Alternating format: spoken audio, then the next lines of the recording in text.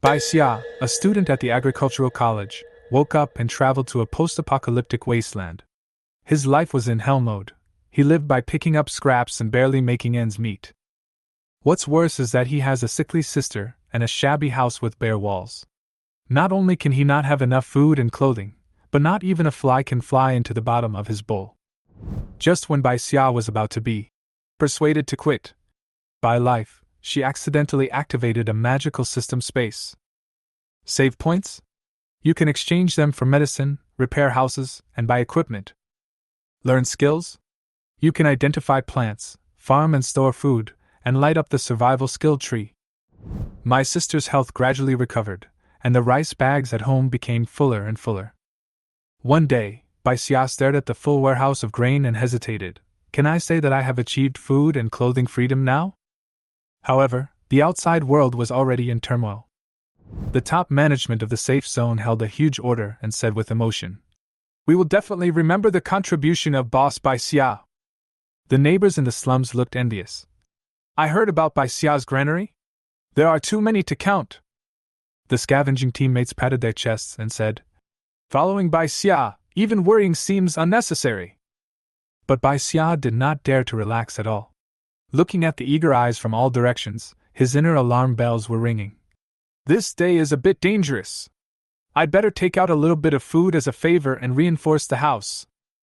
Just like that, Bai Xia, who originally just wanted to live a low-key life, unknowingly became a major grain hoarder in the end times, shocking everyone. At this moment, Bai Xia stared at the dilapidated roof above her head with a dull look, her thoughts still in a mess. She had just received the memory of this body, and it was difficult for her to accept it for a while. As an agronomy graduate student with straight A's, Bai Xia originally had a promising future. However, he did not expect that after pulling an all-nighter, he would travel through time and space to this devastated wasteland world. 2,000 years after the nuclear war, mutated plants and animals have ravaged this land, and the human living environment has regressed to its most primitive state. Except for the safe zone and a few cleared areas, only the guards dared to pass through in groups. For people living at the bottom of the slums, 3 meals a day are irregular, and going hungry one day and full the next has long been the norm. Staying alive is the goal they strive for with all their might. "Sister, what's wrong with you?" Bai Qiu's timid voice pulled Bai Xia back from her thoughts.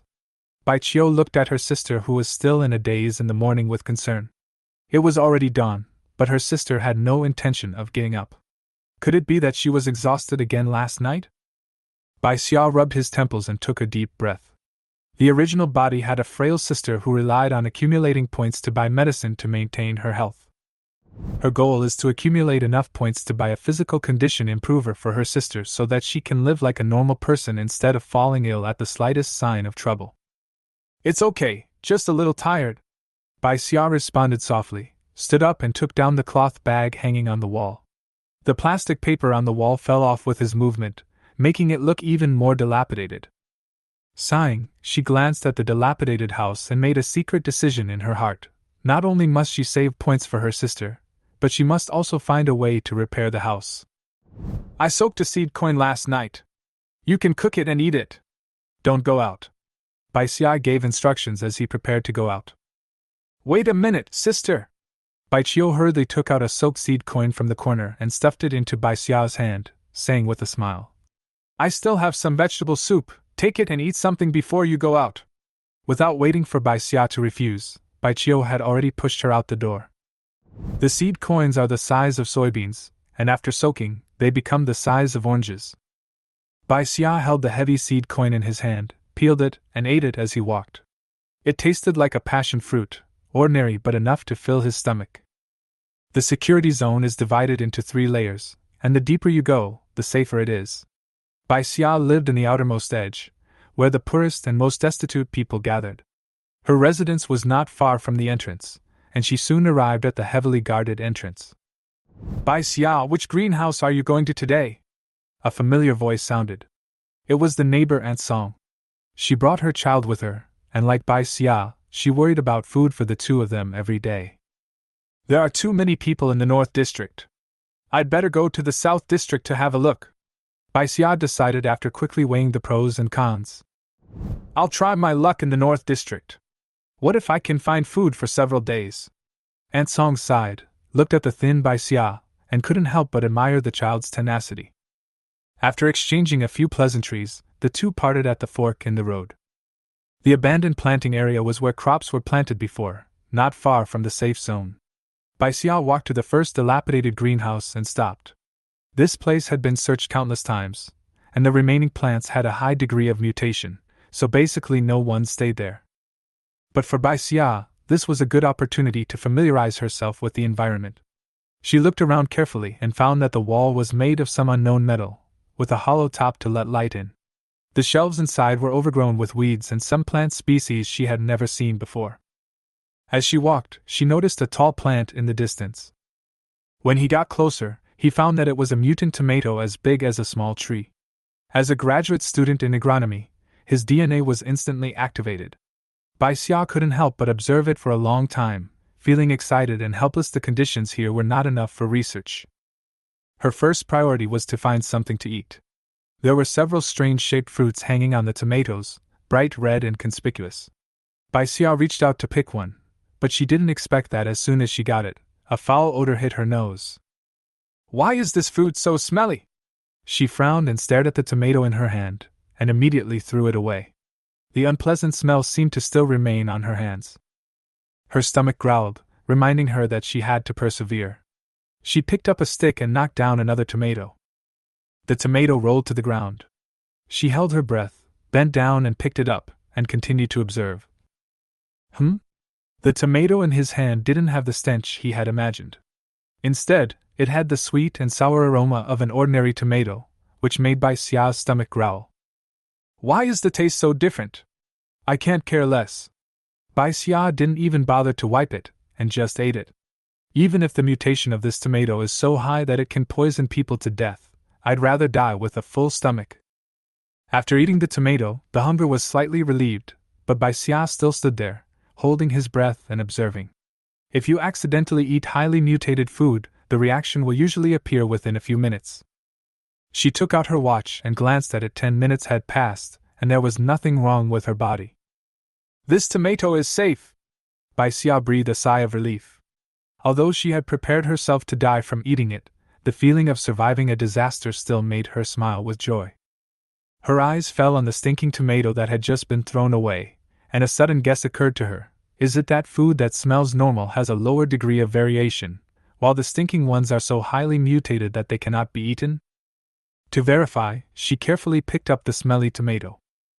As soon as she put it close to her nose, a disgusting stench rushed to her head, making her frown immediately, and she threw the tomato away reflexively. She decided to go deeper. After walking for a while, she finally found a tomato tree, but unfortunately the branches were full of unripe fruits. Bai Xia was not discouraged and continued to search even though she had only walked less than halfway. She stumbled and almost fell, and when she looked down, she found a green shepherd's purse hidden in the weeds at her feet. The leaves were as green and tender as new, and were particularly conspicuous in front of her eyes. "Shepherd's purse?" Her eyes lit up, and she immediately squatted down and pulled it up. The air was filled with a fresh grass fragrance, and the shepherd's purse, which was a circle larger than the cabbage she had planted in the past, lay quietly in her hands. The corners of her mouth curled up slightly, and she thought to herself, "If I can eat it, I can exchange this big tree for some seed coins, which will be enough for my sister and I to survive for a day.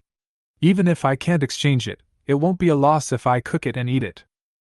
Just as she was feeling proud, a rough voice suddenly came from behind her. "Little girl, what kind of dish is this?"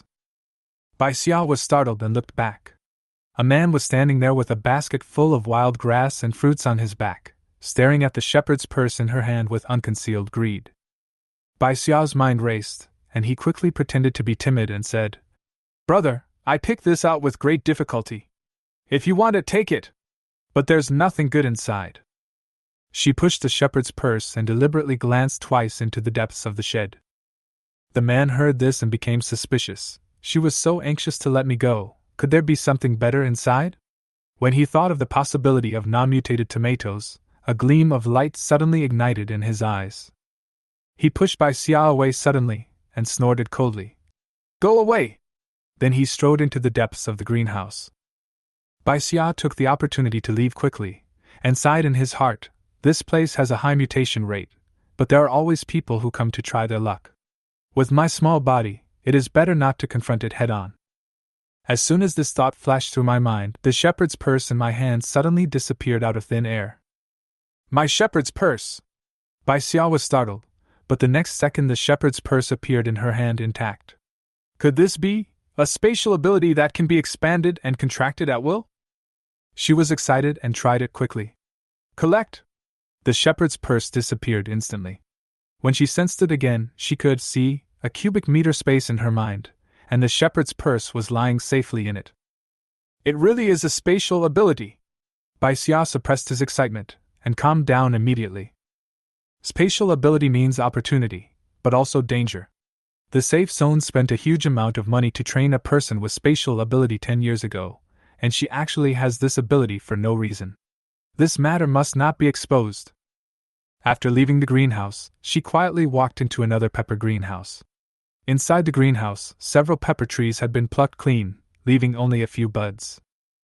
Don't even think about touching this pepper! The middle-aged woman standing by stared at her warily. Bai Xia recognized that these pepper trees had low mutation rates, and the peppers they produced were likely to be safe condiments, and were highly sought after by the powerful in the safe zone. Each kilogram of peppers could be exchanged for 20 seed coins, which was enough for a family to eat for a while. She smiled at the auntie and said, The peppers are not ripe yet. You have been guarding them all the time. Isn't that a waste of manpower? The aunt rolled her eyes and said unkindly, Silly girl, this pepper tree produces a batch every 2 days, and 1 pound is worth 20 seed coins. How is it wasted? Bai Xia was shocked. 20 seed coins. This is already a rare commodity. She left quietly without saying anything, and began to think about how to use her spatial ability. The aunt seemed to be moved by Bai Xia's sickly appearance. There was a hint of arrogance in her tone when she spoke, but also curiosity. Bai Xia's eyes were clear, and his tone was full of envy. I haven't seen what peppers look like. I heard that this kind of thing can't be eaten directly. Why do those people like to eat it so much? After hearing this, the aunt couldn't help but reply. That's right. It's spicy and astringent. Who would like to eat this except those people? As she spoke, she looked around to make sure there was no one around, then she opened the basket mysteriously and whispered. I just picked them today. I think you're a pitiful little girl, so I'll show you one. Bai Xia leaned over to take a look and saw 2 peppers lying quietly in the basket. One was green, as big as a football, and had an ugly weird shape. The other was slightly larger than an ordinary pepper, but much more regular. The auntie then covered the backpack again, shook her head and sighed. I'm unlucky today. This big one must have a high degree of variation. What a pity! Bai Xia felt a little itchy and wanted to touch it and smell it to see if it really had the legendary stench. However, she knew that the auntie's willingness to let her take a look was a great trust, and asking for more would be impolite. Auntie, can I go into the greenhouse and take a look? Bai Xia asked tentatively.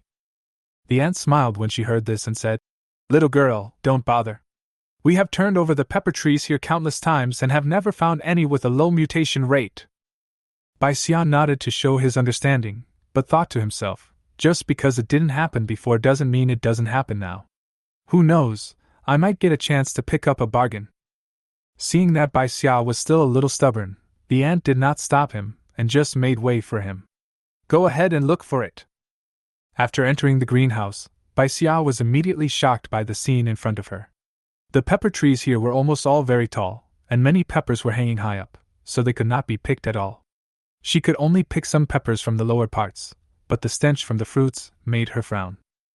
Just as Bai Xia was about to leave in disappointment, she suddenly caught a glimpse of a huge pepper tree with a palm-sized pepper hanging on it. It was extremely ugly in shape. The odd-shaped fruits have a high degree of variation, maybe there's hope, Bai Xia thought. She picked up a dry branch and plucked the peppers with great effort. As soon as she got closer, she smelled a fresh and spicy aroma, which was completely different from the stench of the peppers before. Good stuff! Bai Xia was overjoyed. He carefully put the peppers into the space and secretly calculated, I can exchange this for 12 seed coins, which will be enough food for me to sustain a day. It was still early, so Bai Xia planned to search a few more greenhouses. On the way, she picked some wild peppers and put them into the bag despite the stench. The ant glanced at them and smiled. "Little girl, you've gained a lot today." Bai Xia lowered her head and pursed her lips, a little embarrassed. "I just picked some randomly." The ant said this casually and ignored him, continuing to guard the greenhouse. Then, Bai Xia walked into another relatively deserted greenhouse, where there were almost no traces of footsteps. After entering, she found that the greenhouse was mostly weeds and she walked around for a long time without finding anything useful. At this moment, a slight rustling sound came from the front. Bai Xia paused, and cold sweat broke out on his back. "Is it a rat?" Her heart tightened. A mutant rat, as big as a basketball, scurried out from the direction of the sound, staring at her with eyes as big as ping-pong balls. Bai Xia picked up a stone and confronted the mutant rat. Just as she tensed up and prepared to fight, she found that the mutant rat's hind legs seemed to be injured. "It's the same, let's see who fights harder." Bai Xia calmed down and was about to take action, but the mutant rat suddenly noticed a change in her momentum, squeaked a few times, turned around and limped away. Bai Xia was stunned for a moment, then heaved a sigh of relief.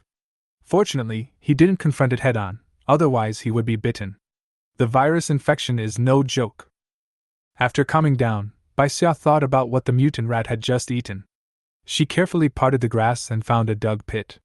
In the pile of stinking debris, half a huge sweet potato lay. Such a big sweet potato! Bai Xia couldn't help but take a breath, his eyes full of surprise.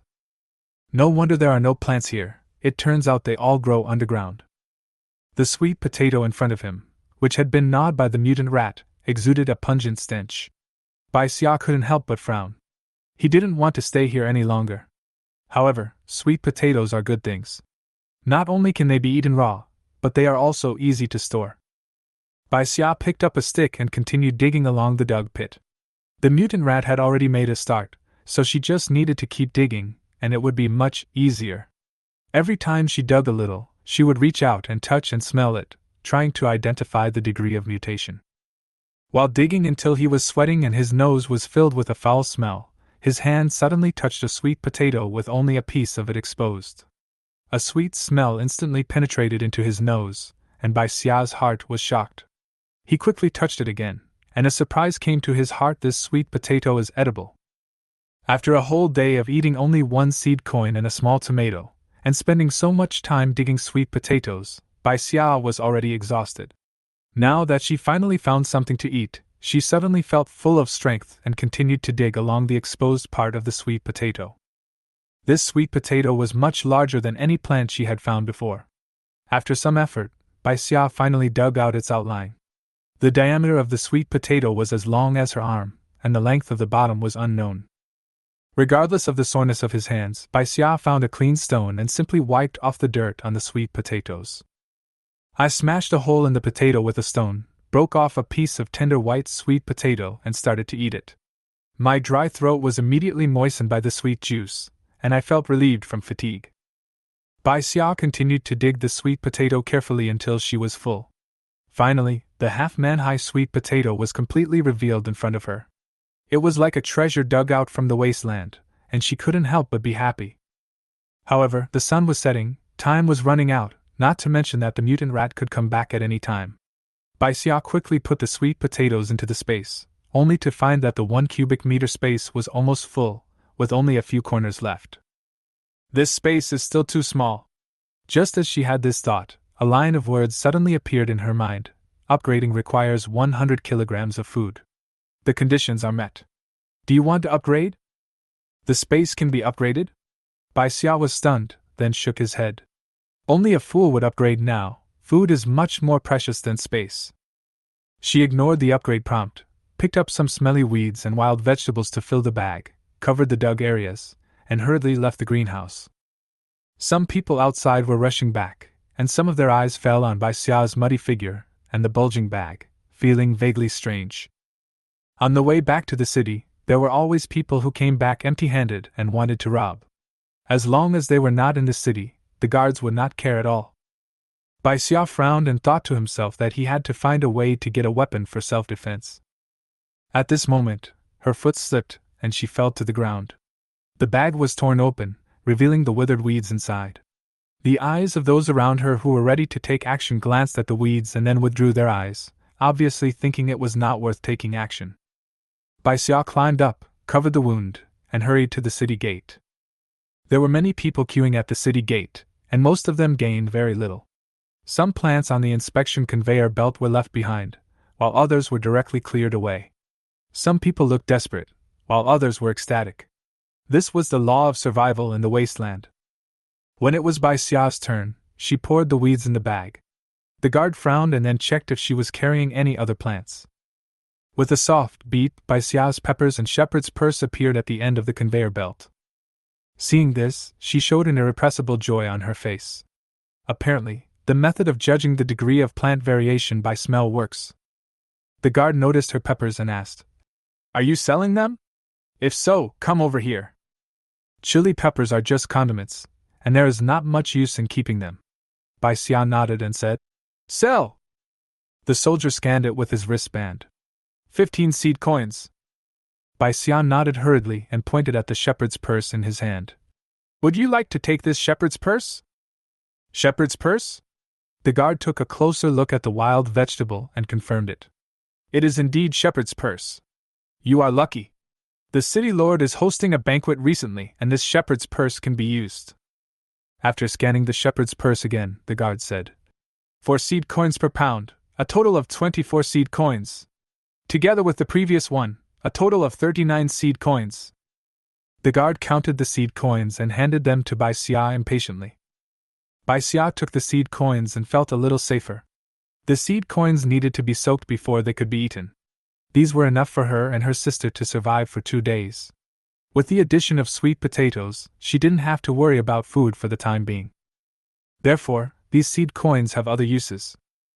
In order to get rid of the dangerous people who might be following him, Bai Xia wandered around in those winding alleys for a long time. After making sure it was safe, he headed straight for his destination, a grocery store in the slums. "Boss, is there a dagger here?" she asked directly, with a hint of nervousness in her tone. As a girl who lacks the ability to protect herself, it is indeed too dangerous to walk outside the city. Having a weapon for self-defense, even if it is just psychological comfort, can make her feel more at ease. Not to mention, it can increase her chances of winning when encountering mutant rats. The boss raised his head, revealing a head of messy hair, and his yellow teeth were particularly conspicuous when he smiled. "Yes, what price do you want?" 30 seed coins. This price was the result of Bai Xia's careful consideration. She had sweet potatoes and no shortage of food, so there was no need to stock up too many seed coins, but she had to keep some for a rainy day. The boss rummaged behind the counter for a while, took out a knife from the cabinet, and threw it on the counter. "Here you go." Bai Xia looked down and was disappointed. How could this be a dagger? It was clearly a rusty kitchen knife, and the handle was loose. If she hadn't needed it urgently, she would never have bought such a broken knife for 30 seed coins. After all, this money was enough for one person to live for 3 days. She carefully examined the blade and thought to herself, if she sharpened it and tied the handle tighter, it could still be used. "This knife is rusty, can you make it cheaper?" The boss raised his eyelids and said in a calm tone, "Knives and iron are strictly controlled outside. You want a dagger, and I have already found it for you. Do you still want to bargain?" "Control?" Bai Xia's heart tightened and he looked around subconsciously. "Don't be afraid, little girl." The boss grinned. "As long as you don't kill people or rob people, no one will care about you with such a small knife." Bai Xia secretly breathed a sigh of relief, put the knife into his arms, took out the seed coin and handed it over, then asked, "Do you accept food here?" The boss immediately perked up, resting his hands on the counter, his face full of anticipation. "I'll take it. Of course I'll take it." Bai Xia nodded and turned to leave. She knew that it was enough to collect food here, and she could exchange the leftover sweet potatoes for more useful weapons later. The boss thought there was going to be some follow-up, but when he saw the girl turn around and leave, he couldn't help but mutter, "Humph! You're making fun of me!" Then he leaned lazily in his chair and fell asleep again. Returning to his shabby little house, Bai Xia picked up the kettle, took a big gulp of water, and took a deep breath. The house was extremely simple, divided into two parts by a few pieces of plastic sheets. The inside was the wooden bed, and the outside was the place for cooking and eating. Above was a roof made of broken tiles and plastic sheets, and there were many leaks. It was only 20 square meters in total, but fortunately there was nothing in the house, so it didn't seem crowded. "Sister, there is vegetable soup here." As soon as Bai Xia sat down, Bai Xia brought a bowl of clear vegetable soup.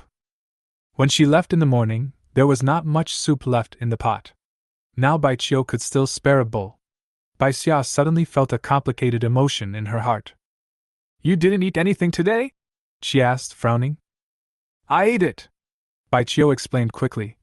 "Songy from next door asked me to help her make a rope and gave me a potato. I really ate it." A potato is really worthless. Twisting hemp rope is something you can do in your spare time.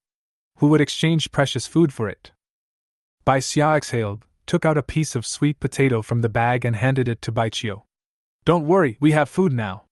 Eat some first, and I'll cook some more." Bai Xia looked at the sweet potato with a hint of surprise on her face. "Sister, this is such a big piece. If we save it, it can last us for 2 days. Bai Xia looked down at the palm-sized sweet potato, and was silent for a moment. In the past, they would have saved it and eaten it for 2 days. "Don't be too frugal. I'm lucky today. The sweet potatoes I found are quite big." As he said that, Bai Xia pretended to take something out of the bag, but actually took out a few larger sweet potatoes from the space. Regarding the secret of the space, she didn't plan to tell anyone for the time being, not even Bai Xia. If the secret was exposed one day, the fewer people who knew, the safer it would be. The sweet potato she took out weighed at least 2 or 3 pounds. Although it was not as heavy as a whole sweet potato, it was enough to make Bai Xia very happy. Bai Xia carefully took the sweet potato and held it in his hands as if it were a treasure. Then she took out a boning knife and cut the sweet potato into small pieces. She took out a soaked seed coin from the side, peeled it, and put it into the pot together with the sweet potato to cook. Looking at the amount in the pot, Bai Xia said, "Put more sweet potatoes in it. I can bring more back tomorrow." No matter how finely the sweet potatoes are cut, they can only be cooked for half a bowl per person. Bai Xia doesn't want to treat herself badly, as she still has to work hard tomorrow. More importantly, Bai Xia's body also needs to be slowly healed. After hearing what her sister said, Bai Xia felt distressed, but she still obediently put some more sweet potatoes into the pot. "My sister has been busy outside all day, she really should eat more," she muttered softly. Bai Xia found a stone and slowly began to sharpen the knife. In order not to disturb those around her, she moved very gently. Bai Xia kept his mouth shut and said nothing about the knife his sister brought back. As the sun was about to set, there was some noise coming from next door. Bai Xia hid the knife, pushed open the wooden door and walked out. "Aunt Song!" she shouted at the door. There was a sound from inside, and soon Aunt Song poked her head out. Seeing Bai Xia standing outside the door in good health, Aunt Song breathed a sigh of relief. "It seems that you found something to eat today." Bai Xia did not deny it, and took out 5 seed coins and handed them over. "Thank you for the potatoes for Bai Xia. If it weren't for the potatoes Songy sent, Bai Xia would probably have starved today. She was already weak, and if she continued to starve without eating, it would be difficult for her to recover even with the physical condition improver." Aunt Song was stunned for a moment, looking at the seed coin in Bai Xia's hand, her face full of surprise. "It seems that you have a good harvest today." Bai Xia stuffed the seed coin into her hand and said, "I may not be so lucky next time." Aunt Song gritted her teeth, but ultimately couldn't resist such temptation. She didn't bring anything back today, and the few seed coins left at home wouldn't last long. In addition, he had been feeling a little unwell recently, so these seed coins could at least keep the mother and daughter together for a day. "Well, thank you." Aunt Song felt a little embarrassed when she took the seed coins. A small potato was not worth 5 seed coins, but she really needed the life-saving money. Back home, Bai Xia handed the remaining 4 seed coins to Bai Xia. "Keep these for now. Use them when you want to exchange for something or eat something." After doing physical work all day, Bai Xia felt exhausted. "The porridge is cooked." A fragrance wafted in the air. Bai Xia hurriedly took the stone pot down and carefully served a full bowl to Bai Xia, but only scooped half a bowl for himself. Bai Xia frowned and exchanged his bowl with Bai Qiao's. I ate some raw sweet potatoes outside today, so I'm not too hungry. If you eat so little and wear yourself down, I'll be the one who suffers. Bai Xia pursed her lips and said nothing, but she felt a little sad. She had indeed been dragging her sister down. The cooked sweet potatoes were soft, glutinous and sweet, with a natural sweet fragrance. Bai Xia ate them in small bites, as if he was savoring a rare delicacy, with satisfaction written all over his face. Bai Xia quickly finished her bowl. Although the porridge tasted good, she had already eaten a lot of raw sweet potatoes during the day, so she really couldn't eat any more. I'm going to sleep first. Call me if you need anything, she told Bai Xia and fell asleep. With a full stomach, she slept soundly. The next morning, Bai Xia was awakened by her biological clock. She lifted the lid of the pot and found the leftover sweet potato porridge from last night was still there, and the cut sweet potato slices were neatly spread on the plastic sheet next to it, being dried in the sun. Bai Xia sighed helplessly. Bai Xia had long been accustomed to a frugal life, and would think of saving any extra food. This habit couldn't be entirely blamed on her. After all, their previous lives were indeed too hard. There were sporadic footsteps coming from outside. Bai Xia quickened his pace and prepared to go out. The greenhouses in the southern area soon came into view. She chose a greenhouse that looked less damaged, and when she walked in, she found it was extremely busy. Almost every few meters, someone would be busy collecting something with their head down. Bai Xia's arrival did not attract any attention. In such a popular greenhouse, it was normal for a few more people to come. She looked around. The greenhouse here was not overgrown with weeds like other places. The ground and the surroundings were densely covered with vines. It seemed that these vines looked a bit like pea seedlings. Just as I was thinking about it, there was a sudden loud bang sound, followed by a scream of pain. Bai Xia looked in the direction of the sound and saw a man covering his arm, his face full of pain, but he was searching the ground anxiously. Soon, the man happily picked up a bean as big as a glass marble. Bai Xia understood that it was the sound of bean pods exploding. She squatted in a corner and searched carefully along the vines. The thick and old vines could not produce pods, and the thin branches were also not suitable. After a long time of struggling, Bai Xia finally found a pod that looked tender. As soon as she reached out and touched it, an unpleasant smell hit her nose. She subconsciously retracted her hand. It was really hard to find things in this abandoned botanical garden. Even if she had a keen sense of smell, she had to rely on luck to find edible plants every day. For ordinary people, they could only go into the city to detect the degree of plant variation, which made life even more difficult. Bai Xia sighed and continued to search with concentration. Some people squatted there motionless, as if waiting for something. Combined with the previous bean pods bursting, she guessed that mature pods were easier to eat, so many people would rather risk getting hurt and wait for the pods to burst naturally. As she was thinking, her eyes lit up and she saw a round bean pod as long as her arm. The outer skin of the pod had turned yellow, and it looked like it might burst at any time. Bai Xia thought of the man's cry of pain before, carefully found a relatively safe place to squat, and waited quietly for the pod to explode. As for confirming whether the pods had a foul smell, she decided not to take the risk after all. The power of the pod explosion was no joke. Not long after Bai Xia squatted down, she found a woman squatting not far away, apparently also waiting for the pea pods to burst. She did not rush to act, but decided to wait until the peas fell to the ground and see what happened before making any plans. The man who was hit by the pea before found another pea pod and continued to squat with a slightly stubborn look on his face. As if he noticed Bai Xia's gaze, he raised his fist and shook it, as if giving a warning. Bai Xia lowered her eyelids and stopped looking. It seemed that even if she was injured, the power of the pea was not enough to make her give up. At least she could continue to hold her ground. Not long after, Bai Xia keenly noticed a pod trembling slightly, and immediately held his breath and prepared for action. Pa! Pa! Two crisp sounds were heard in succession. Bai Xia immediately pounced towards the pea she was staring at, but was caught off guard by a sharp pain in the back of her shoulder. Another pea pod exploded, and the pea hit her shoulder, causing her to stagger due to the impact. Hiss! Bai Xia sucked in a breath of cold air. Half of his body went numb in pain, and he was unable to lift his arm for the time being. She endured the severe pain and collected both the piece she was targeting and the one that hit her. She was relieved when she could smell no foul or strange smell. She searched for the peas that had just popped open based on her memory, while being alert to the dangers that might erupt at any time. At this time, she discovered a suspicious point. Although she was alone with the woman, there were more than one bean pod that exploded.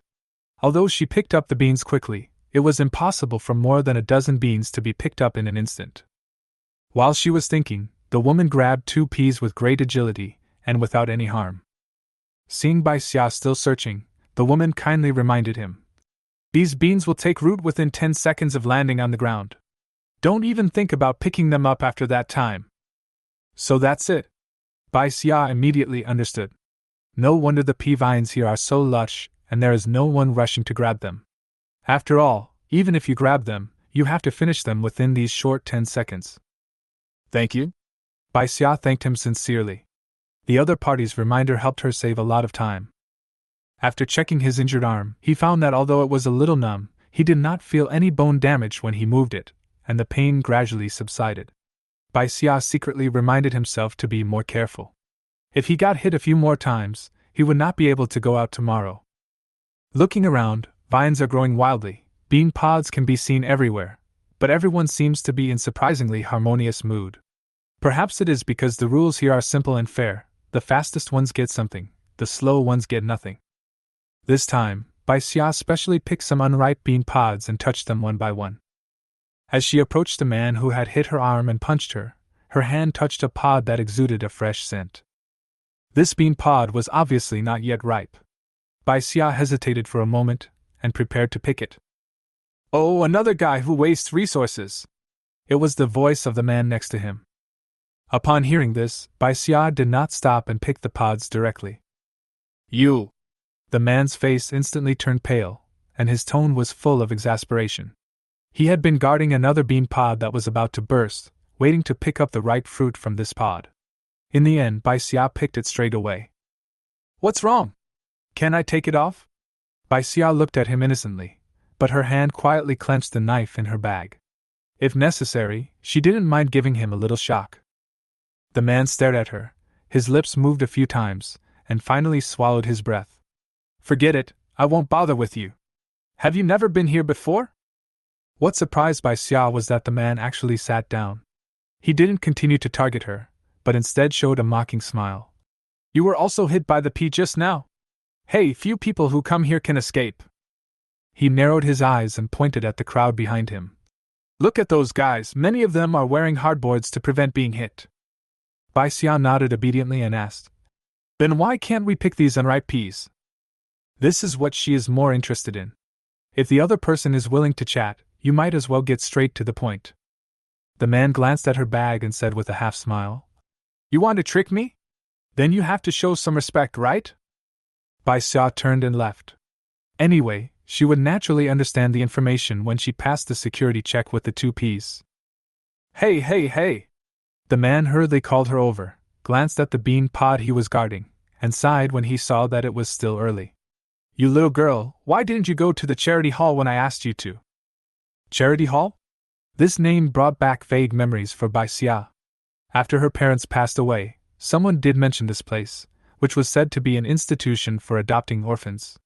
But Bai Xia refused in order to keep the small house left by her parents. Now, this man is actually from the charity hall? And he still remembers her? Bai Xia sneered in her heart. In this era when even food rations were extremely precious, she would never believe that the charity hall had no ulterior motives. "I can support myself, why should I go?" Bai Xia replied coldly. "I'm going to look for Dojiao, don't bother me." As she spoke, her eyes fell on an unripe bean pod not far away and she reached out to touch it. "Wait," the man said anxiously. "You are such a stubborn girl. Mature peas, no matter what their mutation rate is, can be exchanged for a seed coin when you go to the city. For unripe pea pods, it all depends on luck to see if they can mutate into something good. Isn't it a waste if you pick them now? 1 pea for 1 seed coin?" Bai Xia touched the 2 peas she had picked up earlier and felt that it was not worth it. However, these beans had no taste, and she was not sure about their degree of mutation. But the fragrant bean pod just now seems to be edible. Bai Xia pondered for a moment, and decided to wait and observe whether the peas in the pod were different from the others. Uncle, I'll listen to you and not pick them. Bai Xia followed his advice and sat down in front of the bean pods. Seeing this, the man grinned and said, My name is Giorgio, just call me Uncle Gio. Uncle? That's a bargain. Uncle Gio, your charity relies on adults like you to feed so many children. It's really not easy. Unexpectedly, Bai Xia took the initiative to mention the charity hall again. Giorgio sighed. That's not the case. Fortunately, the older children can go out of the city to find food, which reduces a lot of burden. It sounded reasonable, but Bai Xia noticed that Giorgio's fingers were tapping the ground unconsciously, and he was obviously lying. Bai Xia didn't know what they were doing with these orphans, and he had no ability to control it. But it was more than enough to set a trap for him. Hey, Uncle Gio, look! Bai Xia suddenly exclaimed. Giorgio, who was still concentrating on fiddling with the bean pods, immediately looked up and came over. What's wrong? 1, 2, 3. Pop! Coincidentally, the bean pods in Giorgio's hand exploded at this moment. He was caught off guard and was hit by 2 bean pods and screamed. Bai Xia moved quickly and picked up 2 beans. Uncle Gio, are you okay? I thought I saw a bug passing by just now, so I asked you to come over and take a look. Bugs? Giorgio covered his waist with one hand, and the other hand was empty. Not even a bean was caught, and the expression on his face suddenly became complicated. However, he didn't have time to settle accounts with Bai Xia, but instead seemed a little nervous. Bai Xia's heart tightened. In this age when animals and plants are mutating, how can we still see ordinary insects? But she wasn't lying, she really saw it. After swallowing, the two looked at each other, turned around and ran out almost at the same time. Before running away, Bai Xia did not forget to pick the bean pod that was almost ripe. Run! There are bugs! She shouted, scaring everyone who was squatting or standing in the shed, and they all looked up at her. The word bug was like a bomb, instantly setting off everyone's nerves. Soon, the crowd also became agitated and ran outside. However, the vines in the greenhouse were crisscrossed, and some people tripped after running a few steps. Coupled with the occasional bursting of bean pods, the scene was a mess. Bai Xia ran early and finally reached the door of the greenhouse successfully. Giorgio had already been waiting outside, fiddling with his wristband with his head down, looking nervous. After seeing Bai Xia, he immediately said, Leave quickly! I have reported to the safe zone, the guards will come to clean up soon, and this greenhouse will be sealed off for a few days. Bai Xia glanced at Giorgio, nodded, turned around and was about to leave, but suddenly took a step closer. Uncle Gio, how many seed coins can I get for reporting abnormal events? Just not much. Before Giorgio could finish his words, he suddenly found Bai Xia staring at him with a smile. There was a hint of cunning in her eyes, and he immediately became alert. I'll give you 5 seed coins. Go! Giorgio muttered, and couldn't help complaining in his heart. This little girl looks heartless on the surface, but she is not vague when she asks for things. Although it is troublesome to report abnormal events, you can get 50 seed coins. 5 seed coins to send her away, and the rest will be all yours, isn't it great? Only 5 seed coins? Bai Xia raised his eyebrows, his tone full of disdain. Bai Xia didn't reach out to take the seed coin. Instead, he muttered, What did that bug look like? Luckily I saw it clearly. I'll have to stay away from it next time I see it. Yes, that bug was indeed what the little girl saw. Giorgio changed his mind and smiled.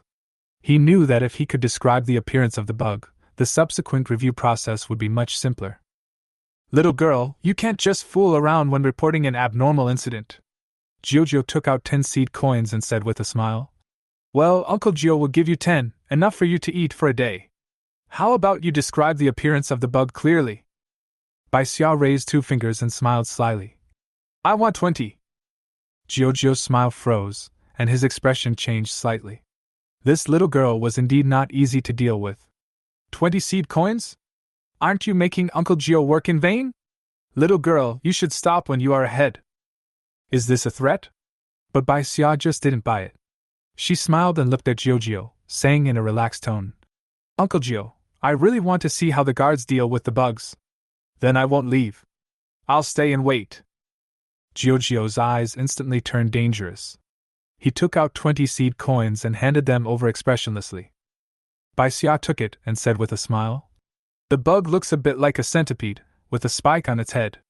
It should be poisonous." As soon as she finished speaking, she added, "Uncle Gio, you take care of so many children in the charity hall and give me so many seed coins. You are such a good person." Giorgio heard this, gnashed his back teeth, and a smile of unknown meaning appeared on his face. What on earth does this little girl know? Originally, I wanted to trick her into going to the charity hall today, but I didn't expect that I would be led by the nose. He forced a smile and said in a more gentle tone, "You're welcome. Let's go. If the bugs come out soon, it will be difficult to walk." Bai Xia did not linger any longer, and quickly headed towards the city. As she walked, she thought, this Giorgio was a time bomb. She had blackmailed him, and although she had used the name of the charity hall to make him afraid to act rashly, who knew if he would have a backup plan after a long time? After all, it was not uncommon for a few people to die in the outer slums. On the way, she met a team of solemn-looking guards, who were well-equipped and marching in a hurry. They were obviously rushing to deal with the insect plague in the pea greenhouse. The news of the mutant insects in the tomato greenhouse spread quickly, and many people came out of the greenhouse and ran towards the city in panic. Bai Xia took advantage of the chaos to sneak into the sweet potato greenhouse. She knew that wealth and honor come from risk, and today she still had a knife in her hand, so even if she ran into the mutant rat again, she would have a 70% to 80% chance of winning. Besides, these mutant plants were incredibly large, and the space was limited, so 1 cubic meter couldn't hold too many things. If I could find another sweet potato to upgrade, it would be great to increase the space to 2 cubic meters. As she was thinking, she had carefully walked to the place where she had dug sweet potatoes last time. After checking the surroundings, she took out a knife, cut the weeds, and started digging. Without the right tools, digging the soil became a time-consuming and laborious task. She could only dig up the top layer of soil to reveal a corner of the sweet potato, and then carefully check whether it was edible. After digging for a while, she found nothing new except a few smelly sweet potatoes. "I am really confused." Bai Xia patted his head and cursed himself for having no common sense. Sweet potatoes grew in clusters, and she had already dug most of the area. The remaining ones either grew too deep or had died. She was destined not to have any more harvests today. After a while, Bai Xia found another pile of dry vines. As she cleared the vines, she unexpectedly found a sweet potato nest. These vines had long since withered and were unrecognizable. Even if someone passed by, it would be difficult to associate them with sweet potato vines, let alone dig them up. Bai Xia began to dig along the sweet potato nest, and with good luck, he soon dug out an edible sweet potato. Carefully removing the soil around the sweet potato, she found that this sweet potato was slightly smaller than the one she found yesterday, but still weighed about 50 to 60 kilograms. With yesterday's experience, Bai Xia was skilled and quickly dug out the sweet potato. She sat next to the sweet potato, concentrating slightly and focusing on her own space. "Upgrading requires 100 kilograms of food. The conditions are met. Do you want to upgrade?" "Upgrade." As Bai Xia thought of this, the huge sweet potato shrank instantly, weighing only 7 or 8 pounds. Looking at the changes in front of her, she couldn't help but feel distressed. Before she had time to carefully check the upgraded space, she suddenly heard several voices. Bai Xia vigilantly put the sweet potato into the space and hid the knife in his hand. "Gong Yi, is this the good thing you mentioned?" A slightly cute but dissatisfied female voice sounded, with a hint of impatience in her tone. "What good things can there be in this abandoned plantation? Don't be anxious, you'll know once you go in. How could I lie to you?" A clear male voice sounded, and the footsteps quickened a bit. Bai Xia frowned. It was obvious that these people would see him soon. Sure enough, Gong Yi, the man walking in front, was the first to notice Bai Xia, who was covered in mud and looked nervous, with a bit of surprise in his expression. "Hongwei, there are other people here." Gong Yi looked at Bai Xia, and Bai Xia pretended to be scared on the surface, but actually observed them secretly. These people are obviously different from those in the slums. They have ruddy complexions, strong physiques, and wear equipment that ordinary people can hardly possess. "Isn't this the good stuff you were talking about?" Hongwei walked forward with a sneer, and glanced at Gong Yi with a bit of teasing. Gong Yi's face immediately turned red, and he said indignantly, "Don't be unreasonable." Bateo, the muscular man standing at the back, looked extremely fierce with bulging muscles. He snorted coldly. "The boss told us to finish our work and go back quickly." Hongwei and Gongyi snorted at the same time, as if they were unhappy about being interrupted. "Bateo, you are the one who listens to the boss the most." Ba Tao smiled coldly, clenched his fists, and thought to himself, "If I don't listen to the boss, how can I listen to you too? Sooner or later, I will starve to death."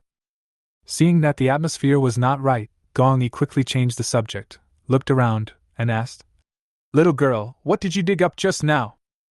Bai Xia was glad that he had space to put away all his things, so he quickly pretended to be timid and said, I found some large fruits buried in the ground, but I can't take them away."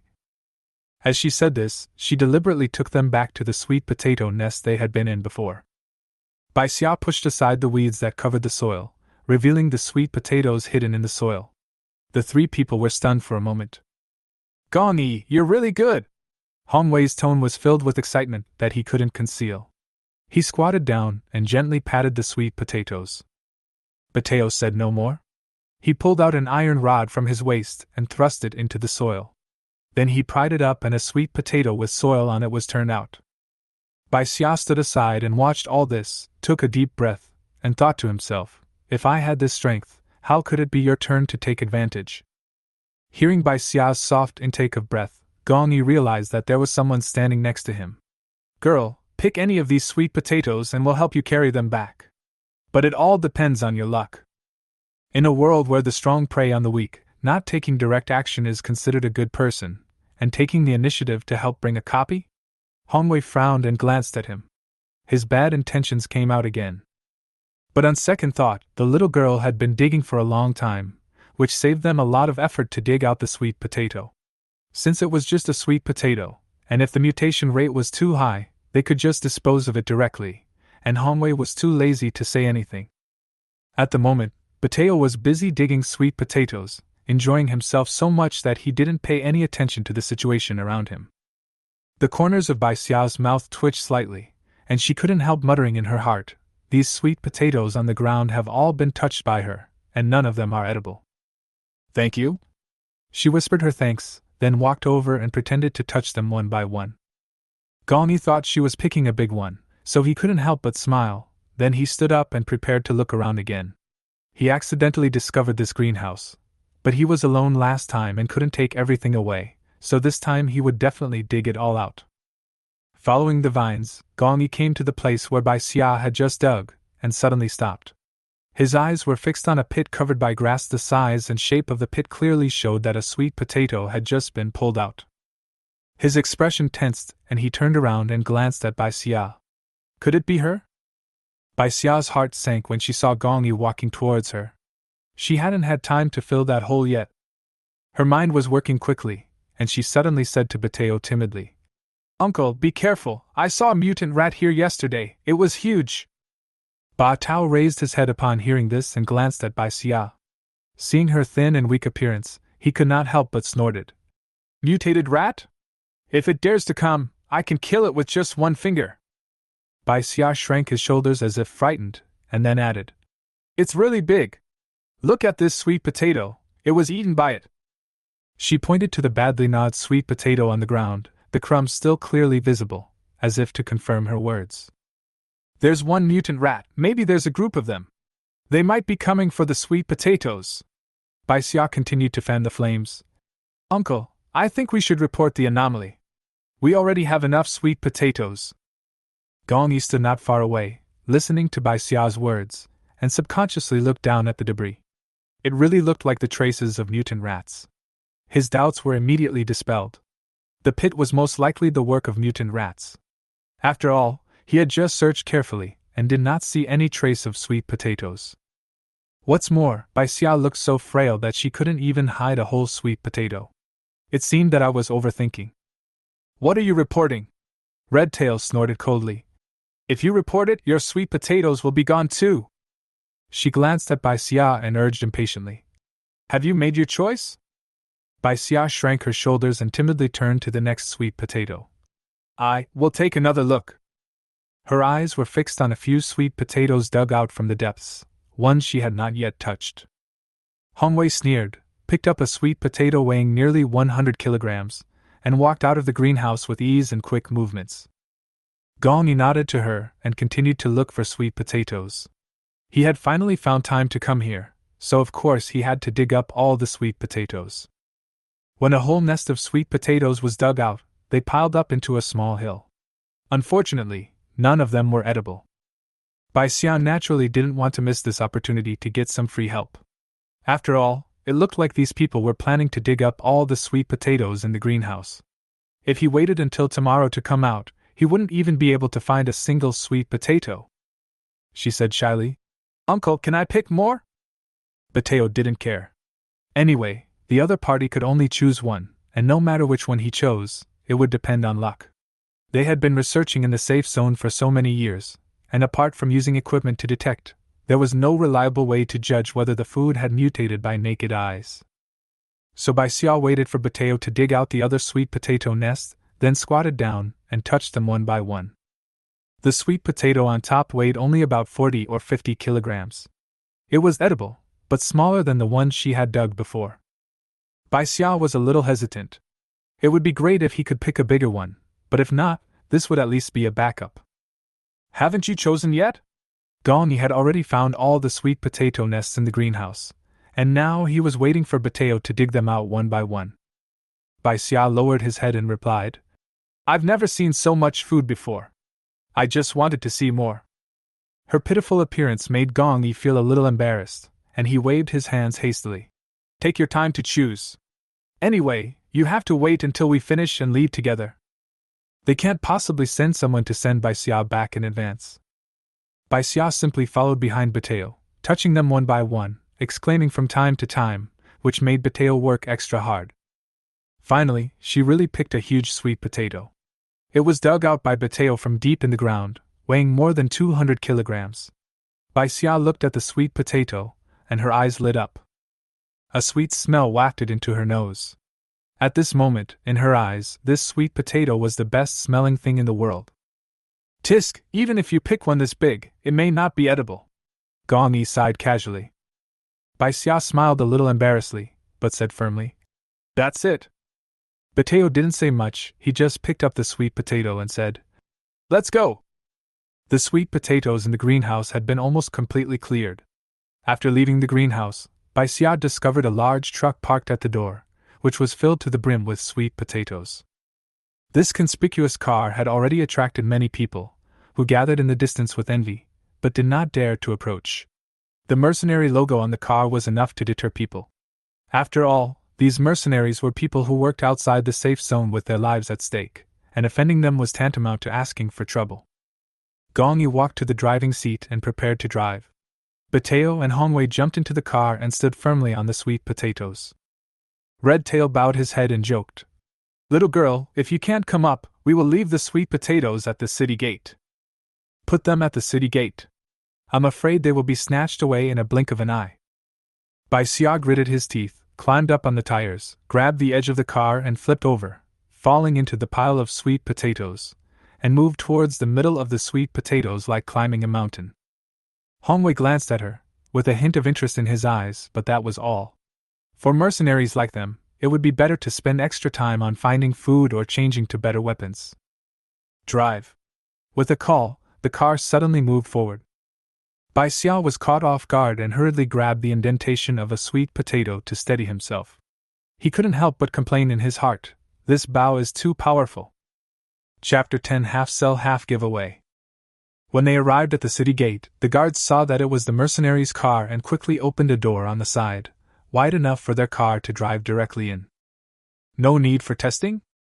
Bai Xia was still confused when Mateo jumped down holding her sweet potatoes and put them directly on the conveyor belt. Red Tail looked at it boredly. Such a big sweet potato was obviously a lot of mutation, so he could only take it back to use as feed. But after all, I had promised the girl, so I had to go through this process. Even if they passed the conveyor belt, the guards dare not detain them, and the sweet potatoes still have to return to the truck. Bai Xia also hurriedly jumped out of the car and followed. There were still peas and pods in his space that he hadn't taken out. But it's not appropriate to take it out now. No one dared to stand up and object to Batayo's behavior of cutting in line. Instead, they all looked at the sweet potato with shock and envy. Thanks! Bai Xia hurried to Batayo and thanked him. Not only did the other party help dig the sweet potatoes, but he also kindly moved them here. Bai Xia was grateful. Batayo was a little puzzled.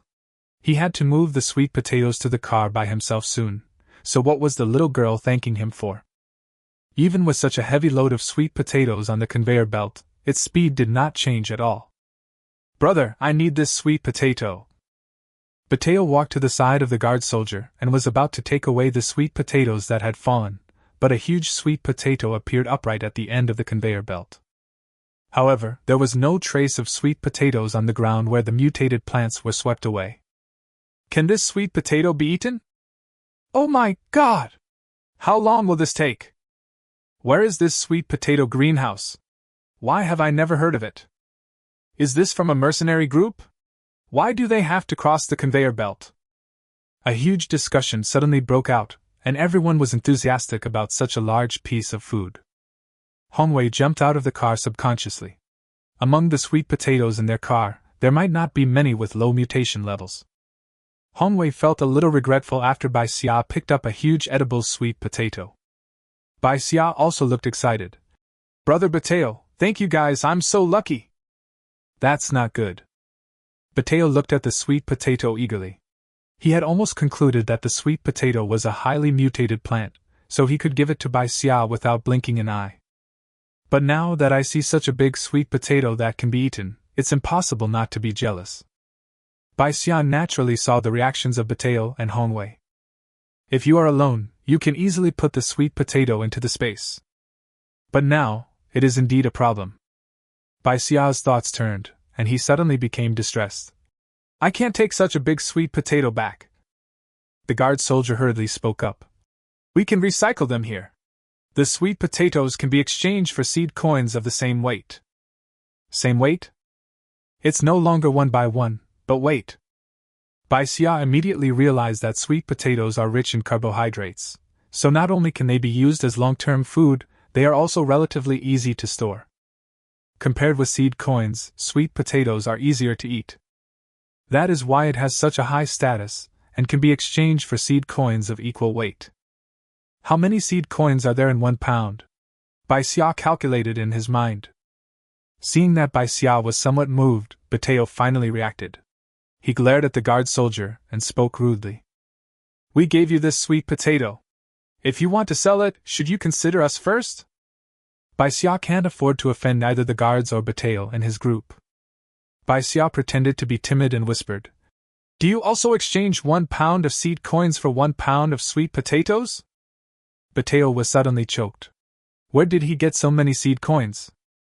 What's worse is that they had just returned from outside and their supplies were almost used up. But he failed to complete the task, so he had to come out and compete with the people in the slums for food. Now he wanted to take out something that Bai Xia had never seen before to exchange, but he couldn't come up with anything. Little girl, we don't have seed coins, but we have other things. Gongyi also hurried over and couldn't help but look at the big sweet potato. How could such a big sweet potato be eaten? What? Seeing the little girl staring at him eagerly, Gongyi was stuck and looked at Hongwei for help. These two idiots. Whatever they have in their hands now, according to Hongwei, they can just take it and leave. Why not just give this little girl something casually? But now everyone was staring at him and letting the guard soldier make the first offer. Even if it was a red-tailed bird, it wouldn't do anything to steal things at this time. But it's impossible for Red-tailed to give up this sweet potato. After thinking for a moment, Hongwei took out a sharp dagger. This dagger is very sharp. Even if I encounter a mutant beast like a mutant rat, I can easily kill it. How about I exchange this dagger with you? Hongwei persuaded. This dagger has been used in public places. Even if you use it outside, no one will cause trouble for you. If it weren't for the space, Bai Xia might have agreed. Now, even if it is an iron weapon that has no clear path, Bai Xia can carry it with him without being discovered. Bai Xia really doesn't think highly of such a dagger. On the surface, Bai Xia still acted as if he was in trouble.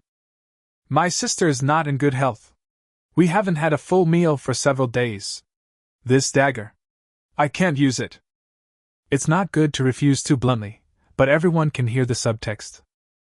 Hongwei's face darkened. If this sweet potato wasn't really attractive, she wouldn't bother talking nonsense with Bai Xia. At this time, Gong Yi gently poked Hongwei and whispered something. Hongwei's face turned even darker. He endured it for a long time before he took out a carefully coiled red whip from his waist. This red whip was my previous weapon. I spent 100 kilograms of food to buy it. Our boss also modified it. Not only can it release electricity, but it is so hard that it can cause damage even to an A-level mutant beast. Hongwei was reluctant to look at the red silk whip. After all, she had been using it for such a long time. Although we have better weapons now, we are still somewhat reluctant to give them up. If you're willing to change, it'll be a bargain for you. Hongwei glared at Bai Xia fiercely. This time she was really annoyed with this little girl. Bai Xia needs a long-range weapon that can release electric current, and is very flexible. Moreover, such weapons may not be obtained without some connections. Now that the opportunity is right in front of him, Bai Xia naturally cannot let it go. This sweet potato was originally given to me by you. I'll consider it as a half sale and half gift to you. Thank you for bringing it back to me. Half price sale and half price giveaway? Did she really listen to what I said about exchanging it for 100 kilograms of food? Chapter 11 Selling Pods. Hongwei was so angry that he wanted to step forward, but Gongyi grabbed him and handed the red silk whip to Bai Xia. I have used this red whip with red tail for several years and I have taken good care of it. You can use it for self-protection on a daily basis. Bai Xia naturally understood the implication. This was a mutually beneficial thing after all, so she stopped provoking Red Tail. Such a beautiful red whip, of course I will take good care of it. Bai Xia raised her eyes and smiled. I hope I can help you next time we meet. Until the next time we meet, Red Tail must never see this annoying little girl again. Gong Yi was also a little surprised. They were mercenaries and once they met, it could be a matter of life and death. This little girl really doesn't mind these things at all. However, Gong Yi also nodded, and then signaled Bateo to carry the sweet potatoes. Several people got on the car, and in everyone's sight, soon only the exhaust gas was left on the road.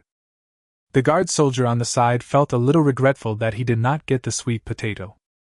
Seeing Bai Xia still standing, he frowned and waved his hand. Don't block the way when you're done. Bai Xia tightly grasped the red whip and hurried away. Even though he had no food in his hands, there was no guarantee that no one would take a fancy to this red silk whip. Things like killing people for treasure are too common.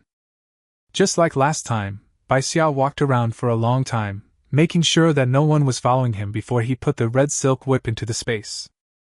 Taking advantage of this time, she finally had time to see what her upgraded space looked like. What was originally just a cramped space of 1 cubic meter has now expanded into a space of at least 10 square meters, as big as a bedroom. There was fog all around. Bai Xia tried to look behind the fog, but he felt a sharp pain in his head. This made Bai Xia dare not try again, and instead he looked around the space. The ground was a little wet, as if it had also been soaked by the fog. Seeing 2 bean pods and a piece of sweet potato on the ground, Bai Xia suddenly remembered that he had found a few peas today. Then he searched the ground, but couldn't find the peas. Bai Xia couldn't help but frown. Could it be that when upgrading, these peas were also counted as the upgraded food? This is such a loss. Looking at the food, Bai Xia sighed deeply. His own space had kept up with the pace, but he himself was really disappointing. I don't know when this space will be filled. After taking out the sweet potato and putting it in the bag, Bai Xia returned to the shabby house. Bai Xia was weaving a bag. Yesterday she noticed that her sister's bag was torn. She had nothing to do at home, so she thought of weaving another bag. The sweet potato porridge from the morning has been finished, and the dried sweet potatoes have been half dried in the sun. This is today's harvest. Bai Xia took out the remaining sweet potato from the upgrade space. Bai Xia was extremely surprised. This sweet potato was 2 or 3 times bigger than yesterday's. It would last them a long time. There's no need to dry these sweet potatoes. cook more and fill your stomach so you have the energy to do the work. I was so tired today that apart from the little food I had in the morning, I had no chance to feed my stomach afterwards. After relaxing a little, Bai Xia felt tired all over and his stomach felt dry and uncomfortable.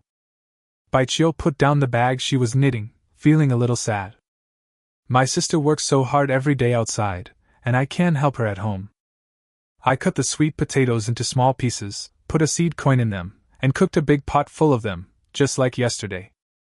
The sweet potato porridge cooked in this way is sweet, soft, and delicious, but it is not filling enough for people who do heavy work. After thinking about it, Bai Xia cut out another large piece of sweet potato, wrapped it with the soft iron he had picked up before, and put it under the stove to roast. In the past, they had tried to wrap and bake the softened seed coins like this. The taste of the baked ones was somewhat special, but the soaked seed coins shrank a lot after baking. It seemed a bit of a waste to eat it that way, so they never ate it that way again. But my sister needed to eat more now, so Bai Xia prepared some roasted sweet potatoes separately. These 2 days they ate more food than before and used more firewood. Bai Xia took a look at the little firewood left. I can just go out and pick up some tomorrow. There's no need to trouble my sister with this kind of thing. I'm going out for a while and will be back soon. Bai Xia gave instructions to Bai Xia, who was standing beside him, and quickly went out. Bai Xia bit her lip and watched her sister's back as she left. Her sister had been a little cold to her these past 2 days. Was she starting to dislike her being a burden? Bai Xia didn't notice Bai Xia's frustration as he was thinking about other things. There are still 2 bean pods left in my space, one of which is about to mature. I don't know how many seed coins I can exchange for it. Hard currency like seed coins are more important than these 2 pods that can't fill your stomach much.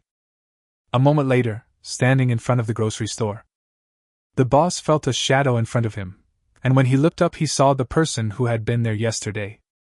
Once the payment is made, no refunds or exchanges will be accepted. Although the knife was a little rusty, he gave a fair price for it. I want to ask you, do you sell peas here? Bai Xia didn't take out the bean pods first, as he wanted to ask for the price first. The boss' pupils dilated slightly, and then he sneered. Little girl, this is not a place for leisure. Peas can't get into the city at all. You don't think you have peas there? The peas can't get into the city? This shouldn't be the case. Giorgio and the others are guarding the pea greenhouse. If they can't get into the city, why would they keep guarding it? Moreover, Giorgio also said that 1 pea can be exchanged for 1 seed coin. Wait, being able to exchange seed coins directly doesn't mean you can bring them into the city. A thin layer of sweat appeared on Bai Xia's back. I was careless.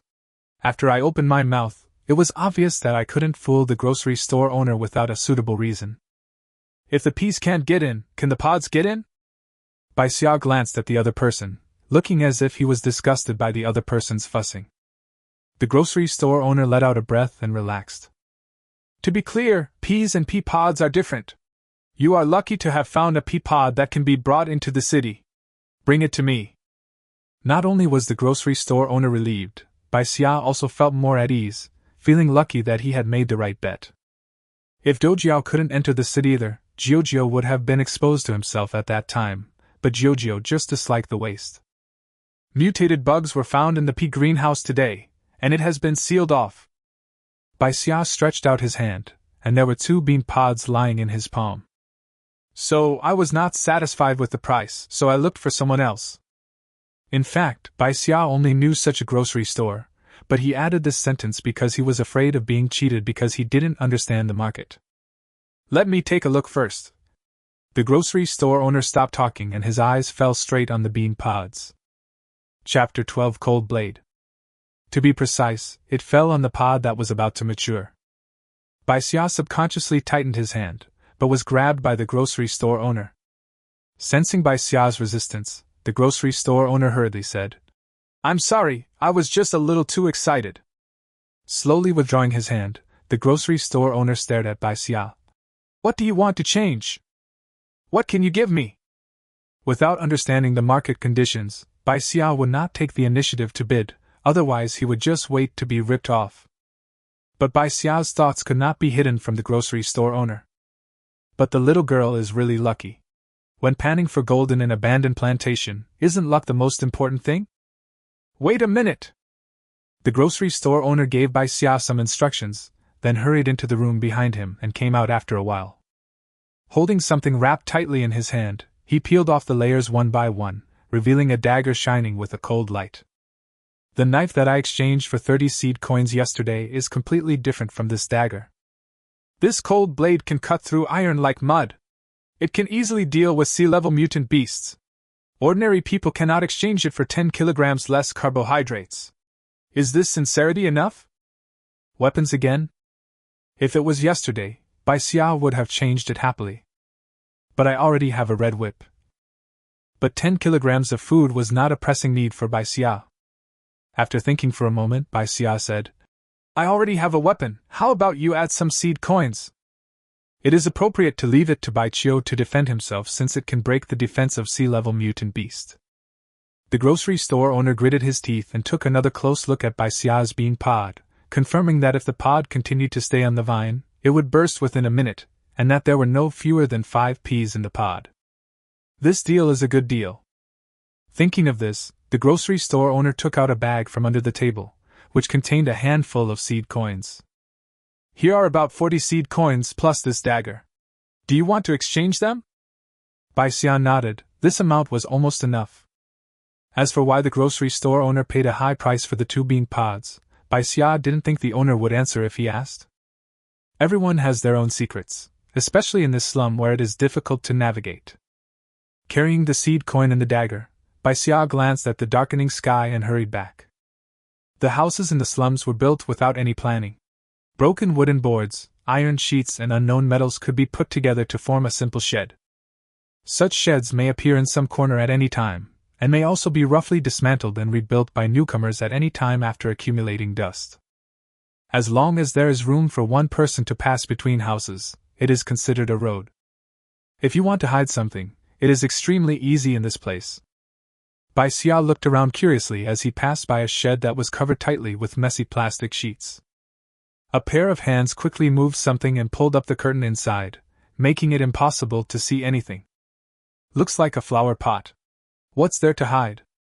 Bai Xia withdrew her gaze without caring, and after walking a short distance, she arrived at their shabby house. When they were still some distance away, Bai Xia heard Aunt Song's voice. You guys are bullying people right at the door. Aren't you just watching these 2 sisters without adults to protect them? You are so shameless! His heart skipped a beat and Bai Xia immediately sped up. When he hurried over, Bai Xia was walking into the house with his face covered. Aunt Song was still indignantly protesting her injustice. There was no one else around except the room diagonally opposite where the curtain was still shaking. Aunt Song! Bai Xia's voice rang out. Bai Xia paused, quickened his pace and went into the house, and when Bai Xia saw him, he just looked away. Aunt Song saw Bai Xia coming back and said hurriedly, You are finally back. You don't know that the shameless guy across the street just stole the firewood that Bai Xia picked up. If you asked me, it's just something you can pick up after walking a few steps. Is it worth it to snatch it? This shameless bastard is just bullying you on purpose. After all, I took 5 seed coins from Bai Xia yesterday, and now Aunt Song is helping to scold him without any hesitation. If Aunt Song hadn't come out just now, who knows what the other party would have done to Bai Xia. Thank you, Aunt Song. After understanding the situation, Bai Xia thanked Aunt Song and apologized. I'll go in and see Bai Xia first. He waved his hand hurriedly, and Aunt Song also looked over and said, Why are you thanking me? Go check on your sister and make sure she doesn't get hurt. Bai Xia walked into the room, and Bai Xia forced a smile. Sister, the sweet potatoes are ready, you can eat them now. Staring at the red marks on Bai Xia's face, Bai Xia felt a little annoyed. He was not annoyed with Bai Xia, but felt frustrated about his own helplessness in his current situation. What are you doing outside for just a short while? Bai Xia shrank back. Her sister was indeed angry. There's no firewood at home. The guards just cleared the weeds around the house a few days ago. I thought I'd pick up some before it gets dark so I can warm up my porridge at night. This way, my sister can eat something before leaving tomorrow morning instead of going out on an empty stomach. With the help of the firelight, Bai Xia could clearly see the tears in Bai Xia's eyes, and his heart suddenly felt blocked. You know why we need to warm the porridge without asking. Bai Xia pulled out a dagger from his bosom and handed it to Bai Xia. Take this cold blade with you. If someone bullies you again in the future, just give it back. I'll take care of anything that happens. The slums are a place where the strong bully the weak. The more you show your weakness, the more people will bully you. On the contrary, when you are tough, others will go around you. Bai Xia took the cold blade in a hurry. The dagger was obviously extremely sharp. Sister, you'll need this dagger more when you're outside. It's more suitable for you to carry it with you. Subconsciously, Bai Xia refused, as his sister was out looking for food and needed weapons even more. I have other weapons. Just take them if you want. It will make me feel more at ease when I'm outside if you have some self-defense weapons with you. Bai Xia's tone was unquestionable. She filled a bowl of porridge and handed it to Bai Xia. Don't worry, we will have more and more food in the future, and we won't be bullied at will anymore. Since I have taken over the original body's identity, I should also take good care of the original body's sister. The tears in Bai Xia's eyes finally fell. It was great that her sister was still the same sister and hadn't changed. As for where these weapons came from, Bai Xia did not ask any further questions. Both of them had been hungry for a long time, and now they ate to their heart's content, feeling unprecedented satisfaction. I also exchanged this bag of seed coins today. Let me soak a few more so I can take some with me on the road tomorrow. I took out the last bit of sweet potatoes in the space. In case I was unlucky and couldn't find food tomorrow, I couldn't go hungry. Bai Xia responded and took out 5 seed coins to soak. Just when she was about to put the rest away, she remembered her sister's words asking her to take good care of her health. She pursed her lips and took out 3 more. I have to eat well and take good care of my body first so that I can help my sister in the future. Chapter 13, Will It Be a Trap? After waking up, Bai Xia drank the sweet potato porridge that was warm in the pot, took out a few seed coins and stuffed them into his bag, and hurried out. Today, Bai Xia plans to go to the North District to take a look. Although there is still a large area in the South District that I have not visited, I have a general idea of the situation. I heard in the North District a few days ago that someone found a field of yam beans with a low mutation rate, and each yam bean was as big as a potato. In addition, the man who discovered the yam beans was from a weak family, and could not guard them all, which allowed many people to take advantage of the situation. Bai Xia also wanted to go and see where low mutation rates could be found in large areas. If you are lucky enough and encounter it yourself, you don't have to guard it at all, you can handle it by yourself. The layout of the North District was not much different from that of the South District, and Bai Xia didn't even need to ask where the yam beans were. Just go in the direction of the crowd and walk to where there are the most people. The yam bean greenhouse had long been surrounded by crowds, and even the surrounding greenhouses were crowded with people. This is really... It's not that easy to get a bargain. Sighing, Bai Xia resigned himself to going to the greenhouse where there were fewer people. The first few greenhouses yielded basically nothing. In one greenhouse, I only found a wild vegetable the size of a cabbage. It looked dry, so I could only go back and cook it into soup. Along the way, Bai Xia's nose would be hit by a foul odor from time to time. It was not even noon yet, and Bai Xia felt that he needed to give his nose a rest. Bai Xia found a cleaner place and sat down. He took out a seed coin, peeled it, and ate it slowly. Sister, are you alone too? A voice suddenly came from beside him, and Bai Xia immediately looked over vigilantly. A little girl who was almost as thin as Bai Xia stood in front of him, somewhat awkwardly. What's the matter? Even though the other party was a little girl who seemed powerless, Bai Xia did not let down his guard. Seeing this, the other party became more and more uneasy and shrinking. Sister, my mother is sick, so I have to go out to find food recently. After quickly looking around and making sure that there was no one around, the little girl said quickly, I found a place with a lot of fruits, but I can't do it alone. So that's why you came to me? Looking at the pitiful, tearful face of the little girl, Bai Xia finally softened her heart. Do you think I can carry that much fruit? Bai Xia swallowed the last bite of seed coin, dusted himself off, stood up, and stared at the little girl. No, no! The little girl quickly waved her hands and whispered, That place is very secluded. We can go there over several days. I'm afraid there may be mutant beasts if I go there alone. This makes sense, but there are also risks. Concealment means danger. After staring at the little girl for a moment, Bai Xia asked, "What's your name?" "Hannah Xing. My name is Hua Xing. Xing means lucky." This is a name full of blessings. Luck is not something that everyone can have if they want it. "Come on, take me to see it." Bai Xia agreed, and Hua Xing immediately led the way in front with some excitement. If it were 2 days ago, Bai Xia would not have dared to trust others so easily. But now Bai Xia has at least some ability to protect himself, so it's okay for him to go along and take a look. Hua Xing took Bai Xia through a greenhouse, went around to the other end of the greenhouse, and then took Bai Xia to a sparsely populated area. The weeds here were also denser, and the path they were walking on was almost covered by weeds because few people pass by. Fortunately, this place is close to the safe zone, and guards come to clean up from time to time. There are no aggressive plants among these weeds.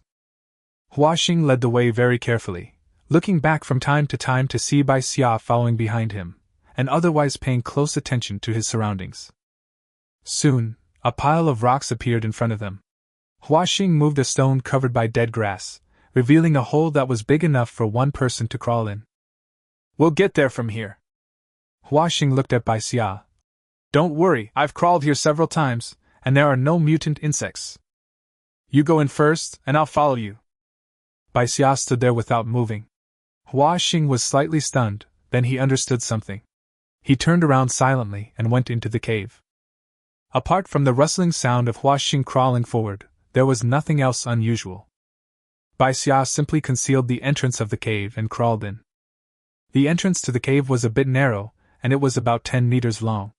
It would be a bit difficult for a normal adult to climb up, but it was just right for the 2 little girls. When he was almost at the cave entrance, he smelled some rotten smell. Bai Xia frowned and became a little wary of Hua Xing in front of him. After Hua Xing climbed out, she stood far away waiting for Bai Xia to come out. The other party also realized Bai Xia's vigilance, and every move he made was to show his harmlessness. Bai Xia crawled out successfully and finally realized where the rotten smell came from. Behind this pile of rocks, there is a small forest, and the ground is covered with fallen fruits as big as coconuts. The outer skin was green, and some rotten areas had turned black. This was the rotten smell that Bai Xia smelled. There are also some fruits whose skins have fallen off, revealing the woody, uneven cores inside. Bai Xia was secretly shocked. These turned out to be walnuts. These walnut trees are not too tall, about the same height as ordinary trees. The mutation lies in the fruit. Walnuts as big as coconuts are an eye-opener for Bai Xia. "Sister, don't be fooled by the ugly appearance of these fruits. But if you crack them open, you can eat the inside." As he spoke, Hua Xing hurriedly picked up a walnut and skillfully smashed it on a stone beside him. After several clangs, it finally broke open, revealing the snow-white walnut meat inside. Bai Xia leaned over and touched it, but a foul odor came from it, so he quickly withdrew his hand. "With so many fruits, we can't take many at a time, and we have to rely on luck." Bai Xia looked at Hua Xing. "There's no way the 2 of us can swallow them all." Hua Xing gave a somewhat shy smile and took off a long piece of silver thing that looked like plastic cloth from her waist. "This is the silver cloth I found at the garbage dump. It's very durable. Let's move these fruits out, put them on it, and drag them back to the city together. If we're lucky, we can get 3 or 4 to eat at a time. We'll divide it equally." I have to say, this is a stupid method. But for people at the bottom of society, they have to do their best as long as they can survive. Looking at the piece of silver cloth, there were signs of dragging. Hua Xing probably dragged it a few times and felt that it was not efficient, so she wanted to find a partner. Bai Xia actually has a better idea, but it is not suitable to be revealed. "Okay, let's pick it up." In order to bring back more fruits, Hua Xing also taught Bai Xia to smash the walnut shells off with stones to save as much space and energy as possible.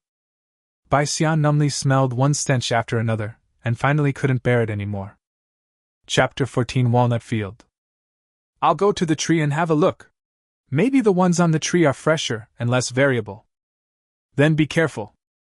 Hua Xing has a helper today, and is full of motivation to do things. Bai Xia found a walnut tree with more fruits and climbed up in no time. For her, who used to climb mountains and work in the fields, climbing a tree is not a problem. I touched all the fruits I could find and found 2 edible walnuts. Bai Xia put the walnuts directly into the space and began to ponder secretly. I only touched a dozen walnuts, and 2 of them were edible. The edible rate is about 15%. Based on Bai Xia's experience with other foods during this period, this edible probability is very high. There are also a lot of walnuts here. If Huaxing really doesn't have any other intentions in approaching me, I owe the other party a big favor. You may owe it, but you may also miss it. Bai Xia quickly changed the tree and went looking for edible walnuts again. 1 walnut this big can be enough to make up a meal, and it's good for the brain. The fresh fruit can also be eaten as fruit and is crunchy. Take advantage of the right time, right place, and right people. If you don't stock up more, you will be wasting such a good opportunity. Watching Bai Xia climbing from one tree to another, Huaxing couldn't help but smile. It was the same when she first came here. She was surprised at so many fruits, but also worried that they would be gone after they were moved. However, this place is so hidden that as long as they don't reveal themselves, no one will come looking for them. And even if we finish picking them up this year, won't there still be some next year? There's nothing to worry about. Bai Xia had touched almost all the fruits on the tree. Except for a few that he couldn't touch, all the edible ones were in Bai Xia's space. As for the things on the ground, Bai Xia did not touch or pick them up. If I had picked them all up myself, I would have spent a lot of time and effort only to get nothing in the end. Bai Xia couldn't bear to think about it. He would never repay kindness with enmity. The smaller the fruit, the more likely it is to be edible. The fruits on the tree haven't fallen yet. I don't know how much extra nutrients they have absorbed. I'm afraid most of them can't be eaten. Seeing that Bai Xia had not picked any fruit, Huaxing reminded Bai Xia the technique of picking fruits. There are enough fruits on the ground that it doesn't matter whether you pick them from the trees or not. Huaxing pulled the silver cloth and found that the weight was still bearable, and she could pick up some more. Let's pick up all the ones on the ground and take them back to exchange for some seed coins. That will last us a long time. Huaxing's hands have turned black from touching the walnut skins. But she didn't care at all. Compared with eating, what did it matter if her hands were a little dirty? Bai Xia also followed her words and picked some small ones to put on. Among the walnuts that passed through my hands, 3 were edible. Bai Xia frowned slightly, which was somewhat eye-catching. After hesitating for a moment, Bai Xia took out his kitchen knife and started chopping the walnut skins with great ease. Huaxing looked at the kitchen knife in Bai Xia's hand with some surprise. Why did you buy another knife? Very good, it seems you know where to buy a knife. Spend a little seed coin to buy a knife. It's safer and faster to go out to pick food. Besides, if you encounter someone with bad intentions, you can also protect yourself. Bai Xia cut with a knife and the walnut skin opened. Bai Xia only needed to take out the walnut, and there was basically no juice on his hands. Huaxing felt a little embarrassed when she thought that Bai Xia had previously treated her as a person with bad intentions. But what the other party said makes sense. This walnut can be exchanged for dozens of seed coins. It is indeed safer to buy a knife and carry it with you. Seeing that Huaxing was already thinking silently, Bai Xia didn't say anything more. The silver cloth was full of walnuts.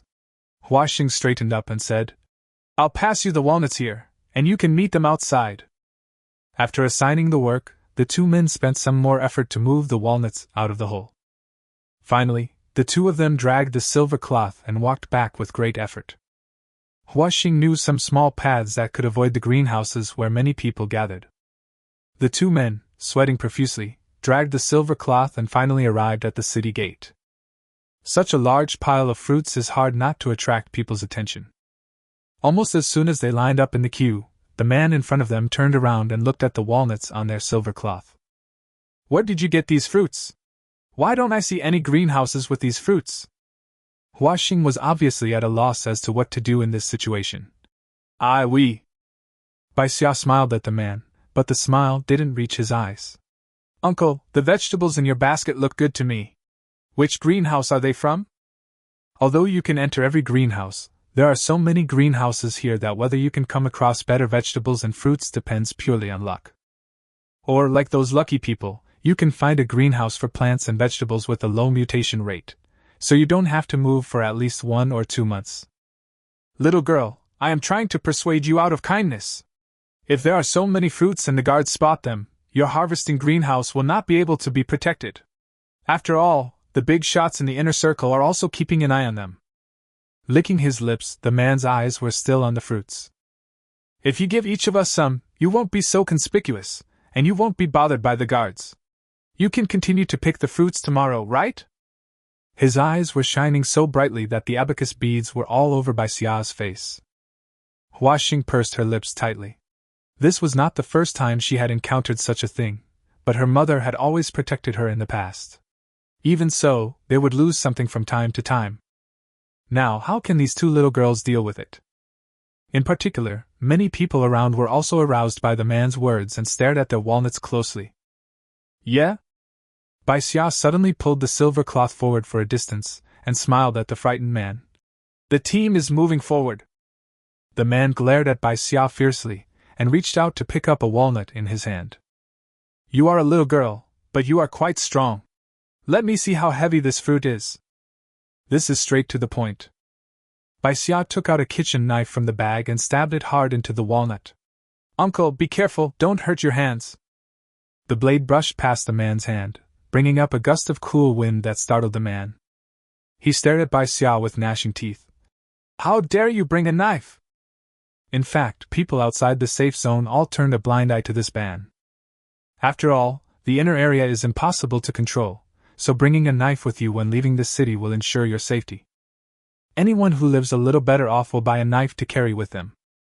As long as you don't get into big trouble, no one cares whether you carry a knife or not. Bai Xia stared at the man closely, with the corners of her mouth curled up but no smile in her eyes. Uncle, I'm not sure whether these fruits can be saved, but this knife is blind. If someone's hand accidentally touches the things on it, and I accidentally chop it up, it will not be beautiful. Chapter 15 being reported. The kitchen knife was sharpened to a very sharp point.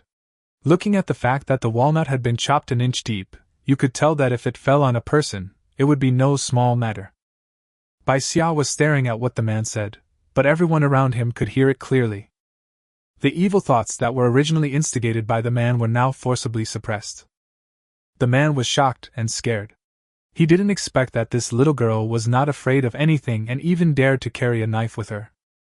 The emotions that were instigated around them died down, and the team kept moving forward. It wouldn't be long before they reached their destination. It would be hard to achieve any effect if I tried to persuade people around me to take these fruits together now. Just you wait! There was a sinister flash in the man's eyes, and he uttered a cruel word. Hua Xing looked at Bai Xia with some admiration. There was not much difference in age between them, but Bai Xia was able to protect their fruits without any harm. You know, Hua Xing was just calculating how many fruits they could keep. After taking a look at the kitchen knife that Bai Xia received in the bag, Hua Xing became more determined to get a new weapon for self-defense. My sister is right, having a weapon for self-defense can save you more effort and gain more benefits. The process was very fast. When it was Bai Xia and Hua Xing's turn, they took a lot of effort to lift the silver cloth and the walnuts on it, and put them on the conveyor belt.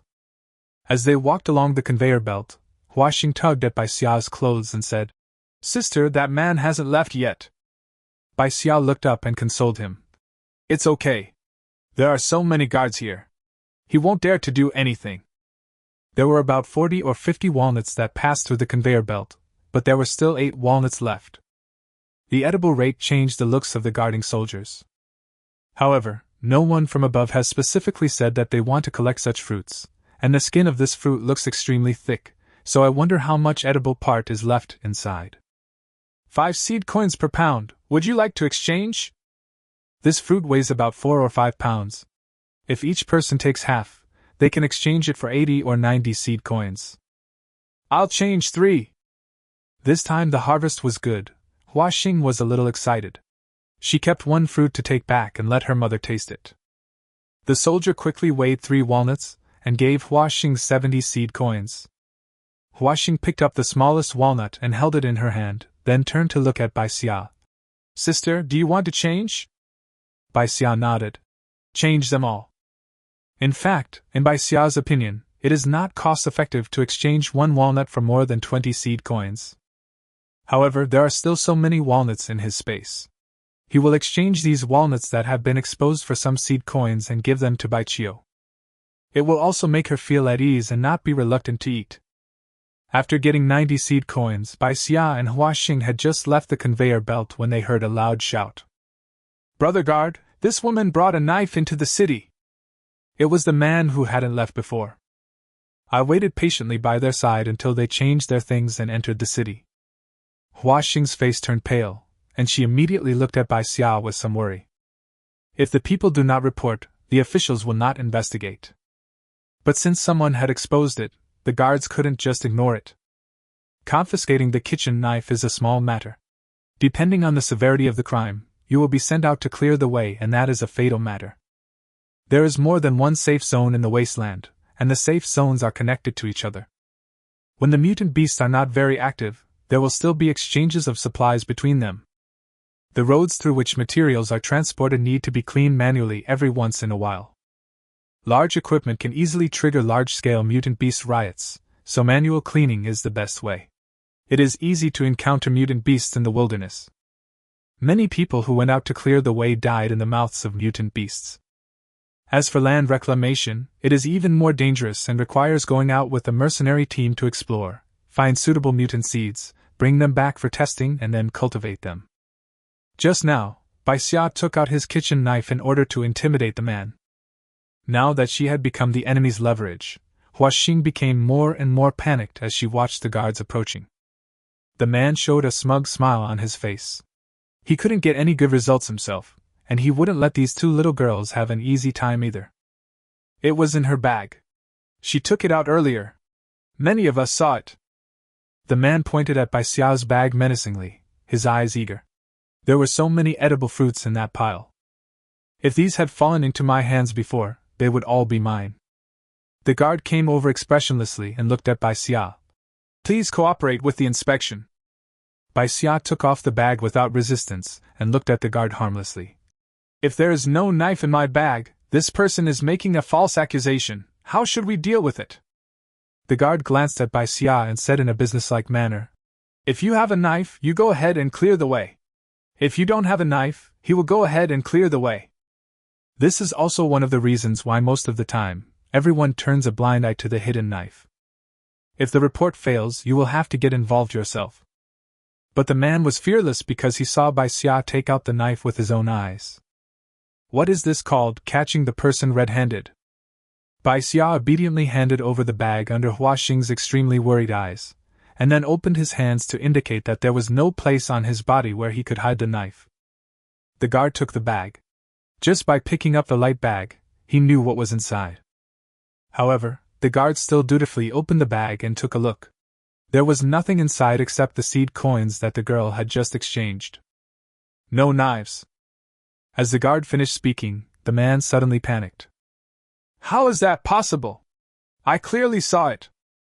Seemingly extremely terrified of the consequences of being falsely accused, the man hurriedly pointed at several people coming in via the conveyor belt from behind. "They also saw that the little girl actually took out a knife." Those people avoided the scene and ignored the man at all. They hurriedly picked up their things and left. "What a joke! We can't join in this kind of fun." The guard frowned and looked at the man. "Come here." The other party was so scared that his teeth were chattering, and when his eyes swept over Huaxing, he seemed to have found a reason all of a sudden. "They are together. The knife must be on the other little girl. Brother guard, I really didn't lie to you." The man raised his hand and pointed at Huaxing, as if he had regained some courage. The guard soldier frowned. He had to go to the city gate to do his work and couldn't delay too long. This time, Huaxing was afraid that the guard soldier really believed what the man said, so she cooperated and handed over the bag. Everything I have is in here." The guard soldier took a quick look and found only the fruit that had just been inspected and some seed coins, nothing else. From the look in the guard's eyes, the man knew there was obviously no knife in the bag. I couldn't help but scream. "Impossible!" Chapter 16 Surprises in the Planting Space. The guard looked at the man. Since he didn't have a knife, this man should be the one to go with him. The man was so frightened that he ran away. However, before he could run 20 meters, the guards grabbed him by the neck and caught him back. People who are responsible for clearing roads and reclaiming Wasteland are always in short supply, so the guards certainly won't let go of anyone who comes up to them on their own initiative. The man's scream faded away. Huaxing looked at Bai Xia in shock. Sister, your knife. Hidden outside the city. Bai Xia told a little lie, saying that as long as he couldn't find it, he didn't bring it. Huaxing breathed a sigh of relief. Then sister, we'll meet at the city gate tomorrow. After separating from Huaxing, Bai Xia took a detour as usual and found a secluded place, intending to sort out the walnuts in his space. Before, I just put them randomly into the space, and now I have sorted them out. When I come across larger food, I can put it in again. In the space, what attracted Bai Xia's attention most was not the pile of walnuts, but the green color wrapped around the walnuts. The familiar vines made her breathing pause for a moment. No wonder I couldn't find those 4 peas before, it turns out they had burrowed into the soil and sprouted. Following the roots of the vine, she quickly found the 4 main vines. When Bai Xia paid close attention to 2 of the plants, he felt a stench filling his mind. The other 2 strains showed no abnormalities. If I'm not mistaken, the 2 smelly ones should be highly variable, and the other 2 are edible. The most important thing is that this layer of soil in the space can actually be used for planting. Bai Xia's heart was beating like a drum. What does this mean? As long as I can find seeds with low mutation rate and plant them in this space, not only will there be no risk in harvesting, but I will also have a stable supply of food. This is simply a huge treasure. It took Bai Xia a long time to calm down.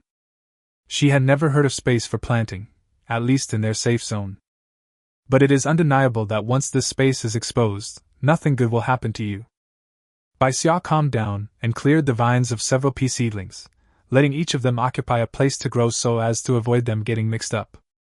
She hesitated and did not clean up the 2 pea plants with a foul smell, wanting to see if they could produce edible peas. If possible, as long as the plants can be found, no matter what the mutation rate is, they can be planted in space and then selected and improved continuously. Just thinking about this made Bai Xia feel excited. The walnuts were piled in the corner. She picked a plump and fresh walnut and buried it in the upper right corner. If this walnut tree could sprout, it would be so convenient to eat walnuts in the future. After tidying up the space, Bai Xia took out a walnut and put it in his bag. After making sure that no one else was passing by, he came out of his hiding place and walked along the road back home. Bai Xia was quite happy about the big walnut that Bai Xia brought back. He used a dagger to carefully cut along the gap in the walnut and cut the walnut into 2 halves. Wow, it tastes so sweet! Bai Xia smelled the scent of walnuts and felt happy. He also shared what happened today with Bai Xia. He came to me again today to weave ropes. She said we can take these things to the city gate to set up a stall and sell them tomorrow. As he spoke, Bai Xia quickly glanced at Bai Xia, his voice a little nervous. I will go with ye. If you feel uncomfortable, I will come back immediately. I have a weak constitution and get sick easily. That's why her sister doesn't like to go out alone. Bai Xia understands all this, but she also wants to do something for the family. Taking a look at the things Bai Xia was going to sell, Bai Xia knew that these were all red vines that Bai Xia had picked up near the city wall, then patted them to make them soft and dried them, and finally cut them into small ropes, which he then wove into bags, straw sandals, and straw hats. Bai Xia's craftsmanship is pretty good, and after working with Songyi on it, it looks pretty good. However, few people who come back from outside the city go to see the people setting up stalls at the city gate. After all, food is the most important thing. As for other resources, people will just use them as they please, and there won't be much demand. If you want to go, go ahead. Seeing that his sister didn't answer for a long time, Bai Xia thought that his sister didn't want him to go out and was feeling a little disappointed. Suddenly, he heard Bai Xia's voice. Bai Xia raised her head in surprise. Sister! The rainy season is about a month away. There are strong winds at the city gate. Be careful to protect yourself from the wind. If anything goes wrong, come back quickly. It is impossible to let Bai Xia stay at home like a canary all the time. It would be good for her to go out more often. But I still have to remind him of what I need to do, otherwise, the little money I have just saved will be gone if I hire a doctor. Although, I don't have much family wealth. I will definitely pay attention. Bai Xia's mood suddenly became high. Even if he couldn't exchange it for seed coins, he could exchange it for some other usable things, which could be considered as doing something practical for his family. It's enough to prove that you are valuable. When Bai Xia found out that this one walnut could be exchanged for more than 20 seed coins, he suddenly found it difficult to swallow the walnut kernel that he was happily chewing. This fruit called walnut is so expensive. It would be better to exchange them for seed coins, which can last for 2 or 3 days. Now half of the walnut kernels were almost eaten in his stomach. Holding the remaining walnut kernels, Bai Xia was reluctant to eat them. I will go to the walnut field tomorrow and bring back some walnuts. Eat them when you need them. Don't save them. In the past few days, Bai Xia has told Bai Xia countless times that he doesn't need to save money anymore, but for Bai Xia, this long-standing habit still needs to be changed slowly. Bai Xia nodded as usual, but she didn't eat the walnut kernel in her hand anymore. Bai Xia was a little helpless. When she took out the seed coin from her bag, she found that there was a wild vegetable in it. This wild vegetable tastes a bit bitter, and its mutation rate is too high, so most people won't pick it. This is the one I picked in the greenhouse before I met Foraging today. He handed the seed coins and wild vegetables to Bai Xia and said, Look at what I harvested today. It's enough for us to stay at home for 10 days. Thinking about the more than 100 seed coins and the several kilograms of dried sweet potatoes at home, Bai Xia pursed his lips and smiled. Looking at her sister, she felt warm inside. I know. This amount of food is indeed not a small amount. If they can harvest this much every day, it will be easy for them to get through the rainy season. However, if one day the god of luck no longer favors them, they will no longer gain so much every day. The food they save will be the key to survival. And Bai Xia must make sure to leave a way out for his sister.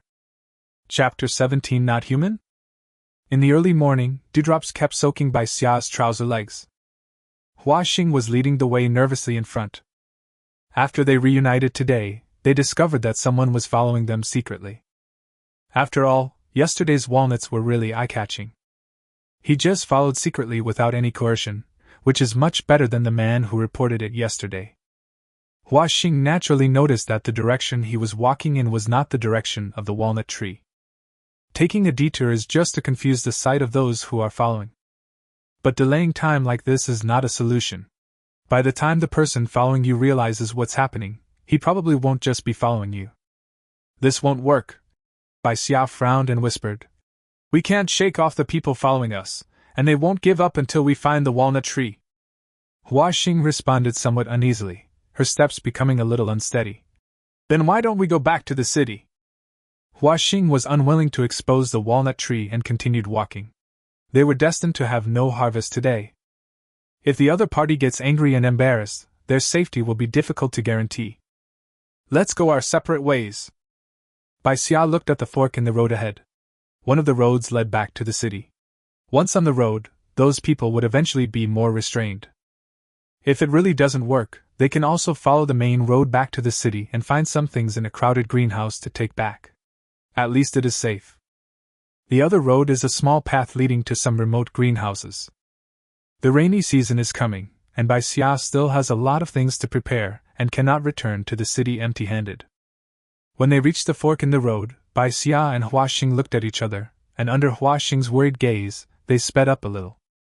This can draw these people's attention to other greenhouses and also make the walnut trees safer. Hearing the voice behind him, he was indeed following me. After all, the person who is following doesn't want to return empty-handed. It is said that the greenhouse here, which is a bit remote, was specially developed for growing some new varieties.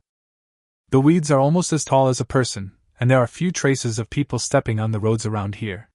This place is too far away, and the plants are more variable, so few people are willing to try their luck here.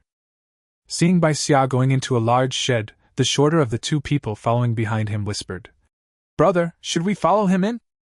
There are few people coming to this place, so it is not impossible to find some fruits that have escaped the net. But the two little girls actually walked away separately, which made the other man feel a little suspicious. Wait and see. As long as the other party brings the fruit out, they can determine the location and occupy the greenhouse. Even if they didn't bring it out, they could check it again. There will be a way anyway, but it's best not to alert the enemy now. The person who was following never showed up. Bai Xia kept an eye on the movements around him while searching for possible food in the greenhouse. After realizing yesterday that plants could be grown after the space upgrade, Bai Xia became more interested in finding more plants. Plantain, it's amazing that it can grow so big. No matter how many times Bai Xia saw these mutated plants that had grown to huge sizes, he couldn't help but sigh in his heart. If it were before the Wasteland, any one of these plants would be enough for countless top experts to study all night long. When he touched the stem, a foul smell hit him in the face and Bai Xia quickly let go. This plantain is the largest one growing in this greenhouse. The upright flower spike in the middle has matured. It passes over Bai Xia's head, bends down, and is blown by the wind like a ripe ear of wheat. Plantain is good at promoting fluid production and diuresis, reducing swelling and lowering blood pressure. If we can plant some in space, we won't have nowhere to find them when we need them. Thinking of this, Bai Xia reached out and pulled down the fruit bunch, and the complex smell rushed into his nose. It's not a purely stinky smell, nor is it the fresh smell that ordinary plants should have. She hurriedly took the fruits in her hands one by one to test them, and sure enough, 2 of the seeds produced by this highly variable plantain were of low variation. This discovery made her excited. In this case, no matter what seeds they were, she could collect them and plant them in the space. As long as the screening is repeated enough times, seeds with a low mutation rate will be cultivated sooner or later. Of course, it would be best if you could directly collect seeds with low variability, which would save a lot of time. After all, my space is only a few dozen square meters, and there is no place to plant more even if I want to. Speaking of space, Bai Xia thought of the things needed to upgrade the space: 1,000 kilograms of food and a first-level beast core. The amount of food had increased tenfold, and there was also that beast core that she had never heard of, so she was temporarily unable to upgrade. However, it can be guessed that this beast core should have been obtained from the body of a mutant beast. Now even the mutant bugs have to stay away from me, and I am still far away from them. After planting 2 seeds in the corners of the space, Bai Xia continued to walk to the next greenhouse. Since the person who was following him didn't dare to show up, he could have a good search in these greenhouses. After searching all the way, they found nothing except 2 stinking cabbage seeds. The 2 round seeds in Bai Xia's palm were the only 2 left on the dead cabbage. Enduring the stench, she planted the 2 seeds in the corner. Fortunately, after planting it in the space, as long as it is not touched, you won't be able to smell the foul smell. I don't know how many times I have to cultivate it before I can grow edible cabbage. Just as he was about to leave the greenhouse, Bai Xia keenly noticed a subtle sound behind him. The 2 people who were following us are finally showing up. Bai Xia walked forward as if nothing had happened, her steps becoming lighter and lighter. The faint movement behind her seemed to be following her steps, which made her heart rise high. As Bai Xia was about to step out of the greenhouse, the movement was almost shaking gently against her back. Bai Xia shuddered, and all the hair on his body stood up. He could no longer bear it, so he turned around and chopped at him with the kitchen knife in his hand without hesitation. "Are you a pervert?" There was no sense of resistance at all, and the strike hit nothing. "Not human?" There was a hint of condensation in the air. Bai Xia stood stiffly on the spot. The feeling of someone stroking his back had not yet disappeared. "I can't be seeing a ghost, right?" Swallowing, she slowly mustered up her courage and raised her hands to grab behind her. Hiss! There was a sudden tingling sensation in the palm of his hand, but Bai Xia did not let go. Instead, he grabbed the thing in front of him. It was a plant that looked like foxtail grass, but much longer. It dragged on the ground and obediently allowed Bai Xia to grab it. It was covered with fluff and lay softly in Bai Xia's palm, making her involuntarily go gentler on this harmless, soft plant. "So beautiful!"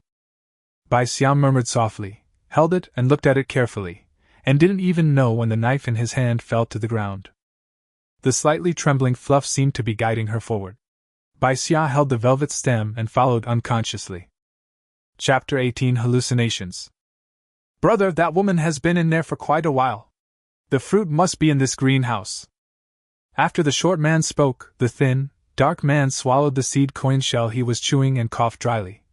Sansi, let's go. Chin-ku thought. There was nothing he could do. I don't want to monopolize the fruit greenhouse. I can let the two little girls pick fruits together. There was also excitement in the third son's eyes, and the two of them couldn't wait to walk towards the greenhouse of their dreams. Dark. Bai Xia was walking in the dark and damp cave, still holding something in his hands. This is my graduation thesis, I can't drop it. Bai Xia was extremely careful. The tips of this huge rose leaves were curled and drooping, like drops of water that were about to fall. The color was deep and beautiful beyond words. The tutor would definitely praise her. Wouldn't it be possible to fill in more content in my thesis? What was my thesis? On how to improve saline alkali land to grow soybeans. What does this have to do with roses? Bai Xia paused, but she came to her senses in an instant, and the fur gently stroked the palm of her hand. Before falling into chaos again, she suddenly let her consciousness enter the space. The chaotic and sinking feeling finally dissipated, and Bai Xia began to feel a sense of fear in his heart. What happened to me? What happened to the velvet stem? I didn't do anything except grab the velvet stalk. How did I end up in this situation? If there was no space, I really wouldn't know how I died. It is not good for the consciousness to remain in the space all the time, as one's body is still outside and one does not know what is happening. Entering the space now can only temporarily alleviate his dangerous situation, but staying too long will only make it more dangerous. After thinking for a moment, Bai Xia adjusted the current of the red silk whip to the lowest level, took a deep breath, and while taking out the red silk whip, his consciousness also withdrew from the space. Bai Xia felt the tingling sensation all over his body, and the feeling of electric current flowing through his body made it difficult for him to resist, and he wanted to throw away the red silk whip. Bai Xia suppressed his instinct and held the red whip tremblingly, staying awake despite the pain. The velvet stem seemed to sway in confusion and spun in her hand. Bai Xia did not act rashly, but continued walking in the cave following the guidance of the velvet stem. The reason why I had these outrageous hallucinations was after I came into contact with the velvet stems, and these velvet stems would touch me from time to time. Does this mean that being touched is a prerequisite for hallucinations? Bai Xia walked while secretly looking around. I don't know how I got here. This velvet stalk lured me here. There is only one possibility. Just treat yourself as nutrients. After thinking for a long time in his memory, Bai Xia still couldn't find any plant that matched the appearance of the velvet stem. Perhaps the degree of variation is too great, or perhaps new species are possible later on. After walking for a while, the velvet stem stopped. Like a narrow-mouthed bottle, there was only a round area above the head through which light shone, which became wider as it went down until it reached where Bai Xia was standing. It seemed that they had reached their destination. The velvet stems were no longer on guard against her and began to retract. Bai Xia hurriedly paid attention to the movement. The velvet stems shrank back inch by inch, making quite a noise, and finally stopped on the surrounding stone walls and stopped moving. Looking at the place where the velvet stem stopped, Bai Xia's heart sank. There was a black lump there, like a knot on a tree stump, and there were countless such lumps on the surrounding stone walls. There are 2 lumps in it, swaying and revealing the green inside. Looking over, one can find a thin stem inside each of them, pointing in the direction Bai Xia came from, as if luring the next prey. What the hell? As Bai Xia was looking around, something suddenly wrapped around her ankles. She only had time to scream before she was suddenly lifted up, hung upside down, and fixed to a dark stone wall on the side. It was not until then that she realized there were many other prey hanging upside down like her around her. Mutated rats, mutant bugs. Most of them were silent, and only a few mutant insects were still twisting their bodies, but they couldn't break free at all. Looking away, Bai Xia realized that his situation was not much better. The kitchen knife had just been left in the shed, and now the only weapon he had left was this red whip. At that time, Hongwei only said that the red silk whip could deal with A-level mutant beasts, but now he was facing alien plants, and he didn't know how much use it would be. Bai Xia held the handle of the red silk whip in his hand. Without the electric current, his whole body felt much lighter. After waiting for a moment, he no longer fell into a state of chaos. It seems that I need the velvet stem to touch me from time to time in order to confuse myself. Aiming at the right position, Bai Xia tried several times before he used the red silk whip to whip down a mutant insect a few meters away from him. The mutant insect reacted for a moment after landing, then let out a loud "Chi!" and immediately fled desperately out of the cave. The next moment, it was wrapped up by a rhizome. At first, you could still see movement rising in the rhizomes, but after a while, it quieted down. A trace of cold sweat slid down Bai Xia's forehead. If he fell down like this, there would obviously be no chance of escape. Thump, thump, thump. The sound of heavy footsteps came one after another, attracting Bai Xia's attention. The two men, just like himself before, were pulled to the cave by two velvet stems. Their dull and lifeless eyes showed their current state. Just like before, after the two entered the cave, tree roots rolled towards them. When a piece of tree root rolled towards one of them, Bai Xia's red silk whip lashed out from a distance and knocked the man to the ground. The tree roots rolled up nothing, but still performed a series of hanging movements before retreating silently.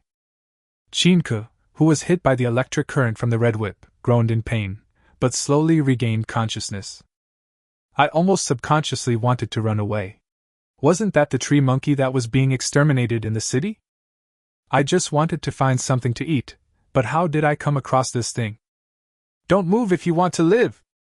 A clear female voice sounded in his ears, forcing Qinke to suppress his instinctive fear and look in the direction of the voice.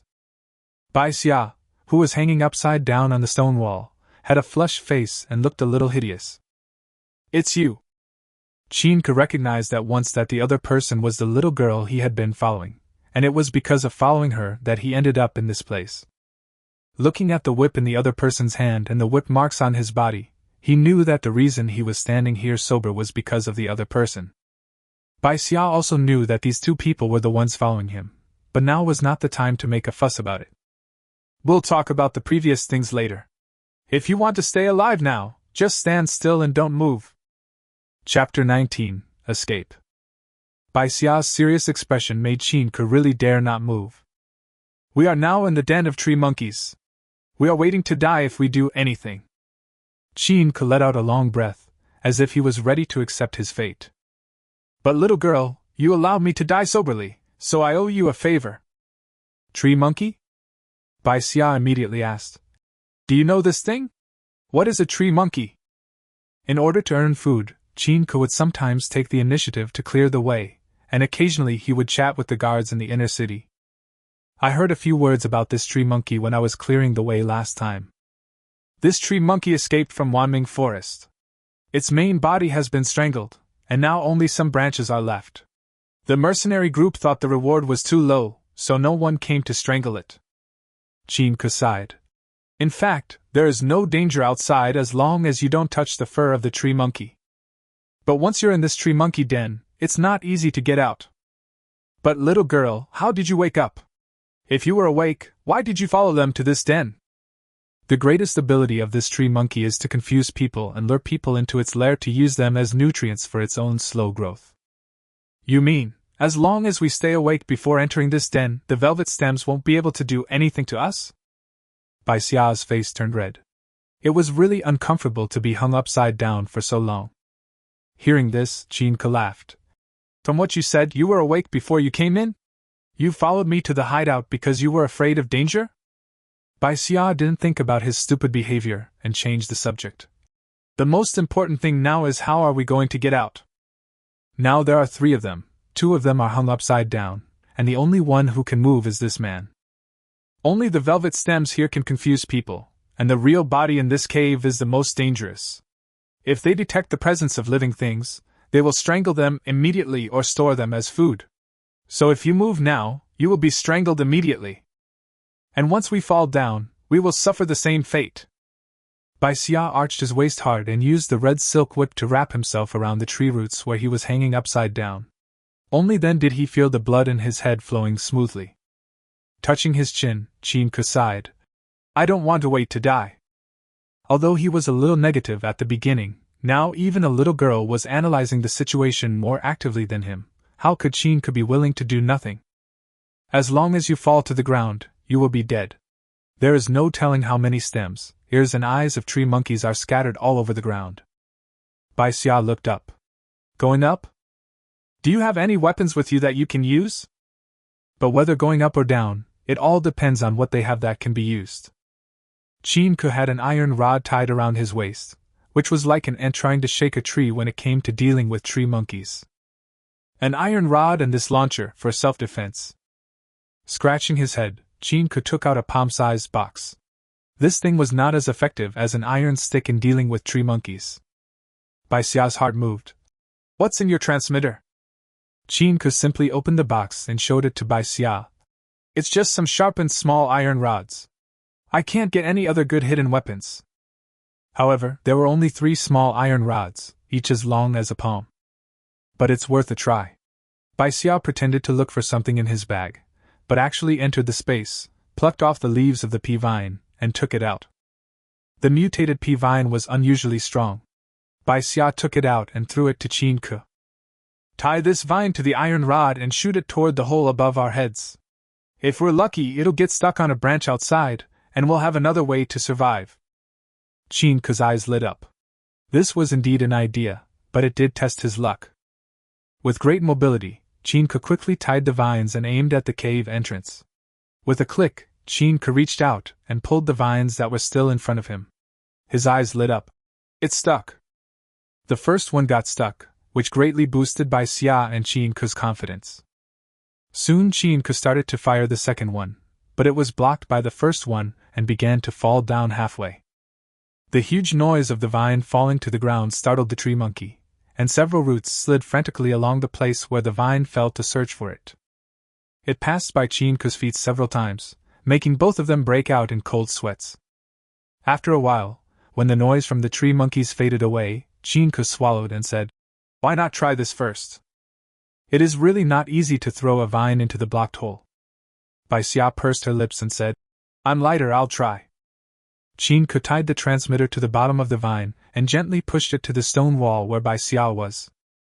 Bai Xia packed up the transmitter and put it in his bag, then tied the vine around his waist and pulled it a bit to test the strength before preparing to free his feet from the vine that was tightly holding him. Perhaps the tree monkey was confident enough in its captured prey, so it ignored Bai Xia's struggles. Until Bai Xia turned the current of the red silk whip to the maximum and whipped the vines hard. The vine, feeling the pain, loosened its grip in an instant, and Bai Xia swayed like a kite with a broken string, hanging on the vine and swaying. Holding tightly onto the vines hanging above his head, Bai Xia was unable to make the vines stop immediately, and he narrowly missed the tree roots that were swaying in the air in search of escaping prey several times. Fortunately, the god of luck favored Bai Xia. When the vines slowly stopped shaking, the madness of the tree roots also stopped. Watching Bai Xia start to climb up, Qin Ke, who had just experienced a thrilling experience but was unable to move at all, wiped the cold sweat from his forehead. If I had known, I would have climbed first. At least if he climbed directly, he wouldn't alarm the tree monkey. Bai Xia didn't reply, but climbed up slowly and tentatively. When he was almost there, he launched the remaining iron rod with the vines. The second vine was not as strong and could only provide auxiliary support. Even so, Bai Xia felt more secure. My arms were extremely sore and my whole body was tense, and I dared not relax even a bit. There were several times when Bai Xia felt like he was about to fall. Climbing vines with bare hands, Bai Xia never thought that one day he would be so powerful. The smell of soil became stronger and stronger at the tip of his nose. Bai Xia stretched out his hand with all his strength, grabbed the stone at the entrance of the cave, and saw the dazzling sunlight outside. "Auntie, be careful. If you drop some more rocks and startle the tree monkey, I may not be so lucky."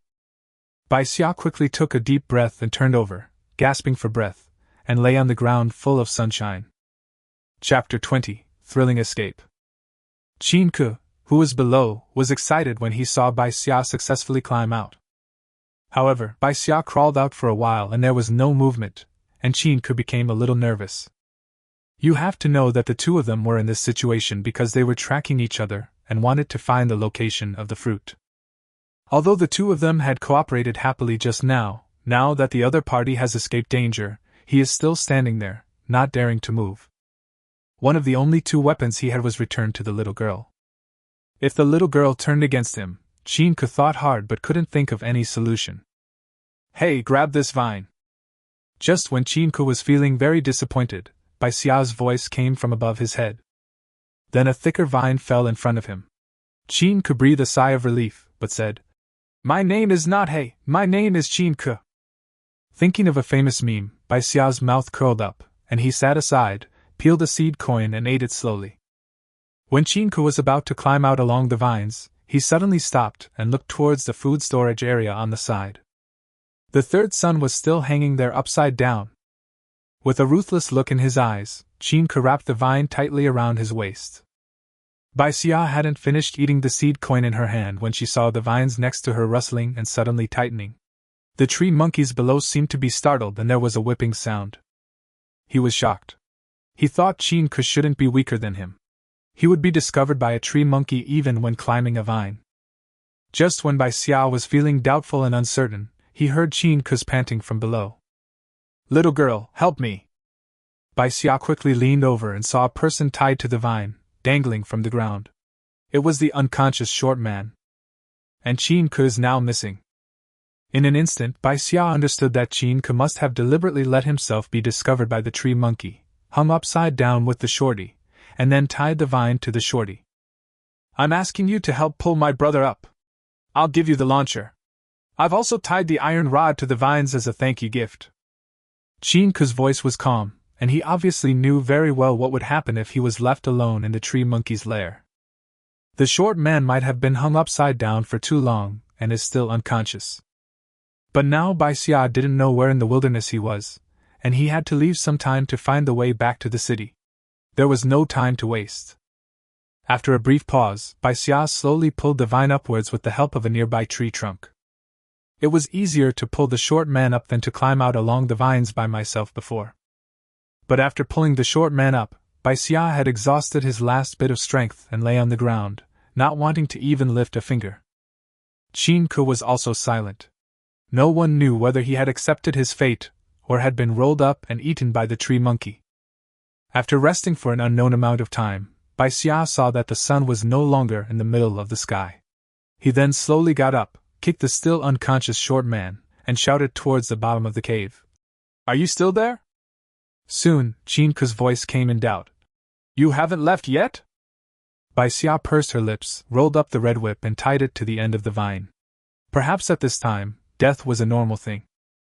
But if it weren't for the other party, Bai Xia would not have been able to escape from the bottom of the cave. Regardless of whether it succeeds or not, I have to try to rescue the person. Just think of it as doing good deeds and accumulating virtue. May I by physical condition improve her sooner, upgrade my space, and reinforce my own shabby little house. I'll also have more food, preferably meat, as eating only vegetarian food is really not enough. After praying, Bai Xia threw the vine down and said, "I will swing the vine now. In order to avoid hitting the tree monkey, the swing will not be too large. You can find a chance to grab the vine yourself." As soon as he finished speaking, Chinka saw a vine hanging down and swaying slowly, with the whip of the little girl tied on it. That whip was not a cheap one. Chinka had just seen the other party use it to whip a tree monkey so hard that it shrank back. Just now, in order to save the three children, Chinka used the last packet of pollen from the magic tree on the vines that trapped the three children. After that, he really gave up the idea of escaping, but he didn't expect that the little girl would be so confident in using the important weapon for self-defense to save herself. And a few hours ago, he was still thinking about following and robbing her. After feeling a little ashamed, Chinka grabbed the vine when it swung over. Holding the vine in his hand, he felt more at ease. He tied the vine around his waist, took out the red silk whip, and Chinka whipped the vine at his ankle without hesitation. The vine shrank back in pain, letting Chinka go. At the same time, Chinka lashed out with the red whip fiercely, knocking down several foods hanging on the surrounding vines. A layer of dust suddenly rose on the ground, and the tree monkey's roots immediately moved. As soon as Chinka was freed, he immediately grabbed the vines and climbed up. Even in the swaying air, Chinka's speed did not slow down, and he continued to climb up. At this time, the faster you climb, the higher the possibility of survival. A person's desire to survive can make a person burst out with immense potential. Compared to Bai Xia's slow speed, Chinka's skills were obviously much more agile and nimble. The tree monkeys were repeatedly interrupted while eating, and they found that after catching prey for so long, the food did not increase but became less, so they attacked and beat more and more frantically. A mutant insect that was fleeing frantically on the ground was caught by a tree root and immediately strangled into a pool of rotten meat. Bai Xia watched with fear and trepidation. She had no doubt that if Chinka fell, the result would be the same. The tree monkey is now in a frenzy and no longer has the patience to hang the food up and enjoy it slowly. It just wants to strangle the food that tries to escape immediately. Chinka narrowly avoided being hit by several vines and quickly climbed up. Soon the tree monkeys could no longer attack him. Chinka took a breath and slowed down a bit. Seeing this, Bai Xia, who had been staring at the cave entrance, breathed a sigh of relief. Fortunately, his attempt was not in vain, otherwise the red silk whip would have fallen into the cave, and he would probably have no chance to get it back. The accident happened in an instant. The tree monkey in the cave suddenly grabbed the vine. Although it was a lifeless thing, the tree monkey knew that it was an alien object. Maybe the escape and disappearance of food is related to this thing. Oops! Bai Xia felt that the vine was tightly stretched, but it cracked in an instant, and it only took a few seconds for the tree monkey to tear it apart. However, it was too late to set up the vines again, but Chinka was still halfway up the rope and it was impossible for him to climb up within a few seconds. Chapter 21 Let bygones be bygones. At the critical moment, a vine was thrown down, accompanied by an angry shout. "Brother, catch it!" Chinka reacted very quickly and grabbed the vine that was dropped. It was the same vine that Bai Xia used just now, which was thinner, but he had no other choice now. At the same time Chinka let go of another vine. Pa! There was a sound of breaking, and the vine was madly rolled down the cave by the tree monkey. Bai Xia's pupils shrank, and the voice he shouted almost changed. "The vines around my waist! Untie them!"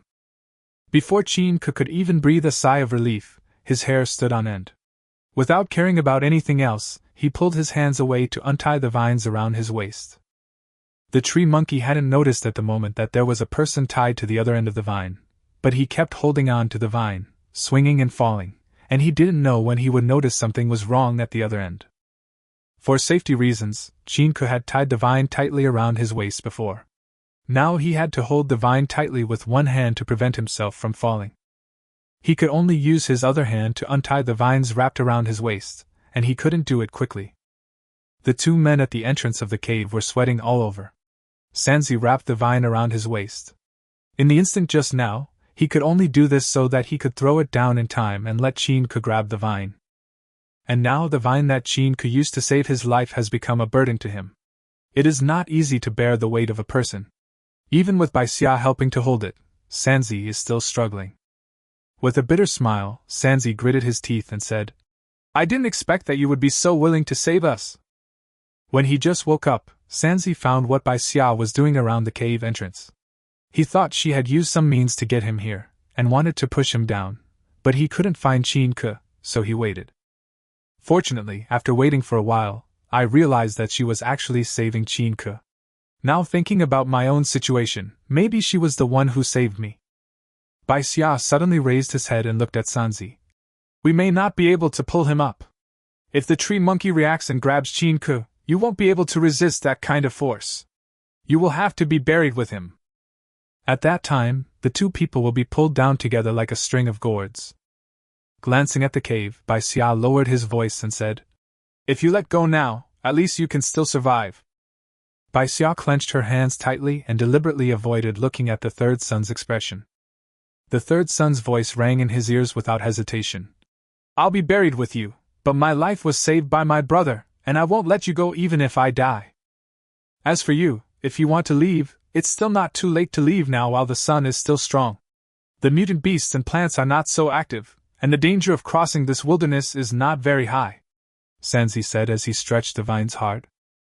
Bai Xia didn't say anything else. He turned around, moved a stone, and gestured at the entrance of the cave. This action made Sanzi tremble with fear. "What do you want to do? Are you trying to knock Chinka down? Chinka, don't move." After giving a reminder, Bai Xia threw the stone down. The heavy stone hit the ground, causing the tree monkey's vines to immediately roll over. For a moment, Chinka didn't pay much attention to the vines on his waist. Taking advantage of this opportunity, Chinka finally untied the vines and threw them down. Without paying any attention to the movement behind him, he immediately began to climb up. After pulling, tugging and climbing, several people finally pulled Chinka up. Chinka, who was sweating all over, was stunned for a moment, then burst into laughter. The third son also laughed foolishly, and the happiness of surviving the disaster was fully reflected at this moment. Bai Xia's face couldn't help but relax a lot. He let the two of them hug each other and cry and laugh for a while before he spoke. Should we go back to the city? Chinka moved a few more stones and smashed them into the cave, as if to vent his fear and anger. Let's go back to the city. Let's go back to the city now. After saying that, Chinka solemnly handed the red whip to Bai Xia. Thank you, little girl. Bai Xia took back her red silk whip and put it in the bag. He returned the iron rod to Chinka and said, You take it first. We don't know what dangers there are in this wilderness. It's better to bring some weapons to clear the way. Chinka laughed. The other party was letting him make way, which was just as he should. Like I said just now, my name is Chinka, and this is Sanzi. Chinka introduced the two again. Bai Xia reciprocated. My name is Bai Xia. After experiencing this disaster today, Bai Xia has a general understanding of the character of these two people. They are both people who value friendship and loyalty. Maybe there will be opportunities for cooperation in the future. What happened before was our fault, brothers. Chinka took his third son and bowed to Bai Xia, full of apology. There's no need to go into too much detail, as both parties know what's going on. Do you often do this kind of thing? Bai Xia just asked. No. Chinka denied it immediately, a little embarrassed. Only once or twice. Sometimes I was really hungry, so I followed others to pick up leftovers. If the old lady next door hadn't been sick, we wouldn't have been unable to go out to open the road for several days and would have had to try our luck at the abandoned plantation. The third son followed suit, and although his words contained a hint of complaint, his tone did not sound reluctant. It's no use saying these things, Xiao Xia. Today your brother Qin will take you for a walk in the wild. I promise to bring you back to the city in one piece. Anything you get will be yours. Bai Xia saved both of them today, and there is nothing that can repay him for this life-saving grace. That's all we can do. Chinka and Sanzi were quite experienced and quickly determined the direction. Chinka walked in front to lead the way, Bai Xia was in the middle, and Sanzi was the rear guard, and they slowly walked towards the direction of the city. Haven't walked far yet. Suddenly, Sanzi covered his feet and gasped in pain. It felt like he had kicked a stone. When he took off his shoes, his toes were exposed and became red and swollen. Chinka turned around, glanced at Sanzi's feet, and frowned. This isn't the first time you've walked on a wild road, and you're really good at kicking rocks. The third son also felt a little aggrieved. Wasn't it because he saw that the two people before him had passed by and were fine, so he was careless for a moment? No bones are injured. Just bear with it. The pain will pass. It was his own mistake this time, and Sanzi did not refute it. He rubbed his feet to speed up the passing of the piercing pain. Bai Xia also sat down beside him and took out a seed coin to eat. I just expended a lot of energy, so eating something will give me more strength. Seeing Bai Xia eating, the other two couldn't help but look over at him. This made Bai Xia feel a little embarrassed for a moment. Although they had experienced life and death together, she didn't bring much food. Chinka slapped Sanzi on the back of his head and looked away. Hurry up and take a rest. I'll go around and see if there's any food I can take away. As Chinka walked away, Sanzi also lowered his head and stared at his feet. Only then did Bai Xia feel a little relieved. After eating the seed coins in a few bites, Bai Xia also patted the dry grass on his body and prepared to see if there was anything useful around him. Huh! Bai Xia saw the stone that had tripped Sanzi. It was dark red with a hint of brown, about the size of a fist, and half sunk into the ground. If you kicked it accidentally, you would really think it was a stone. But there was something wrong with the color. Bai Xia reached out and forcefully pried the stone apart, and a foul smell hit him in the face. Chapter 22 Wild Sweet Potatoes and Eggplants. Bai Xia resisted the urge to throw it away, but instead found a real stone and smashed it open. The third child was attracted by Bai Xia's movements. He looked at the soft white flesh inside with some surprise and became excited. "This stone is actually a fruit. I'll look for it again." Letting the three sons search around, Bai Xia carefully identified it. After comparing it with similar plants in his memory, Bai Xia guessed that this should be a variant of wild sweet potato. She didn't know why the skin had become so hard, and the flesh inside was thicker and softer. If she could find an edible one, Bai Xia could imagine the dense, sweet taste of the wild sweet potato. Just thinking about it made Bai Xia's mouth water. Throwing the opened wild sweet potato aside, Bai Xia began to search around the area. When Qin came back happily carrying a giant eggplant, Bai Xia and Sanzi also found a dozen wild sweet potatoes. "Wow, boss, your eggplant is not small!" The third son let out a strange cry and shouted loudly around the eggplant that Qin carried back. "This eggplant seed must have been blown out of the greenhouse. It's not easy for it to grow in the wild, let alone grow so big." Qin couldn't hide his joy on his face. These eggplant seeds have to compete with so many weeds for nutrients in the wild, and they don't have time to think about mutations. "Maybe we can have a big harvest today." Bai Xia couldn't help but laugh when listening to Qin's self-consoling words. Then he walked forward and touched the eggplant in amazement. His heart moved, and he looked at Qin with a more ambiguous look. "This eggplant is really big. We also found some wild sweet potatoes." "Wild sweet potato?" Qin looked down and asked his third son to take out the bag and pack up the wild sweet potatoes. "Let's go back to the city." Bai Xia picked up some potentially edible plants along the way and took them away without caring about how tired he was. Qin couldn't help but say, "Xiao Xia, the probability of these things being edible is too small. Even if they are edible, the taste is not good and they won't fill our stomachs. We have to hurry on our way now, and it will be the same next time we come." Bai Xia knew very well that carrying these things was unnecessary, but why did she carry so many smelly things? Isn't it just for their own good? I wonder how eye-catching this big edible eggplant will be soon. As long as there is something edible, it will be fine. My sister is waiting for me to bring food back home. If there is nothing to eat, we will starve. It turns out that Xiao Xia has a younger sister to take care of at home. Thinking about how he followed Xiao Xia this morning and wanted to share the fruit greenhouse, Qin sighed with a blush. These days, it's not easy for anyone. So along the way, Qin and Sansi brought back as many weeds and wild vegetables as possible. Before it got dark, the few of them managed to reach the city gate. What Bai Xia didn't expect was that Hua Xing was still waiting at the city gate. Looking at his anxious look, it seemed unknown how long he had been waiting. Bai Xia was sandwiched between Qin and Sansi. It was not until they got closer that Hua Xing suddenly saw Bai Xia. He came forward with a look of surprise and worry. "Are you okay?" Bai Xia shook his head. "I'm fine. Are you going to wait here all day?" "Little girl, I'm so sorry for today. I'll treat you to a meal another day." Hua Xing was startled by Qin's sudden words. She reacted and realized that these two people might be the ones who followed them in the morning. Her face turned pale immediately. Qin felt a little embarrassed. Why did his words only scare the girl even more? Bai Xia hurriedly helped to explain a few words, and finally Hua Xing's look at them was not so fearful and repulsive. Hua Xing didn't collect anything because she was waiting for Bai Xia. They put a lot of miscellaneous things on the conveyor belt. Bai Xia rubbed his sore wrist, feeling helpless. It was really terrible to have space but not be able to use it. Today, in order to save my life, I pulled out 3 rhizomes, and I don't know if they can grow again. Today's trip was really a loss. The conveyor belt reached the end, where a huge eggplant and 3 wild sweet potatoes attracted attention. Qin opened his mouth in surprise. This big eggplant is really edible. His hands trembled a few times with excitement, and Qin suddenly thought of something and turned to look at Bai Xia.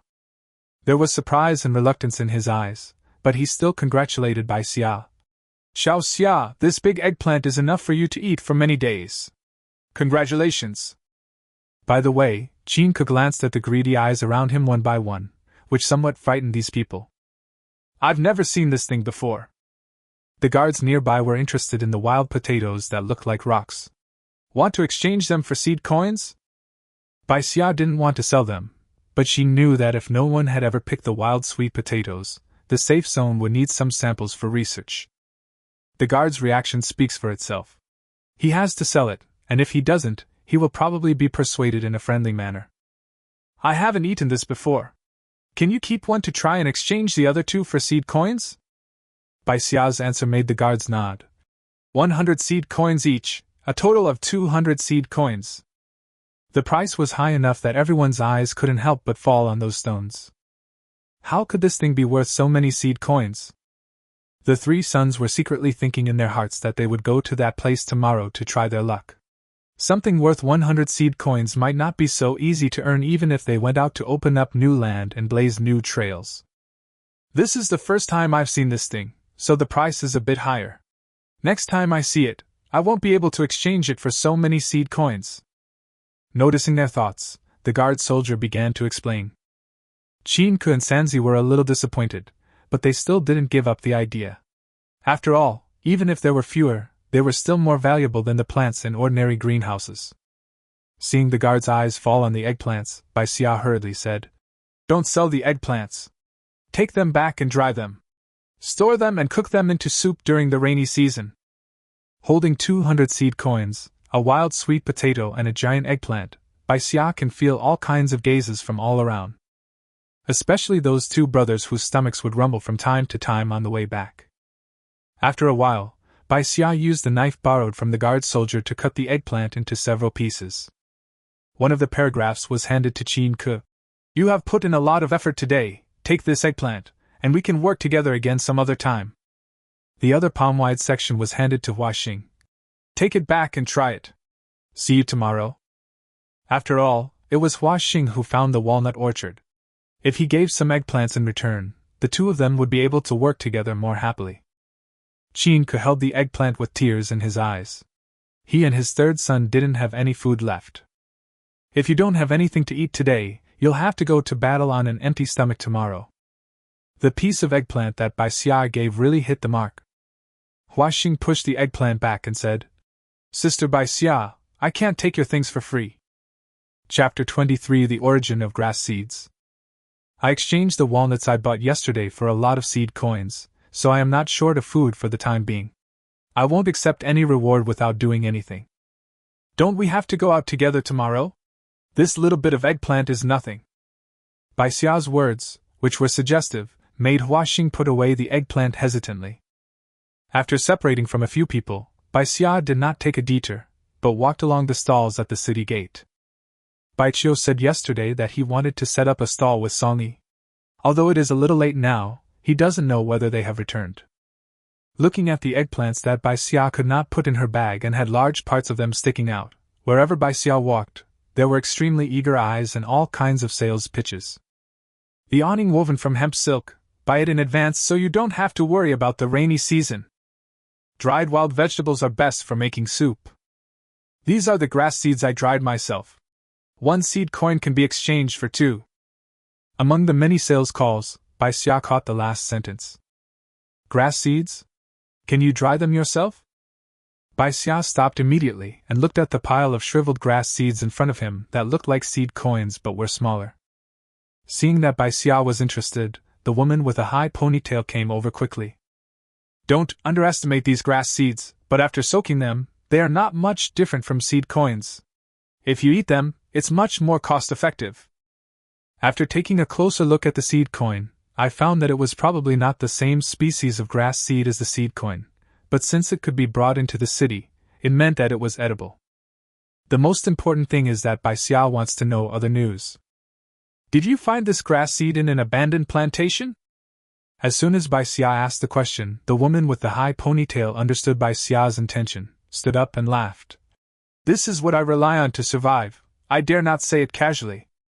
These grass seeds are dried very well and are easy to store. And when you eat outside, it won't attract too much attention." In a bowl nearby, there were a few grass seeds that the woman with a high ponytail had soaked in water to show that her grass seeds were edible. Judging from the way they were soaked, the amount of 2 grass seeds was about the same as that of 1 seed coin. Therefore, women with high ponytails don't have much business. After all, not only is such an exchange meaningless, but if there is any problem with the grass seeds, it would be a big loss. If what you say is appropriate, I can buy all these grass seeds. Bai Xia glanced at the grass seeds. There were only about 200 of them, which he could still afford. All of them? The woman with a high ponytail was obviously tempted. She took a look at Bai Xia's eggplants, but frowned and said, I only want to exchange the seed coins, not other foods. Bai Xia nodded. She could guess that the other party must want to buy something with the seed coins, otherwise she could just keep the grass seeds for herself. Perhaps it was Bai Xia's calmness that made the woman with the high ponytail believe that she had the ability to buy, so she lowered her voice and asked, What do you want to know? Where are the grass seeds picked? How are they dried? Can they pass through a conveyor belt?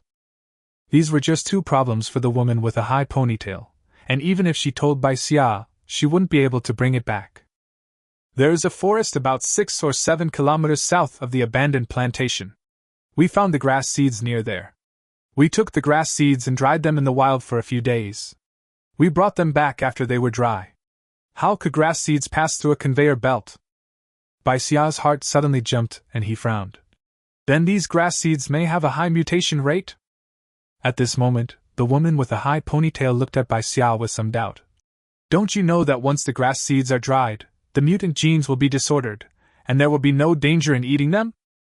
This was news that had been made public many years ago, which made grass seeds a stable currency in the slums.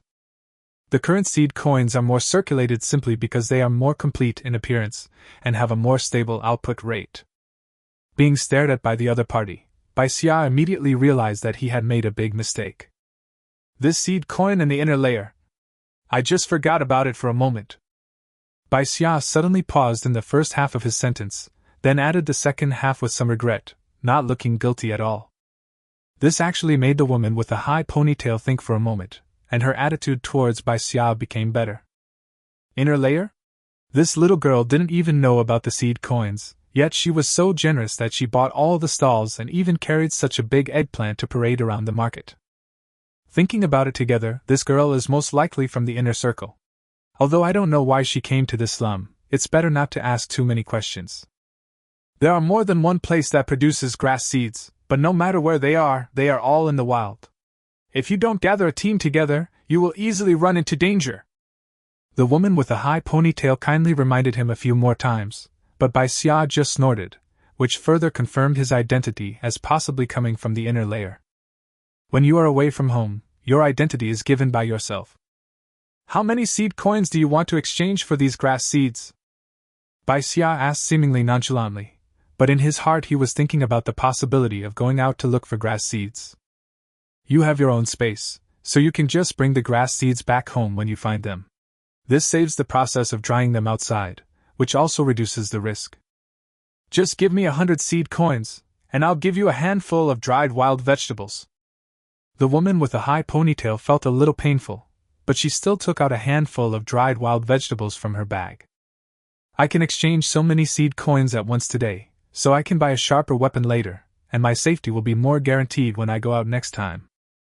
And half of the 200 seed coins that Bai Xia had just obtained were gone in an instant. But she didn't feel at a disadvantage at all. Even if she couldn't do anything about it for the time being, the information she received gave Bai Xia a general goal. After exchanging the seed coins, Bai Xia was not interested in other things. He did not see Bai Xia along the way, so he decided to go back and check. It was already very dark at this time, and I could only walk back relying on my memory and the light from the fires in the surrounding houses. And those people who are setting up stalls behind him may still be holding on to a little hope and continue to guard their stalls. Turning around and taking a look, Bai Xia sighed in his heart.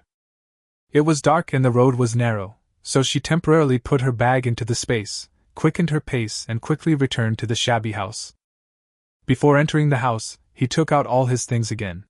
There was a fire in the house, and it seemed that Bai Xia had returned. Just before Bai Xia stepped into the house, she caught a glimpse of the family across the street from her, and saw a man looking curiously towards her. It was the family that bullied Bai Xia yesterday. Did he see himself taking out the bag out of thin air? Bai Xia frowned deeply, thinking that he was too careless and relaxed when he got home. Chapter 24 Stealing. But now Bai Xia had no way to confirm whether the other party had seen it or not. It just made her more alert, and she must not reveal signs of space so easily in the future. Bai Xia followed the man's gaze and looked back. Perhaps because of the danger she encountered outside today, her eyes at this moment were obviously a little scary. The man opened his mouth and wanted to say something, then closed it, and went back to his room angrily. "Sister, are you back?" Hearing the noise outside, Bai Xia hurriedly asked. Bai Xia nodded, and when the man disappeared from his sight, he went into the house. Bai Xia, who was originally somewhat happy, could only widen his eyes in surprise when he saw the half-eggplant that Bai Xia brought back. "How come my sister always brings back so much food recently? It's like their luck has suddenly improved." "Sister, I changed things today too." As if feeling a little embarrassed, Bai Xia still took out the things he had exchanged. "It's an animal skin hat. You can see that it is made of some small animal skins, with fine stitches, and it looks particularly warm and comfortable. I exchanged 3 bags for it, and borrowed another bag for me. I will return one to you after I finish knitting." Bai Xia looked at Bai Xia hopefully. "Sister, when the weather gets cold, you can wear a hat when you go out, so you don't have to worry about your ears getting frostbitten." Bai Xia's heart moved slightly. She remembered that in autumn and winter, the 2 sisters who had no food still had to rely on Bai Xia to go out of the city to find some food. Every time they came back, her ears were so frozen that she dared not touch them at all. It takes a long time to regain consciousness. Now Bai Xia changed this hat for her. "It's warm, I like it." Bai Xia raised the corner of his mouth and smiled, then handed the seed coins and grass seeds to Bai Xia. "These are the grass seeds I exchanged at the stall today. I don't know how they taste, so eat them first. After all, it's not a circulating currency, so it's better to eat it first." Bai Xia happily took it and put away the seed coins as usual, and poured the grass seeds into a jar and placed it under the bed. Tonight's dinner is a big pot of boiled eggplant. Bai Xia also peeled the soaked eggplant seeds and crushed them into palm-sized pieces, then roasted them by the fire. This way of eating has a unique flavor. It is a bit crispy when you put it in your mouth, and has a burnt taste after chewing. The eggplant boiled in plain water with only a little salt added doesn't taste very good. But it can fill your stomach very well. For many people, being able to fill their stomachs is already a luxury. The flickering firelight shone on the surrounding walls, and even through the cracks, one could see the dry and scorched soil outside. "Our house needs some repairs." Bai Xia took a sip of the eggplant soup. The warm water gave her a moment of relaxation. Bai Xia also followed closely and leaned close to Bai Xia, also holding a bowl of soup, and thought carefully about what Bai Xia said. "We now have 200 grass seeds. If we eat them together with dried eggplant and sweet potato, it will be enough for us to eat for more than 20 days. Even if we eat them faster, it will still be enough for more than 10 days. Taking inventory of the supplies they currently have, Bai Xia continued. "There are more than 200 seed coins. A 1 square meter rain cover requires 10 seed coins. We can cover the sleeping area with the rain cover, so only 100 seed coins will be enough." She calculated carefully. "This way, we can still have more than 100 seed coins left. If anything happens, we can use them as an emergency measure." After saying so many words in one breath, Bai Xia couldn't help coughing a few times. Bai Xia turned his head to look at Bai Xia and sighed silently. How can this level be enough to survive the coming rainy season? However, Bai Xia's calculations gave Bai Xia a rough idea. If one did not pursue the taste and nutritional value of the food at home, it would be barely enough to live until the rainy season. What I have to do now is to save the seed coins and materials needed to repair the house. And this is not a small amount of money. Listening to Bai Xia's imagination of a wonderful life with a rain shelter so that they wouldn't get wet during the rainy season, Bai Xia slowly fell asleep. Bai Xia was awakened by a rustling sound. After all, they were in the wasteland now. Even though he had quickly integrated into the extreme living environment here, Bai Xia still maintained due alertness when sleeping. It was a sound coming from the door. The door of their shabby house was made of just a few pieces of metal wire twisted together to prevent the door from being easily blown open by the wind. In fact, let alone the metal wire, even the door panel can be kicked open with just a few kicks. It's just that no one has anything valuable, so there haven't been any large-scale robberies in the slums. Moreover, if it was really a well-prepared robbery, they would not have deliberately lowered the voice. Judging from the noise, they were only targeting his family. After quickly going over the current situation in his mind, Bai Xia almost immediately guessed the biggest possibility. The sneaky man across the street. Did he really pick on these two sisters as the weak ones? Bai Xia was about to get up when he noticed a trembling body beside him. Bai Qiu also woke up. Realizing this, Bai Xia patted Bai Qiu gently and whispered, "Don't be afraid." Although they were weak and vulnerable in the past, there was really nothing about them that was worth others' attention. But the large piece of eggplant brought back today aroused some people's dirty thoughts. Reaching into his bag, but not feeling the familiar cold feeling, Bai Xia suddenly remembered that his kitchen knife must have fallen into the shed where the tree monkey had lured him, or in the dark passage. No matter where it falls, I'm afraid I won't have a chance to find it back. That's 30 seed coins. Bai Xia pouted his cheek and felt a little toothache. Bai Qiu took advantage of the darkness, touched Bai Xia's hand, and stuffed the cold blade into Bai Xia's hand. The cold blade does give people a sense of security, but Bai Xia put it back without hesitation. In case of any unexpected situation, Bai Qiu would be better able to protect himself with the cold light blade. He picked up a stone for sharpening the knife and slowly walked towards the door. If we talk about what was Bai Xia's biggest gain when he was on the verge of life and death with the tree monkey today, that is, after facing the life and death crisis, and then facing the clown-like provocation outside the door, Bai Xia felt extremely calm. The iron wire was gently twisted open, the door panel creaked, and then a figure flashed in.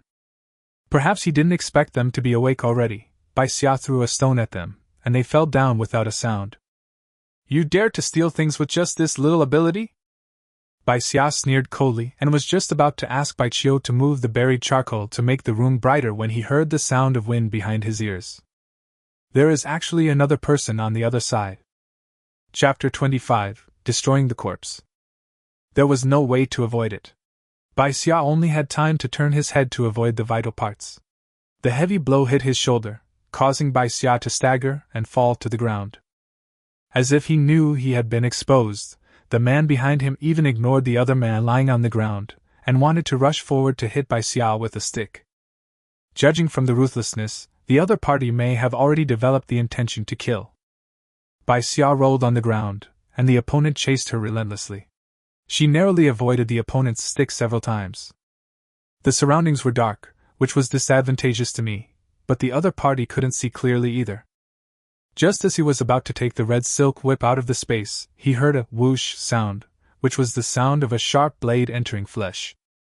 Only a muffled groan was heard, which sounded like the sound of a man holding a stick.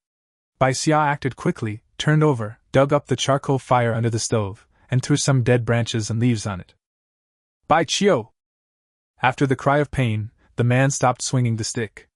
Bai Xia quickly shouted and saw the scene clearly in front of him in the flickering light of the fire. Bai Qiu's face was pale as he held the bloody cold blade. In front of him, a man half kneeling on the ground was holding his waist, his face twisted in pain. There was a man lying at the door. He was the man who had been watching him from the opposite side today. The man half kneeling on the ground was also that family's son, Lu De. In addition to a strong old couple, the family also has 2 sons and a daughter. It is said that there are several relatives living a few blocks away. Such a powerful family is quite feared in the slums. After all, no one wants to cause trouble for themselves. That is why they act in a domineering manner, and the incident of snatching firewood from Bai Qiu before is not an isolated case. "You 2 little girls actually have a knife and dare to hurt me."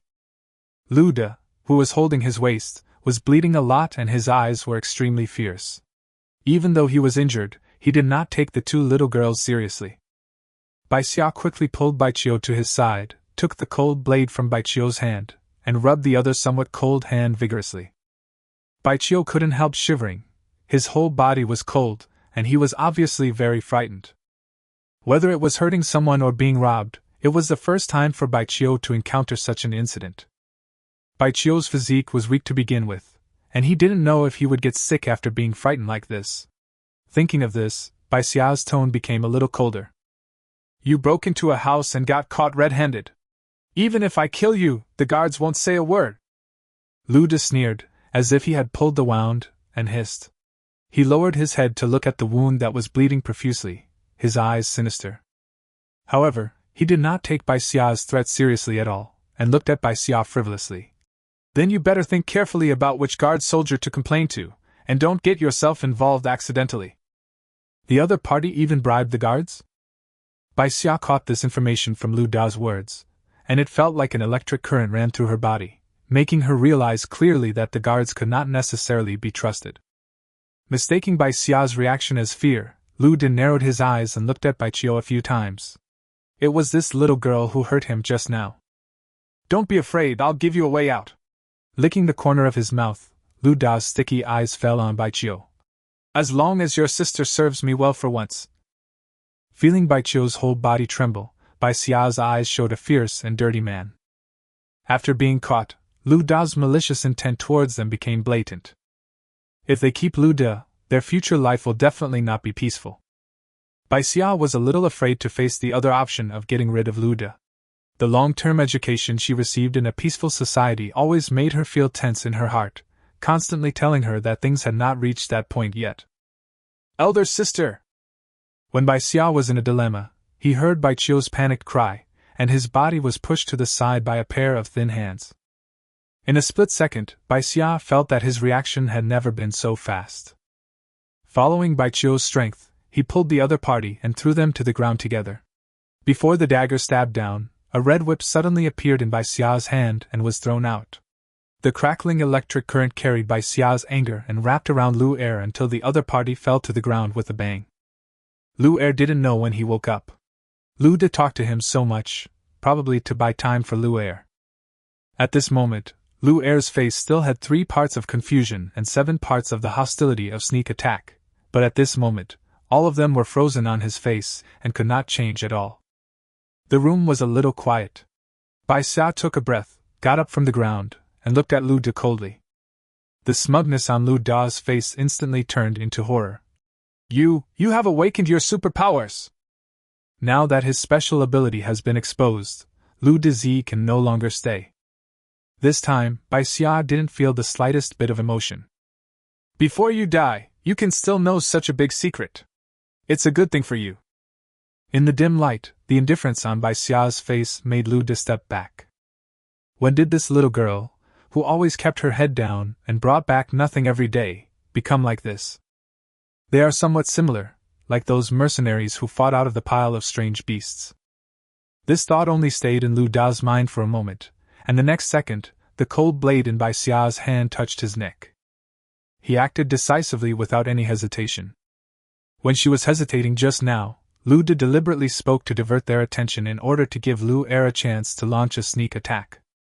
If it weren't for the existence of space, I would have died today. While thinking calmly, Bai Xia searched for anything useful on Lu De and Lu Er. After putting the things he had found aside, Bai Xia spoke softly to Bai Xia. Are you scared? Bai Xia was still sitting on the ground, watching Bai Xia doing all this without moving, until he heard Bai Xia's question. His lips moved a little, and he spoke a little dryly. Sister, are you going to the inner city? Those who have awakened special powers receive the highest treatment in the inner city. Bai Xia felt that he should be happy for his sister, but when he thought that he would not live with his sister in the future, Bai Xia felt sad.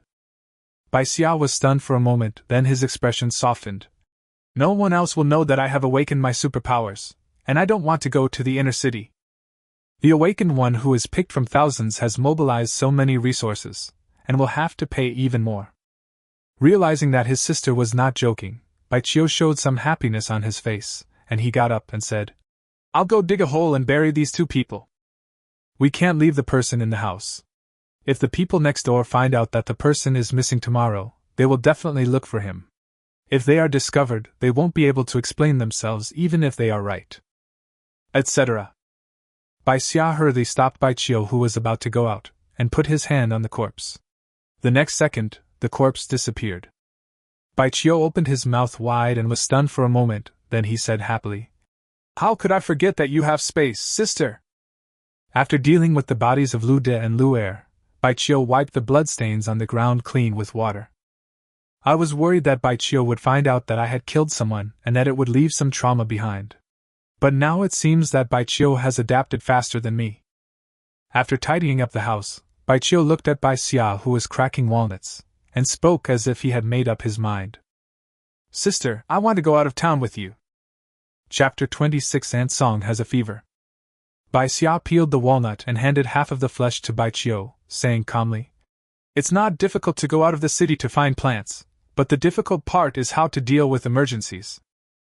We need to be on guard against mutated plants, mutated beasts, and even human hearts at all times. Are you sure you want to leave the city? Bai Xia pursed his lips and nodded firmly. I'll just look for it somewhere closer.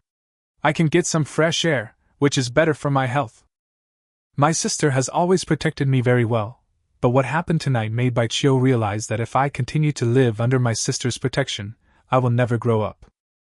Even if I had physical condition improving products in the future, I would still be useless at that time. Bai Xia did not object to Bai Xia leaving the city. Instead, he was in favor of letting Bai Xia get some exercise. It was better to have the idea of resisting when encountering any problem than to do nothing. Go to bed right after eating. You can't leave the city without good spirits and physical strength. After getting Bai Xia's answer, Bai Xia's appetite improved a bit. He finished eating half a walnut before lying down to sleep. A light sleep all night. In order to let Bai Xia sleep better, Bai Xia did not rush out after waking up. Instead, he took some dried sweet potatoes and some soaked grass seeds and cooked a pot of thick sweet potato porridge. A faint sweet smell wafted out, and there was a knock on the door outside. Bai Xia was awakened and rubbed his eyes in confusion. Sister, are you going out? Have some porridge when you wake up, and we'll set off when the sun comes out. After saying that, Bai Xia got up and went to open the door. As soon as she opened the door, she saw Song Yi standing at the door, a little reserved. Sister Bai Xia. Song Yi is thin and small, about the same size as Bai Xia, and it's obvious that she also grew up on a hungry diet. Song Yi had taken the initiative to send food to Bai Xia before, and Bai Xia said gently, What's the matter? Song Yi smelled the sweet aroma of sweet potato porridge in the air, and it was very difficult for her to control her gaze so as not to look at the pot of porridge. Now hearing Bai Xia's question, she lowered her head and her tone sounded a little tearful. My mother had a fever this morning. I want to go out of town to get her some herbs. Can I go out with you? Song Yi's eyes were filled with tears. The seed coins they had left were not enough to hire a doctor, so she could only go out of the city to try her luck. Herbs? The first thing Bai Xia thought of was the 2 plantain seeds in his space. Plantain also has a fever-reducing effect. There is only 1 pea seed in the space now, and it is growing very well. It has even grown branches, and it looks like it will bloom soon. The other 3 peas that had their vines pulled out were completely dead, but fortunately the remaining one was edible. The cabbage seeds and plantain seeds have not sprouted yet, and the walnut seeds are even quiet. Aunt Song knows about the herbal greenhouse? Bai Xia glanced at the sky outside. It was still early, so he brought Song Yi into the house, served 2 bowls of sweet potato porridge, and gave 1 bowl to Song Yi and Bai Xia respectively. Song Yi sniffed. There was a faint fishy and sweet smell in the room, which was masked by the smell of sweet potato porridge. Maybe she smelled it wrong. My mother knows where to find the herbs, but she refused to tell me when I asked her. She was afraid that it would be dangerous for me to go out alone. If I were to go out with you, Sister Bai Xia, I think she wouldn't be worried. Song Yi sipped the sweet potato porridge and wanted to take it back to her mother. I cooked some seed cakes last night without adding anything to them, but Mom couldn't eat any of it. How can she get better if she's hungry? I'm also going out of town with my sister today, but we won't go too far. That herb greenhouse. Bai Xia responded to Song Yi's words, but looked at Bai Xia with a guilty look. It was not easy for his sister to take him out alone, but he was his best friend. After looking at Song Yi's expression, Bai Xia filled another bowl of sweet potato porridge and stood up. Finish your porridge and wait for me at home. I'll go see Aunt Song. It's not a big deal to bring Song Yi along, as the 2 little girls can still be looked after. However, there were some things she still had to confirm first. She couldn't do something bad with good intentions. Aunt Song was lying on the bed with her eyes closed. When she heard the door open, her lips moved slightly. Bai Xia stood at the door with sweet potato porridge in her hand and called out, "Aunt Song!" When Aunt Song heard that the person coming was not Song Yi, she opened her eyes suddenly. When she saw that it was Bai Xia, she slowly relaxed. "It's you. Yi went to look for you guys." Without waiting for Bai Xia to answer, she smiled bitterly and said, "This child, I told her to just lie down for a day, but she insisted on leaving the city." Aunt Song kept talking, but she looked very tired and not in good spirits. Bai Xia stuffed the sweet potato porridge into Aunt Song's hands. "You should eat first so that you have the energy to think about other things." He asked Aunt Song if you know where there is a herb greenhouse. She wants to go out of town to find herbs for you.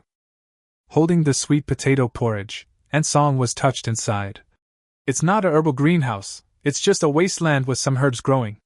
I went there to pick them a few times, but those herbs didn't pass through the conveyor belt, so they probably didn't produce any usable herbs. The most important thing is that I saw mutant beast footprints there a few days ago. I was so scared that I left immediately." Aunt Song was a little helpless, and her expression was also a little worried. "It's not that I didn't tell you the location, it's really a little dangerous, and I don't want you to take risks." Bai Xia understood Aunt Song's feelings, and after thinking for a while she said, "Aunt Song, you should have a good rest. I will ask you to come back and look after you later. I have to take Bai Xia out of the city today. It would be dangerous for you to set up a stall alone, so don't let her go." Hearing Bai Xia's words, Aunt Song was slightly startled and her eyes widened. "You want to take Bai Xia out of the city?" Aunt Song knew Bai Xia's physical condition very well. It was even weaker than Yi's. But now, Bai Xia wants to take Bai Xia out of the city. Isn't she afraid that Bai Xia will get sick again? "We can't let Bai Xia stay at home all the time. There's no harm in going somewhere closer and getting to know more about the environment outside the city." Aunt Song looked at Bai Xia steadily. This child has really grown up. Although she is only 2 years older than Yi, she is already an adult who can stand on her own. If he dares to take his own sister out of the city, he must have some confidence. "The location of the herb field is in the southern area." Aunt Song told Bai Xia the specific location of the herb field, and then whispered, "If I can't make it, I'll ask you to take care of Yi in the future. Aunt Song is very lucky, nothing will happen to her." Bai Xia comforted Aunt Song with a few words, watched her drink the sweet potato porridge, and then left Aunt Song's house. Chapter 27, Encountering the Mutant Rat Again. Seeing Bai Xia coming back, Song Yi and Bai Xia stared at her eagerly. Bai Xia picked up a bowl of porridge and started drinking it, then he said softly, "Pack up and let's get out of the city together." The two little girls were immediately happy. They had a good relationship to begin with, and they were naturally excited to be able to go out of the city together. Both of them were dressed warmly, carrying their own bags, and following Bai Xia closely. Along the way, Bai Xia reminded the two of them of some basic precautions when entering and leaving the city. Although these were rules they had known for a long time, the two of them still listened very carefully. When they got out of the city, Bai Xia saw Huaxing who was still waiting for him. Seeing Bai Xia, Huaxing came over happily and looked at Bai Xia and Song Yi curiously. Bai Xia and Song Yi looked at her nervously. Is this the companion that their sister usually goes out of town with? She looks about the same age as them. Can she find food on her own? "Hanyuki, I have to go somewhere else today. I can't go to the walnut field." Bai Xia felt a little apologetic. He didn't expect that there would be other things happening today, otherwise he wouldn't have made an appointment with Huaxing yesterday. Huaxing didn't care, but quickly nodded to the three of them. "Okay, Sister Bai Xia, I'll be leaving then. My mother really liked the eggplant we had yesterday. I also have to hurry up and harvest the walnuts in the next few days, and then take some time to find some other food. Just like the doctor said, eating seeds alone is not enough nutrition, and it will be difficult for my mother to get better." Seeing Huaxing leave, Bai Xia expressed his doubts. "Sister, can she find food too?" Bai Xia chuckled. "The walnuts we ate last night were found by her." Bai Xia opened his mouth in surprise, it was so powerful. Song Yi was listening on the side. Even though she didn't know what a walnut was, she knew that this little girl could find food. "I feel a little more anticipation in my heart. Food, what a precious and beautiful word." Bai Xia followed Bai Xia closely, while Song Yi held Bai Xia's hand tightly and listened carefully to Bai Xia's explanation. These grasses have long and thin stems and are basically inedible, so you don't need to spend more time on them. Don't go into a crowded greenhouse. Too many people will lead to more trouble. Don't go into a greenhouse without anyone in it, for fear of encountering mutant beasts and mutant insects. Bai Xia paused and added, even some mutant plants may attack people. Finding food mostly depends on luck. Look at this mustard green. The leaves are quite thick, but when you return to the city, there is a 95% chance that you won't be able to eat it.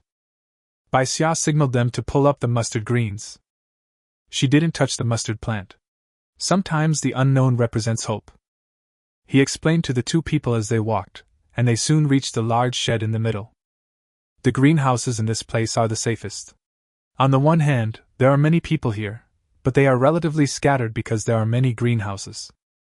Secondly, it is located in the center of the greenhouse, so the guards are more careful when cleaning and the chance of accidents is smaller. Just look for it in this greenhouse. If you get tired, take a break and eat some seed coins. Bai Xia found an okra greenhouse where few people were. The okra grew very tall, and the fruits were also tall, so it was difficult for most people to pick the fruits at the top. But as long as it is a fruit, there will always be people who will find a way to try it, so there are a few people scattered in the okra greenhouse, and no one pays attention to the wild vegetables and weeds on the ground. If you search carefully, you may find a few that have escaped the net. Bai Xia nodded nervously. She knew that her sister must be going to look for herbs. I can't cause trouble to my sister. Song Yi took a step forward and looked at Bai Xia uneasily. Sister Bai Xia, can I go with you to look for herbs? Bai Xia touched Song Yi's head and explained seriously. There may be mutant beasts in that place. It is very dangerous. You and Bai Xia wait for me here. I will bring back any suitable herbs.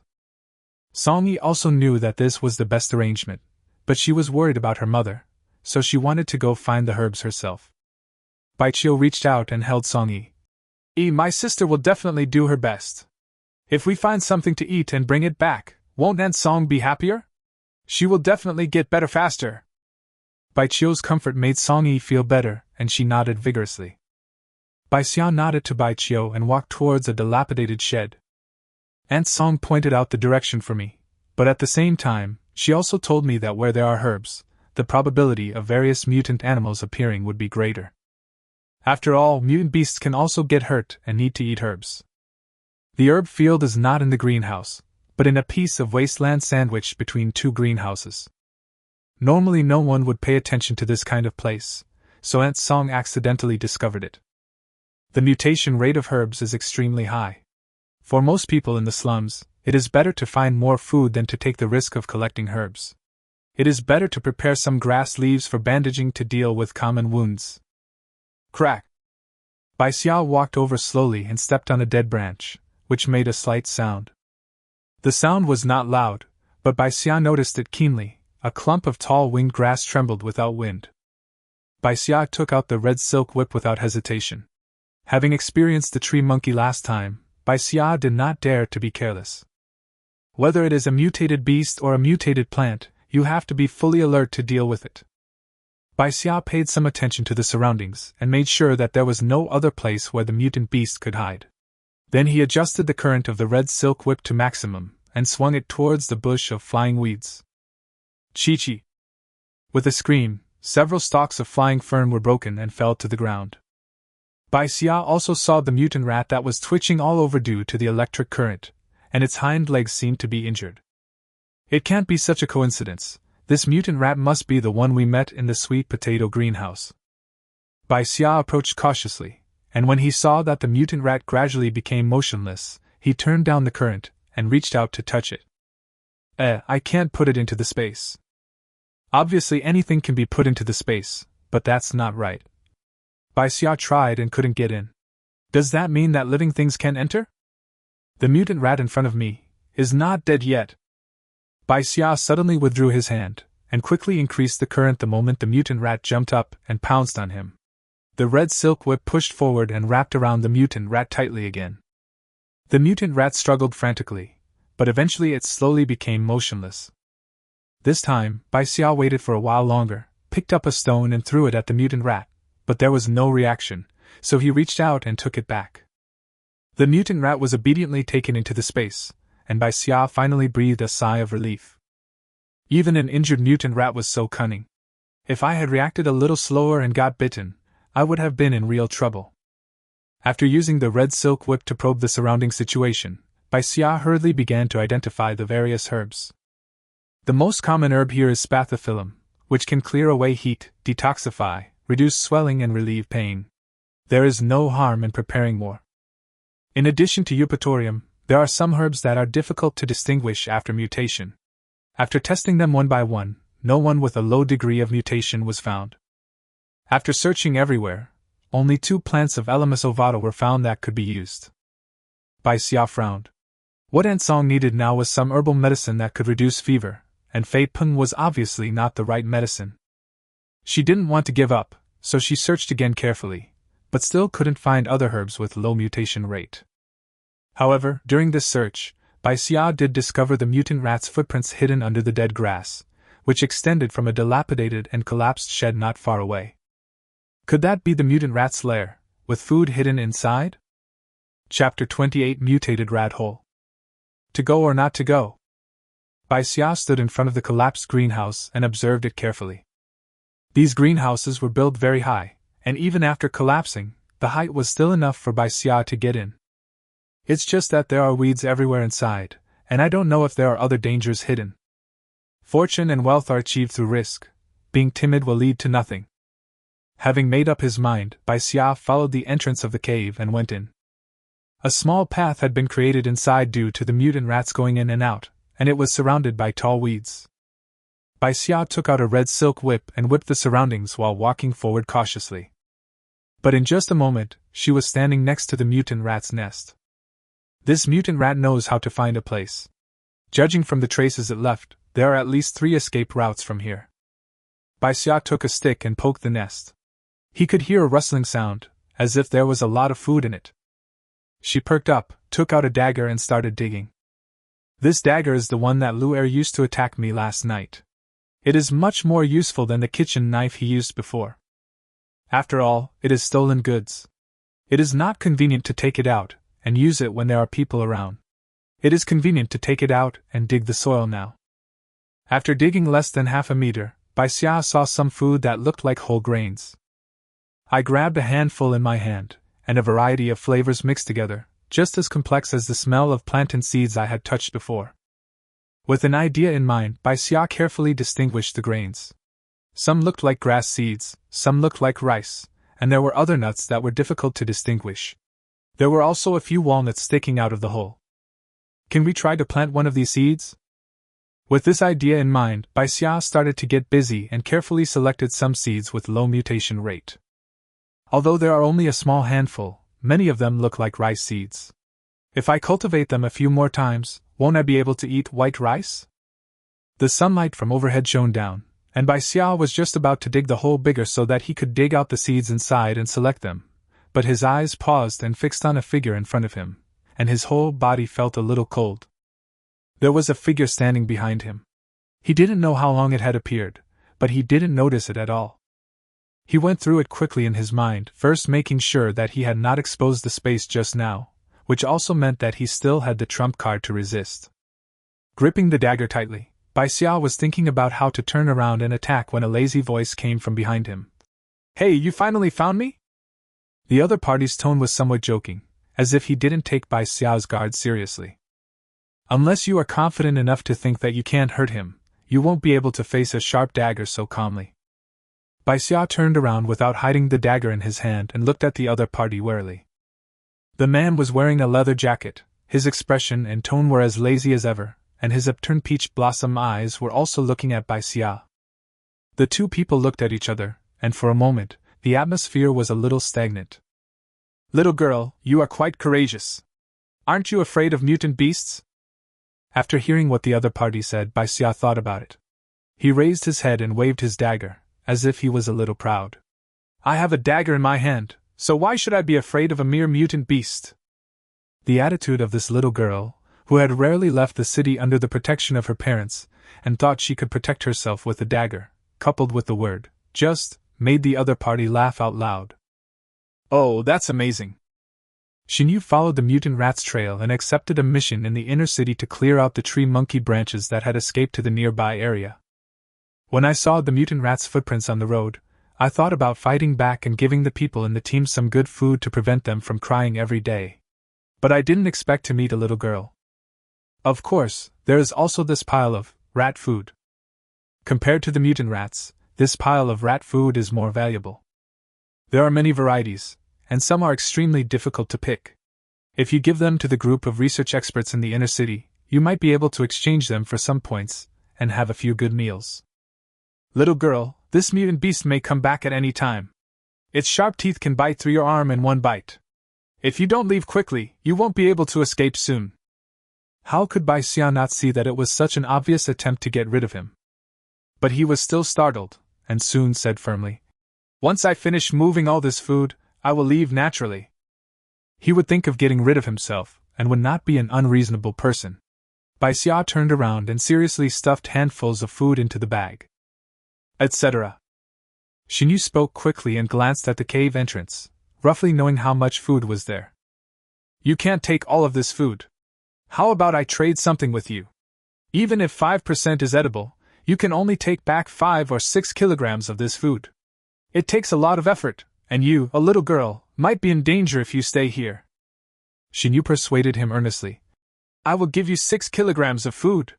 You can take it directly, and you will have time to find food somewhere else." This is a really good deal. Xinyu feels like a great philanthropist. "What you said makes sense." Bai Xia seemed to be considering his words. Before Xinyu could smile, Bai Xia turned back and continued digging the hole. "But I still think it would be more prestigious to take these harvests home directly." Xinyu was so angry that he vomited blood. Is there anyone who would give up the benefits he has obtained for the sake of face? This little girl in front of me must have been spoiled by her family. These seeds are not as easy to handle as you think. Xinyu frowned and glanced at the sky. He couldn't delay for too long. "How about I give you 1 point in exchange?" "Integral?" This new word made Bai Xia's ears prick up immediately. "You can exchange 1 point for half a pound of meat. Although it's the worst kind. Wouldn't it be more prestigious to bring meat back than to bring these grains?" Xinyu already regarded Bai Xia as a child spoiled by his family. For such a child, one should mainly coax him, and it is easier to succeed by following his ideas. Bai Xia turned around as if attracted. "Meat? How are you going to give it to me?" "It's done." Xinyu quickly held out his wristband and said, "Take out the wristband. I'll turn it for you now." Bai Xia stretched out her hand with some confusion. The watch strap on her wrist had always been used to tell time. A few days ago, she didn't know if it was bumped or not, and she couldn't even tell the time. So later Bai Xia looked at the sun to judge the time. Xinyu tried a few times, his face gradually froze. How old is this wristband? How come even the points can't be transferred? Seeing the other party's expression, Bai Xia roughly guessed that it was a problem with his wristband, and immediately said, "I don't want your points anymore, just give me your wristband." Chapter 29, Living Mutant Rats. Xinyu glanced at Bai Xia with a half-smile. "My wristband is worth 5 points. This means that wristbands can indeed be bought and sold." Bai Xia thought to himself that he would have to go to the grocery store to ask when he returned to the city. "Or you can just give me a pound of meat." Bai Xia did not forget to continue playing his own character. He licked his lips and looked at Xinyu. Speaking of meat, Bai Xia really wanted to eat meat. "Although I can eat enough now, it's just seeds and various vegetables every day. It's okay if meat is not mentioned, but Bai Xia starts drooling when meat is mentioned." Xinyu had no meat on his body now, but these seeds could be exchanged for at least 10 points. He had been grinding for such a long time, and Xinyu didn't want to give up. After thinking it over again, Xinyu operated his wristband for a while, and then handed it over with some pain. "Here's the wristband. Remember to return my 4 points next time we meet." Bai Xia was excited, and he didn't expect that the other party would actually give him the wristband. "Okay. I don't know if we will meet next time, so it's worth exchanging these foods that I won't take away all of them for a wristband." Xinyu started digging the hole in no time, and quickly put away the things as he had other things to do. All the information in the wristband had been cleared by Xingyu. Bai Xia tried touching it a few times, but there was no movement. It was not until I took off the broken wristband and put on the new wristband that the wristband lit up to confirm the binding information. Does it bind automatically after coming into contact with the human body? The functions of the wristband are simple. In addition to contacts, there is a mall icon and a pure black icon. When I clicked on the mall icon, it showed that I had insufficient permissions. I clicked on the pure black icon, but it seemed to have some adverse reaction and didn't move for a while. Seeing that the other party had almost dug out all the food, Bai Xia stopped studying the wristband. "Uncle, I'm leaving first." "Uncle?" Xingyu turned around with a dusty face, wanting to teach the little girl a lesson, but he only saw the weeds being pushed aside and the little girl had disappeared. He snorted and continued to do his own thing. Bai Xia has never felt that he has been so unlucky. Just as he was about to leave, he missed a step and fell into a hole under the weeds. Fortunately, the hole was not deep and there was soft soil underneath, so I didn't get hurt. Thinking that he was just unlucky, Bai Xia was just about to ask the uncle outside to help him when he realized something was wrong around him. A slightly fishy smell and a slight humming sound drew Bai Xia's attention to a nest of furry little animals. "Is this a mutant rat cub?" Bai Xia looked at the nest of baby mice whose eyes had not yet opened and whose voices were so weak that they were almost inaudible, and suddenly thought of the mutant mice that had been killed in his own space. Bai Xia swallowed his saliva and the first thing he thought of was, can these mutant beasts be eaten? If it's edible, wouldn't it be possible to improve my diet? The thought of asking the uncle for help suddenly faded. The food outside has been given to the uncle, so I should keep the meat for myself. The entrance to the cave is not high, so it's not impossible for me to climb out by myself after a while. Squatting in the cave, Bai Xia had nothing to do, so he simply took out his watch and continued to fiddle with it, letting the black icon spin, not believing that it really couldn't be opened. When her legs were numb, she finally came to her senses and the black icon finally opened. "Please enter your username." The input operation was simple. When Bai Xia subconsciously wanted to enter the two words, Bai Xia, his eyes turned to the two words, username, and he re-entered a few words, planting master. It turned out to be a forum, and the first post was about tree monkeys. 5 tips on taming tree monkeys. You will regret it if you don't read this. This post was quite popular, and Bai Xia clicked on it out of curiosity. The post was concise and to the point, and was posted by a person named Lu Feng. First, stay still. Second, stay awake. Third, maintain combat effectiveness. Fourth, obtain tree species. Fifth, tame it. Bai Xia thought for a moment. This seemed to make some sense. At least the first two were the main reasons why he helped Qin Ke, and the others escaped from trouble. But what kind of tree is this, and how to tame it? Bai Xia read the comments. Good fellow, I just call him good fellow. I listen to your words as if they were my own. When the tree monkeys are tamed, the time has come for us to rule over the mutant beasts. The person above is exaggerating. However, if the tree monkeys can really be used to fight against mutant beasts, our casualty rate will be reduced by at least 50%. This tree monkey is too cunning. Even though Wanming Forest dispatched so many people, it still managed to escape. I heard that a mercenary group has accepted the task of clearing tree monkeys. I probably won't see tree monkeys anymore. I miss them a lot. Go after them if you like them. There will definitely be tree monkeys waiting for you in Wanming Forest. The building was getting more and more crooked. Bai Xia stopped looking and instead thought about the possibility of taming the tree monkey. It was obvious that the mutation rate of this tree monkey was extremely high. If she went down into the cave again, she couldn't guarantee that she would be able to come out successfully. However, if we can really make use of tree monkeys, it will definitely be much safer to leave the city in the future. Thinking about the tree monkeys, Bai Xia scrolled down, and his eyes fell on a post seeking to purchase live mutant mice. He turned his head to look at the mutant mice huddled together nearby. Bai Xia glanced at the content of the post and then started a private chat. Do you want one that was just born not long ago? The other party replied quickly. Yes, 5 points each, trade in the mission hall. The mission hall, this should be the inner city, Bai Xia can't enter. This forum may only be visible to people in the inner city, or even to the mercenary group. I have 5 here. If you want them, come to the northern area of the abandoned plantation outside the city to get them. If you can't get in, you can only let the other person out. This? I'm still waiting to do the experiment. Okay, 1 point for the travel expenses, I'll be right there. 1 point is worth half a pound of meat. If it were possible to enter the inner city, Bai Xia would not be willing to let the other party deduct this point. But at this moment Bai Xia could only agree and get these points first. 24 points can be exchanged for more than 10 kilograms of meat. Saliva was secreted crazily. Bai Xia listened carefully to the noise outside, and it seemed that the uncle had left. After carefully putting a few mutant rats into the bag, she looked into the space again and threw out the bodies of Lu De and Lu Er. Almost no one would come to this place, and the entrance to the cave was even more hidden. Even the uncle from the inner city didn't find it. No one would know if the body was thrown here. I crawled out of the cave covered in mud.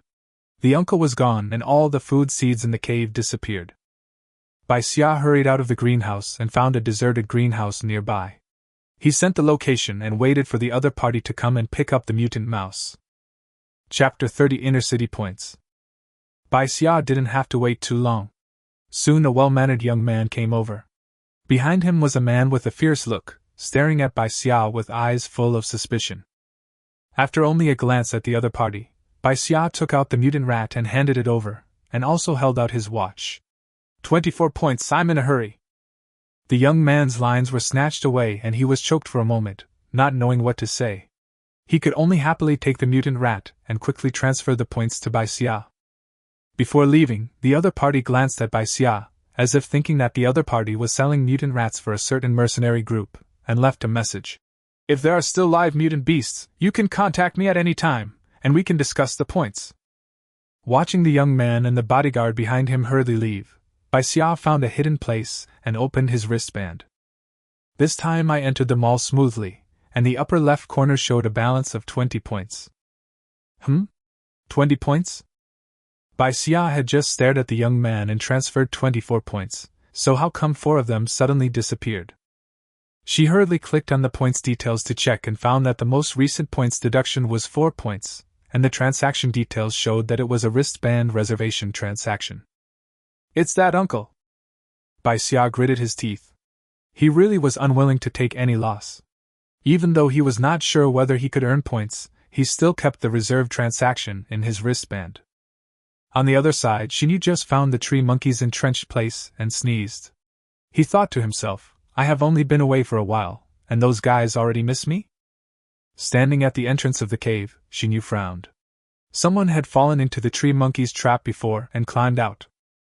This can't be explained by just luck. Xinyu pulled up the broken vine. I haven't heard of any mercenary group from the inner city coming here, so the people in danger are most likely from the outer city. We really cannot look down on anyone, even those from outer city areas who have no resources should not be underestimated. After confirming that the tree monkey branch was in the cave, Xinyu jumped down. Bai Xia was studying the things in the wristband mall. It seemed that only a part of the mall items were open now, and only some food could be seen. There was a lot of mutant beast meat, one of which, weighing half a pound, was from a mutant beast called leaf fly. Just hearing the name made Bai Xia doubt whether it was edible. There is also mutant rat meat in it, 3 points per pound. Thinking about the mutant rats in my space, which weigh at least 20 or 30 kilograms, can they also be exchanged for points? When Bai Xia clicked on the interface of mutant rat meat, he knew that these mutant rats could be sold to the inner city, and could only be eaten after special processing. Direct consumption of unprocessed mutant animal meat will cause genetic disorders, which may lead to loss of mind at the mildest and immediate death at the worst. How is special treatment handled? Is it because the process is complicated, or are the people in the inner city deliberately keeping this secret? Bai Xia looked at the mutant rat in this space with some regret, as he was thinking that it might be time to eat some meat. According to the above instructions, this mutant mouse will detect the degree of mutation and then estimate the value. If it is high, it may have 5 or 6 points, and if it is low, it will only have 1 point. But after processing, it can be sold for 80 or 90 points, which is a very large price difference. After studying the wristband, Bai Xia went to find Bai Qiu and Song Yi. Seeing Bai Xia, Bai Xia came forward excitedly and opened the bag to show Bai Xia. We picked okra! Only the top of the tall okra has fruits. Song Yi was dirty all over, with a gleam in her eyes, and she looked at Bai Xia with anticipation. Yi climbed up to pick it! Bai Xia looked at Song Yi and praised. Very impressive! Although this okra tree is tall, there are prickly hairs on its leaves. If you are not careful when climbing up, you will not only touch the hairs and feel itchy all over, but the trunk becomes thinner as you go up, so if you are not careful, you will risk falling down. Just to survive you have to face risks, and that's the same for everyone. Sister Bai Xia, did you pick the herbs? Song Yi asked nervously. Bai Xia took out the 2 stalks of fleabane and said, This is all I found, and it may not be the right treatment. The knowledge of these herbs was before they mutated. Bai Xia had no idea whether this mutated herb would have different effects. I will lend you 100 seed coins. When you return, you can find a doctor to treat Aunt Song. Since they couldn't find the herbs, Bai Xia couldn't just watch Aunt Song suffer from this illness. They still had more than 200 seed coins in their hands, so it wouldn't be too much pressure to lend out half of them. Bai Xia also nodded repeatedly, and had no objection to his sister's decision to lend out the seed coins. Song Yi's eyes were red. In the slums where 1 seed coin could save her life, Bai Xia was able to lend her 100 seed coins at once. This favor was difficult to repay. Thank you, Sister Bai Xia. I will try my best to find food and return it to you as soon as possible. I was too ignorant in the past, and with my mother's protection, I really stayed in the city and never left. Actually, leaving the city isn't that scary, right? You guys continue to look for food here, I'll go look around. Bai Xia has never been here before, and now that he has enough confidence, it is also a top priority to search a few more greenhouses to store some food. In the surrounding greenhouses, she only found a few wild vegetables and nothing else. This place was in the center, and most of the plants had been collected.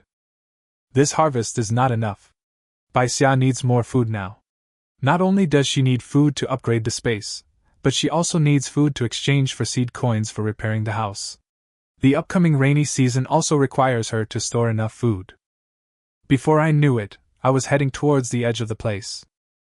When Bai Xia saw that there were no more greenhouses in front of him, he was slightly stunned. He had already reached the boundary of the greenhouse. Going further outside, there is a wilderness that has not been cleared by guards. It's just that I walked through such a wilderness with Shin Ke and the others yesterday, and it wasn't that dangerous. After thinking about it, she walked into the wilderness. It is easier to gain something in places where few people have been. You just need to not go too deep. Thinking about the wild sweet potatoes he had picked up before, Bai Xia also searched the ground carefully, fearing that he had missed them. Pa! A bright red fruit suddenly fell from the front. It was the size of a tennis ball and looked crisp and delicious. The fruit has some spots on it, and looks a bit like a large hawthorn. Bai Xia's face lit up with joy, and when he looked up, he saw that it was not a very tall tree, with some red fruits hanging on it sporadically. Not sure what kind of fruit it is, pick it up and see first. Just as Bai Xia was about to pick up the fruit to take a look, his hand paused. Behind the fruit, the wind gently blew away the fluttering hairs, revealing a few strands. She is so familiar with this fluff. Tree Monkey. Chapter 31. The Lu family is in trouble. Startled, Bai Xia swallowed his saliva, and almost subconsciously took out the red silk whip and held it in his hand. This place is quite a distance away from the tree monkey's hole. How did this tree monkey get here? If I hadn't noticed this detail, I would have fallen into the tree monkey's trap again. This tree monkey's hands have stretched so long? Should I inform the guards in the city and let them solve this hidden danger? After all, there are many people who go to the greenhouse to pick plants. If tree monkeys are allowed to continue to develop, wouldn't it become more and more dangerous? While thinking, Bai Xia looked around, fearing that there might be other velvet stems that he had not discovered. As she looked around, her gaze lingered for a moment on a piece of object that looked like a dead wood. Because she has been dealing with various plants for a long time, she is quite sensitive to the characteristics of plants. That piece of dead wood looked very much like the knots with velvet stems sticking out from them in the tree monkey's cave. The tree knot is obviously the home of the velvet stem. Both the tree knot and the velvet stem appear here. This is branching? Suddenly I remembered someone on the forum said that a mercenary team went to deal with the tree monkey. Could it be that this branch was not completely dealt with and ran out again? At this moment, Bai Xia's thoughts were racing. He continued to stretch out his hand as if to pick up the fruit, but in fact he was making a feint to the east and grabbed the knot on the tree. The next second, the knot and the velvet stem disappeared in Bai Xia's hand. His heart was beating fast, and Bai Xia finally breathed a sigh of relief when he saw Shujia lying quietly in the space without moving. His actions were a bit bold, but at that moment Bai Xia thought of the post on the forum about taming tree monkeys. If the tree monkey's ability to paralyze people can really be used in other places, wouldn't it provide me with an extra layer of protection when I leave the city in the future? Having dealt with such a hot potato in the space, Bai Xia hurriedly picked out the edible fruits from the hawthorn tree and hurried back to the greenhouse area. The sun is setting now, it's time to go back. Taking Bai Xia and Song Yi, they quickly returned to the city gate. Bai Xia's harvest was just a few wild vegetables and 2 medicinal herbs. When Bai Xia and Song Yi went out of the city for the first time, a wild vegetable and 2 okras actually passed through the conveyor belt when they returned to the city. The two were extremely excited and couldn't let go of the food. The guard looked at Bai Xia's flying stalks and asked, "Want to exchange for seed coins? 1 herb for 50 seed coins. This price is not low. These 2 herbs are just enough for 100 seed coins, which is just enough to hire a doctor. Change. These 2 herbs have no seeds and thin root systems. In addition, these mature herbs are not suitable for transplanting." Bai Xia had placed them in the space before, but there was no sign of rejuvenation for these somewhat dry leaves. It would be better to just exchange it for seed coins. After getting the seed coin, Bai Xia gave it to Song Yi. Song Yi was extremely moved. She took the seed coin and thanked him solemnly. She then pushed all the wild vegetables and okra to Bai Xia and said, "These are all for you. I'm going to go get a doctor." After saying that, he ran away in a hurry, and Bai Xia couldn't stop him even if he called out to him. "Let's send it to them later." After all, Song Yi deserves half of the credit for the food. Bai Xia patted Bai Xia, and the two went home together for the first time. Bai Xia's face flushed with excitement, and he hugged the food tightly in his arms. "Sister, can I still go out tomorrow?" This outing today not only broadened Bai Xia's horizons and brought her some gains, but also made her yearn for the outside world even more. Having been kept at home for so long, once they are able to go out, they will no longer want to stay at home any longer. "Of course," Bai Xia said after a pause. "However, I have to go somewhere else tomorrow. You and E can just walk around the nearby greenhouses. Don't worry if you don't get anything, but don't go too far. I promised Washing that we would move all the walnuts together, so we should resolve this matter as soon as possible." Before I even reached the doorstep, the surrounding area was already noisy and a lot of places had been smashed and vandalized, as if there had been some kind of conflict. Bai Xia's gaze fell on the cursing couple and the group of aggressive people surrounding them. They were from the Lu family. Bai Xia trembled all over and could hardly move. If they were discovered, how would they be able to stop these people? Holding Bai Xia's hand, Bai Xia led Bai Xia towards her home without looking away. No matter who the Lu family wanted to suspect, they would not suspect the 2 orphans. However, the sudden disappearance of 2 sons caused a huge loss of labor force in the family, and the Lu couple looked hostile to everyone they met. Looking at the 2 sisters passing by fiercely, Aunt Lu shouted, "Stop!" Bai Xia didn't stop, but moved sideways to protect Bai Xia inside.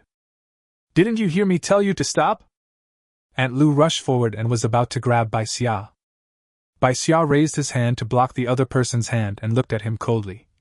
"If you have something to say, just say it. Don't make a move." Aunt Lu didn't expect that this weakling would dare to talk back.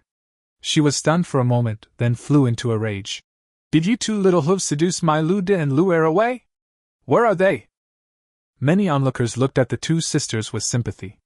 It was obvious that Aunt Lu already knew that Lu De and Lu Er had probably met with an accident, and she was just venting her anger by picking on someone. The 2 sisters walked right into the gun.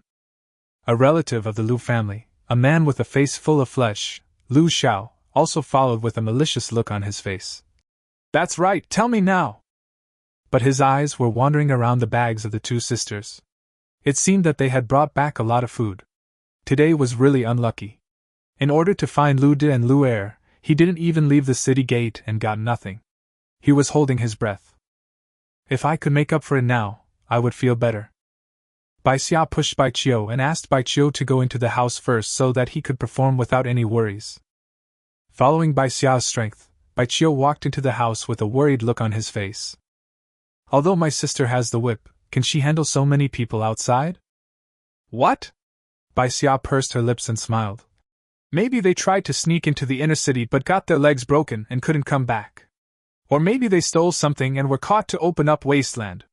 Or maybe they were eaten clean by mutant beasts outside the city. Bai Xia's voice was clear and fell into everyone's ears. Is this enough? There was complete silence all around, and no one seemed to have expected that Bai Xia would actually confront the Lu family. Was she, a little girl, trying to kill herself by taking on these grown men?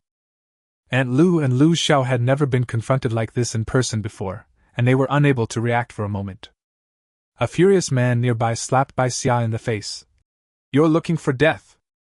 Chapter 32 Constant Temperature Panel. When the slap came, Bai Xia was prepared. He dodged to the side and at the same time stretched out his hand to block Uncle Lu's back. Uncle Lu, who was originally furious, trembled all over and fell stiffly to the ground. Aunt Lu was startled and quickly reached out to support the man. Old man, what's wrong with you? Could this be a stroke caused by anger? Bai Xia quietly put away the red whip that had been exposed for only a moment, and kindly reminded. You should call a doctor immediately. Aunt Lu was in a panic at the moment. The family had already lost 2 pillars. If something happened to Uncle Lu as well, their family would be the first to be eaten alive by their own relatives. Yes, call a doctor. Call a doctor quickly. No one suspected Bai Xia. After all, Bai Xia really just dodged the slap.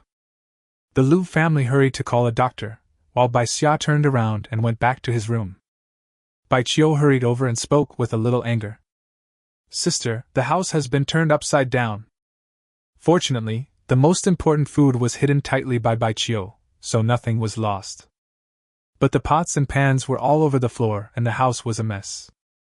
They are really going too far. Bai Qiu was cleaning the house, feeling a little angry but helpless. Their house is a bit shabby, but it is their private space after all.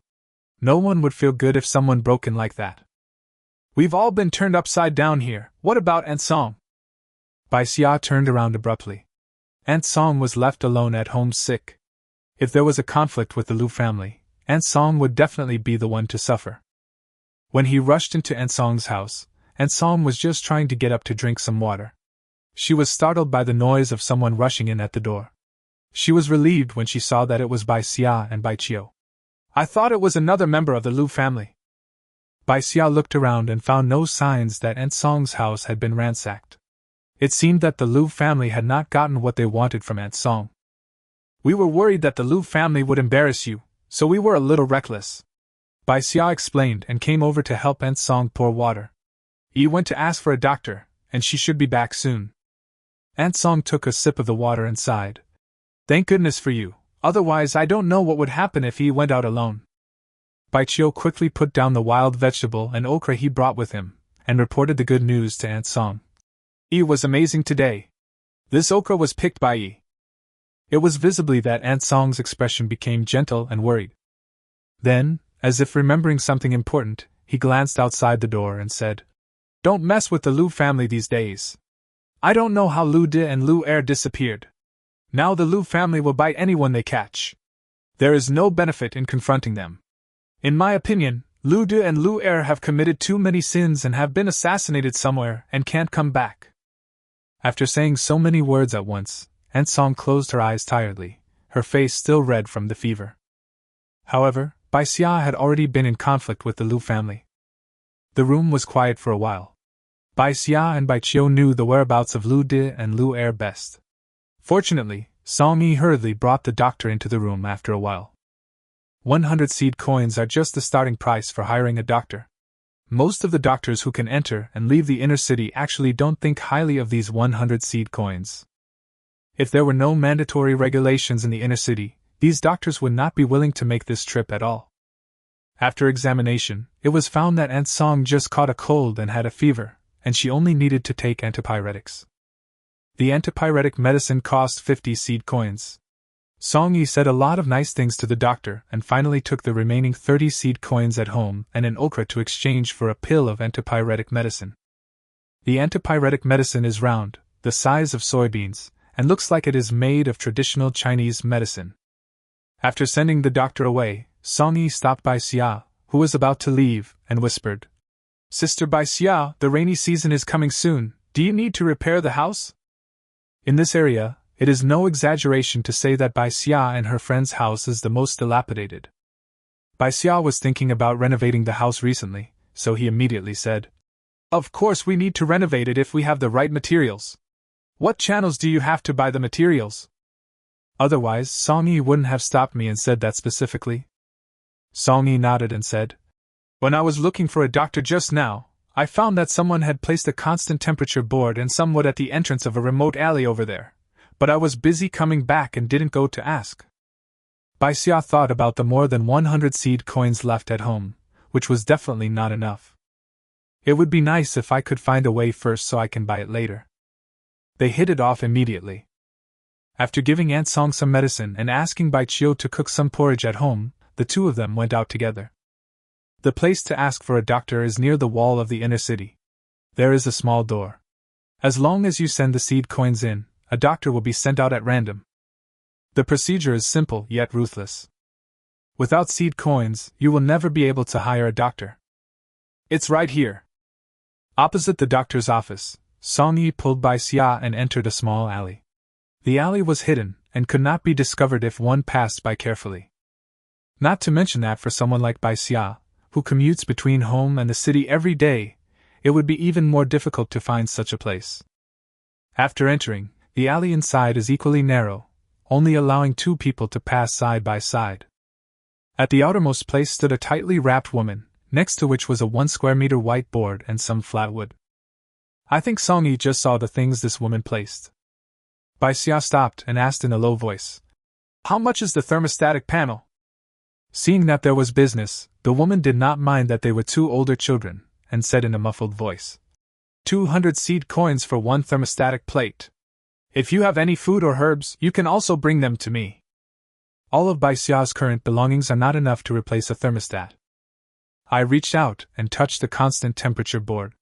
I don't know what material it is made of, but it is very thick and has a warm texture to the touch. "Haha, don't worry, this is a genuine thermostatic plate from the inner city." The woman said this and coughed twice. Song Yi subconsciously took 2 steps back. Besides the problem of food, the other problem in the slums was disease. Aunt Song just had a minor fever, but it emptied the Song family's savings, and she even owed Bai Xia 100 seed coins. If I get sick again and go back, the Song family will really collapse.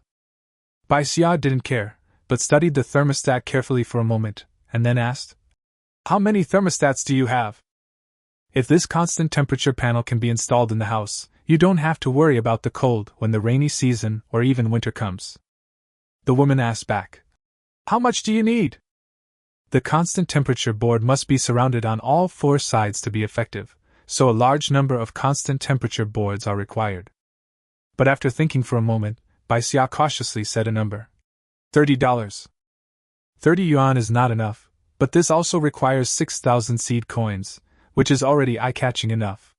Bai Xia didn't dare to say more. The woman's eyes lit up slightly. This was a considerable number. "No problem, but you need to pay half of the deposit first so I can get you the thermostatic panel." Song Yi didn't dare to say a word. Half of the deposit was 3,000 seed coins. Where did Sister Bai Xia get so many seed coins? Chapter 33 News of the Harvest Season. Bai Xia frowned slightly. He really couldn't take out 3,000 seed coins. "How do I know if you will run away with the seed coins?" Bai Xia rightly questioned, and then proposed a reasonable solution. "Bring 5 constant temperature boards here tomorrow, and we will pay for them and receive the goods." 5 constant temperature plates mean 1,000 seed coins, which is not a small number. However, there are still a lot of walnuts in my space. At worst, I can exchange all these walnuts for seed coins. The woman nodded, thinking this would be more secure for both parties. "Do you want wood?" Just 10 seed coins apiece. Put it outside the constant temperature board and it won't be so conspicuous. 10 seed coins for one piece, which is not expensive. Let's talk about it tomorrow. After communicating quickly and efficiently, Bai Xia was ready to take Song-yi away. Seeing that she had completed a big deal, the woman stopped waiting and walked slowly into the depths of the alley, holding the constant temperature board and wood. Song-yi was dizzy. How could Sister Bai Xia finalize such a huge deal with just a few words?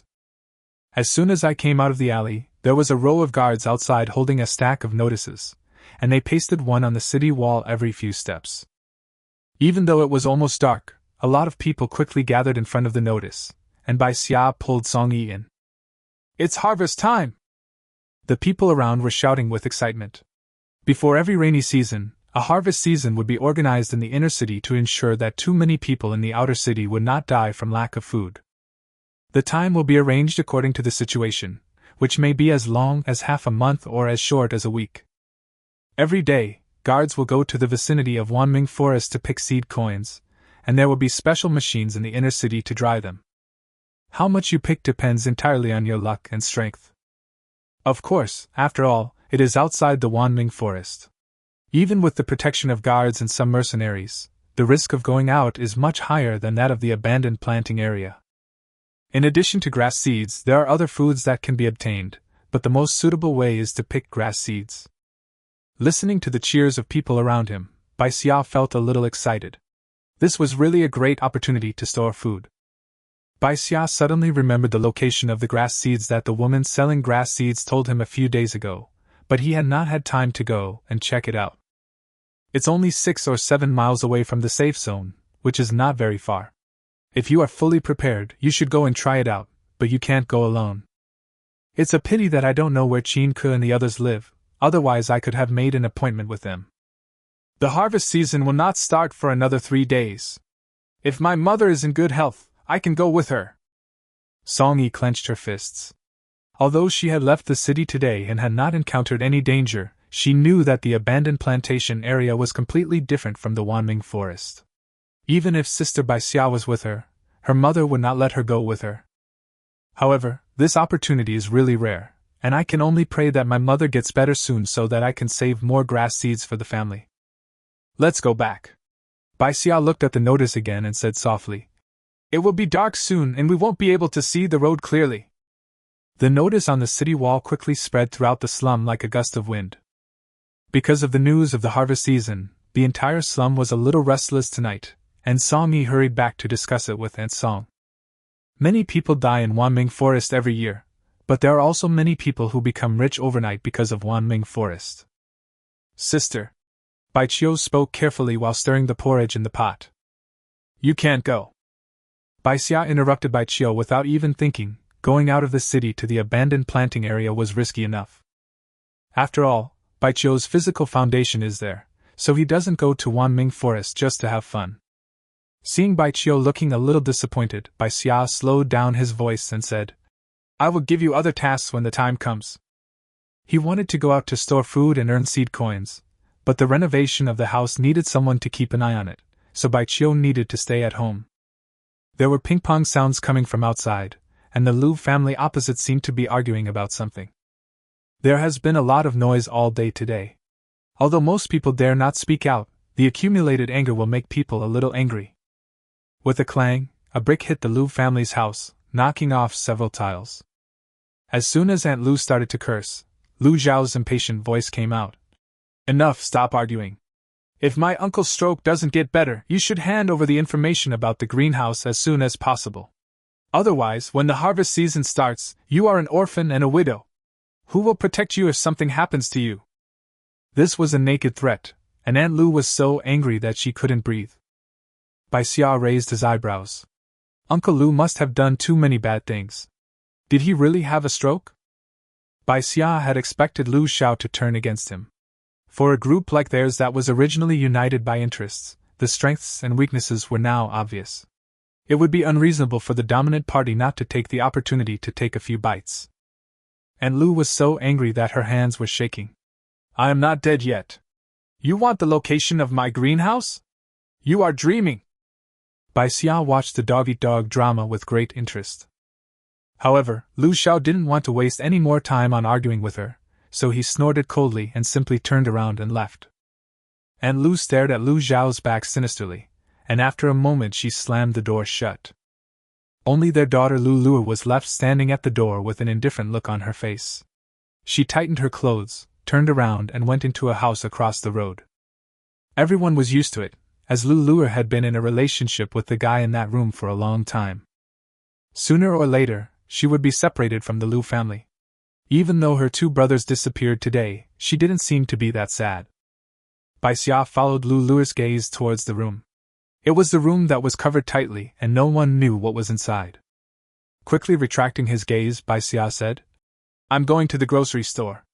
You can bring some porridge to Aunt Song and the others."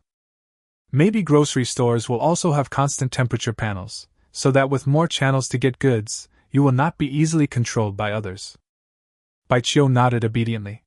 Now she listened to Bai Xia's words. The night was dark and the wind was much stronger than in the previous few days.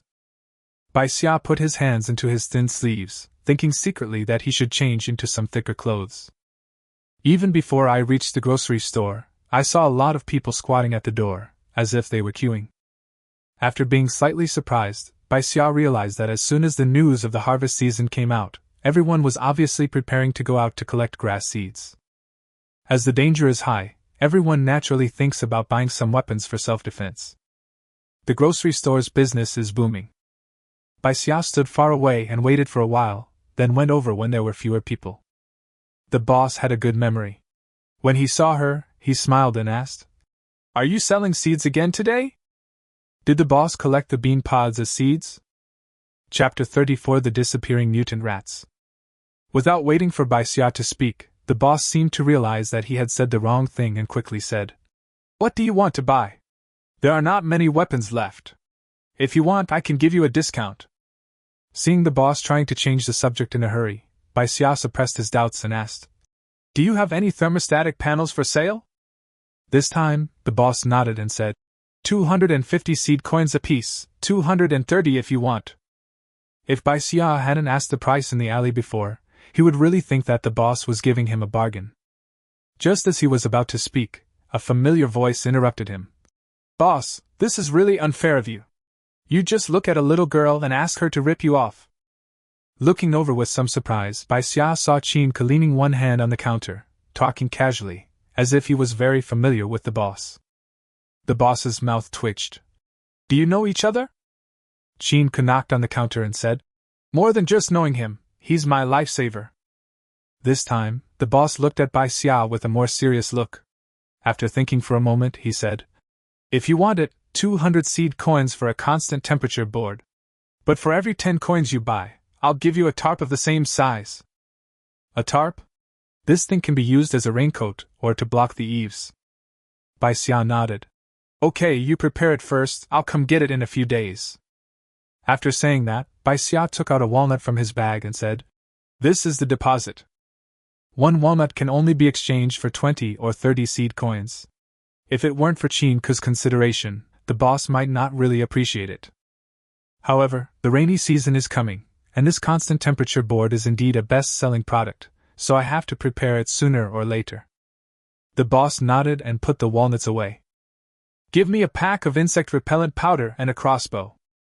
Seeing that Bai Xia had finished the transaction, Qin did not avoid Bai Xia and stated his needs.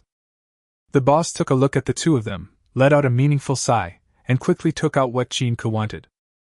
When Qin reached out to take it, he pressed down Qin's hand and said, "Including the last time, it's 1,500 seed coins." Qin touched his nose, took out a bag of seed coins from his arms and put them on the table. "Take these first, the harvest season is here. Are you still afraid that I will owe you money?" After saying that, he grabbed his things and ran away. Bai Xia hurriedly chased after him, leaving the boss gritting his teeth while holding the 100 or so seed coins. Qin stopped not far away, as if he wanted to wait for Bai Xia. Seeing Bai Xia catching up, Qin grinned. "Xiao Xia, I wanted to thank you, but I left in such a hurry yesterday that I didn't even know where you lived. Here, this is the powder I mixed myself. Sprinkle it out when you are in danger, and it can confuse the other party for a while. Chinka handed over a small packet of medicine powder, which smelled like some herbs. I didn't expect Chinka could mix the medicine powder by himself. The harvest season is coming soon, and because he encountered tree monkeys again today, Bai Xia hesitated for a moment but finally took the powder. If he encounters danger, at least he will have a better chance of saving his life. I got an address a few days ago where I can collect grass seeds. I was wondering if you're interested. Bai Xia went straight to the point without having much hope in his heart.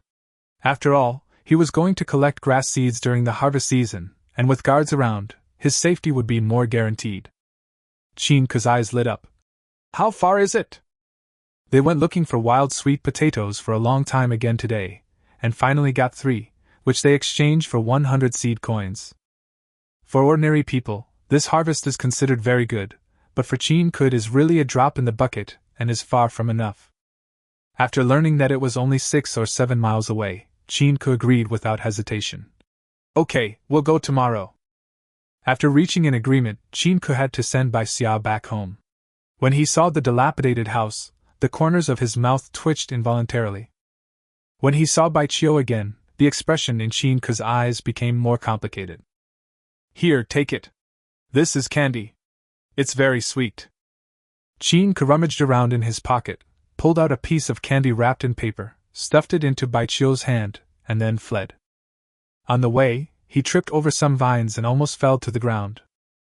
Thinking about the fact that he had followed Bai Xia, Chinka really wanted to sit up and slap himself twice in the middle of the night.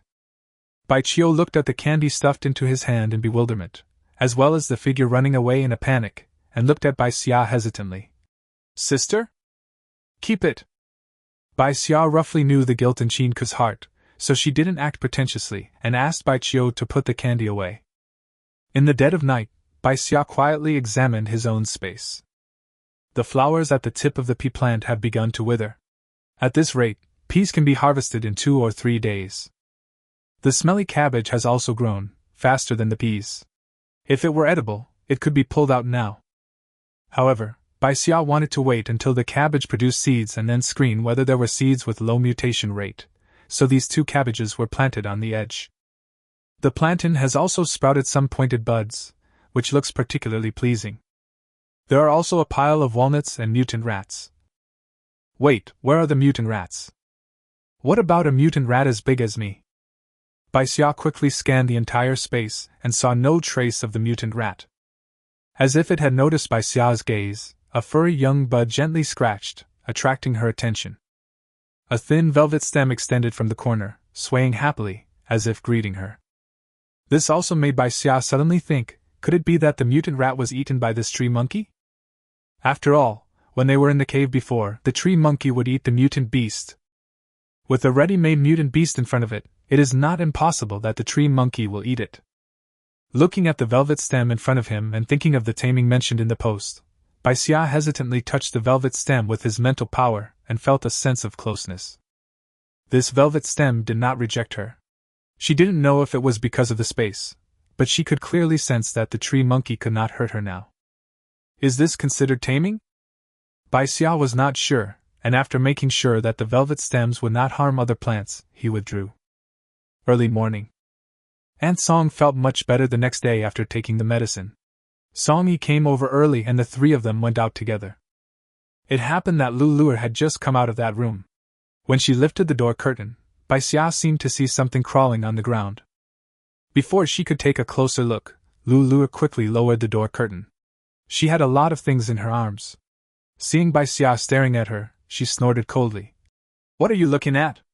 Haven't you seen food before? What Lu Luer was holding in her arms was indeed food. The crisp and tender leaves looked so fresh that they seemed as if they had just been plucked. Unable to tell what plant this leaf came from, Bai Xia couldn't help but frown. So fresh. Chapter 35, Collecting Grass Seeds Outside the City. Could it be that they went out to pick the fruits overnight? But apart from the mercenaries, who would stay out overnight? While he was thinking, Lu Luer had already gone into his house. Suddenly, the cursing voice of Aunt Lu was heard from inside, interrupting Bai Xia's thoughts. Let's go. Bai Xia didn't think about it any more and took the 2 of them out of the city. After telling them to pick them nearby, he left with Chinku and Sanzi, who had been waiting for him. I didn't see Washing today. I guess she went to the walnut orchard alone. Chinku gave each person a bag of anthelmintic powder, which can be carried with them to repel some low-level mutant insects. Something is better than nothing. I heard that the tree monkey escaped from another branch. This thing is really cunning. When the three of them went out again, the third son couldn't help but think of the last encounter with the tree monkey, and said with lingering fear, although the tree monkeys that escape from the branches will become weaker each time, they will still become stronger after receiving enough supplies. They would be really uneasy if they didn't get rid of this tree monkey. Chinku glanced at Bai Xia, as if he was afraid that she would be scared, and said soothingly, "It's just a branch. It will be caught sooner or later. Besides, we may not encounter tree monkeys." Of course I won't touch it, Bai Xia thought silently in his heart, it is already in his own space. The third son talked about other topics, most of which were about food shortage, so the walk was not boring at all. However, it is not easy to walk a distance of 6 or 7 miles, especially since they have to pay attention to the surrounding situation at all times for fear of mutant beasts appearing. They were lucky enough that halfway through their journey, they came across a fruit forest. However, the fruits had been almost all picked, with only a few left hanging on the trees. I don't know whether they didn't have time to pick them or they just looked down on these fruits. The third son was not dissatisfied and climbed up nimbly, searched a few trees, and brought down a few fruits. Looking at a fruit in his hand, Sanzi's mouth was drooling. Is this an apple? The palm-sized red fruit gives people a strong sense of edibility visually. After wiping off the layer of dust on the outside, it looks even more bright red and juicy. Chinku slapped Sanzi on the back of his head. Pretend to be well and keep on going. Although they only took a few fruits that most likely would not be eaten, the three of them were in a good mood. After all, this orchard will continue to grow fruit next year, and it will be the same to pick them then. One more resource means one more hope of survival. Bai Xia followed the two carefully, observing their preferences for path choice. Don't go to places with dense grass, as mutant insects are likely to hide in such places. There are only dead branches and leaves left. There are no resources to take back from such a place. He doesn't even walk on flat areas without weeds, probably because he's afraid of becoming a target for mutant beasts and being discovered more easily. These details also made Bai Xia more aware that even the safe zone is not absolutely safe, and the dangers outside the safe zone are far more than he thought. Is that the place? Chinku suddenly spoke, and in front of his finger there was a forest of trees. 6 or 7 miles away, there is a small woods. The information matched. Bai Xia nodded slightly. Let's go over and see if there are any grass seeds. With the target in mind, everyone sped up and soon approached the grove. It really is grass seeds. Sanzi picked up a stripped grass seed stalk from the ground. From the stalk, which was as thick as a chopstick, 7 or 8 wheat-ear-like trays extended to the left and right. 5 or 6 grass seeds could be hung on one tray. Nearly 40 grass seeds were taken from this stalk. No wonder so many people are excited during the harvest season. If you are lucky, one trip out can provide enough food for the rainy season. Although it is a bit monotonous, having food is the most important thing. Chinku also became a little excited. Let's go and look for it.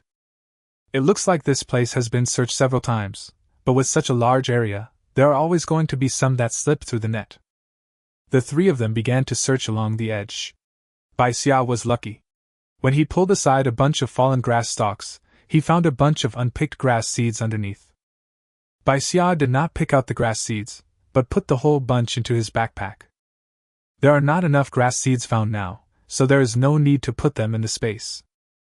Gradually, the three of them got some gains, and Bai Xia's bag was half full. It's just that the grass seeds seem to be quite a lot now, but once they are dried and shrunk, their amount will be much less. After searching one side, the three of them gathered together. The grass seeds here have been almost collected. Come earlier next year to get an advantage. Sanzi looked at the grass seeds in his bag happily. There were at least 200 or 300 of them. If he took them home and saved them, they would be enough to eat for 10 days to half a month. Chinku patted Sanzi's head and said with a smile, I'm still thinking about next year. These grass seeds still need to be dried in a safe place, which is not an easy task. The wilderness at night is a paradise for mutant beasts. The active mutant beasts will look for food everywhere, and these piled-up grass seeds are undoubtedly their best targets. Therefore, it was just luck that half of these grass seeds were saved. Let's go around that way, fill the bag, and then go back. Qin made the final decision. He had the most experience, and was the oldest, so he became the backbone of the team for a while. Bai Xia did not express his opinion. After all, he did not have enough experience. But, as he and Qin continued to search forward, Bai Xia slowed down a few steps and turned towards the direction of the grove. If I'm not mistaken, there's a clump of the herb Erigeron canariensis here. Previously, a plant of eupatorium was exchanged for 50 seed coins. The cost-effectiveness of the herbal medicine is very high. A few steps away from the eupatorium herb, Bai Xia was surprised to find that this small piece of land was full of eupatorium. I don't know if the people who came here focused their attention on the grass seeds, but this piece of grass didn't look like it had been picked, so it only grew a small patch. Bai Xia quickly reached out to test, and after touching more than a dozen herbs, he successfully found one with low mutation rate. Pull up the flying thorns by the roots and stuff them into the space. She was in urgent need of food and herbs, and these were discovered by herself, so she would not share them with Qin and the others. After searching a small area of herbs, Bai Xia found 5 low mutation eupatorium plants, which was equivalent to 250 seed coins. This is much more rewarding than collecting grass seeds. Just as Bai Xia stood up and tried to catch up with Qin and the others, he heard the buzzing sound of wings vibrating, like some small flying insect. But this is the wild, and no animal is harmless. Bai Xia looked over vigilantly and tightly grasped the insect repellent bag given by Qin. The buzzing sound was getting closer and closer. Her eyes fell on a blade of grass. A dragonfly-like insect the size of a fingernail, with a golden body, was standing on it like a water fly, flapping its wings continuously. Bai Xia took a step back slightly. She didn't know much about insects, nor did she know what kind of golden insect it was or whether it lived in groups, but she would not underestimate any mutant beast. It is better to take the initiative than to wait passively. Chapter 36 Mutant Eagle. Bai Xia transferred all the grass seeds into the space, took the finely woven bag in his hand, and aimed at the golden flying insects.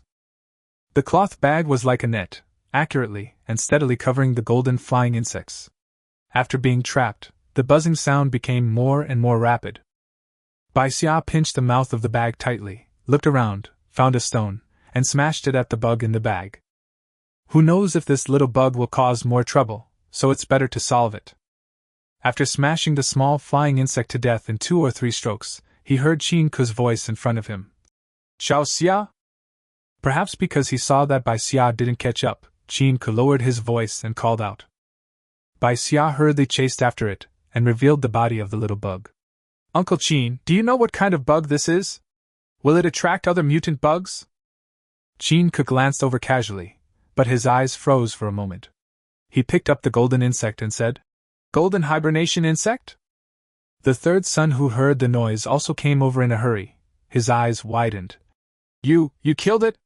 The mutation degree of this golden worm is not high. If you catch it alive and give it to the guards, you can get 2 kilograms of meat. 2 kilograms of meat? That's at least 4 points. Bai Xia immediately showed the same pain as them. Is this the pain of having no common sense?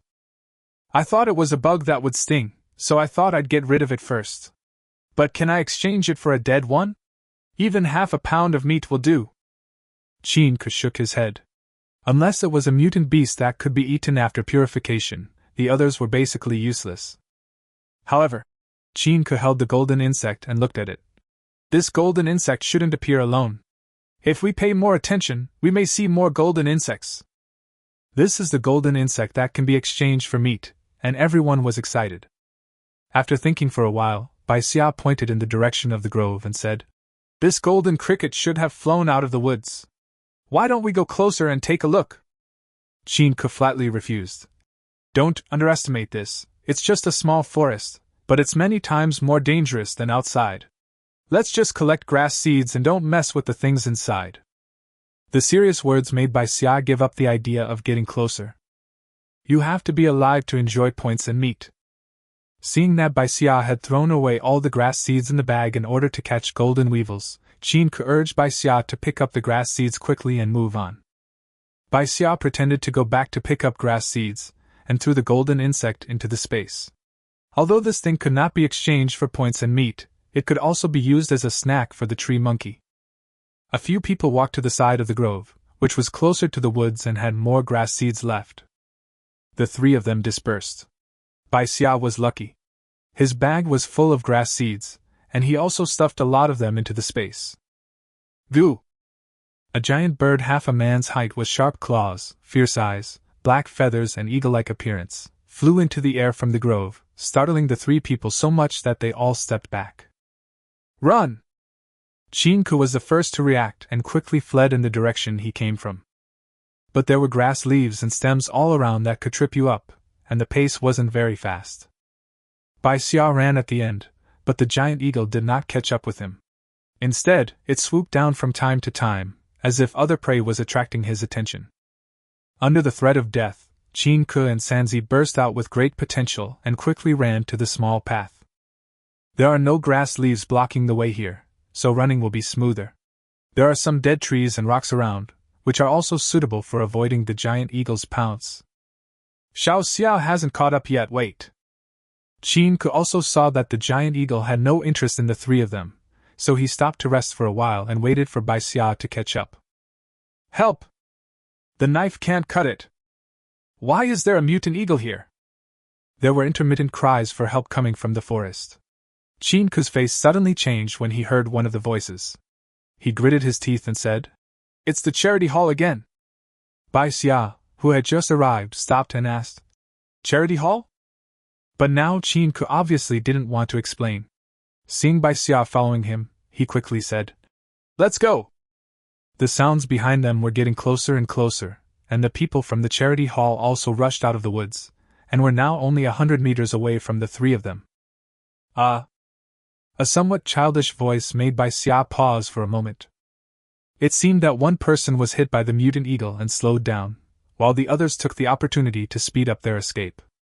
Noticing Bai Xia's soft-heartedness, Qin explained as he ran, "This is a common tactic used by the charity hall. That child is the bait they left behind. This is a C-level mutant eagle. We can't save it." Not to mention that they were facing a huge C-level mutant beast like the mutant eagle.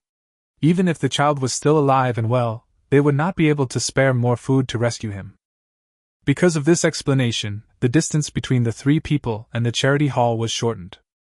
Muffled groans could be heard from afar from time to time. The young child seemed to realize that he had been abandoned, but he did not give up on survival and was still fighting against the mutant eagle.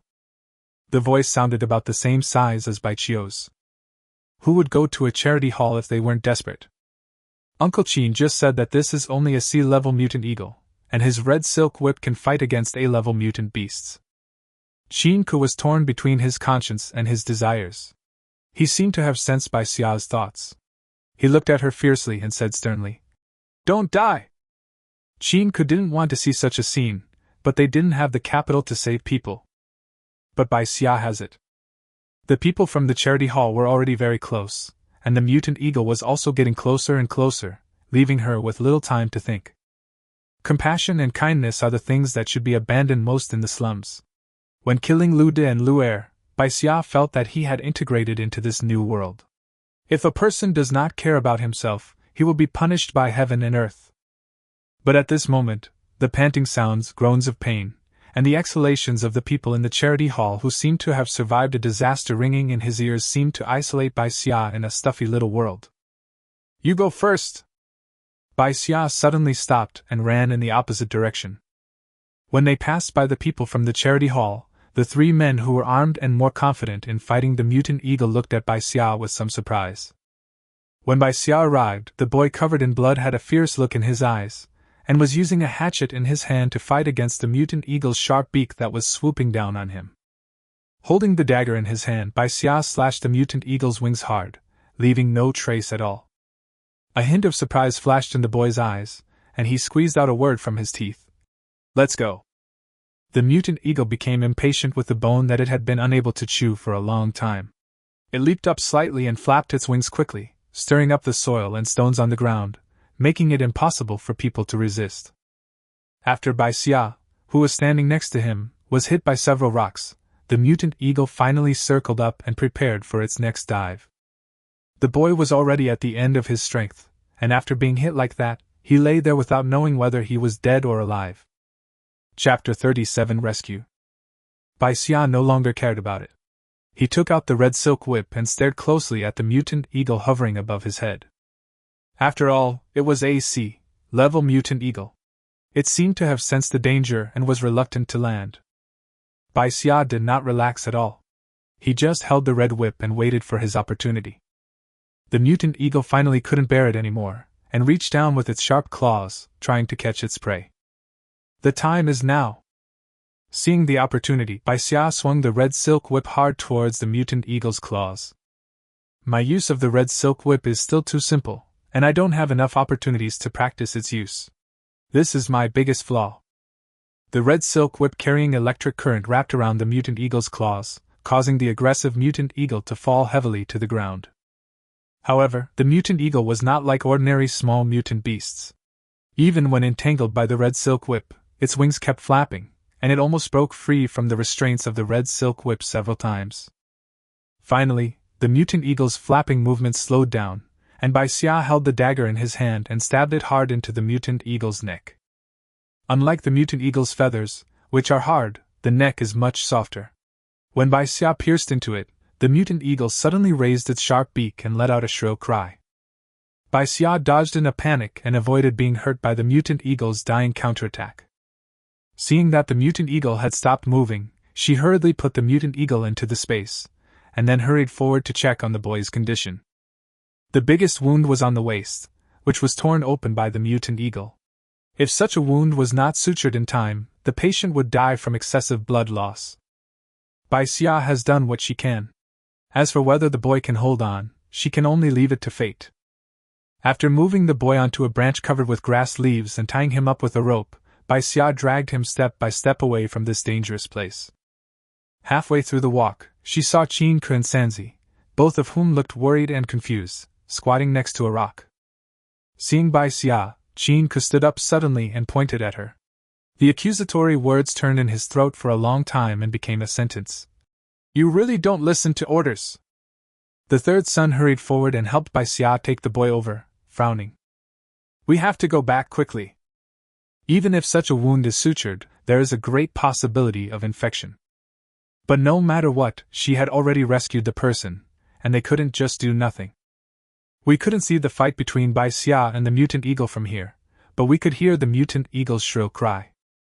Qin Ke and Sanzi didn't ask a single question about how Bai Xia had managed to cause such great harm to the mutant eagle and successfully rescue the man. They just took turns dragging the boy and hurried back to the city. Before entering the city, Qin Ke asked his 3 sons to hide the grass seeds of the 3 of them in a greenhouse. There was no time to deal with them today, so they could only deal with it tomorrow. Huaxing was waiting inside the city gate. When she saw Bai Xia, she was happy and wanted to hand him a walnut. However, she was shocked when she saw bloodstains on Bai Xia's body. "Sister Bai Xia, you are injured." Before he could finish his words, he saw the boy being dragged by Qin Ke and the others. This boy, who looked like he had no chance of survival, had attracted many people's attention along the way. Who was he to dare to challenge the mutant beast? Now he had lost his life. From time to time, looks of pity, contempt, or horror lingered on the boy for a moment. "I'm fine," Bai Xia said in a hoarse voice. Huaxing pursed her lips, hugged the walnut tightly, and followed Bai Xia closely. Bai Xia followed behind and arrived at Qin Ke and his family's house. Compared with their shabby house, this house was much more spacious and sturdy. But the house was empty, with nothing else except simple daily necessities. "Brother, help me make a fire!" The third son rummaged around on a wooden bed for a while and found a small knife, a row of fine needles and a roll of fine thread. Bai Xia's throat tightened. "Can Sanzi sew it up?" Now is not the time to be confused. Qin Ke held the boy down. Sanzi shone the knife and needle over the fire, rinsed the wound simply with clean water, and then began to sew it with full concentration. Bai Xia and Huaxing stood aside, not daring to even breathe. Time passed by little, and the third son's head was also covered with sweat. He was just a half-baked person. When he went to open up the Wasteland, he saw the doctors in the inner city suturing the wounds of the guards. Later, the eldest brother got him a set of simple suturing tools, and sometimes when the eldest brother was injured and needed suturing, he was the one who took action. However, it was the first time that Sanzi had encountered a boy with such a big wound. He can try his best to sew up the wound, but he cannot guarantee the subsequent recovery. When the third son finally stood up and wiped the sweat from his forehead, everyone breathed a sigh of relief at the same time. You! Chin-ku laid the boy gently flat, looked up and saw Bai Xia standing beside him. He wanted to say something, but couldn't. I was reckless today. Bai Xia took the initiative to admit his mistake. But the charity hall had recruited my sister and me to go there before, so I couldn't help myself. After hearing Bai Xia's explanation, Chin-ku sighed. Fortunately, you didn't go to the charity hall. This charity hall is a place that eats people without leaving any bones. They adopt orphans in the name of charity, but in fact they use these children as bait and take care of them afterwards. As he said these words, Chin-ku's face was filled with resentment. These people were simply worse than pigs and dogs. Although Bai Xia was wary of the hypocrisy of the charity hall, she never expected that they would exploit these orphans in this way. Hua Xing on the side even covered her mouth. She had also heard of the charity hall. Because her mother was seriously ill some time ago, she was worried that she would not get better, so she thought about sending her mother to the charity hall so that someone would take care of her. Fortunately, my mother's illness is getting better, otherwise I would have fallen into a wolf's den. You risked your life to save him today. I'm afraid the people from the charity hall will target you. Chin-ku looked at Bai Xia with some concern. The noise they made when they brought the people back was so loud and there were many people watching at the city gate. The charity hall must have received the news. What will she do when the people from the charity come to her door? Bai Xia was not afraid. He would fight against the enemy with his own hands and block the water with his own earth. The harvest season is just around the corner, and the people at the charity hall may not miss this great opportunity to stock up on food, but instead create trouble for themselves. Don't worry about me. They won't do anything in the city. Once outside the city, I may not be powerless to fight. Seeing that Bai Xia had a plan and had rescued someone from the mutant eagle today, Chin could no longer look down on Bai Xia. The last time they escaped from the tree monkey cave, maybe it wasn't just their good luck. Hey, we're chatting. A familiar and frivolous voice came from outside. Chapter 38 Troublemaker. Bai Xia stared at the door, turned slightly, and blocked Hua Xing behind him. The person who came in from outside was Jiujio. This was the man Bai Xia had met in the pea greenhouse before. He was dressed respectably at the moment, and at least his clothes were clean and had no patches. Jiujio's half-smiley eyes lingered on Bai Xia for a moment, then fell on the pale-faced boy on the bed. How can we trouble you to take care of the children of our charity house? Jiujio spoke hypocritically and raised his hand. Two more men came in from outside the door and pretended to carry the boy away. Even though he knew the other party was putting on a show, Chin-ku had to speak up. No one comes to visit you for no reason. What do you want to do? Jiujio smiled.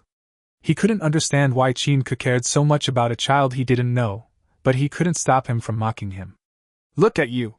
If you join our charity hall, we will definitely give you a position as an elder. You are just supporting these useless people without seeking fame or profit. Are you really kind? Jiujio covered his mouth exaggeratedly, and then turned to look at Bai Xia in front of Chin-ku's gloomy face. After all, it was our charity hall's people who were injured, and I am also very concerned. I just want to ask, don't you escape from the mutant eagle? It was almost impossible for people like them who didn't have entry-level weapons to escape from AC-level mutant eagle in such a short time, not to mention that they were carrying wounded people with them. What Jiujio didn't know was that the boy was rescued by Bai Xia alone. The third son looked at Bai Xia impatiently, moved his mouth to speak, but Chin-ku took the lead. Don't you know better than me what Lao Luo has? Chin-ku sneered. If you were more capable and took the risk to open up new land, wouldn't you be able to find the vital point of the mutant eagle? Jiujio's expression changed slightly. This Chin-ku actually knew the vital point of the mutant eagle? If that's the case, then they got lucky. Life Gate?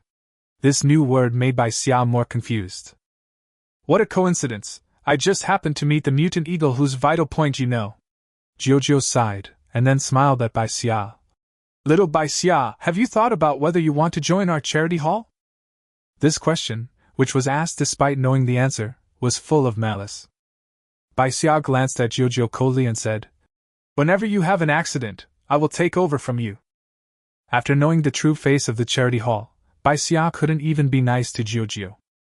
Jiujiu had never been confronted like this before, so his face looked a little ugly. He sneered. Now let's get down to business. Jiujiu went straight to the point. It's not impossible for you to take Wei away, but you have to pay for his food, clothing and other expenses over the years. Qin Ke frowned. What they lacked most now was food. Now that Jiujiu had said that, it was obvious that he would not let the boy go easily. The atmosphere was a little tense. Everyone knew without asking that Jiujiu would definitely ask for a huge amount of money. Jiujiu seemed very proud of this situation and was the first to speak up to break the deadlock. Of course, if you can't provide so much food, you can exchange it with the mutant eagle. AC, level mutant eagle, this is really asking for too much. Not to mention that Qin Ke didn't have the mutant eagle in his hand at all. Even if he did, he would not give it to Jiujiu. Then you can take him away, Bai Xia suddenly said, staring at Jiujiu. The mutant eagle escaped with serious injuries. When we find the mutant eagle, the supplies we get in exchange can help more people. As for Wei, Bai Xia glanced at Wei, whose face was pale, and said calmly, Whether he can survive depends on his luck. If you are willing to do more, it will be good for everyone. These ruthless words are not at all like what the team that returned today said. They were willing to take the risk to snatch someone from the mutant eagle's mouth, but now they are so indifferent. Jiujiu stared at Bai Xia and uttered a few words from his thin lips. Are you deceiving me? He didn't care about Wei's life at all. It was possible to take him back and kill him, but he didn't believe that Bai Xia didn't care. If you really don't care, you wouldn't go to so much trouble to rescue him. Bai Xia smiled easily, but looked at Jiujiu without a smile in his eyes. Of course, I will ask the guards to sign him up, and we will go to open up the wasteland when his injury heals. There is always a shortage of manpower for land reclamation, and if someone signs up in advance, the guards will definitely be eager to take him. Although he is a wounded soldier, as long as he recovers, won't he be an extra labor force? If Jiujiu takes the person back, the person will die at his hands, which will somewhat displease the guards. As for Jiujiu providing treatment to Wei, that is even more impossible. With just a few words, Jiujiu, who was in an advantageous position, immediately fell into a disadvantage. Third son, go to the city gate now and sign up for Wei. After all, it was you who saved people. Bai Xia struck while the iron was hot. The third son's eyes lit up. He didn't expect that Bai Xia could make Jiujiu suffer with just a few words. This was really gratifying. I'll go right away. The third son did not waste any time. He glanced at Jiujiu provocatively and went out. Jiujiu did not stop them. It was useless to stop them. They could sign up for Wei at any time. Okay. Jiujiu grinned, staring at Bai Xia solemnly. Then I'll see if you can save him. After saying that, Jiujiu turned and left, and the two men behind him followed closely. After Jiujiu left, the room became somewhat quiet. Qin Ke coughed and said, Xiao Xia, today is all thanks to you. Qin Ke didn't think there was anything wrong with opening up new land. He and his third son had been there countless times. Even if we take this kid with us, there won't be any problems if we are cautious. Qin Ke has been avoiding asking Bai Xia questions about the mutant eagle. No matter how she did it, that was her trump card. Bai Xia thought for a moment and said, Uncle Qin, how much can this mutant eagle be exchanged for? Qin Ke was shocked. As expected. If you find it troublesome, you can sell it directly to the guards and exchange it for an equal weight of food. If you exchange it for meat, you can exchange it for half the weight. It's not worth exchanging it for seed coins. You can exchange it for meat first, and then sell it. This way you can get more seed coins. As for offensive items, the inner city is not open to the outer city for sale or exchange. If you want to exchange for other supplies, it's better to go to Lao Luo, the owner of the grocery store, for a better deal.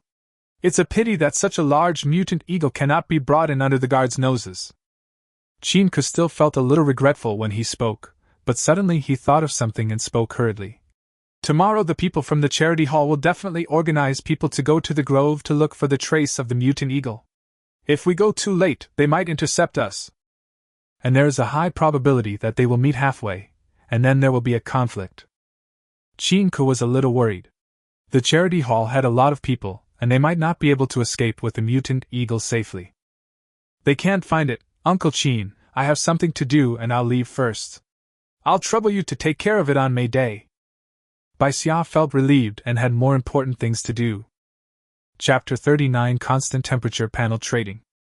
Chinka didn't say much. He guessed that Bai Xia wanted to find the guards or the mercenaries to solve the problem of the mutant eagle before it got dark. Bai Xia dealt with the mutant eagle by himself. If Chinka came over to help, people would think he was trying to take advantage of him. And with Bai Xia's ability, he doesn't need my help to deal with such a matter. After going out the door, Bai Xia suddenly realized that Hua Xing had been following him. Hua Xing, I haven't had time to go pick walnuts with you these days, Bai Xia said apologetically. Hua Xing hurriedly shook her head. I've pooped a lot these past 2 days, I'll be done in a few days. Sister Bai Xia, this walnut is for you. Hua Xing had always remembered that she had taken a piece of eggplant from Bai Xia yesterday, and she was waiting at the city gate today just to give Bai Xia the walnut. Bai Xia took the walnuts with some helplessness. The rainy season is coming soon, you don't have to think about giving me walnuts, save more seed coins, and you will have an easier time during the rainy season. Smiling foolishly, Hua Xing nodded and asked cautiously. Sister Bai Xia, can I go with you during the harvest season?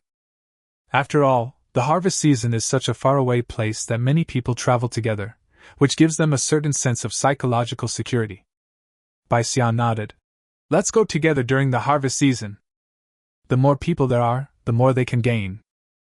After receiving Bai Xia's reply, Hua Xing happily went home, while Bai Xia went towards the alley. This mutant eagle weighs at least 100 kilograms.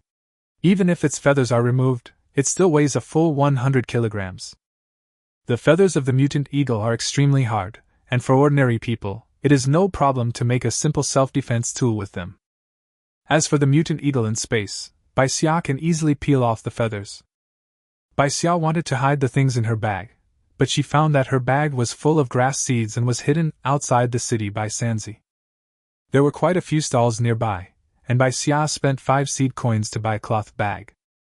Next time, prepare a few bags at home and put them in the space, so you don't have to spend seed coins to buy them. 2 mutant eagle feathers, plus the 5 sedges, and a few walnuts. I don't know if these are enough to pay for today's constant temperature board. But today something happened suddenly and Bai Xia failed to collect more food. It was still early, but the woman was already waiting there. When she saw her coming, she coughed twice. Bai Xia leaned over sideways. There were 5 constant temperature panels placed side by side, which was a bit crowded. How much seed coins do you think this herb is worth? Bai Xia asked as he took out the flying pontics. These plants of eupatorium were just taken out from the space by her. The leaves were still crisp and tender and looked good to eat.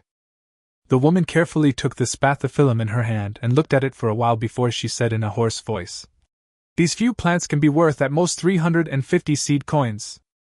These such plants are all large in size and can be sold for 100 more seed coins than those sold at the city gate guards. It seems that unless it is absolutely necessary, it is better not to sell herbal food directly to the guards at the city gate. Here are 3 more walnuts. Bai Xia took out another walnut and handed it over. This time the woman frowned and weighed it.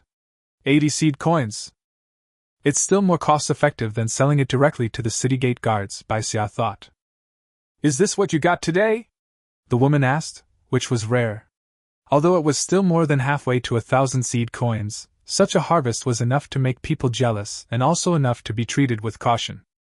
Not to mention the walnuts, at least the amaranth is fresh and must be today's harvest. Bai Xia continued to dig out things with his head down, and smiled mysteriously. This is today's harvest, but not all of it is mine. The woman looked at Bai Xia in surprise. That was true. To find these few eupatorium plants, one must know several eupatorium dens before being able to select just these few. And to have several hideouts, it must be at least a team. The next second, The woman saw Bai Xia take out a pure black hard feather, as long as an arm, and then Bai Xia took out a second one. This? How big of a mutant bird can have such feathers? If they can get such hard feathers, this mutant beast must have been theirs long ago. The woman swallowed and spoke with some difficulty. Mutated beast? Bai Xia nodded. How much seed coins are these 2 feathers worth? If it's appropriate, I can continue to trade with you for the rest. At this moment, Bai Xia was completely different in the woman's eyes. Her attitude became serious. The woman withdrew her gaze from Heiyu and said, My name is Fuhua. Bai Xia also sensed the change in the other party's attitude, but was not surprised. Bai Xia. Transactions after exchanging names will have a greater sense of trust. Unless this feather is refined into a more sophisticated weapon, the price won't be too high. However, the refiners in the inner city charge a high fee and it's not easy to hire them. I can accept it for 100 seed coins. Refiner? Bai Xia knew something new, but it must be only available in the inner city. That red silk whip was most likely refined. Fuhua offered a price of 100 seed coins, which could be exchanged for a sharp dagger. However, not many people in the slums might be willing to buy it. But the black feather was taken from a mutant beast after all. If you encounter a mutant beast that is not at the highest level, this black feather is more useful than a dagger. 100 seed coins is the fair price that Fuhua can offer. These 2 feathers are worth 200 seed coins, so I still need 370 seed coins to take these constant temperature plates away.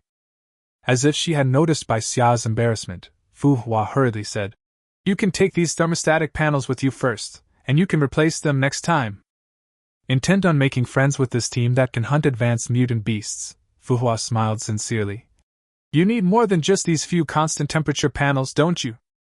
Bai Xia did not deny what Fuhua said about, you guys. Bai Xia touched the thermostat and said, How can I buy this on credit? Fuhua reached out and patted the thermostatic plate, implying something. Things are only valuable when they are put to practical use. If they are placed here, they are just for display and have no use. Bai Xia gladly accepted Fuhua's sudden change of attitude, and asked about it without any hesitation. Do you know how to purify this mutant beast meat? This time, Fuhua had no doubts at all. People have started asking about the purification of mutant beast meat, which means they must have mutant beasts in their hands. But this question is really difficult to answer. Fuhua looked at Bai Xia with some embarrassment. This is all about the inner city. How can we in the outer city do anything about it? However, Fuhua thought carefully. I heard before that the mutant beasts of the mercenary team were sent directly to the North Building. There lives a water-based mutant in the North Building. Maybe it has something to do with the purified water. This information was enough. Bai Xia thanked him, left his address, and asked the other party to deliver the constant temperature board directly to his home. It is said to be an address, but in fact it is just leaving an obvious landmark and then describing the appearance of the house. After all, there is no fixed address in such a messy slum. Fortunately, Fuhua was a frequent business owner and was familiar with the Lu family's address, so he could naturally find the location Bai Xia mentioned. After Fuhua left, Bai Xia dragged the constant temperature panels deeper into the alley. After making sure that there was no one around, he put all the constant temperature panels into the space. The golden bug in the space has disappeared, probably eaten by the tree monkey. I don't know if the mutant eagle is too big, or the tree monkey cannot digest a sea-level mutant beast for the time being, so it is still there. This mutant eagle still has 12 feathers like the one just now, which means it is still worth 1,200 seed coins. As for the other feathers, since they cannot be used as offensive weapons, they are useless. Bai Xia's thoughts moved slightly, and the mutant eagle's hair was plucked clean. The short hairs were gathered into a pile and placed aside, and he would clean them out when he had time to see if they could be used to make a warm down jacket. The long feathers that could be sold for seed coins were put away separately. It would be great if we could eat such a big mutant eagle. Such a regretful thought flashed through his mind, and the next second, Bai Xia saw the fog that had been condensing around this space suddenly surge. After a moment, a cloud of mist separated and floated above the mutant eagle. The mist turned into raindrops, washing the mutant eagle from inside to outside. Chapter 40. Finally eating meat. Bai Xia was surprised by the scene in front of him. Is this purification? The mutant eagle just now was covered with dark lines all over its body, like blood vessels. Now the mutant eagle is clean all over. It only needs to be spread with seasoning and put on the fire to roast, and it will be a fat roasted whole eagle. Bai Xia couldn't help swallowing, but was still a little unsure. After thinking about it, Bai Xia opened the wristband and clicked on the black icon. He wanted to post a question, but found that he did not have the permission to post. Bai Xia was unhappy, but there was nothing she could do. After thinking about it, she simply opened the Points Mall and found the link to purchase the mutant eagle's food. She carefully looked at the mutant eagle meat in the picture for a moment. It seemed to be no different from the one in her own space.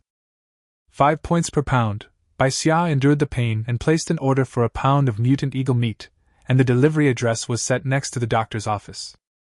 She didn't have to wait long before a man came out of the doctor's office, holding a box and looking around. Bai Xia hurried forward and lowered his voice. Is it mutant eagle meat? The man glanced at Bai Xia, somewhat surprised that it was such a young girl. 5 points per pound of mutant eagle. You are a person from the outer city, and you are willing to buy it? Bai Xia laughed and looked harmless. He allowed the other party to confirm his identity before taking the pound of meat. He then took out a piece of mutant eagle meat weighing less than half a pound from the bag. Thank you for the trip. This is leftover. If you don't mind, take it back and try it. Seeing the nearly half pound of meat in Bai Xia's hand, the delivery man's eyes lit up. He looked at the meat with a suspicious tone. You bought this meat from the inner city, right? It's been purified quite well. Usually only mercenaries can buy it. Why don't you want it? Clean? It seems that this purification is related to the dark line. Maybe this is also the reason for the mutation. The piece of meat that the other party sent over also looked very clean, but if you look closely, it is not as white as the meat after being washed in space. It's not that I don't want it, it's just that someone in my family is sick and a little picky, so I just want to eat something fresh. I might have to trouble you to deliver the food in the future, so this little thought is nothing. The delivery man couldn't resist the temptation. There was nothing wrong with the meat. Since the other party was willing to give it to him, why couldn't he accept it? It's not easy to earn these points, don't just spend them carelessly. Perhaps because he had taken Bai Xia's meat, the delivery man had the intention to give a few words of advice. The harvest season is almost here. If you have a choice, you'd better go with the Red Dragon mercenary team. What an unexpected surprise. He got some extra information unexpectedly. Bai Xia nodded seriously to indicate that he had listened to it. The delivery man left satisfied, and Bai Xia also got the information he wanted. There is so much meat on this mutant eagle, I can finally eat it to my heart's content. When Bai Xia thought about going back, he suddenly remembered that Bai Xia and Song Yi were out of town today. He was busy with other things and almost forgot about them. This place is closer to the city gate. Bai Xia hurried to the city gate and searched for a while but couldn't find the two people. Perhaps they had already gone back. Bai Xia hurried back home and was relieved to see Bai Xia was already cooking porridge.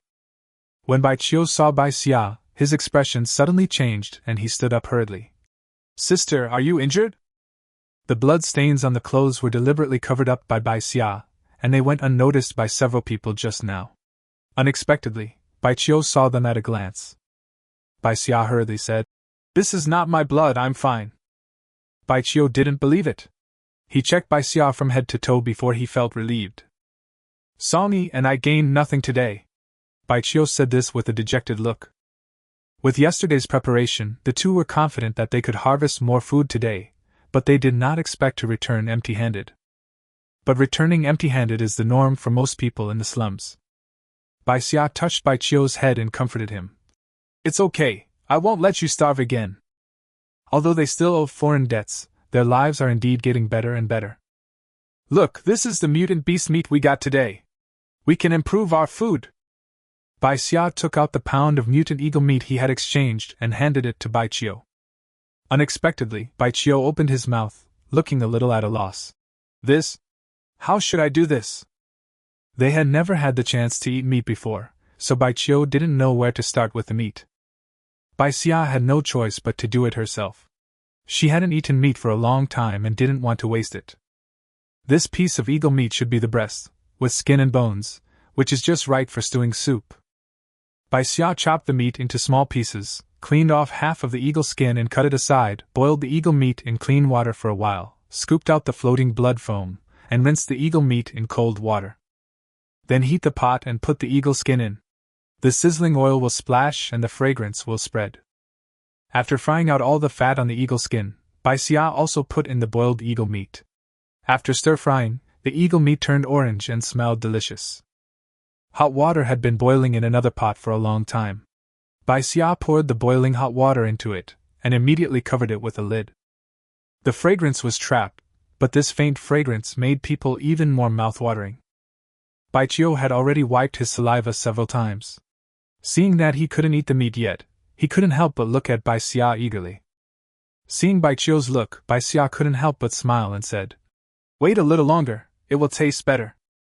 Of course, it is also good to stir-fry it directly, but it lacks a lot of seasonings, and it is not as good as stewing it directly into soup to get the original flavor. Bai Xia thought about it, then took out some dried sweet potatoes from his collection and steamed them in another pot. "Since we are going to eat meat tonight, let's eat something more hearty." The porridge had already been served and put aside, waiting for the meat in the pot to be cooked. The aroma of the meat gradually became stronger and spread out, attracting the attention of people nearby as it was so delicious. When the door was suddenly creaked open, Bai Xia quickly reached out to the pot of eagle meat and put it into the space. The pot was extremely hot, and no matter how quickly I cleaned it, there was still a red mark on my finger. Bai Xia hurriedly took the cold water beside him and poured it on Bai Xia's fingers. "Sister, are you okay?" Looking at the water, Bai Xia angrily looked at the person who came in. "Who are you? What do you want to do?" Bai Xia was already unhappy because her house had been searched by the Liu family once before. This time, someone broke in when they were at home, and Bai Xia was even more unhappy. The person who pushed the door was a thin woman. She sniffed the fragrance in the air and asked in a flattering manner, "Are you cooking meat? It smells so good." The meat had been collected by Bai Xia. Bai Xia sneered, "You will know when you see it for yourself." There was just some porridge and steamed sweet potatoes, without any trace of meat. But the aroma of meat was clearly wafting from this room, and the desire in the woman's eyes was clearly visible. "I don't want your meat for nothing." The woman hurriedly took something out of her bosom. "I'll give you something in exchange." As he said this, he took out something from his arms. Chapter 41 Actively sign up for land reclamation. It was a round red crystal the size of a marble, as clear as a gem. Bai Xia frowned and said bluntly, "These jewels can't fill our stomachs, so what are we going to do with them? If you sell them to people in the inner city, you might be able to exchange them for a few seed coins." The woman couldn't help begging. "My husband was injured when he came back from clearing the wasteland the day before yesterday, and now he can only lie in bed. I didn't get any harvest outside the city. I don't want to exchange for meat, I just want a little food." Raising the marble in her hand high, the woman hurriedly explained, "This is what my husband brought back from the land reclamation. He said it might be the contents of a mutant beast, but he didn't dare sell it to the guards, so he kept it in his hands. This is really a good thing." Bai Xia's eyes moved slightly. Could the thing on the mutant beast be a crystal core? Things you need for space upgrades. They didn't dare sell it to the guarding soldiers, most likely because there were regulations for land reclamation, and everything obtained had to be handed in. This thing was brought back secretly. If it were discovered, the couple would have no chance of staying in the safe zone. "Xiao Qiu," Bai Xia suddenly said, interrupting Bai Xia who was about to refuse. "This marble will look nice if you pierce a hole in it." Bai Xia was slightly stunned.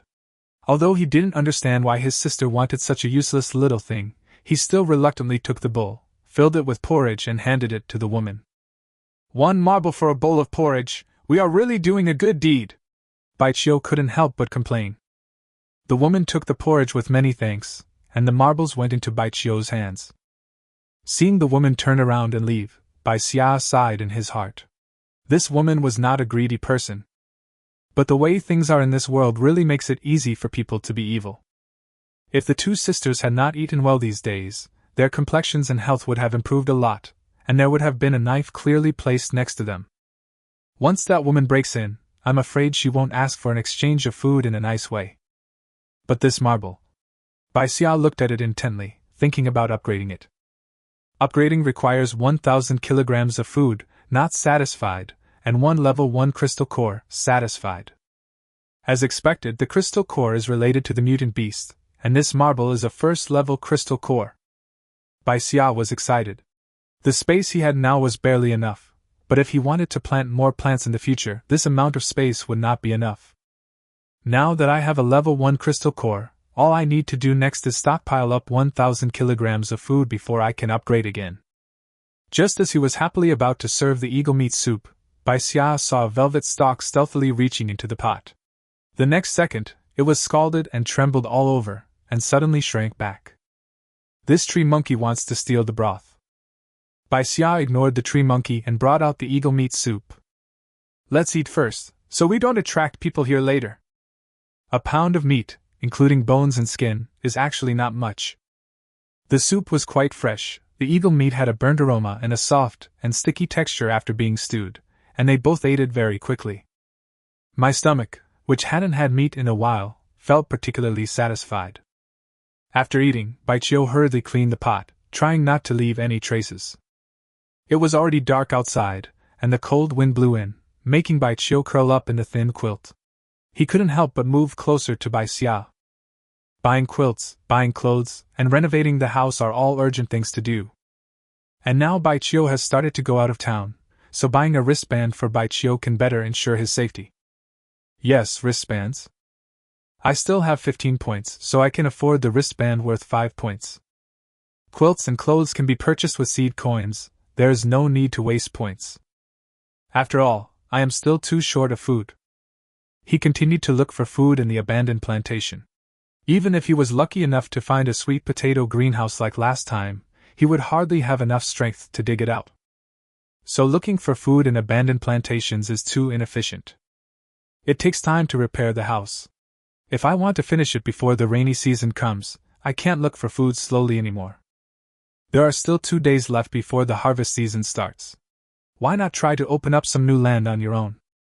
By better understanding the wild environment, we will be better able to deal with emergencies during the harvest season. The amount of seed coins you can get every day for clearing new land and roads will vary depending on the distance of the journey, and food is also provided in the inner city. The nearest place can be reached and back within the same day, but only 20 seed coins can be obtained per day. The farthest place takes 10 days or half a month to go, which is also where the casualty rate is the highest, and you can get 200 seed coins every day. It can be said that as long as you go to the farthest place and come back safely, you will not have to worry about food and drink for at least half a year. However, the casualty rate of only 1 in 10 is enough to scare away many people. You can try to open up the land on the same day first. After all, it is a new land, and you may encounter many new edible foods. Combined with your own space, the chances of being able to stockpile food are much greater. After daybreak, Bai Xia first bought a wristband. After taking Bai Xia to get it outside the doctor's office, he found that Bai Xia's wristband was the same as his original one, except that it was more sophisticated, and its only function was to check the time and add friends. Not to mention the black icon, there isn't even a point small. After suppressing his doubts and teaching Bai Xia how to use it, the two added each other as friends. Tell me if anything happens. Bai Xia didn't tell Bai Xia that he was going to open up new land because he was afraid that Bai Xia would worry. Bai Xia was so happy as if he had got a new toy that he was eager to go back to find Song Yi and go out of the city together. It was still very early. When Bai Xia found the guard at the city gate and signed up to go out of the city to open up Wasteland today, the guard's attitude was very good. After all, there are very few people who take the initiative to sign up for the development. Most people in the outer city would rather guard the barren abandoned plantations and waste time day by day than take risks to earn more food. The guards were not surprised to learn that Bai Xia was only planning to be away for 2 days. After all, the harvest season would begin in 2 days, and most people would prefer to go during the harvest season. Once you leave the city, follow your orders. Don't leave the main force. Do whatever you are told to do. After giving stern instructions, the guard took Bai Xia to a car parked next to the side door. The car was welded tightly all around, and even the window was only open a palm-sized piece, so you could only see a little bit of the outside. There were already quite a few people on the bus, most of them strong and healthy. Only a small number of them were thin, with sad looks on their faces, and it was obvious that they came to open up the wasteland out of necessity. Bai Xia chose a seat near the outside and sat down quietly. No one spoke. After all, they were about to leave the city and no one was in the mood to talk. Soon a few more people got on the bus. The seats were full and the doors were slammed shut. The enclosed space inexplicably brought a sense of anxiety to people. After a brief restlessness, the car slowly started moving. Chapter 42 Grass Seeds. The car was not going very fast, it just swayed forward, and soon someone couldn't help it anymore. He was a skinny man, and it looked like this was his first time to open up new land. At this moment, he was reaching out to grab the man next to him in a panic. How long are we going to sit here? The man dodged away in disdain, looking uneasy. If you are so scared, why did you go to open up Wasteland? Everyone around stared at the man quietly, and no one spoke. The man's lips trembled, and his hands fell weakly to his side. I can't do anything. There is no other way. He seemed to be repeating this sentence only. A muscular man with a scar on his brow said in annoyance. If you keep crying, get out! The fierce tone successfully blocked the skinny man's voice. Now that we're in the car, there's no reason for us to get off. Another voice sounded from the side. Let these people help us fend off the mutant beasts. It will be worth the trip. A burst of tacit laughter rang out in the carriage, obviously coming from those who were well prepared and in good physical condition. The other few people who were forced to leave the city had pale faces, as if they had foreseen their own fate. Bai Xia tensed her nerves. She did not regret taking the initiative to go out of the city to open up Wasteland today. If she wanted to live a better life, this step would have to be taken sooner or later. I have encountered tree monkeys and mutant eagles before, so what else can stump me? Invisibly, the people in the carriage have been divided into two distinct groups. Bai Xia saw two thin young men who had been sitting closer together in silence. It was obvious that they had formed an alliance, and were planning to act together. The others were also eager to make a move, as if they were looking for the right candidate. Bai Xia did not act rashly and continued to sit quietly in his seat. Perhaps because she looked like just a little girl, no one took the initiative to come forward to Bai Xia to form a team. As for the others, they had already formed groups of 3 or 4, and the tense atmosphere in the carriage had relaxed a lot. It seems that with temporary teammates, the chances of survival will increase a lot. After a long time, the carriage shook violently and then stopped. Bai Xia quietly looked at her wristband. She had set out at around 7 o'clock, and an hour had passed since then. Even if the car was not driving fast, it was now at least 20 or 30 miles away from the safe zone. In the past, we encountered sea-level mutant eagles in the grove 6 or 7 miles away, which was enough to show that the danger here was not small. The carriage door was opened and a guard stepped in with something in his hand and started distributing it from the door. Your task today is to clear the grass within a 50-meter radius. The food and tools are in your bags. The food is enough for you to eat for the whole day. The sickles will be recycled after use. Unless you encounter force majeure, if they are lost, your harvest for today will be deducted. Bai Xia took out his bag, which contained a bag of cooked seed coins, 10 in total. Even if it was manual labor, this would definitely be enough to eat, and maybe there would be a few left over to take back. There is also a bottle of herbicide. After you clean an area, don't forget to spray it. If you check and find that you haven't sprayed it, your seed coins will also be deducted. The guard explained it clearly, and a sickle and a bottle of herbicide were also conspicuous in the bag. This task doesn't sound difficult. After all, there will be guards patrolling and watching nearby all the time. This mutant beast will not rush in without knowing the consequences. Bai Xia followed the person in front of him out of the car and was slightly stunned. The weeds around her were taller than she was, covering the entire sky so that she couldn't even see what was hiding in the grass 1 meter away. Not far away, Bai Xia actually saw a building with a white unknown metal shell, semicircular in shape, and a mysterious smell. How could there be such a building so far away from the safe zone? Bai Xia lowered his head and did not ask, but stood aside silently. If the cleanup is not completed before 4 p.m., some seed coins will be deducted according to the completion rate. After hearing what the guard said, the two groups of people had completely different reactions. On one side, he had a frown on his face and looked very motivated, as if he couldn't wait to start weeding. The other side looked quite indifferent, obviously looking down on these 20 seed coins. Since you don't think highly of these 20 seed coins, why do you want to go out of the city to open up new land? Or, in addition to seed coins, there will be more exciting gains for them when they leave the city. Bai Xia put this guess aside, listened to the guard's instructions, pushed aside the grass in front of him, and took out a sickle. No matter how many secrets and dangers there are outside the city, you will only have the opportunity to understand them if you do the task at hand well. Like Bai Xia, after being assigned their own areas, people in the outer city area began to cut the grass diligently. They only needed to put the cut grass aside neatly, and guards would naturally come and take it away. Are these highly variable grasses still useful? Bai Xia sniffed the lingering stench and pondered. When he returned to the city from the abandoned plantation, those highly mutated plants didn't seem to be discarded directly. Before Bai Xia could think more, he heard a gasp from the side. It was the skinny man who seemed not to notice that his hand was scratched by the grass leaves. When he saw everyone looking at him, he hurriedly rubbed his hand hard a few times and said, "It's okay, it's just a minor injury." After saying that, he continued working, as if the injury was not serious. However, Bai Xia noticed that the other group of people sped up their movements, as if they wanted to stay further away from them. After taking a look at the skinny man, she realized something. The smell of blood would most likely attract mutant beasts. The skinny man was right next to him. If he attracted the mutant beasts, he would not be the only one to suffer. But there is no other solution now. Bai Xia can only be more vigilant and pay attention to any movement around him at all times. When she grabbed a handful of grass stems, she felt something bulging under her hand.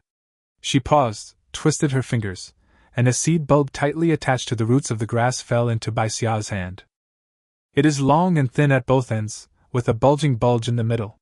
Its brown color is not very noticeable. "What are you looking at?" The guard not far away came over with some suspicion, and Bai Xia immediately put it into his own space, looked up and smiled. "It was just pricked by a blade of grass, it's no big deal." The guard looked at her hand and saw that there was indeed nothing in it, so he looked away. But someone from another group of people behind them made a surprised sound. "Grass seed, I have a grass seed here." The guard immediately rushed over and took the grass seeds from the man, a smile on his face. "Not bad, 1 point, I'll transfer it to you now." The man excitedly showed his wristband. He found grass seeds at the very beginning. It seemed that he had good luck today. The people in the slums looked confused. Even though some of them were wearing simple wristbands, they could only check the time and had no idea about the points. However, everyone saw clearly the appearance of the grass seed. Looking at that guy's excited expression, this must be a good thing. The grass was slowly pushed outwards, and everyone carefully checked the grass they had cut, fearing that they had missed a single grass seed. "Ah!" A piercing cry sounded sharply. Chapter 43: The Uses of Tree Monkeys. Bai Xia's first reaction was that the voice came from the skinny man next to him. She quickly took a few steps back and stood on a safe and flat surface behind her. When the others reacted, they also quickly retreated, not daring to get closer. The guards came over quickly and pulled the man out of the bushes. A dark green snake was tightly wrapped around him, its fangs embedded in his wounds. The dark green snake's body slowly became darker in color, as if it had sucked enough blood. The man could no longer struggle, his face became paler, and his eyes revealed a desire to survive. Bai Xia originally thought that the guards would pick the snake away. After all, the snake was only 1 meter long and not very thick. The fully armed guards could easily deal with it. But the guards didn't. After seeing the black snake clearly, the guard let the snake continue to coil around the skinny man, as if waiting for it to suck enough blood. No one spoke until the black snake seemed to have no more suction and fell stiffly from the skinny man.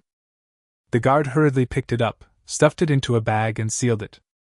Then he said indifferently, "Penju caught a black snake, which can be exchanged for 100 seed coins or 5 points. The settlement will be made when we return to the city." No one paid any attention to Panju, who fell to the ground as if he had lost his breath. 100 seed coins made the people in the slums jealous, but they were just jealous. After all, this man had lost his life, so how could he get the seed coins? The woman who had formed an alliance with Pan Zhu glanced at Pan Zhu and seemed reluctant to part with the 100 seed coins. However, when she saw that Pan Zhu's face was as pale as a death, she ignored her and continued to clear her weeds. On the contrary, the strong men came over and pulled Pan Zhu, saying with some regret, "Although it is only a small black snake and it didn't suck much blood, this person is unlucky. He is skinny and looks like he won't survive. There is no hope for these 5 points." After saying that, those people turned around and continued to cut the grass. Bai Xia frowned. The guards' behavior simply didn't make sense. Since people were needed to open up the wasteland, wouldn't it be better to protect as many people as possible? Aren't skilled workers more valuable than newbies? And the man was clearly not dead yet, so why did the guards just leave him here? Bai Xia took a step forward, turned the man over, took out a seed coin from his bag, crushed it into a bottle of water, shook it into a thin paste, and then fed it to Pan Zhu's mouth. Her behavior only caused others to laugh. The other party's teeth were clenched tightly, and the wounds were all white. The black snake sucked too much blood, and the chances of Pan Zhu surviving from excessive blood loss were too small. Bai Xia struggled to feed him some porridge and whispered, "As long as you can hold on until night, you can return to the city with 100 seed coins." As if he heard her voice, Pan Zhu loosened his teeth a little and drank a big mouthful of the porridge. After breathing a sigh of relief, Bai Xia fed him some more porridge, then did not dare to waste any more time and hurried to clean up his own patch of weeds. With Pan Zhu's previous experience as a lesson, everyone became more cautious in cleaning up. By noon, the combined progress of everyone was less than 1/3. And during this period no one found any grass seeds, and the guards were obviously not satisfied with this result. "If today's mission is not completed, the return to the city will be postponed for 1 hour." The people in the slums didn't react yet, but the expressions of those men changed. Without waiting for the guards to urge them again, the men looked fiercely at the people in the slums who had slowed down because they were worried that they would get into danger like Pan Zhu, and who had not yet completed a quarter of the task. "If you dare to be slow again, don't blame us for being rude." The person who spoke was the man with the scar on his brow. The way he clenched his fists made many people step back. Someone spoke up bravely. "There are guards here, you can't do anything stupid." The scarred man laughed loudly, as if he was mocking the other's naivety. "You still think this is a safe zone and someone is protecting you? If you think this way, you'd better go feed the black snake as soon as possible." Such contemptuous and arrogant words did not attract any rebuke from the guards. Everyone understood that the guards would not care. Although they didn't know what the impact would be if they delayed returning to the city by 1 hour, everyone still silently sped up. Being able to make those arrogant men postpone the event for an hour out of fear made them feel a little apprehensive. Bai Xia glanced at a row of weeds that had hardly been moved. That was Pan Zhu's task. Bai Xia's speed was not slow just now, and now he had already cut the farthest among the few people. There were tall weeds on both sides, and there was only a newly separated passage behind him. Bai Xia didn't know whether other people had hidden the grass seeds they harvested, but she did harvest 3 more grass seeds.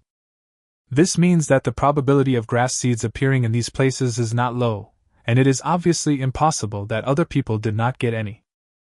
I just don't know how the guards will deal with people who hide the spoils. Bai Xia stopped what he was doing and pinched the thing in his hand. It was another grass seed. It felt so light in his hand that he didn't know what it was used for. "Is it a seed?" Just as he was about to put the grass seeds into the space, the sound of a fast swimming movement made Bai Xia turn his head sharply and stare at the grass, holding the red silk whip tightly in his hand. There was a restless feeling in my mind that wouldn't go away. Bai Xia frowned and paid a little attention to the space, then saw the tree monkey swinging its branches wildly, seeming extremely anxious. With an idea in her mind, she didn't have time to think and took out the knot of the tree monkey, and took the velvet stem out of the space along with it. At the same time, she also paid close attention to the tree monkey, fearing that the tree monkey would attack her in turn after coming out of the space. Fortunately, the tree monkey's velvet stem swayed and rubbed against Bai Xia's clothes in a flattering manner, then it headed in the direction of the noise and dived into the grass. Not daring to let his guard down, Bai Xia pinched the tree knot, ready to put the tree monkey into the space at any time. After a surge of movement in the bushes, the velvet stem dragged out a soft black snake, which was white all over, as if it was extremely lacking in blood. However, the velvet stem, although a lot of its hair was rubbed off, shook its head and tail, looking like it had eaten its fill and was waiting for Bai Xia's praise. Before Bai Xia could react, the guard's voice came from behind him. "What's the noise?" She shuddered and immediately put the tree monkey and the red whip into space. The sickle in his hand quickly scraped across the black snake's body, leaving traces of a fight. He then reached out and pinched the black snake's vital point, then turned around cautiously. "I caught a black snake." Chapter 44 Cooperation. The guard was stunned and hurried over. When he saw the black snake in Bai Xia's hand, he frowned. This black snake was too weak. It was so white. No wonder it was caught by this skinny little girl. But even if the other party is lucky, you still have to give what you deserve. 100 seed coins, right? I'll settle it when I return to the city. As he said that, the guard took the black snake and stuffed it into his bag. Bai Xia shook his head and showed his wristband. "I want points." Seed coins and points cannot be compared at all. 100 seed coins are not attractive to Bai Xia now. Instead, points are more attractive. Although only food can be purchased in the points mall now, Bai Xia always feels that perhaps when his points reach a certain amount, he will be able to unlock the subsequent items. Besides, the things that points can be exchanged for are obviously better than seed coins. The guard was stunned for a moment. He didn't expect that this little girl would have a points wristband. Since you know about points, you naturally won't choose seed coins.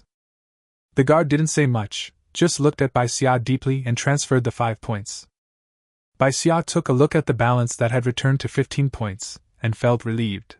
He had just earned back the 5 points he had spent in the morning. However, it is still too dangerous to go deep into the bushes by yourself. Following the guard out of the grass path, I met the somewhat jealous gaze of the woman next to me. Although no one knows what good things Bai Xia got, but after the guards went in, Bai Xia came out unharmed, which means she must have got a lot of seed coins. Everyone comes out the same way, so why should she get more seed coins? Such jealousy was almost written on his face. Bai Xia just looked at her briefly, then looked away and started cutting along Pan Zhu's area. Bai Xia's behavior attracted the attention of several men behind him. "This little girl is great. It saves us from having to cut it again later." Someone wiped the sweat from his face and cut the weeds in front of him that were taller than him. Fortunately, the sickle has been refined, otherwise if it just kept cutting, both the person and the sickle would be broken in half a day. "Do you think she's stupid?" The scarred man sneered. "The guards have all gone over, which means they must have found the grass seeds. Maybe they found quite a lot of grass seeds, otherwise would she be so kind to help others cut the grass?" There's nothing wrong with that. Several people looked at the area that Bai Xia had cut at the same time. The output rate of grass seeds is not high, but once grass seeds are found, the chance of finding more grass seeds nearby will be higher. Could it be that this little girl, pretending to be a pig to eat the tiger, discovered the pattern of the grass seeds, and now wants to pick more grass seeds? This was just one of Bai Xia's thoughts. She cut forward quickly. The surroundings were all flat, empty and cleared areas. This area was actually the safest at the moment. Silently, Bai Xia also put 2 more grass seeds into the space. "Little girl, it's too difficult for you to cut these 2 pieces by yourself. Let me help you." The man with the scar didn't come to ask for advice. He just stood next to Bai Xia and started cutting. The fallen grass leaves almost crushed Bai Xia. The man with the scar seemed not to see it, and continued cleaning. Bai Xia stared at him for a few seconds, changed direction and continued cutting. Unexpectedly, the man with the scar also came around and insisted on cutting next to Bai Xia. The grass leaves are sharp and you can get scratched if you're not careful. It's also extremely uncomfortable when they brush against your body. Bai Xia sneered. "You cut it, I'll take a break." After saying that, he sat down seriously, drank a sip of water, and took out a seed coin and ate it slowly. The scarred man was stunned. Now everyone was trying hard to cut the skin in order not to delay their return for an hour, and this little girl really dared to stop and rest. Wasn't she afraid of angering everyone? After a moment of hesitation, the man with the scar took the initiative to attack. "Everyone is cutting the grass, but you're sitting aside to rest. What's the matter? Do you want to stay in the wild and feed the mutant beasts? Bai Xia raised his eyes calmly as a rather visually oppressive figure stood in front of him. If you want to find grass seeds, go cut them yourself. Don't waste your time here. Bai Xia only needed to use his brain to figure out the other party's purpose of coming to cause trouble. No one had seen the black snake he had caught before, and the guards would not make a big fuss about it, so most people thought they had found grass seeds. And at this time, he came to help Pan Zhu cut the grass. Anyone with a little bit of common sense would think that Bai Xia wanted grass seeds. The scarred man became angry and humiliated. He quickly glanced around, glared back at those who were looking at him, and then lowered his voice to talk to Bai Xia. If you find grass seeds, give them to me quietly. I'll give you 30 seed coins each when we return to the city. Now, if you find grass seeds and give them to the guards, you can only exchange them for 20 seed coins. Bai Xia paused slightly, as if he was a little moved, and looked up at the scarred man with some suspicion. Why should I believe you? The scarred man was delighted and patted his chest. I'll give you 2 seed coins first as a deposit. As he spoke, he took out 2 cooked seed coins distributed by the guards today and handed them to Bai Xia. Bai Xia took the seed coin and hesitated. What if I don't find the grass seeds? The scarred man said nonchalantly. Then these 2 seed coins are given to you. It's just a few seed coins, scar man doesn't really care about it. What he needs is more points. Bai Xia put away the seed coins, as if she had been bribed by the scarred man, and happily continued to harvest grass leaves. The grass leaves were carried in bundles to the roof of a car nearby, and guards were assigned to check the roots of the grass to see if there were any missed grass seeds. The guards actually found 2 of them, which immediately caused many people to slow down. What a joke! 1 grass seed was worth 20 seed coins, which was equivalent to a whole day's work of clearing the wasteland. Everyone felt that the 2 missed grass seeds were most likely from their hands, and they must not miss any more. As a result, the speed that had just been accelerated suddenly slowed down again. Bai Xia didn't care about all this. As long as the grass leaves passed through his hands, he would not miss a single grass seed. After all, she would never miss that special taste. His hand bulged slightly, and a hint of freshness came out of the fishy smell. It was another grass seed. Bai Xiao's movements slowed down a little, and now he was almost catching up with Pan Zhu's grassland to the position of the main force. At that time, your actions will not be so obvious, and collecting grass seeds will be more covert. A guard happened to pass by with a blade of grass in his arms. Seeing Bai Xiao's movements slow down, he couldn't help but ask cautiously, "What did you find?" Bai Xia put the hand holding the grass leaf on the grass pile without stopping, and smiled at the guard. "Nothing, just a little tired." The guard nodded without any doubt. After all, among these people, this little girl was the one who worked the hardest. He was kind enough to say, "Take a rest if you are tired. You can't finish mowing such a large area by yourself." Bai Xia nodded obediently, and felt a little regretful when she saw the guard bending down to take the pile of grass leaves away. "M.O. snake! I caught the M.O. snake!" A cry of pain mixed with excitement rang out, and a man, with a pale face, tightly squeezed the black snake that was biting his arm. Chapter 45: Exchange of Grass Seeds. The guard was stunned, and hurriedly put down the grass and hurried over. Bai Xia saw from afar that the tall man was not like Pan Zhu, who had no ability to resist. He pulled off the black snake that was still sucking blood, taking away a piece of bloody meat. The black snake, which had not sucked enough milk, twisted wildly, but could not break free from the man's hands at all. Bai Xia didn't look away until the guard went over to collect the black snake and transferred points to the man. This is the difference in strength. Both are black snakes that can only suck blood, but some people can easily get 5 points with minor injuries, while others almost lose their lives. Bai Xia's hand rested on the pile of grass leaves inadvertently. He took away the grass seeds calmly and then continued to mow the grass. Pulling aside a bunch of grass leaves, Bai Xia clearly saw a nest of snow-white eggs inside. It was the size of an ordinary egg, which made people swallow their saliva. But it was definitely not an egg. Thinking of the frequent appearance of black snakes here, Bai Xia guessed that this might be a black snake egg. The points of the 2 people behind have been transferred, and the footsteps of the guards are coming. Bai Xia suddenly came to his senses and collected the entire nest of eggs along with the straw nest. Thinking about the person who collected the live mutant rat last time, I wonder how much the other party will offer to collect this black snake egg. Bai Xia continued to mow the grass. A guard passed by, took a look, then left with the grass leaves in his arms. In the following time, she did not slack off and harvested both her share and Pan Zhu's share cleanly. He didn't have to pay attention to see if there were any missed grass seeds like other people did. In addition, the tree monkeys in the space would also warn him of danger, so Bai Xia's speed was much faster than other people. I glanced at the time, and it was already 3:30. There was only half an hour left for the others. Seeing Bai Xia walking towards the car, the woman who had previously resented her couldn't help but speak up. "Little girl, please help me too, I really can't cut anymore." Bai Xia turned his head to glance at the woman and said softly, "Oh? Then the harvested grass seeds will also belong to me?" The woman's expression suddenly changed. She subconsciously protected the thing in her arms, continued cutting, and ignored her. Bai Xia walked to the front of the car, and the guard said coldly, "No one is allowed to get on the car until the mission is completed."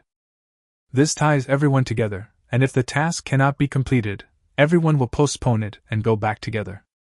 Someone stared at Bai Xia with a gloating look on his face, but she didn't get angry. She just sat down on the spot, took out some water and drank it, with no intention of continuing to help. What a joke, I have already mowed 2 pieces of land and now I have no strength left. I might as well take a rest now. If I really encounter any danger, I will still be able to fight. Pan Zhu was still unconscious, but at least he was not dead. Bai Xia fed Pan Zhu some more water. Everyone was just trying to survive. Several men gained some points more or less, and quickly cleaned up their own areas. After intimidating the remaining few people, they followed and sat down. The man who was bitten by the black snake looked at Bai Xia, who had nothing in his hands, and sneered. "Fatty Zhou, you miscalculated." He obviously knew what Fatty Zhou had said to Bai Xia when he went to see him before. The scarred man called Fatty Zhou looked at Bai Xia with some dissatisfaction, but still mocked him back. "At least I'm safe and sound, unlike some people who are injured. Not only can they not get out tomorrow, but I'm afraid it will affect their ability to go out during the harvest season." "You!" The 2 men were arguing with each other, but it was just a verbal battle, and neither of them had any intention of taking physical action. They glared at each other fiercely and finally let the matter go. Under the pressure of time, the remaining people no longer checked the grass leaves carefully for fear of missing grass seeds, but instead sped up the mowing. The guards will no longer patrol except for carrying grass leaves. In this case, the longer it takes, the more dangerous it will be. Soon someone finished cutting his part and joined the main force. The second person also joined, and the third. In the end, there was only 1 person left, and there were still a few meters of grass left to be cut in front of him. She was the woman who had just asked Bai Xia for help, and the one who had worked with Pan Zhu before. Seeing that her movements were a little unsteady, Bai Xia understood that she might have found some grass seeds, so she was reluctant to give up these resources and was unwilling to speed up. This clean lawn seems to give people a sense of security. But the wind around was getting stronger, and the rustling sound of the grass leaves would cover up the subtle movements made by the mutant beasts foraging for food. "I see that woman seems to have a lot of grass seeds hidden on her body." Bai Xia's sudden words caused Fatty Zhou and the others to gasp. They hadn't paid much attention to it before, but after hearing what Bai Xia said, the woman's movements were strange, and she really seemed to be hiding something on her body. The first person to react was Fatty Zhou. He jumped up, picked up a sickle and hurried over. The others were a step slower, and could only stare at Bai Xia. Although they are competitors, it is best to go alone when talking business like this, otherwise it will drive up prices and there is a high possibility that no deal will be made. Unless the benefits are irresistible, everyone will still abide by this rule. The man with the injured arm looked around and said coldly, "I know that many of you have hidden grass seeds. You must think this is a good thing." Many people looked at him with some caution. The injured man sneered, "Grass seeds are used to grow seed coins. Do you think the guards will let you take them back to the city? These grass seeds will be searched out soon. 1 grass seed can be exchanged for 20 seed coins from the guards." His words caused an uproar among the group of people in the slums. Cultivating seeds for seed coins? Doesn't that mean that as long as this grass seed is planted, you can at least harvest a few hundred seed coins? This is not a small number. Bai Xia's heart was also shocked. She thought that these grass seeds might be some edible plant seeds, but she didn't expect that they were seed coin seeds. No wonder seed coins cannot be planted in space. It turns out that seed coins are actually grown from this grass. The injured man spoke again. If you give me the grass seeds now, I can give you 30 seed coins each, which is more than what the guards gave you. Without waiting for his companions to object, the injured man glanced over and added softly, "We split it equally." The others then calmed down and stopped trying to stop him. The people in the slums began to whisper. Although they didn't think that this man would lie to them, the harvest from growing this grass could be dozens of times greater. Everyone wants to take a gamble, but who can afford it? Chapter 46. Fighting the Black Snake King. Compared to those hundreds of illusory seed coins, the 10 more seed coins in front of me are more real. Soon someone took out 2 grass seeds from his pocket. I have 2 here. Once someone took the lead, the others stopped hesitating and immediately took out the grass seeds they had on them. In the end, there were more than 10 grass seeds on the ground. Bai Xia watched them divide the grass seeds, and repeatedly assured them that he would give them all the seed coins when he returned to the city. I always feel a little uneasy in my heart, and the wind seems to be getting stronger and stronger. I can go back today. Fatty Zhou's cheerful voice was heard. Bai Xia looked up and saw that he had helped the woman to cut all the remaining grass. Fatty Zhou walked even faster, and came directly to the front of the car, and handed over the 6 grass seeds in his hand. Exchange all for points. There were gasps from the side. They were only given 2 grass seeds, but Fatty Zhou went to help cut some grass and actually got so many grass seeds in exchange. It's so unfair. Wow! The grass around that had not been cleared was heavily pressed down by the wind, swaying in layers like waves. The thin clothes were immediately blown through, and the body was suddenly covered with a layer of coldness that even the sun could not dispel.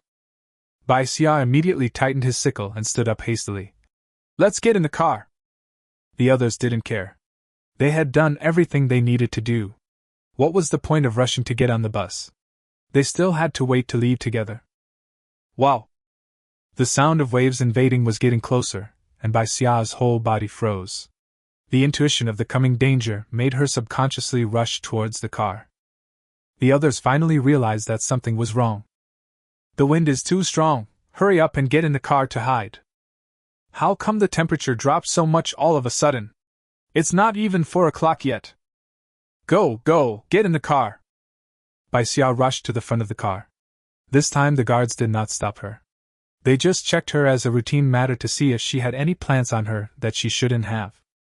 Something like a detector scanned over his body, and the guard nodded, motioning Bai Xia to get in the car. Tick-tock. Something sticky dripped onto the ground, and a shadow silently covered everyone's heads. Help me! A broken cry for help suddenly rang out. It was from the woman walking at the end. She was actually very close to the team, but she was still the last one. A sharp snake tail was tightly wrapped around her waist, dragging her into the bushes. The guard's expression changed, and he shouted coldly, "Everyone on alert!" As he finished speaking, the car door in front of Bai Xia slammed shut. Just a few seconds and I can get in. Bai Xia couldn't help but grit his teeth and took back the sickle that had just been put aside. It's the mutant Black Snake King! A guard held a spear and stabbed the black snake's tail with the spear. He said to the people who were desperately running to the car, "Capture the Black Snake King, and I will give you points and seed coins according to your contribution. You can't even get on the car if you run away now." The car door was tightly closed, so they naturally saw that Bai Xia, who ran the fastest, was unable to get in the car. But none of them stopped, as if they couldn't hear what the guard said at all. Running towards the car was just to feel a little safer. Fuck, I'm here to earn points, not to die. Fatty Zhou didn't stop and ran very flexibly. The car was parked only 10 meters away from the nearest grass. Fatty Zhou only had eyes for the car. A snake's tail rushed out at high speed and accurately wrapped around Fatty Zhou, who was running the fastest. Fatty Joe fell to the ground, frightened out of his wits. Why are there so many black snakes? Save me! A long knife chopped on the tail, cutting in 2 inches. The snake's tail spasmed in pain and suddenly shrank back. Fatty Joe was rescued and leaned back in shock. The guard who saved him frowned and said, "There are only 5 of us. None of you will be safe until the Black Snake King's tail is used up. If you count on us for help, you might as well run back to the city by yourself." After saying that, the guards became alert to the movements around them, guarding against the snake's tail that might rush out at any time. The woman who was rescued by the spear rolled over and crawled over, leaning limply against the side of the car. Fatty Joe and his group finally gathered around the car.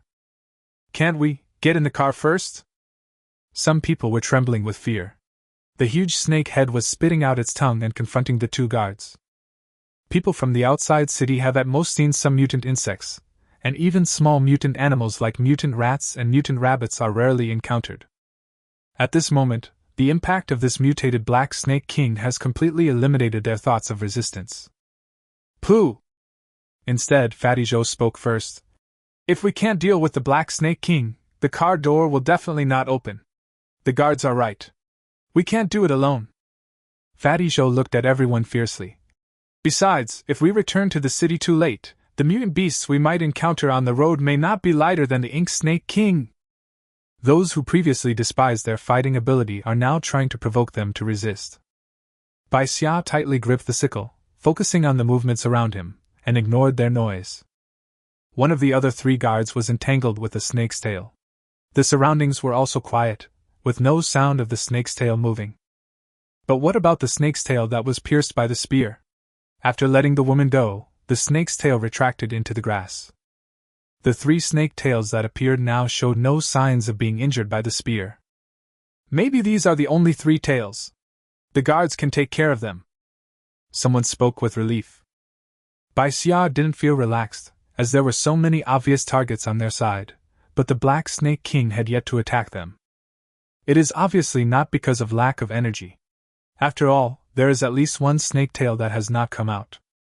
The Black Snake King is probably waiting for a better opportunity, or he has other purposes. The snake's tongue was hissing and its tails were twitching constantly, preventing the guards from getting close to it.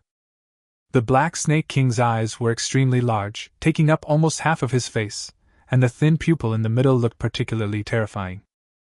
At this moment, the Black Snake King was trying to swallow the guard who was entangled with him, and countless tiny leaves were raised when his snake tail flapped. The guard who had transferred points to Bai Xia before revealed a flaw and was immediately whipped by the Black Snake King's tail close to the black snake's head. The black snake's open mouth was big enough to swallow a person easily. The guard seemed to have been beaten to the point of losing the ability to move, and actually allowed the Black Snake King to swallow him. I don't know who screamed, but it made the team around the car even quieter. Seeing that his leg had been swallowed by the Ink Snake King, the guard suddenly moved and stabbed the long knife in his hand into the Ink Snake King's eyes. I don't know how the long sword was forged, but it suddenly emitted a flame and a burnt smell filled the air. The Black Snake King immediately struggled madly and threw the guard out fiercely.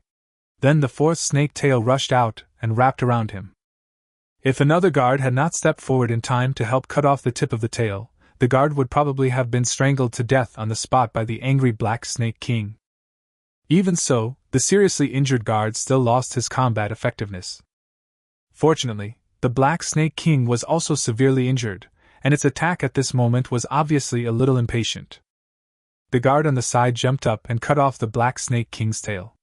The Black Snake King's groan of pain pierced Bai Xia's eardrums. The well-trained guards gradually gained the upper hand, but the Black Snake King never showed any intention of retreating. At the same time, Bai Xia became more cautious because the Black Snake King still had a tail that had not appeared yet. Squeak, squeak. There was a sound of something hard rubbing against each other, but it was almost ignored amid the noise of the fierce fighting. Chapter 47 Being Implicated. Bai Xia kept looking around, not daring to relax at all. What is that? Help me! Someone's voice suddenly rang out, catching people off guard. Bai Xia's ankle felt tightened and he was grabbed by a hand and thrown to the ground, then dragged backwards. It was the snake's tail, which actually came out from under the car, wrapped around the woman's waist, and dragged her away. The woman grabbed Bai Xia's ankle at the critical moment. Even though her face turned red because her waist was restrained, she had no intention of letting go of Bai Xia. In just a few seconds, Bai Xia was dragged under the car, with several cuts on her face from the grass roots. She reacted quickly, stuffed the grass sickle on the steel frame under the car, and held on to it tightly to prevent herself from being dragged backwards. The people who were gathered around just now were now frightened and scattered, and no one dared to come forward. He could only save himself. After all, the guards were busy dealing with the source of the Ink Snake King, and no one would go out of their way to save an insignificant slum dweller. Now there is a cover under the car, so no one can see my movements. Bai Xia took out the tree monkey that was as quiet as a chicken. The tree monkey's velvet stem stretched out reluctantly to touch the snake's tail that was wrapped around the person. This tree monkey seemed to be full of energy when dealing with the black snake just now, but now that it has met the Black Snake King, it has become a little quail. Bai Xia complained in his heart, and felt the force on his feet loosen a little. He immediately took off the sickle, rolled out from under the car, and kicked away the woman's hand that was still holding him. While the snake's tail was still a little dizzy, Bai Xia chopped it down with all his strength. Bang! It was like the collision of two hard metals, leaving only a few white marks on the snake's scales. No. Wasn't it so easy for the guards to chop me just now? Why was it useless when it came to me? Just when Bai Xia was doubting his life, a voice came from the side. Let me try! It was Fatty Zhou. There was still fear of the Ink Snake King in his eyes, but he still held a forearm-long knife and chopped at the snake's tail. The knife that Fatty Zhou brought with him was his own, and it must have been refined. When he chopped it down, the snake's tail actually curled up, but it was not cut off. The sudden severe pain also woke the snake from its brief trance. It threw the prey into the grass, and the woman, who was not aware of her own life or death, fell heavily into the grass and disappeared without a trace. No one knew how the snake's tail locked onto its target, but after shaking off the woman, it headed straight for Bai Xia. Bai Xia tried to let the tree monkey confuse the snake tail again, but after leaving the space, the slight connection between him and the tree monkey clearly conveyed a trembling emotion. It turns out that this tree monkey is not reliable. Bai Xia rolled on the ground and hid under the car. The snake's tail had attacked them silently from under the car because it had the upper hand. Now that it had no advantage, the snake's tail tried to get under the car, but was harassed from time to time by Fatty Zhou outside. Even so, Bai Xia was almost hit by the snake's tail several times. Not only that, there were screams coming from outside, as if another snake tail had begun to attack other people. Everyone was in danger, and the situation was in chaos. If this goes on, the guards will be under increasing pressure. Will they be able to return to the city smoothly? Bai Xia pursed her lips, grabbed the steel frame under the car and dodged another sweep of the snake's tail. Fatty Zhou, get ready to chop him! Bai Xia shouted outside. Just as Fatty Zhou's sickle was swept away by the snake's tail, he heard Bai Xia's voice. He frowned and wanted to say, Who are you? You think you can call me Fatty Zhou? The next second, the snake's tail was seen frozen in place, and a flash of lightning seemed to appear on its body. Suspecting that he had seen it wrong, he wanted to take a closer look, but Bai Xia's roar came out again. Hurry up, he caught me! Fatty Zhou focused his mind, raised his knife, and chopped hard at the gap he had just made. The splattered blood covered Fatty Zhou's face, and he had no time to wipe it off, but instead quickly smashed it in again and again. The snake's tail slowly went limp, and Bai Xia, gasping for breath, let Fatty Zhou pull the snake's tail to drag him out from under the car. Fatty Zhou spat and stared at Bai Xia. You are so brave! The snake's tail was trapped just now. It was obvious that Bai Xia took the risk and let the snake's tail wrap around him and get stuck under the car, which gave him the opportunity to cut off the snake's tail. Of course, this is what Fatty Zhou thought, and this is also what Bai Xia wanted Fatty Zhou to think. Bai Xia moved with difficulty. In order not to expose the red whip and the space, he had to take the risk. She saw the velvet stem trying to crawl towards the snake's tail from the corner of her eye, and she felt a headache. This tree monkey was surrounded and attacked twice, and the branch that split out of it seems that it is indeed not very powerful. When encountering a slightly more powerful mutant beast, it is not as effective as its own red silk whip. But Bai Xia didn't pay any attention to it. Instead, he turned sideways to block Fatty Zhou's view. Can we still go back to the city today? Bai Xia showed the proper uneasiness and fear. Fat Joe lifted up the corner of his clothes and wiped his knife clean. He was not afraid of getting dirty, but he had to keep the knife clean and sharp at all times. Don't worry, one guard is as powerful as all of us. I'll go see if the woman is still alive. Do you want to go? It might be that Bai Xia's performance changed Fatty Zhou's impression of her, and now he even asked for Bai Xia's opinion. The other side of the car seemed to have controlled the sneak attacking Snake Tail. Bai Xia nodded slightly. Let's go together. That woman was so unlucky that she was targeted by the Ink Snake King. That's right, she was being targeted.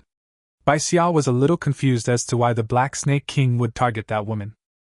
If Snake Tail wanted to launch a sneak attack, he should have attacked indiscriminately just like he did with that group of people. This would achieve the greatest sneak attack effect.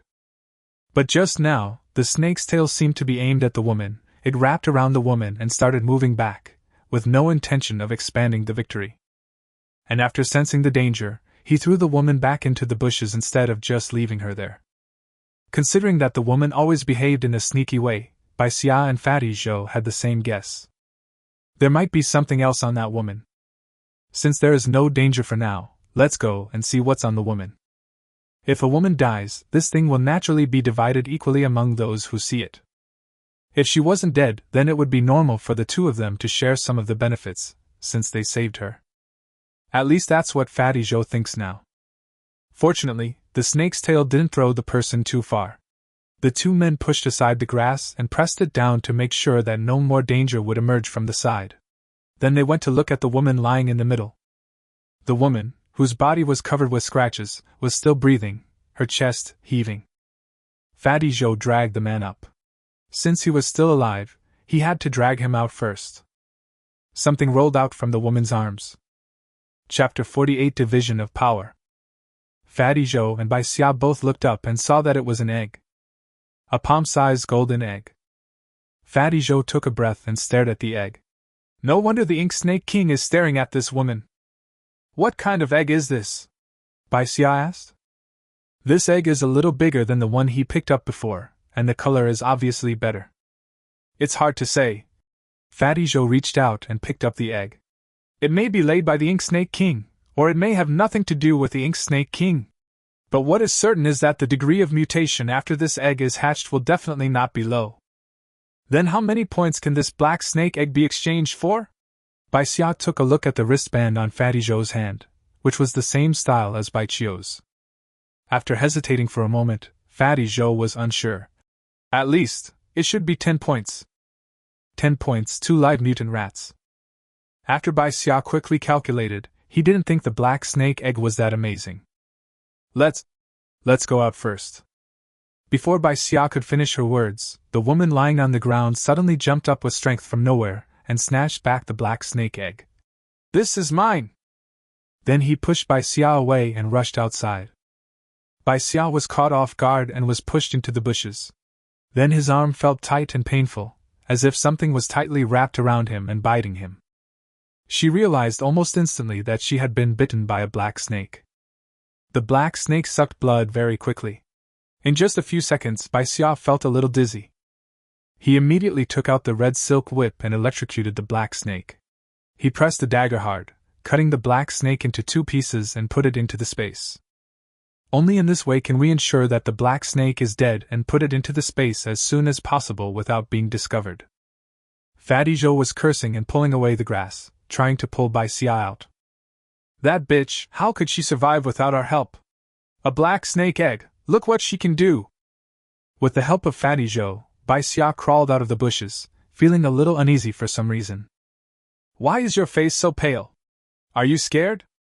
Fatty Zhou glanced at Bai Xia and said angrily, Let's go out and settle the score with her. The grass leaves blown down by the wind overhead almost covered the figures of the 2 men, causing Fatty Zhou to curse again. Bai Xia said hurriedly, Let's get out quickly and leave here as soon as possible. That also requires the guard's consent. Fatty Zhou subconsciously wanted to say something, but when he turned around and saw Bai Xia's serious expression, he changed his words and said, "What did you find? Now that the Black Snake King has appeared, how could the other black snakes remain motionless?" Bai Xia asked back. Fatty Zhou was stunned for a moment. Fuck! After all, this is the Ink Snake King. It won't be easy for him to gather some little ink snakes. As soon as Fatty Zhou thought of this, he immediately felt that the grass around him might be full of black snakes that were eyeing him hungrily. It's okay if it's one or two, as long as you get a few bites of blood and get injured, it's solved, and you can also earn some points. But if it was a group of black snakes, Fatty Zhou had no doubt that he would be sucked dry in an instant. This time, Fatty Zhou didn't wait for Bai Xia, and he quickly and flexibly got out from where he came from. Bai Xia did not delay any longer and left in a hurry. There were several lifeless people lying on the ground. The people who were attacked were thinking of relying on others and kept hiding behind without putting in any effort. In addition, their coordination was far inferior to that of Bai Xia and Fatty Zhou, so several people died before the snake's tail was cut off. At this moment, he was standing there in shock, and when he saw Bai Xia and Fatty Zhou coming over, he didn't react at all. Bai Xia looked around calmly, and when he saw the hiding velvet stem, he moved a few steps towards it, grabbed the velvet stem and put it back into the space. Fortunately, the tree monkey did not resist or attack him, and entered the space obediently. "What are you doing?" Fat Zhou frowned and looked at Bai Xia. Seeing her move a few steps towards the bushes, he thought she had discovered something again. Bai Xia shook his head. "It's okay, I thought I saw a grass seed." Fatty Zhou was so angry that he laughed. "It's already this time, and you're still thinking about grass seeds? Isn't it for the grass seeds that everyone came out to risk their lives?" Bai Xia had this thought in his mind, but he didn't show it on his face. He just said softly, "The guards are about to win. We can get on the car soon." The Black Snake King's tail was almost broken off, and it was at the end of its strength. Several guards surrounded and attacked it, and soon, as Bai Xia said, the Black Snake King was beheaded. The injured guard was helped over, while the other guards went to carry the torso and tail of the Ink Snake King. "Everyone get in the car!" This time, the guard opened the door without hesitation and stopped checking them, allowing them to rush into the car. Bai Xia was pulled by Fatty Zhou and squeezed into the middle seat of the car.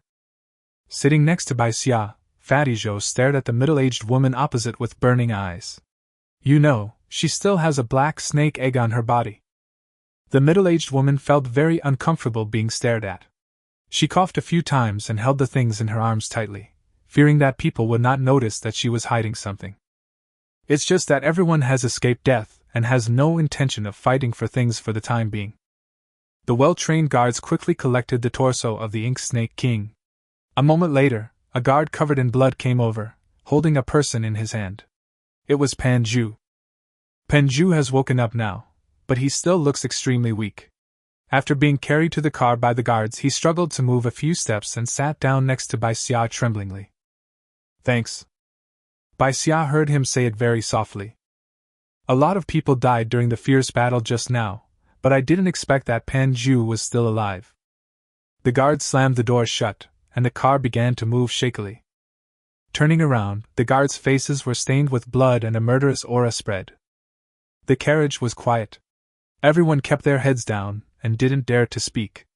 No one knew what the guard was going to say, and no one wanted to be the first to speak out. "Everyone contributed to the killing of the Black Snake King this time. After returning, everyone's basic supplies will be increased to 100 seed coins." The guard's words made everyone in the slums look up in surprise. 100 seed coins is enough food for half a month. However, the other people in the group did not seem to be convinced, and their expressions did not change at all. "In addition, those who have made contributions in killing the Black Snake King will be awarded points according to their contributions." The guard's next words finally aroused the interest of those people, and they raised their eyes and stared at the guard. "I cut off a snake's tail. How many points can I get?" "You farted. It wasn't me who attracted its attention, so you have a chance?" "If I hadn't hit it first, would you have been able to cut it off so easily?" When it came to points, those people started to fight and argue among themselves. The atmosphere in the car suddenly became tense. Chapter 49. What do you think grass seeds are? The guard didn't care about this. He just waved his hand impatiently, and the people in the carriage didn't dare to speak anymore. 20 points for one snake tail. The guard looked at Bai Xia and the other man. How do you divide it? They actually noticed who cut off the snake's tail, so even if someone wanted to take advantage of the situation, it would be impossible. Fatty Joe was grinning so hard that his mouth almost split open. Just as he was about to turn around and tell Bai Xia that he wanted to exchange his seed coins for points with her, he heard Bai Xia say, "Half for each of us." Watching Bai Xia skillfully display the wristband, the guard transferred 10 points as if it was nothing new. Fatty Joe gnashed his teeth and looked at Bai Xia. "You really are a hidden talent. I was so stupid as to seek cooperation with her and want to exchange grass seeds and points with her. Do you still want the points?" The guard shouted at him, causing Fatty Joe to quickly look away and show off his wristband in a flattering manner. When the guard turned to the pedestrians, Fatty Joe stared at Bai Xia with burning eyes again. "If you are willing to exchange 5 points with me, I will forgive you." Bai Xia couldn't help laughing and looked at Fatty Joe. "I'll add twice as much grass seeds, you can give them to me." "We all have points, how can we not know the importance of points? The mere fact that it can be exchanged for meat is enough to make people excited." Fatty Joe was immediately discouraged and glanced at Bai Xia resentfully. "If I find someone else to cooperate with, maybe I can get a few more points." While the two were talking, the passers-by had divided the points. The man who had been bitten by the black snake before got the most points, and looked quite satisfied. After distributing the points and grass seeds, the guards did not leave, but stared at everyone. "Take out everything you brought from outside the city." Just because they didn't check when they got on the bus just now doesn't mean they can really take these things back to the city. Fatty Joe had already submitted his grass seeds before, and now others started to submit their grass seeds one after another. Looking back and seeing that Bai Xia didn't move, Fatty Joe was puzzled. "Where are your grass seeds?" How could Bai Xia not get any grass seeds? Realizing something, Fatty Joe straightened his face and lowered his voice. "Don't think about hiding grass seeds. You won't get any grass seeds after they are found out. If they are not found out, what good do you think this is?" Fatty Joe sneered. "It's not like no one has done this before. If the seeds that have not been purified and cultivated grow in the safe zone, it will be an absolute disaster." Purification again. Bai Xia nodded obediently, but her hands did not move. Seeing that Bai Xia still refused to take out the grass seeds, Fatty Joe sighed and said nothing more. The grass seeds were collected one after another, and the woman finally took out the black snake eggs on her body with an excited look. "I have more here!" The golden ink snake eggs immediately attracted everyone's attention. Fatty Joe lost his temper and was about to speak when Bai Xia grabbed him. Bai Xia had been paying attention to the guards' expressions. The woman's movements of hiding something were so obvious that the guards had noticed her a long time ago. So when she took out the black snake egg, Bai Xia saw the guard's face change suddenly. Not surprise and excitement, but fear. The guards who were fearless and dared to confront the mutated Black Snake King directly now felt fear at this moment. This made Bai Xia immediately hold back Fatty Joe, who wanted to talk. In this situation, taking it rashly might not necessarily be a reward. Fatty Joe turned around and looked at Bai Xia with some confusion, but finally held his words back. Seeing the blazing and shocked eyes of the people around her, the woman couldn't help but feel a little proud. "I found this when I was mowing the grass. Brother guard, how many seed coins can this be exchanged for?" The injured man couldn't help it. "Why exchange for seed coins? Exchange for points. I'll give you 30 seed coins for 1 point." The woman swallowed excitedly, but still looked at the guard. The guard frowned and quickly opened his wristband, as if he had sent some message. He then hurriedly found a box and put the egg in it. Under the woman's expectant gaze, the guard did not look happy. "As long as you can survive, you will get a lot of rewards when you return to the city." The guard's words stunned the woman, and she stammered. "WH. What do you mean? You all saw the mutant Black Snake King before." The guard rubbed his brows. "This mutant Black Snake egg will attract more than one mutant Black Snake King. The Black Snake King just now was attracted by this golden egg, and it is possible that other Black Snake Kings will be attracted here." This news made everyone look at each other in confusion, as if they were still unable to react. Aren't we already in the car? It won't be long before we can get back to the city. The Ink Snake King can't hurt us. The woman spoke hurriedly, as if she was cheering everyone up, or as if she was trying to persuade herself to dispel the fear in her heart. However, as soon as she finished speaking, the entire car shook violently, and through the narrow window, Bai Xia saw a tail flash by. Bai Xia was obviously not the only one who saw it. The carriage was quiet for a moment, and then someone immediately shouted, "Drive faster! Hurry back to the city! The carriage is so sturdy, we'll be fine." The noise that came one after another showed everyone's panic. The Black Snake King just now not only exhausted the guard's physical strength, but also killed several people. If another Black Snake King comes now, we will have no chance of winning at all. We have just set out for a short time, and it will take at least half an hour to get back to the city. Can this car last that long? Besides, there is a high possibility that there is more than one Black Snake King coming. The guard looked unhappy and shouted, "Stop making noise! I have sent a distress message back to the city, and soon the city's mercenaries will come to pick us up." This calmed everyone down a lot. They felt safer knowing someone would come to rescue them than having to rely on themselves. The car was moving crookedly and almost overturned several times. The faces of the people in the carriage became more and more ugly, because a piece of glass had been shattered by the Black Snake King's tail. The car was driving slower and slower. "Here are all refined knives. You can stay in the car or get off. From now on, your life and death are at your own risk." The guard opened the drawer under the seat, and there were weapons inside. The words, "Life and death are your own responsibility," fell heavily into everyone's ears. Some people even began to sob softly. Who would want to die if they could live? The car finally couldn't move forward any further, and was stuck in place. The car door opened with a clang, and the guard jumped down without hesitation, knife in hand. Bai Xia quickly stepped forward and picked up a long knife that was more than 1 meter long and of suitable weight, and prepared to get off the car. "Hey, are you really not afraid of death?" There were a lot of people in the car, but Bai Xia was the only one who took a knife and prepared to get off. Fatty Joe stared at her with wide eyes. Chapter 50. Can't wait for death.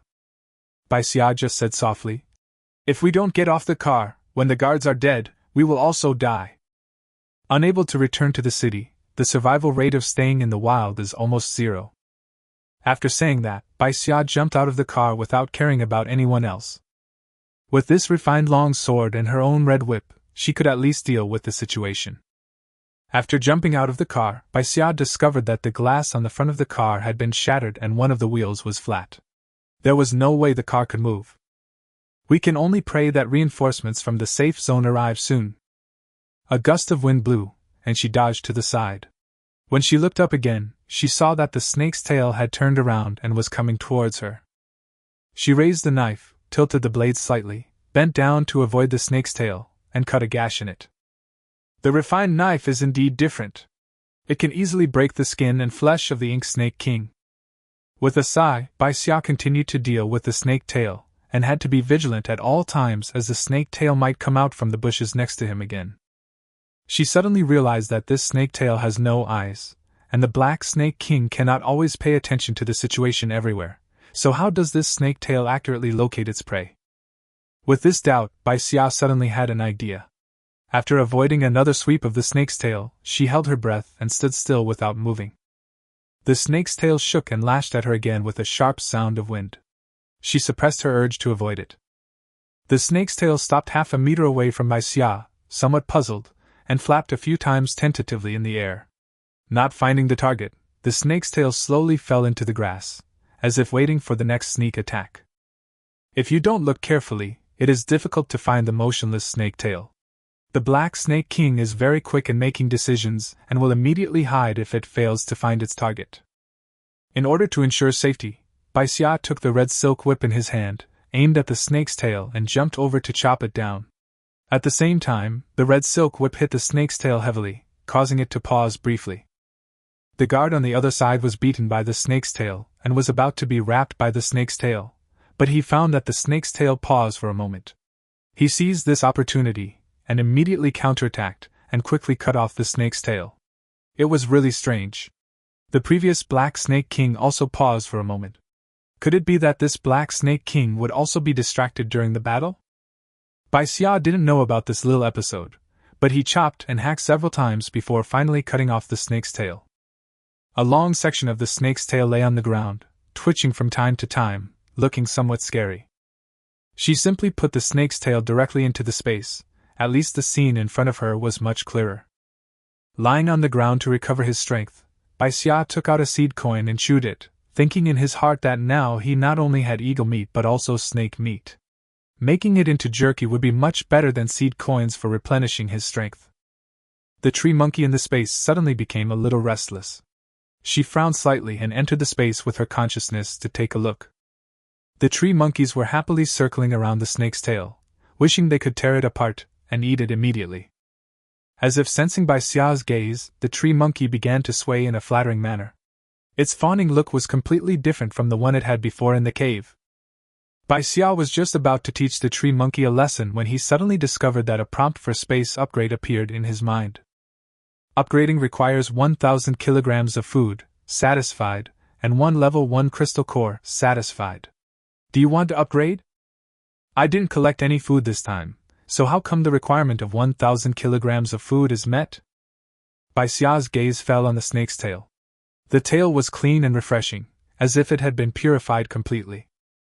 This piece of snake tail weighs at least several hundred kilograms, and there is also the mutant eagle and the dozens of walnuts piled up in the space, and the peas that were planted first in the space have actually matured. The bean pods on it are bulging and will explode immediately if Bai Xia touches them lightly. This was a pleasant surprise and she became excited immediately. In just a few days the pods were mature. At this rate, as long as there were enough seeds, the plants produced in the space would be enough for them to eat. Upgrade! Bai Xia thought to himself, since the conditions for upgrading have been met, he might as well upgrade first. In an instant, the mutant eagle and the snake's tail disappeared, and more than half of the walnuts on the side were gone. The tree monkey stood there stupidly, not understanding where the huge piece of food had gone. His head began to feel dizzy, and Bai Xia hurriedly exited the space. The upgrade will take some time, and she is not in a hurry. It's just that she cannot see the situation in the space clearly for the time being, but she can still use it as usual. Xiao Xia? Fatty Zhou's low voice came from outside, as if he was afraid of alarming other things. Fatty Zhou also got off the car. Bai Xia raised his voice and responded. I'm here. Hearing the sound, Fatty Zhou rustled over and parted the grass. The first thing he saw was a pool of blood.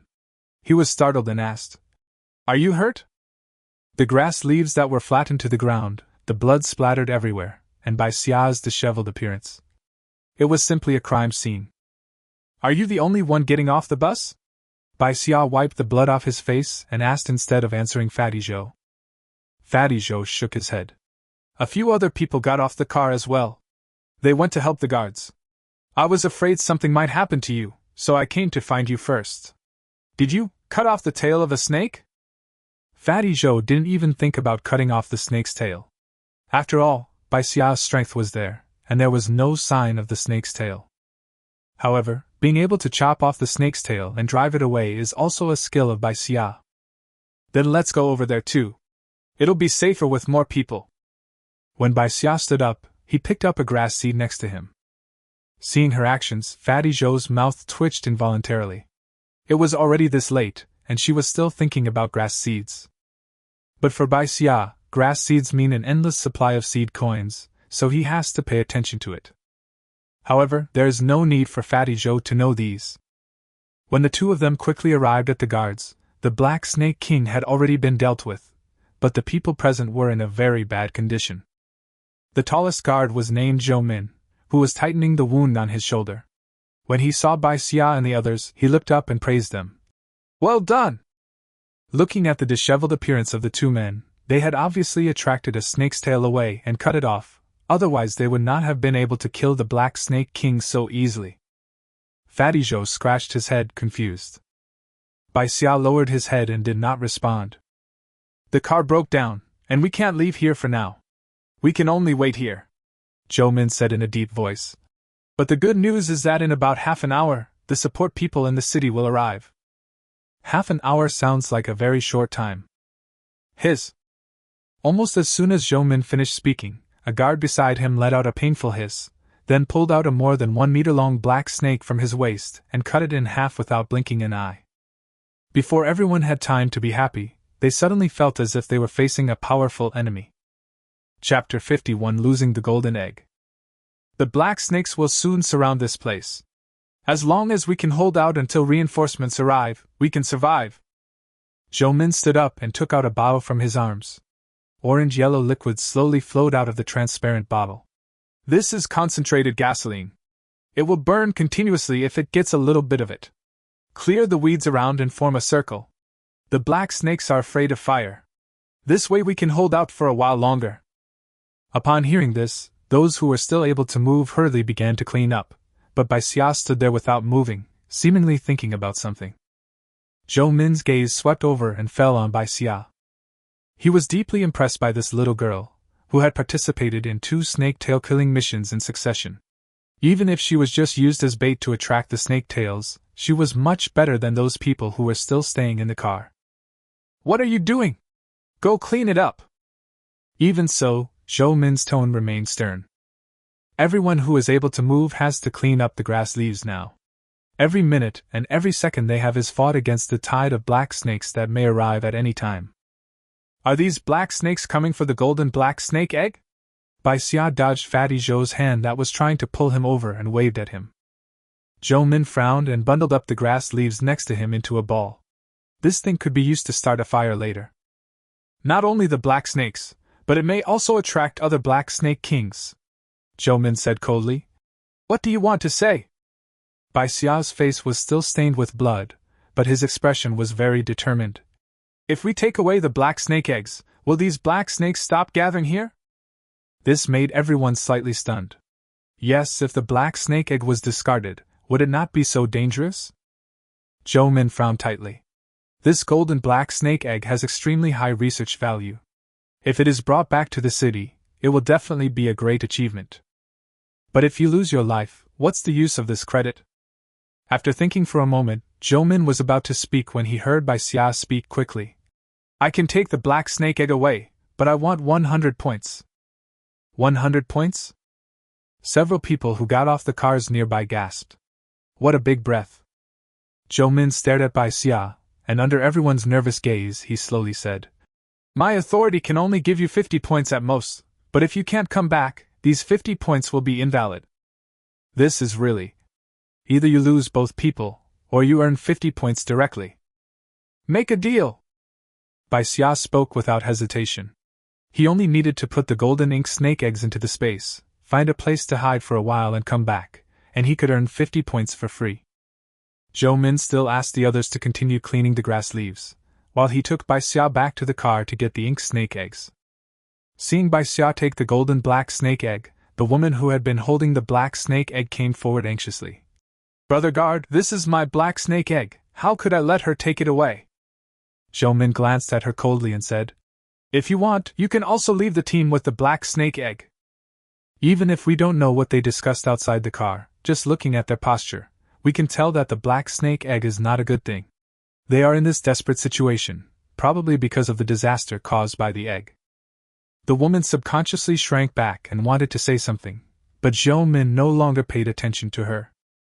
After getting Bai Xia out of the car, Zhou Min gave a few more reminders. Just walk along the tracks of the wheels. When you can't walk anymore, throw away the black snake eggs and hurry back along the road. We will wait for you until 6 o'clock. It's almost 5 o'clock now. The support from the city will arrive in less than half an hour.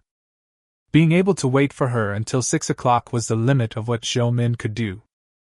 Bai Xia nodded, holding the black snake egg, and dived into the bushes without looking back. The moment she entered the bushes, she stuffed the black snake eggs into the space. If this thing is left outside for one more second, it will act like a weather vane, attracting countless black snakes to rush here. Naturally, the sooner it is put into the space, the safer it will be. Bai Xia followed Zhou Min's instructions and walked slowly forward along the wheel, holding the monkey knot in his hand, letting the velvet stem sway unhappily, just treating it as a danger warning device.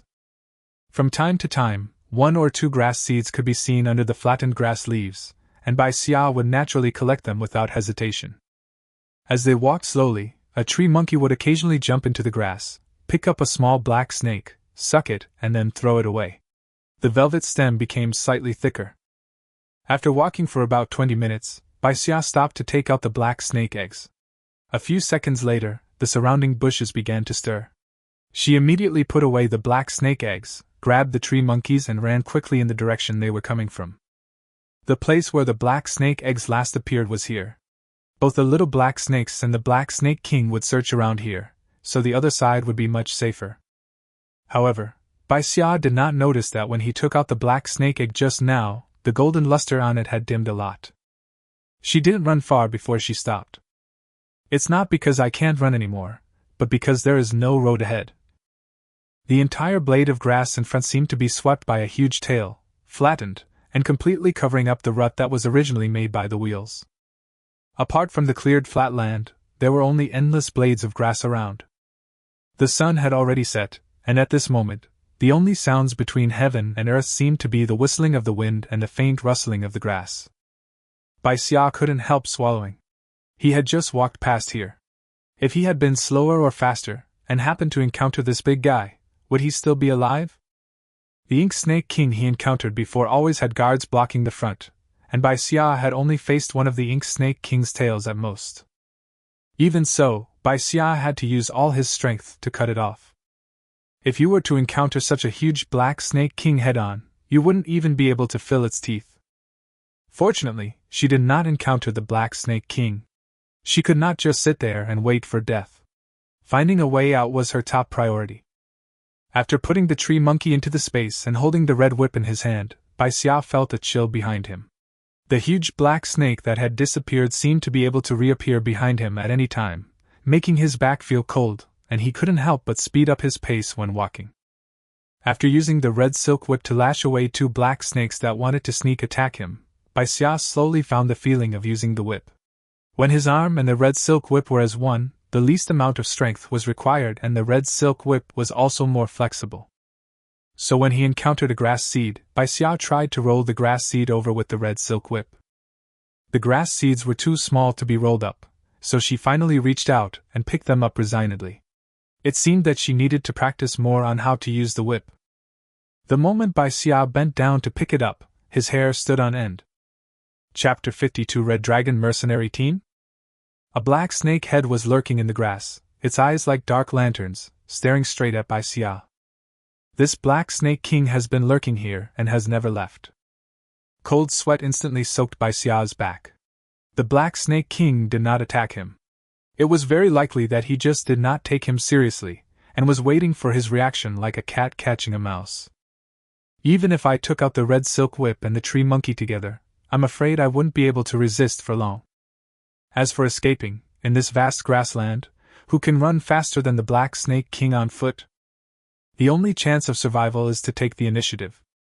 The only thing on him that could break the Ink Snake King's defense was the knife he had just taken from the car. The red silk whip is more of a control function. It's okay as an auxiliary, but it's not enough to severely injure the Black Snake King. Bai Xia took the grass seeds gently in his hand, as if he didn't notice the Ink Snake King. The moment he stood up, he raised the knife with lightning speed and stabbed at the Ink Snake King's eyes without hesitation. This is its weakness, but also its opportunity. Perhaps he did not expect that a tiny ant would dare to attack him. Bai Xia's knife successfully pierced straight into the eyes of the Black Snake King. An angry hissing sound pierced into Bai Xia's mind like waves. It was as if his head was hit hard by a hammer. Bai Xia's hands lost strength, and he was whipped away by the Black Snake King's tail. The grass stumps on the ground scratched Bai Xia's body with small cuts, but the burning pain helped him regain some consciousness. The knife was not inserted very deep, but it was enough to obstruct the Ink Snake King's vision. Unfortunately, it could still use its other eye to stare at Bai Xia with hatred. Bai Xia held the red whip in full readiness, and quickly thought of ways to destroy the Black Snake King's other eye, but he quickly rejected them. At this time, he heard a chuckle in his ears. He may be small, but he's very brave. Bai Xia raised his head suddenly, and a figure in black tights and holding a spear flew over from behind and stood in front of him. There were thin beads of sweat on his forehead, blocking the Ink Snake King's view of him. Fortunately, we made it in time. Bai Xia heard him mutter something under his breath, and then turned to look at her. A flash of surprise flashed across his face, but he quickly returned to normal and said in a deep voice, "Go hide aside." It was that uncle. Bai Xia was also stunned. They had just met him in the mutant rat cave a few days ago. Now is not the time to reminisce. Bai Xia hurriedly hid behind the bushes. With outsiders present, she didn't dare take out the tree monkey. If she was accidentally discovered, she might not end up well.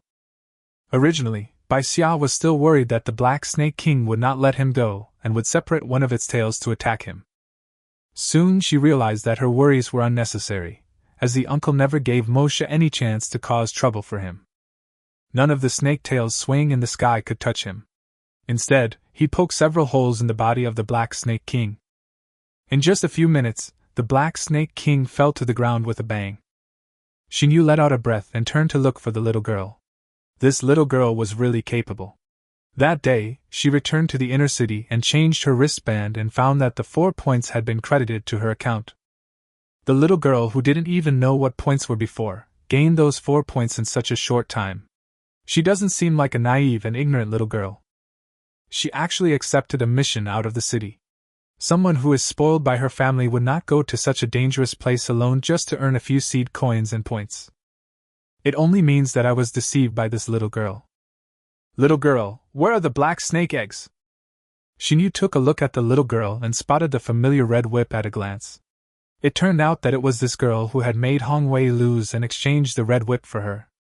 Bai Xia's heart tightened slightly, but she looked innocent. I have already lost it.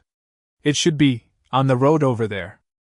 The battlefield was in chaos now, and Bai Xia couldn't remember which direction he was going, so he pointed based on his feeling.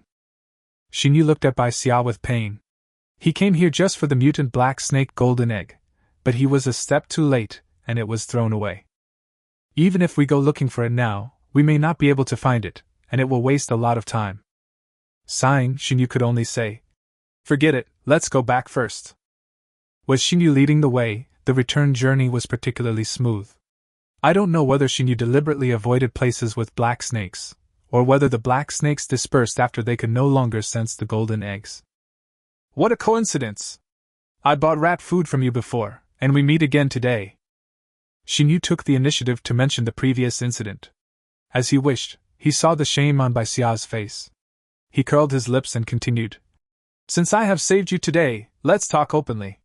There are some things you can't hide from me. Bai Xia's heart skipped a beat. Could it be that the other party had discovered something? Xinyu quickly caught the change in Bai Xia's expression, and his face became more determined. After I'd brought back the rat food last time, the mutation rate was extremely high, and almost no grains were edible. Could it be possible to infer that I was abnormal just because of such a small thing? Bai Xia was secretly shocked. If this was the case, wouldn't my seemingly thorough concealment be meaningless? Xinyu stared at Bai Xia, as if he could see through her anxiety at the moment. When you said you wouldn't sell it to me, you put a handful of rat food in your bag. Was most of that handful of rat food edible?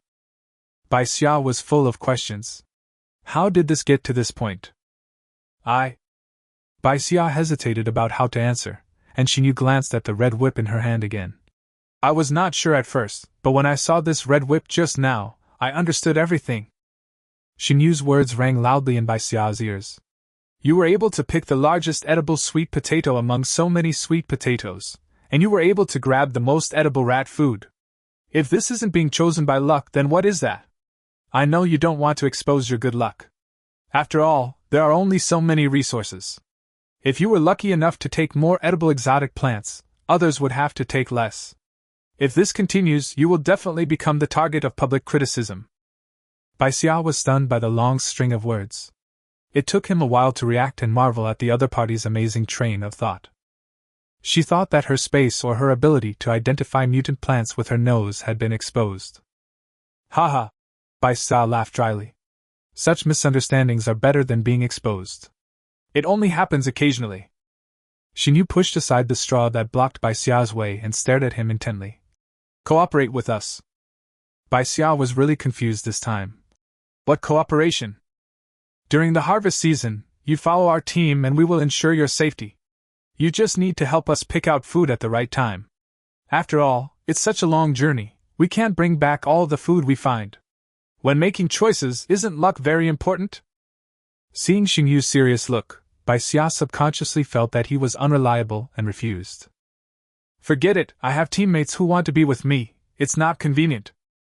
Unexpectedly, Bai Xia would disagree. Xingyu got a little anxious. We in the Red Dragon mercenary team don't protect anyone casually. If we say we will protect you, we won't let you get hurt. Your teammates can come along too. Would you consider it again? Bai Xia paused and waited.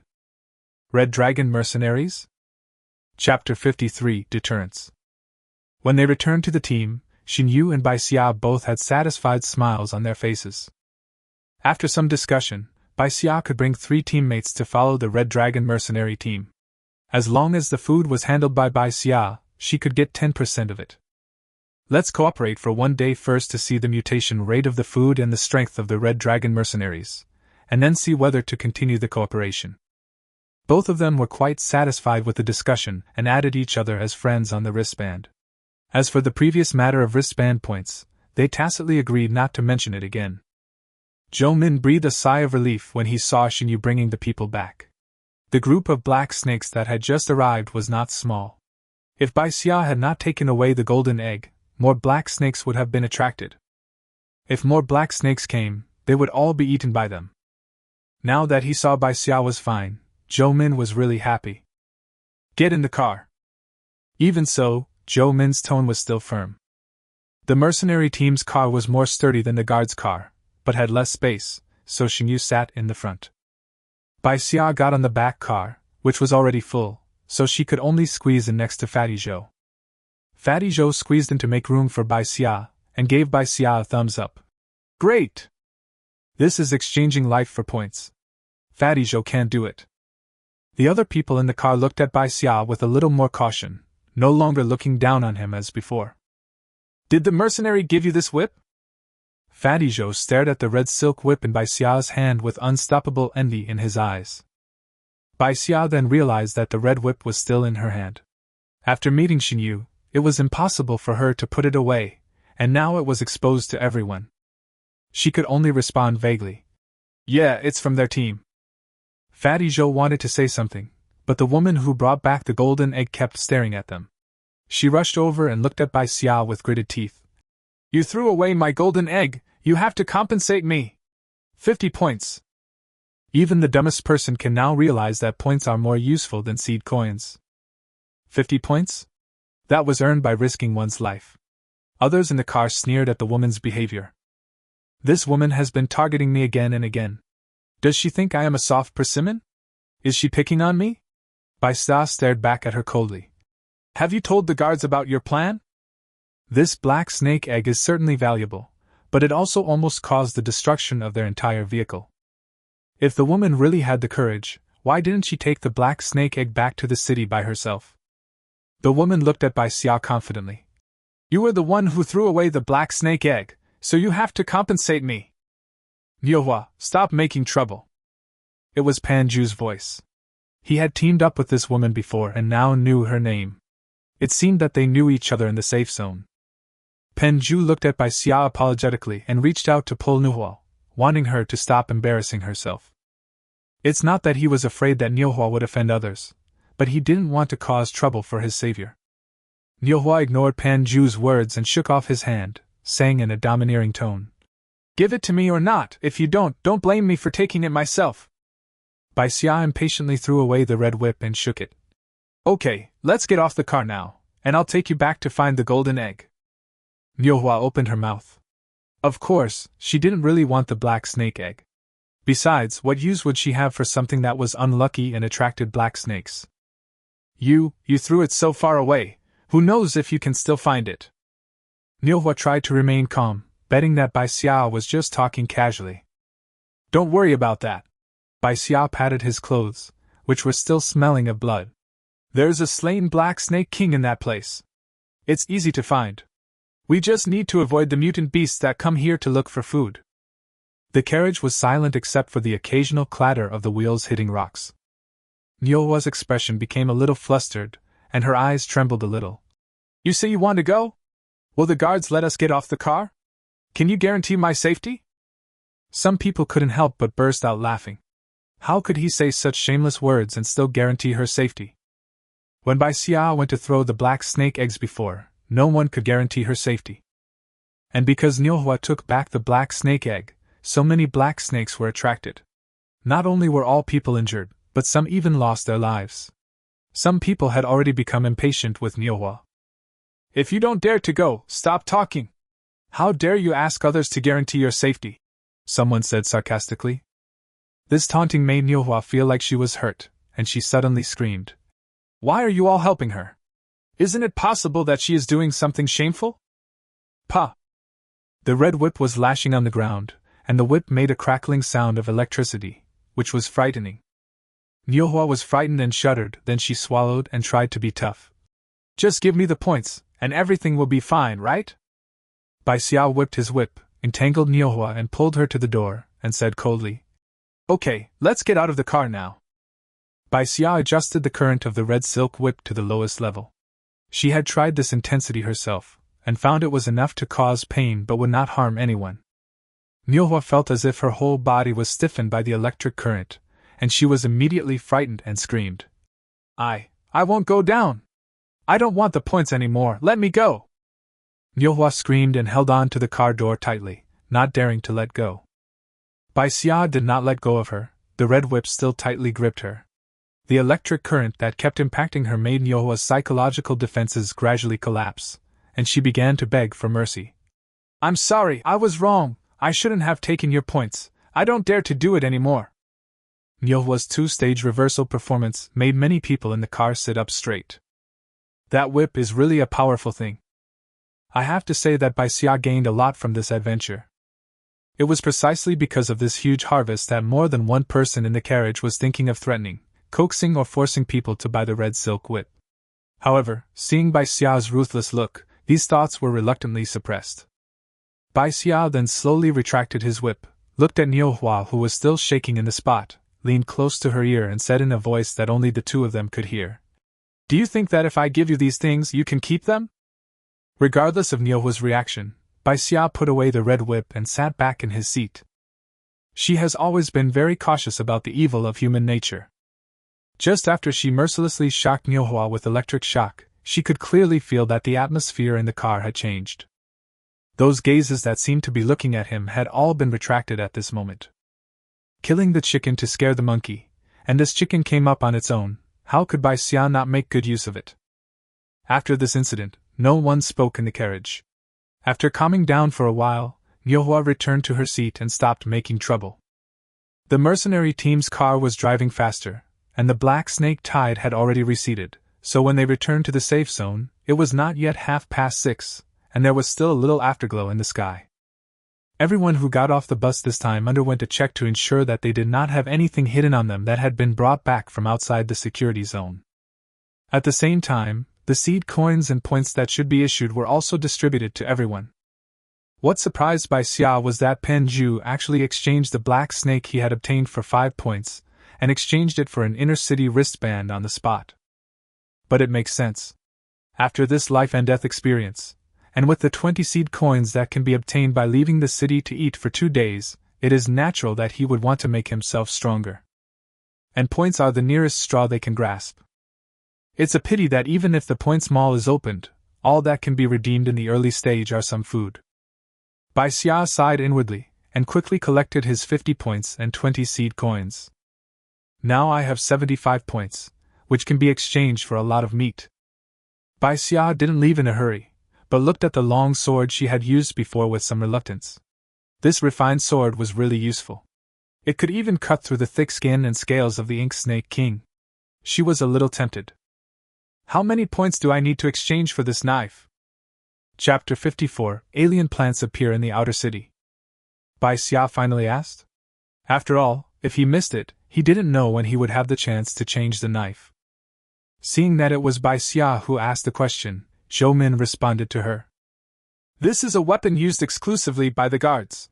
It is not for sale to the public. Bai Xia looked at the knife with some regret, but didn't take it too seriously.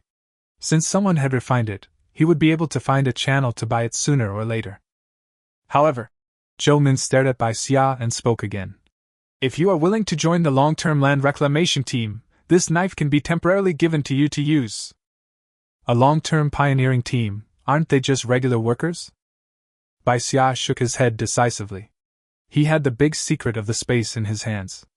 If he stayed with them for a long time, it would be inevitable that someone would notice something was wrong. It would not be worth it. Zhou Min shook his head and was not surprised. Not many people were willing to do something like land reclamation, let alone a long-term one. You can come to me anytime you figure it out. Bai Xia is a good talent. If possible, Zhou Min still wants to keep her in his team. After saying goodbye to Zhou Min, Bai Xia touched the pitiful 20 seed coins in his pocket and sighed. Fuhua, who is delivering the constant temperature board, is coming tonight.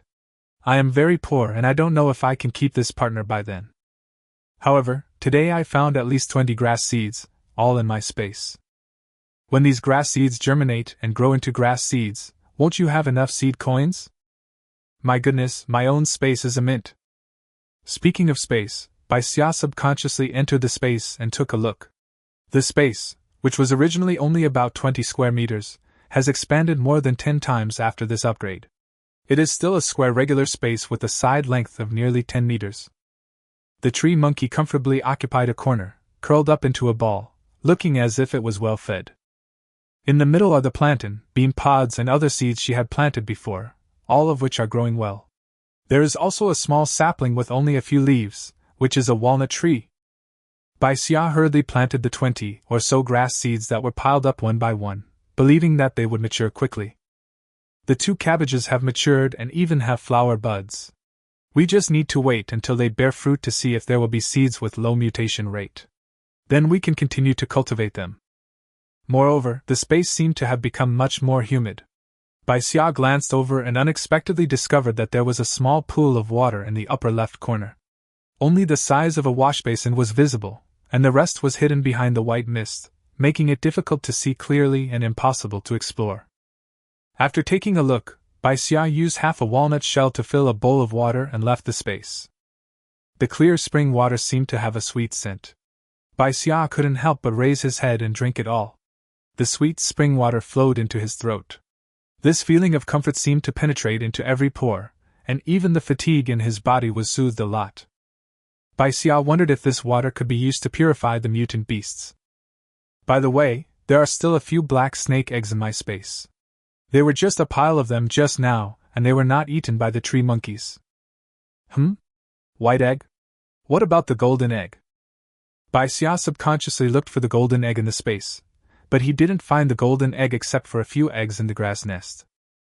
The tree monkey came over to Bai Xia in a flattering manner at some point, twisting its body around Bai Xia's consciousness happily. Bai Xia glanced at the tree monkey impatiently, and was about to push it away. Take another look. Why did this tree monkey suddenly grow a mouth? It's not a mouth, but a golden spike on the top of the tree monkey, which looks like a small pointed mouth at first glance. Gold? Bai Xia immediately stared at the tree monkey. This guy does have a criminal record. The tree monkey twisted its body more happily, as if it wanted to express something. It suddenly rushed to the front of the nest of black snake eggs and pierced one of the eggs with its sharp spikes. In a blink of an eye, the egg was sucked clean, leaving only an intact empty shell. Bai Xia laughed angrily. Are you trying to tell me that now that you have a mouth, you will be able to eat faster in the future? In a flash, Bai Xia suddenly realized something. Those little black snakes are the same. After biting a person, they will suck all the blood from the person in a moment. Could it be that after the tree monkey absorbed the golden egg, it absorbed some of the characteristics of the little black snake? If that's the case, this tree monkey is even more useful than before. Thinking about it this way, it is actually a good thing that the golden egg was eaten by the tree monkey. When Bai Xia came out of the space, the sky had darkened a lot. He glanced at his wristband and found that Bai Xia had not sent him any message, which meant that everything went smoothly today. It's a pity that all the mutant beast meat in the space today has been consumed by the upgrade space, so I can only eat vegetarian food tonight. Bai Xia was thinking about whether she should go to open up the Wasteland again tomorrow to see if she could get some more mutant beast meat, when suddenly a loud noise came from the front, bringing her thoughts back. What's going on? Bai Xia looked up in surprise. The sound seemed to come from the direction of home. His heart sank. Bai Xia quickly sent a message to Bai Xia to ask what was going on, then hurried home. The bang-bang sounds were still heard from time to time, as if something huge was constantly destroying the surrounding houses. Many people screamed and fled in all directions, but Bai Xia did not see Bai Xia among the crowd and could only keep moving forward against the flow of people. It's a mutant plant! Damn it, who dares to raise exotic plants? Quickly go find the guards. My house has just been renovated, and the rainy season is coming. What should I do? The cries and complaints kept ringing in Bai Xia's ears, allowing her to roughly understand what had happened. Alien plant? Some of the small details I discovered earlier seemed to be connected all of a sudden, the tightly covered room, and the fresh green leaves that Lulu held in her arms this morning. Damn it! That strange plant is too close to my home, Bai Xia. Please don't let anything happen to you. Bai Xia struggled to push through the crowd and went upstream. When he was still some distance away from his home, he saw a plant that was as high as 3 or 4 stories. Its leaves were extremely thick and looked a bit like water spinach. With a slight fan of the thick leaves, a house would collapse. Bai Xia's shabby little house had collapsed long ago, almost right at the foot of the strange wood-ear vegetable. Bai Xia felt heavy in his heart. Is Bai Xia in the room? It's so late now. Bai Xia is most likely cooking in the house, waiting for me to come back and serve me a bowl of hot porridge. Taking a deep breath, Bai Xia threw away the red silk whip in his hand. There was no time to wait for the guards to come. He had to hurry and get rid of the wood-ear vegetable before he could rescue Bai Xia. Chapter 55: Killing the Alien Plants. A thick vegetable leaf happened to fall on a ruin next to Bai Xia, and a whipped shadow followed closely behind, pulling off half of the fat leaf. The broken leaf shook, and green juice flowed out and splashed everywhere. Wood-ear vegetable is not poisonous, but this is a mutated wood-ear vegetable, so it is better to be careful. Bai Xia immediately hid behind an overturned wooden board to avoid the splashing juice. The wooden board made a hissing sound when it was stained with juice, which made Bai Xia feel depressed. This juice was quite corrosive. Fortunately, the people around had already fled and no one else was affected. Bang! Soon another board was smashed by the wood-ear vegetable. Wood-ear vegetable has no consciousness and just attacks indiscriminately. Even if its leaves are injured, they just continue to wave, and juice keeps spurting out from the broken ends, making it hard to defend against. It seems that my subconscious first step of attack was not appropriate. The best way is to cut off the roots of the wood-ear vegetable directly, which is the most effective. But this requires taking a little risk. There was no time to worry about that now. Bai Xia stood up from behind the wooden board and heard a trembling voice behind him. Don't go over there! Lulu stood in a position where the alien plants could not attack her, her face pale. She was still wearing the same clothes she had worn this morning, but they were now a little tattered and had some scratches on her body that didn't seem to be caused by an alien plant attack. Bai Xia stared at Lulu. You already knew about this strange plant? Lulu was caught off guard by Bai Xia's question. She panicked for a moment, but quickly calmed down. I don't know what you are talking about. As if convinced by her own words, Lulu glanced at Iji and continued. The guards will be here soon. If you go over now, you will just die in vain. I am advising you not to do anything unnecessary. Thank you then. Bai Xia responded and continued to approach the strange plant. The guards would naturally investigate whether Lulu participated in the planting of the strange plant. Now I just want to rescue Bai Xia as soon as possible. Seeing Bai Xia approaching the alien plant without listening to advice, Lulu couldn't help but stamp her feet. What are you trying to persuade her to do? A disdainful voice came from behind.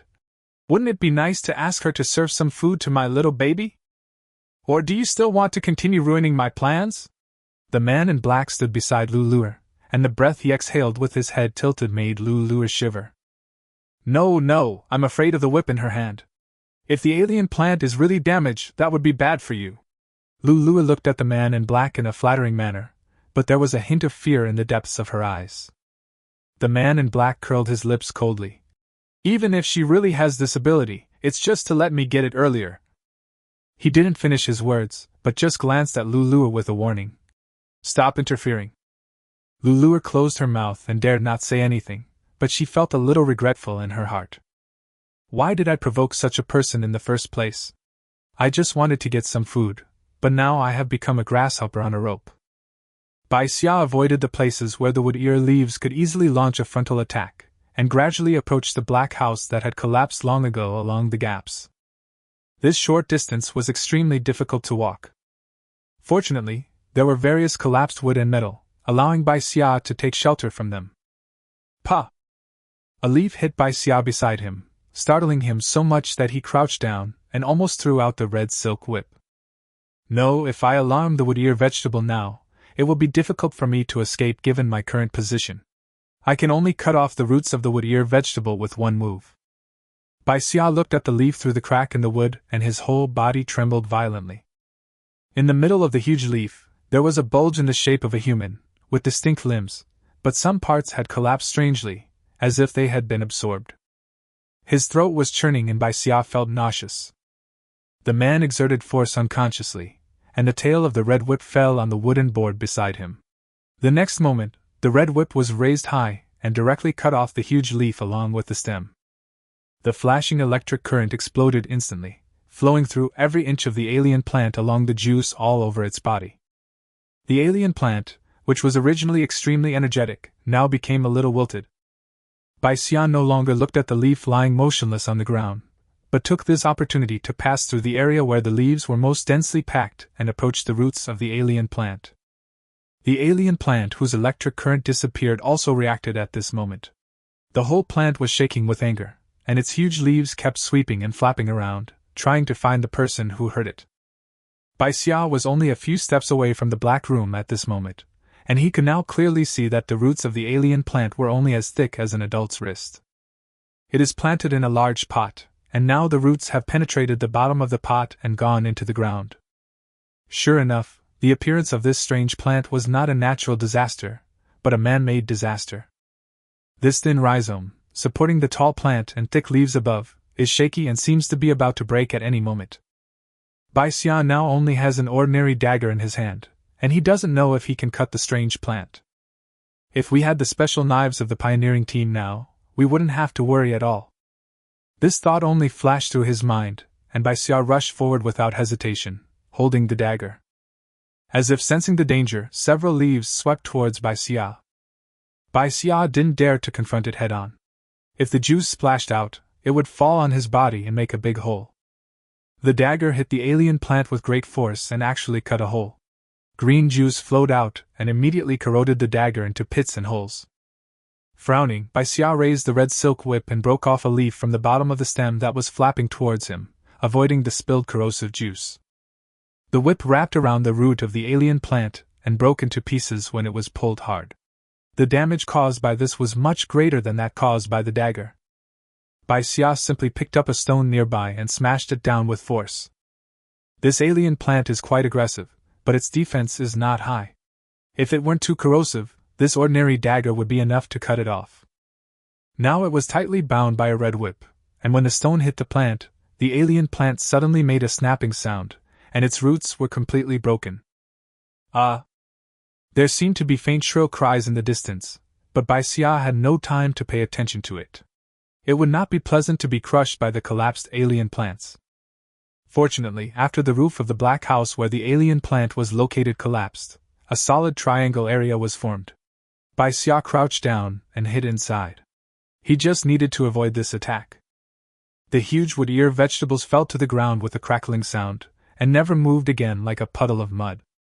Juice was still oozing out of the broken roots of the wood vegetable. Bai Xia glanced over and frowned slightly. There seemed to be something emitting star-like light at the roots. Hurry up and save them! The movement of the alien plant stopped, but Bai Xia heard the voices of the guards and the sound of chaotic footsteps. Without caring about anything else, Bai Xia took out the corroded dagger, moved closer and picked out the glowing object. Chapter 56 Bai Xia is fine. It was a bead the size of a marble, as emerald green as an emerald bead. It is somewhat similar to the previous first-level crystal core, but it is smaller. Bai Xia picked up a piece of plastic cloth from the side, wrapped it up, and stuffed it into the space. No matter what it is, it cannot be a simple thing that came out of this strange plant. After doing all this, she crawled out of the ruins and met the guards who came over. Coincidentally, the leader was Zhou Min. When he saw Bai Xia, Zhou Min was also slightly stunned. My sister might still be buried under the house. Bai Xia moved his shoulders, feeling a burning pain, and couldn't help but grin. Even though he had tried his best to avoid it, he was still splashed with juice. Thank you for your help.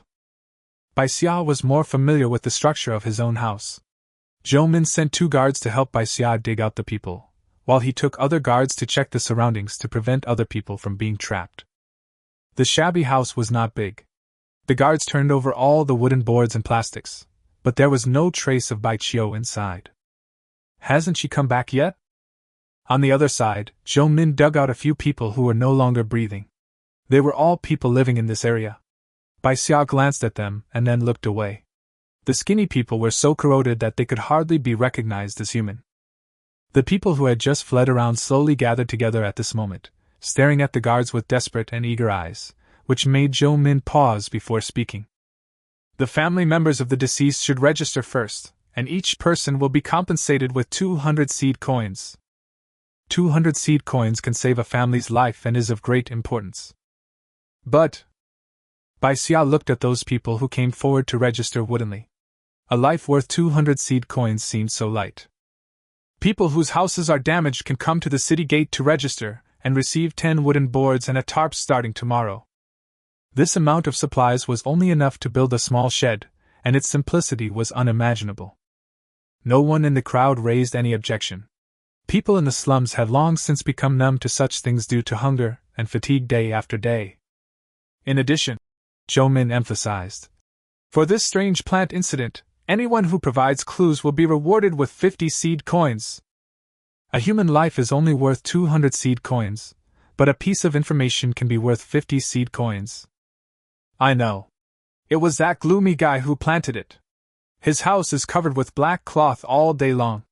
I have long said that he must be doing something shameful. I can also testify that I have seen plants sticking out of his door. The voices rang out one after another, making Zhou Min's face look a little ugly. If you knew it a long time ago, why didn't you report it? The crowd fell silent, no one spoke anymore, and the person who had just spoken stood there with his shoulders hunched, feeling helpless and terrified. Bai Xia sneered. Captain Zhou, is this considered a sting operation? Besides, facing such a dangerous person, isn't it normal for everyone to choose to protect themselves? Everyone's eyes fell on Bai Xia, feeling complicated and heavy. Zhou Min glanced at Bai Xia, and surprisingly did not refute her words. Instead, he said in a deep voice, the person who provided the information just now, come over to collect the seed coins. He still has some conscience, Bai Xia thought to himself. She glanced at the crowd several times but didn't see Bai Xia, and the message she sent to Bai Xia on her wristband had not been replied yet. What's going on? Hasn't Bai Xia returned to the city yet? Xiao Xia! The voice coming from the crowd immediately attracted Bai Xia's attention. It was Qin Ke's voice, and Bai Xia immediately went over. Etc. Zhou Min stopped Bai Xia, his expression revealing nothing. You are the one who dealt with the alien plants. I still have some questions for you. Bai Xia only wanted to find Bai Xia as soon as possible. Qin Ke might have some news, and he didn't want to deal with Zhou Min at this time. He said in a bad tone. If you want to give me a reward, you can give it now. As for the others, first of all, I don't know where this alien plant came from. Secondly, my family is also one of the victims. Finally, I have this red whip. Is it difficult to deal with an alien plant? Bai Xia's words were obviously emotional, which made Zhou Min frown. These were indeed the questions he wanted to ask, but hearing Bai Xia say them like this always made Zhou Min feel a little strange. But meeting Bai Xia's eyes, Zhou Min swallowed the words in his mouth and just reminded him stiffly. Don't forget to come and get your supplies. After dealing with Zhou Min, Bai Xia hurried to Qin Ke. Brother Qin, you know. Before Bai Xia could finish his words, Qin Ke nodded and said, Follow me.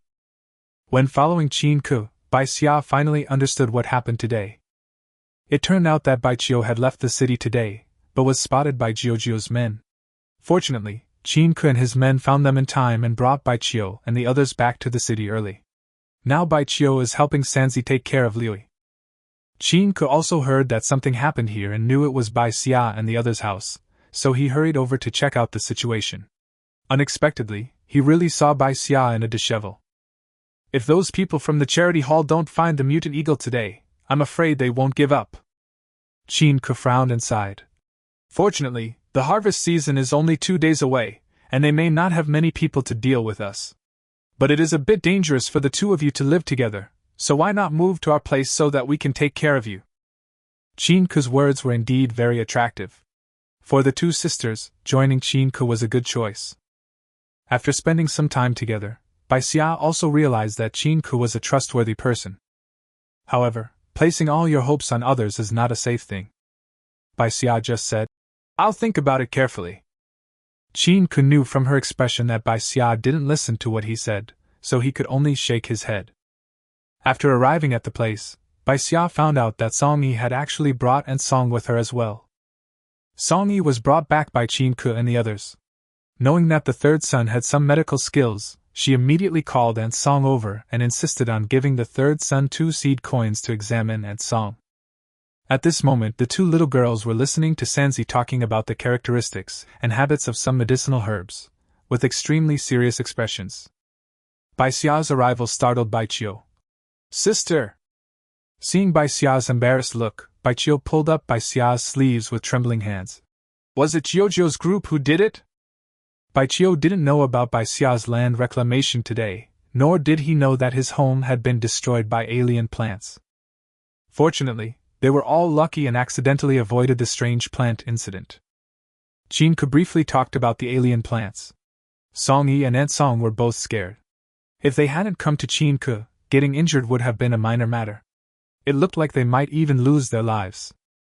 While Bai Xia was applying medicine to Bai Xia's arm, his eyes were looking at the red silk whip in his sister's hand. Wasn't this the one his sister hid in the space? How did it get taken out? Was my sister's space discovered? Chapter 57 Everyone's Gratitude. Her worried look was too obvious. Bai Xia changed the red whip to another hand and said softly, "We met the Red Dragon mercenary team today. This red whip was used by their team members before." Bai Xia immediately understood that the red whip had passed the clear path and his sister's space had not been discovered. She carefully bandaged Bai Xia's wound and said guiltily, I was so engrossed in Uncle Sanzi's talk about medicinal herbs that I didn't read the news about the wristband. If I hadn't read the message on the wristband, my sister would not have been hurt by the alien plant." Bai Xia did not blame Bai Xia. After all, it was Bai Xia's first day using the wristband and he was not very familiar with how to use it. It was normal for him not to remember to check the messages. "Hold out your wristband." Bai Xia transferred 10 points to Bai Xia's wristband. The wristband originally did not have a points mall, but after receiving the points mall immediately appeared on it. As expected, the points mall will only be activated if there is a flow of points. At the moment, you can only redeem some food on the points mall. There isn't much you can redeem with 10 points, but you can see a lot of information about mutant beasts and alien plants on the details interface. Knowing more about them can increase your chances of survival. Qin Ke saw that both sisters were wearing wristbands and sighed. "These points are not easy to earn. Xiao Xia, you bought 2 at once. You are very generous." The other party was joking, so Bai Xia also explained. "I encountered a mutant rat cave before, and there was a lot of rat food in it. I happened to meet a mercenary team, so I sold all the rat food to him." "Rat food?" Qin Ke nodded. "The mercenaries like these strange things. Maybe they can get more points by bringing them back to the inner city." This is true. If there is no benefit to be gained, who would do such a good deed without any reward? While they were talking, Qin Ke had already cooked a pot of seed coin porridge. Maybe because there were many people today, the porridge was a little clear. It was obvious that Qin Ke and his friends were not having a good time. An Song was a little embarrassed and waved her hand to refuse. "We won't eat here. Let's go back and clean up the house first. Look at how the house has been damaged. If there are any usable things, we have to put them away quickly." Qin Ke handed her a bowl of porridge without questioning. Don't complain that the seed coin porridge is not tasty. Since you are here, how can you go on an empty stomach? Under Chin Ku's strong persuasion, everyone held a bowl of porridge and drank it. Sanzi even took the time to feed Liuyi, who was lying on the bed. Liuyi's fever has subsided and he can barely drink some liquid food, which is all good news. As long as you can eat and hold on, you'll get better. After finishing the porridge, it was already dark. Chin Ku brought a few wooden boards from somewhere and said, "You must have nowhere to live now, so you can stay here tonight. It's a little simple, but it can keep you out of the wind and rain. Tomorrow I will help you move the compensation materials, and then we can slowly build the house, and these days will be over." The rainy season is about to arrive, and having a house destroyed at this time would be a huge challenge for anyone. Chin Ku said it was just a trivial matter, but it undoubtedly made Aunt Song and Song Yi feel a little relieved. There was a wooden board as a cushion and a fire in the middle of the room, so everyone slept in their clothes and could get some rest. Early the next morning, Chin Ku, as he promised, took a few orphans and widows to the city gate to collect wooden boards and plastic sheets. After discussion, Aunt Song and Song Yi decided to build the new house on Chin Ku's side. There have been foreign plants growing there, and who knows if there are any leftover seeds, which is another potential danger. Bai Xia didn't make a decision immediately. "I'll go back and take a look first." She returned to the previous place alone, where a car and some guards were waiting there.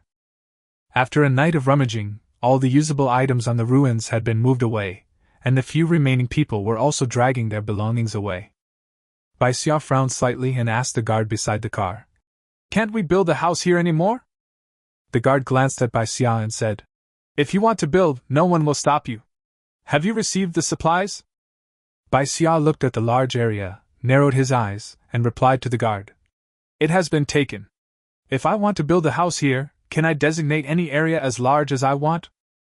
The guard looked at Bai Xia expressionlessly and nodded, but his expression clearly showed that he thought Bai Xia was too ambitious. Is building a house such an easy thing? Not to mention the materials needed, even the labor costs are not affordable for ordinary people. Most of the people here had left, and what was left on the ruins were unwanted things. The guards immediately took action, cleaned all these things into the car, and then sprayed a liquid. It looks a bit like the small bottle of spray that Bai Xia used when he went out of the city to open up Wasteland. It is probably also to prevent any more alien plants from emerging here. Looking at the large cleared space in front of him, Bai Xia couldn't help but curl up the corners of his lips. This is enough for him to give full play to his abilities. Bai Xia is not planning to leave the city today. She wants to settle the house issue so that they can live more comfortably during the rainy season. I purchased a constant temperature board with Fuhua before, and such a big thing happened yesterday, and I don't know if Fuhua came over. Bai Xia simply went to the alley where they first met. No matter what, he had to buy the constant temperature panel. After a while, Bai Xia arrived at the alley. Fuhua was actually here, as if she was waiting for me. Seeing Bai Xia coming over, Fuhua immediately stepped forward with shining eyes and grabbed Bai Xia's hand. "I knew you would come!" Bai Xia hissed softly, and Fuhua just happened to grab his wound. Fuhua quickly let go of her hand, a little embarrassed. "I was so excited that I forgot you were still injured. Thanks to you, we were able to deal with the alien plant so quickly yesterday, otherwise, who knows how many casualties there would be in the outer city." As she spoke, Fuhua hurriedly took out a bottle of medicine from her arms, a little embarrassed. "I brought this medicine specially for you. It's quite effective when applied to some common external injuries." Bai Xia stared at the medicine in Fuhua's hand, puzzled. "Why did you give me medicine?" You have to know that the relationship between them is just a transaction, and Fuhua was so enthusiastic when I came here today and I hadn't even said a word yet. Facing Bai Xia's vigilance, Fuhua was not unhappy at all, but stared at Bai Xia with bright eyes. "You may not know yet, you are already famous in the outer city. The news of you killing the alien plant yesterday has spread all over the outer city. Many people are grateful to you, and many are asking for your information and want to recruit you into their team." When Bai Xia went to deal with the strange plant yesterday, all he wanted was to rescue Bai Xia as soon as possible. But he didn't expect that someone would remember it, which made Bai Xia feel warm in his heart. "Oh, right," Fuhua said, remembering something. "The man who planted the strange plants ran away." Chapter 58 Harvest Season is here. He rushed directly out of the safe zone, and no one knew where he fled to. Fuhua said this with some gritted teeth. If you asked me, it would be best if I were eaten by the mutant beasts outside. Bai Xia had never seen the person who planted the exotic plants. Now that Fuhua brought it up, she had another question. Even if it is a low mutation seed, can it be planted in the safe zone? If the seed coins can be planted safely, how could the people in the outer city area lack food to this extent? I heard that there is a planting area in the inner city, but we in the outer city area don't have the ability to control the outbreak of alien plants, so we are not allowed to plant them. Fuhua curled her lips and said, Look, even the seeds collected from the abandoned planting area were collected by them into the inner city with just a few seed coins. In other words, seeds with low variability are indeed safer. However, in order to prevent the extremely low probability of mutation events, the inner city area simply prohibits them from planting. After understanding this, Bai Xia nodded slightly and talked about today's business. I need a lot of insulation boards this time, and I need someone to help build the house. Can you help me contact someone as soon as possible? Bai Xia reached out and took out a black snake egg from the bag and handed it to Fuhua. This is for you. As for the deposit, I will give it to you in 2 days. Please help me contact someone first. Looking at the egg, Fuhua widened her eyes and swallowed subconsciously.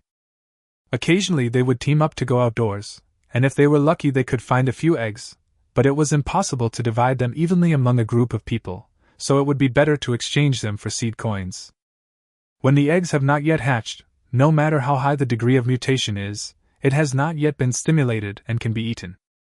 Bai Xia gave the egg to herself, but Fuhua didn't dare to accept it. I was lucky this time when I went out of the city to open up Wasteland. I found a few black snake eggs.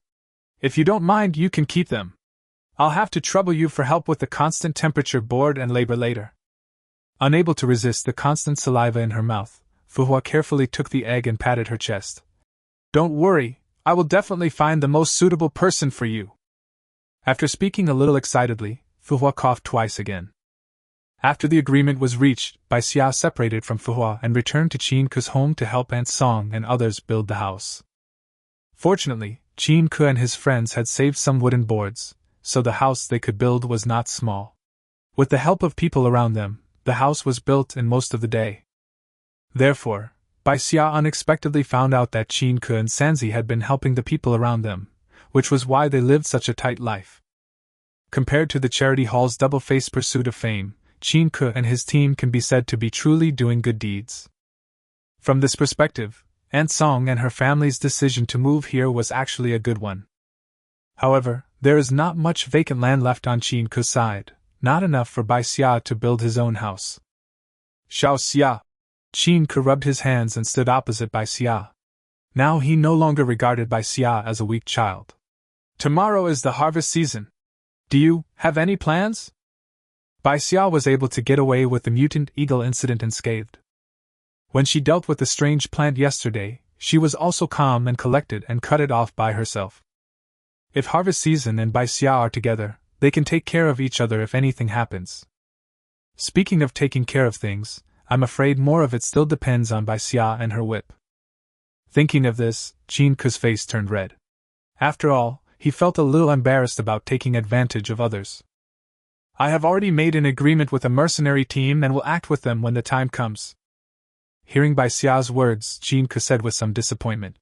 Xiao Xia could actually be directly involved with the people in the mercenary team. It must be said that Xiao Xia was growing up really fast. Like myself, I have long been a veteran in the pioneering team, but my strength has not improved at all. They promised me that I could bring 3 teammates. Bai Xia spoke up next, looking at Qinke with a smile. Uncle Qin, you have to take Yi and Shuqiu with you and look after them more. Bai Xia considered the 3 places carefully. I had not planned to let Bai Qiu go to the harvest season because I was worried about the unknown dangers of the harvest season. But now that the Red Dragon mercenaries have made a promise, it would be a good thing for Bai Qiu to take this opportunity to let her see more of the situation outside. Qinke looked at Bai Xia in surprise. Although this would mean that he and his 3 sons would be separated, if he could follow the mercenary team, the things he could obtain would definitely not be less than if he acted alone, and his safety would also be more guaranteed. Okay. I will definitely take good care of them. If Bai Xia can cooperate with the mercenary team, he will definitely not find a place to collect grass seeds like them, so if he takes good care of Songyi and Bai Xia will have no worries. The harvest season is just around the corner. The atmosphere in the entire outer city has become particularly lively, and people who are in a hurry have a relaxed smile on their faces. Even people you don't know well can chat with you and talk about the harvest season. Bai Xia also took out 2 walnuts, and made the excuse that he had found them in his own house when he returned to the ruins. Qin Kun knew that Bai Xia had found a lot of these fruits before, and he did not doubt her words. Everyone held a walnut in their hands and chatted happily around the fire. The harvest season is worthy of its name. It is the harvest season. People not only rely on it to store enough food for the rainy season, but also hope to make a small fortune and improve their lives. So on the first day of the harvest season, the city gate was already crowded with people before dawn. People standing near the front can see that the outside is full of cars, which makes people excited, because these vehicles are taking them to collect grass seeds. The destinations for harvest season are different every year, so those who go out on the first day are mostly those with better mobility, and the elderly and children are almost nowhere to be seen. Even so, this crowded scene still made Bai Xia feel a little sigh in his heart. At 5:30, the city gates opened. With guards on guard in front, no one would act rashly. Until the voice from the front penetrated the crowd. The first group of people heading to the harvest point get on the bus as soon as possible. The crowd began to surge, but no one dared to rush and run. If a stampede occurred, it would waste everyone's time. Most of the vehicles parked outside belonged to the inner city guards, and only a few belonged to the mercenary team. Everyone got on the guard's car tacitly, as everyone still had a deep-seated fear of mercenaries. Because they are different from the guards, they do not have such a strong sense of discipline, and they value the lives of people outside the city even less. After a while, the guards' cars were packed with people, but many mercenaries' cars were empty. Bai Xia and a few others identified the mercenary logos, found the Red Dragon mercenary team, and squeezed over. Coincidentally, the person leaning against the car door at this moment was Hongwei. Chapter 59 Separate Actions. Hongwei also saw Bai Xia, glanced at the red silk whip in Bai Xia's hand, and snorted. "Are you the person you mentioned? Get in the car." She didn't make things difficult for Bai Xia. After all, this was a mission to go out of the city, and they were now in a cooperative relationship, so Hongwei could still tell what was more important. Bai Xia took 3 people into the car. The mercenary team's car could still seat a few more people, but Hongwei also got in and slammed the door shut. "Red Tail!" A low voice sounded in the carriage, and Hongwei spoke reluctantly. "Boss, we have already brought these people, there is no need to add more people." Bai Xia looked in the direction where the voice came from. The man was leaning against the innermost seat. He had sharp eyebrows, bright eyes, a high nose bridge, and most importantly, clear eyes. His hair was a little messy. When he saw Bai Xia looking at him, a hint of surprise flashed in his eyes, and he quickly nodded and looked away. "People in the outer city have been relying on these days to find food. If we can get a few more people on the bus, wouldn't that mean we can help a few more people?" After the man's faint explanation, Hongwei still went to open the car door. Even though some people were afraid of the mercenaries, the guard's car was full of people, so more and more people got on. The carriage was full, the door was closed again, and the car in front began to move. Bai Xia looked through the narrow car window and saw that there were still some people outside who had not gotten on the bus, and were now staring at the departing vehicles. Although the second batch of vehicles will arrive soon, they are still eager to get on the first batch of vehicles. "Sister," Bai Xia pressed tightly against Bai Xia, "will it be dangerous for us to go out today?" Unlike the abandoned planting areas, this is after all a journey to a farther place, and the route and destination are unknown. For someone like her who has never been to the harvest season, it is inevitable that she would feel a little worried. "Who are you making fun of?" Hongwei sat at the back of the car, holding his hands and speaking with pride. "If you can't even guarantee your safety when following our Red Dragon mercenary team, it would be a disgrace to us." This seemed to open up everyone's chatterbox, and someone immediately asked in surprise, "Really? I thought you mercenaries wouldn't care about our lives."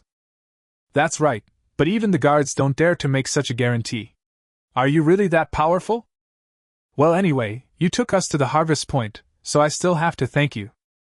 Surrounded by these voices, Hongwei's face gradually turned red. He just protected a few people.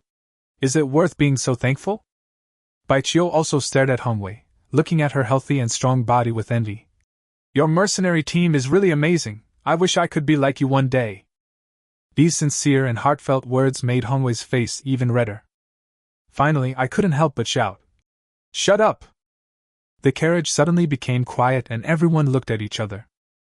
Seeing this, Hongwei gritted his teeth again, wanting to explain but not knowing how to start. A chuckle sounded. It was the leader of the Red Dragon mercenary team. He looked at everyone with a smile in his eyes. Red Tail still has a childish temper, please forgive me. As long as you follow our orders, we will ensure your safety. Everyone nodded hurriedly. As long as they obeyed, they could save their lives and collect grass seeds. This was simply the best thing. Bai Xia's eyes met that man again, and this time Bai Xia looked away first. If the Red Dragon mercenary team could really do what they said, they would be stronger than the pioneering team. The car continued to move forward, shaking not very fast, but it took more than 2 hours, and finally stopped at around 8 o'clock. Bai Xia and Song Yi were each leaning on one of his shoulders, dozing off, and were awakened by the sound.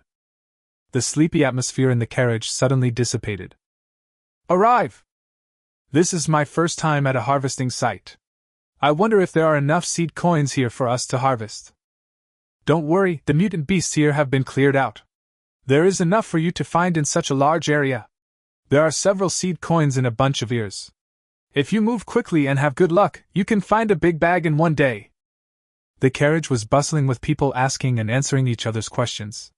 This time, Hongwei did not dislike the noise, but opened the door and let everyone get off.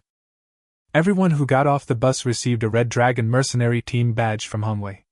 Hongwei counted the number of people and there were 11 in total. Wear the badge on you. When you get to the location, don't leave the area we've designated. Our people will only patrol this area. If you run too far away and something happens, we won't be able to rescue you in time. Everyone put on the badge without hesitation. Bai Xia looked around.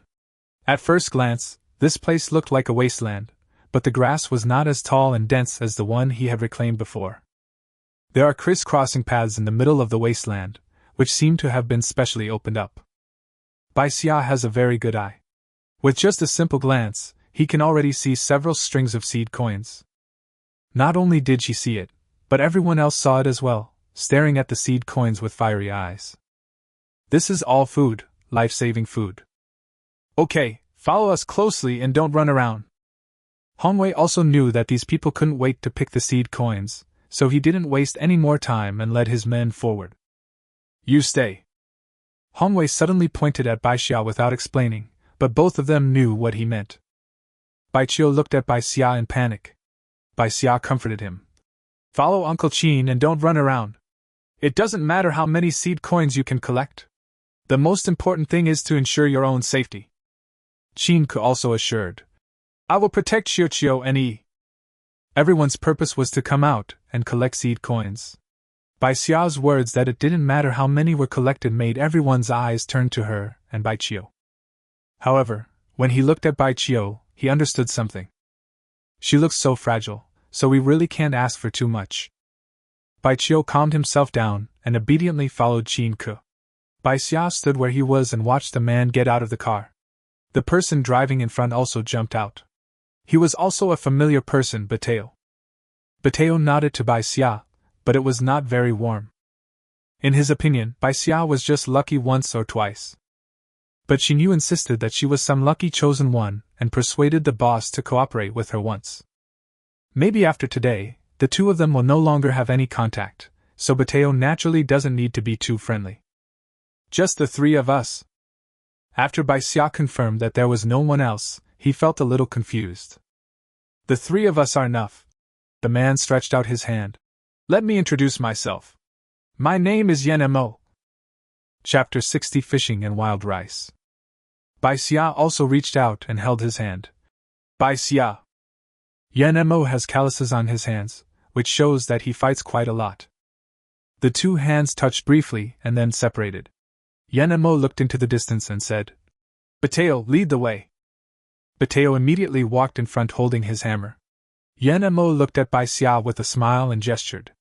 Bai Xia paused slightly, then followed Bateo. They walked very quickly and purposefully, as if they had already been there and were very familiar with where they were going. Although he had a day's rest yesterday, the wounds on Bai Xia's body caused by the corrosion of the alien plants had not yet healed completely, and he still felt some pain when walking. But Bai Xia gritted his teeth, endured the pain, and followed Bateo closely. Bai Xia encountered several easy-to-grab seed coin ears on the road, but she ignored them. She did not forget what she had to do today. Because of picking these few seed coin ears, I have caused dissatisfaction among the 2 mercenaries. I am afraid they will not take me with them tomorrow. After passing through this large piece of wasteland, what comes into view is a river. The river banks were covered with aquatic plants. Looking at the tall grass leaves, Bai Xia's eyes subconsciously looked towards their roots. This action caught Yenmo's attention, making him even more curious about Bai Xia. Her reaction didn't seem like she was seeing this thing for the first time, but how could a person who has lived in the outer city all year round have the opportunity to see this kind of food that only grows by the water? This turned out to be a big one with a bulging root. Thinking of the sweet taste of, Bai Xia couldn't help swallowing, but when he saw Bateo didn't stop, he quickly looked away and continued to follow. Today is not my home court. Soon Bateo stopped at a dam. The cement stones here had been covered with soil, with only some exposed outside, allowing people to vaguely see the traces of human intervention here. Bai Xia realized that these desolate and dangerous places once belonged to human beings. Boss, this is it. Bai Xia looked around. There was a river on the left, wasteland on the right, and a pile of stones under his feet. Was there any food that he hadn't seen?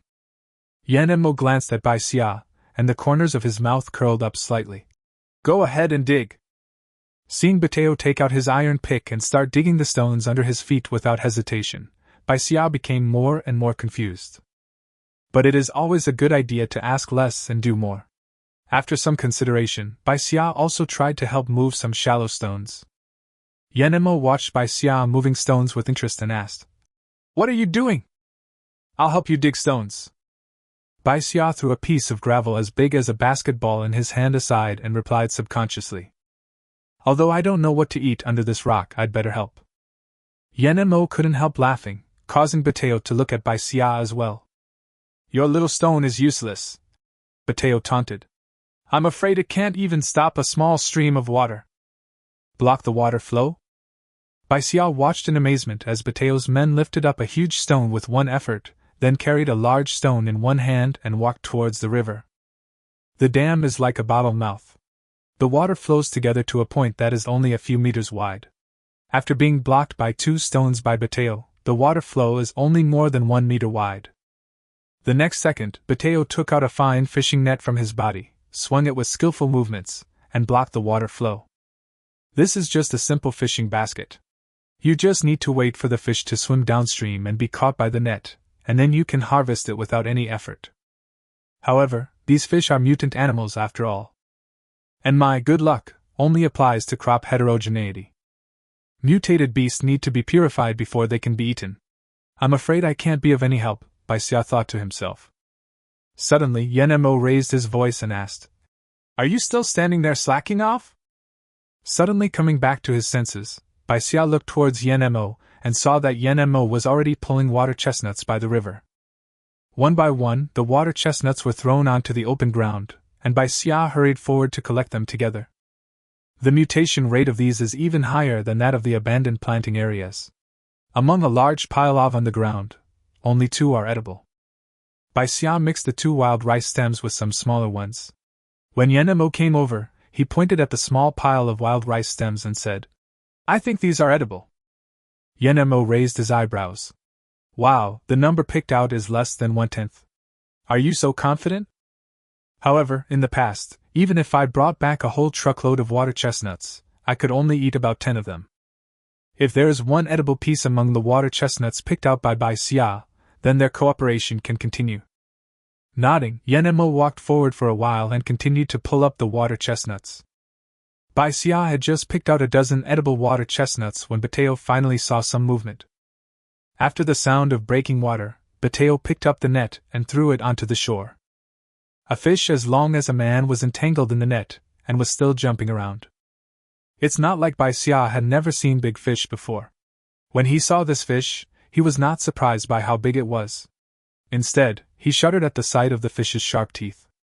If I fall into the water and am targeted by this fish, how can I survive? It is no exaggeration to say that this sharp tooth can easily bite a person in two. And water is not a territory that humans are good at, so it seems that I still have to stay away from water. Ba Tao knocked the fish unconscious with a hammer, showing his 2 rows of white teeth and smiling. Boss, we have meat to eat tonight. Spend some points to find someone to purify this fish, and you can have a big meal tonight. Yenemo pointed at the wild rice stems that Bai Xia had just picked out and said, You send the things back first. I'll take her on a walk. Bateo glanced at Bai Xia and hesitated. They had come here with great difficulty. Did they really trust this little girl and throw away so much food? Seeing Bateo's thoughts, Yenemo said in a cold voice, Bateo. Bateo, who was still a little hesitant, immediately straightened his back and said, Yes. After responding, Bateo took a net bag and put the water chestnuts in it. He held the water chestnuts in one hand and the big fish in the other, and quickly went back in the direction they came from. Yenemo walked in front of Bai Xia, his tone returning to his previous smile. With your strength, it shouldn't be difficult to enter the inner city. Why do you stay in the outer city? What is his strength? Could it be that the news of killing the alien plant the day before yesterday has spread to the inner city? Or is it that the other party is just being polite? Bai Xia smiled awkwardly and answered casually. Outer cities have their own freedoms. Life is like that, and it doesn't matter where you live. Yenemo looked at Bai Xia thoughtfully, stopped talking, and continued on his way. However, he walked slower than Bateo, so it was not so difficult for Bai Xia to follow him. I just don't know if he is kind-hearted or if he just walks so slowly. Wear this in a moment. Yenemo suddenly handed over something, which looked like 2 small pieces of black mud. Chapter 61, Giant Eggs and Chestnuts. Bai Xia took it subconsciously and squeezed it in his hand. It's soft, it's really mud. The area ahead is the territory of the giant crowing chickens. If we are accidentally discovered, wearing this will prevent us from getting hurt by their crowing. Bai Xia looked at the 2 small pieces of mud in his hands in some astonishment. Can this mud be used as earplugs? Don't underestimate this black mud. It was taken from the bottom of the deep pool in Wanming Forest. It's not a lot. Yenemo explained lazily again. This time they walked longer and unknowingly had moved away from the wasteland where they were picking grass seeds. Chew! A palm-sized bird was startled from a crevice nearby, and it flew forward close to the ground, then disappeared in the blink of an eye. Bai Xia was caught off guard and the sudden shout hurt her eardrums. On the other hand, Yenemo had been stuffed with black mud at some point in time. While Bai Xia hurriedly took out the black mud to plug his ears, Yenemo had already taken out a few eggs that were smaller than ordinary eggs from the place where the giant chicken had just jumped out. So they are here to steal eggs from the giant rooster's nest? This giant chicken is so timid that it can get the eggs with almost no effort. This food is so easy to get. Yenemo opened his mouth and said something, but Bai Xia didn't hear a word. The effect of this black mud was too magical. After plugging his ears, he couldn't hear anything at all. Bai Xia could vaguely tell from Yenmo's mouth shape that he wanted him to follow closely, so he nodded quickly. The surroundings were so quiet that it seemed as if one was in an extremely silent space. The sound of the wind and the rustling of the ground underfoot could not be heard at all. Several times, Bai Xia couldn't help wanting to take off the black mud to feel whether he was still in this world, but when he thought of the previous chirp that pierced his eardrums, Bai Xia held back.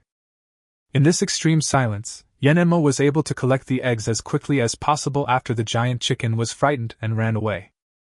Bai Xia followed behind without blinking, and finally found a nest of eggs. Although it is called an egg, it is actually not much bigger than a bird's egg.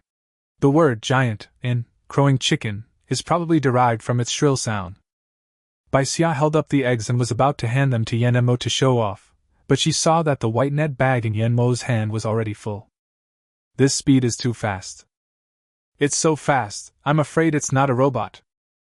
Unable to help but sigh, thinking that the other party couldn't hear him anyway, Bai Xia stuffed the eggs in his hand into Yan Mo's bag. Yan Mo couldn't help but laugh when he heard Bai Xia's words.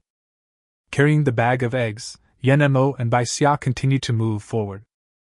Bai Xia, who was concentrating on looking for eggs, suddenly bumped into Yan Mo's back. His nose suddenly felt sore and unbearable. He subconsciously took a step back, and he stepped on something sharp, which made Bai Xia scream in pain. Yan Mo looked at Bai Xia helplessly and pointed at his ear. Bai Xia then took out the 2 pieces of black mud with tears in her eyes, and pulled out the thorn that had pierced her foot. Seeing that the area around her was no longer the rocky nest where the giant chicken was, she asked, "Where are we?" Yan Mo looked up at the huge thorn ball on the tree. "The place where I picked chestnuts." Bai Xia was still rubbing his feet, but upon hearing this, he suddenly raised his head and stared at the thorn ball above his head. Chestnut stewed chicken, roasted chestnuts, candied chestnuts. Countless ways of eating chestnuts flashed through Bai Xia's mind, causing her to swallow and look at Yan Mo. "Have you been to all these places? First we caught fish and picked water bamboo, then we picked eggs, and now we have chestnuts. If we hadn't checked the spots in advance, would we have been able to arrange the itinerary so tightly?" Moreover, these foods were things Bai Xia had never encountered before, and now he was craving for them just by looking at them. Yan Mo smiled softly and patiently responded to Bai Xia's question. "We did know the location of the river a long time ago, and we had planned to catch fish early on, but the wild rice stem was an unexpected surprise." "What about the giant crowing chicken? You even prepared the black mud." Bai Xia still couldn't believe it, and questioned it while trying hard to break open a chestnut that had fallen to the ground. "Didn't you see the many giant crowing chicken footprints on the roadside?" Yan Mo stepped forward to help, and with one step of his solid leather boots, he crushed the chestnut open. "As for the black mud, it is a must-have item that we always carry with us. After all, giant crowing chickens are not the only ones that have the ability to attack with sonic waves." Bai Xia finally broke the chestnut apart along the crack. 2 big chestnuts, one on the left and one on the right, both exuded a fragrant smell and were actually edible. "So you found these things all through observation and experience?" Bai Xia couldn't hide his surprise. No wonder Yan Mo could become the boss of the mercenary team. The supplies in the wild are indeed more abundant, but it is not easy to avoid danger and find so many supplies. Yan Mo raised an eyebrow. "Want to learn?" Bai Xia nodded honestly. It would be a lie to say that he didn't want to learn. If he had the skill, he wouldn't have to rely on luck when looking for food. It would save him a lot of effort. But Yan Mo just chuckled and said, "Let's talk about it when you join the mercenary team." Joining again. Before, you had to join the pioneering team before they would give you special weapons, and it is the same now. These teams strictly control their resources and capabilities and are unwilling to reveal any of them. Bai Xia took out one of the chestnuts as if to vent his anger, and with a little skill, he pried open a corner of the chestnut shell. Yan Mo was stepping on the chestnuts that had fallen on the ground one by one.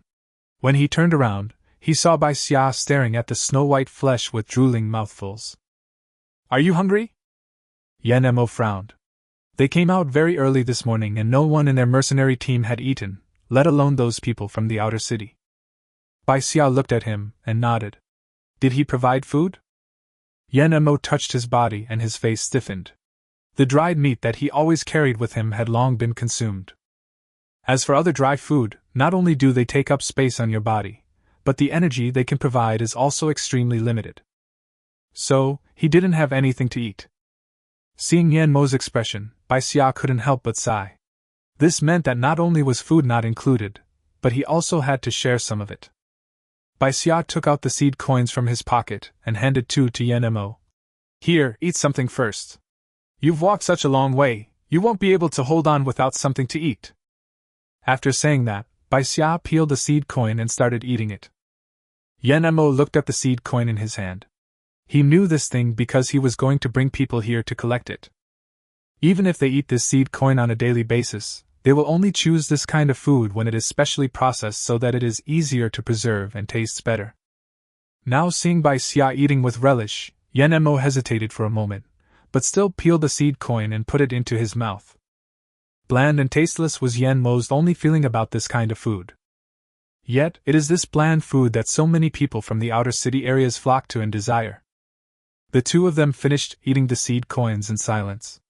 Yenemo looked at the chestnut that Bai Xia had peeled, and suddenly spoke tentatively. Is this chestnut edible? Chapter 62 Kiwi. Bai Xia took a look at the pale yellow chestnut flesh and smiled. If you believe in my luck, you can give it a try. Yenemo stared at Bai Xia for a moment, then he also laughed. Xinyu believes in your luck, so I naturally believe in it too. Although he said so, Yenemo never tried to eat the chestnut. Bai Xia sounded a warning bell in his heart. If he was really alone just now, he would definitely not be able to resist taking a bite of the chestnut after peeling it open. With such a simple action, Yenemo began to test himself. Yenmo's intuition is so sharp that he is like a wild beast that is always alert and can immediately notice anything unusual. This time, Bai Xia controlled the edible rate of the chestnuts he brought back to a lower level. If my luck is too good, it might arouse Yenmo's suspicion. Bateo hurriedly followed the marks along the way. Looking at the chestnuts that had been sorted into piles on the ground and were waiting for him to take back to the car, he was silent for a moment. Was he becoming a porter? But it was impossible to ask the eldest brother to move these things, so Bateo had to resign himself to pack up the chestnuts and move them back again. Around the chestnut tree, on one side was the territory of the giant crowing chicken, and next to it was the path they took back. Now they had two directions to choose from. On the left was a forest of trees that grew taller and covered with numerous vines. On the right was a gravel road that looked like a wasteland, and it looked like the resources were much scarcer. But at the same time, the danger level of both roads is also obvious. Which way do you want to go? Yenemo next to him spoke lazily, as if putting the decision-making power in Bai Xia's hands. That tentative yet determined look made Bai Xia feel a little unhappy. So she looked at Yenemo with a smile and pointed to the road on the left. I see there are a lot of vines here, maybe we can find a lot of fruits, let's go this way. Yenemo looked at Bai Xia strangely. Aren't you afraid that this road is dangerous? He didn't believe that Bai Xia would not see the danger so easily. Bai Xia carefully avoided the chestnut thorns on the ground, his eyes sincere and honest. You guys from the Red Dragon mercenary team, won't you guarantee my safety? I believe you can do it. Yenemo was stunned for a moment, then suddenly laughed. After laughing, he walked to the left. I will naturally ensure your safety where I can see you.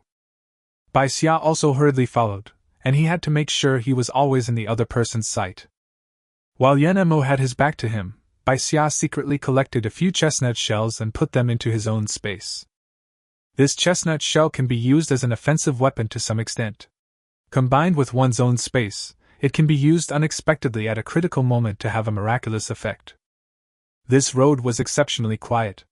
If it weren't for the creaking sound made by stepping on the branches, Bai Xia would have thought that he was still stuck with black mud.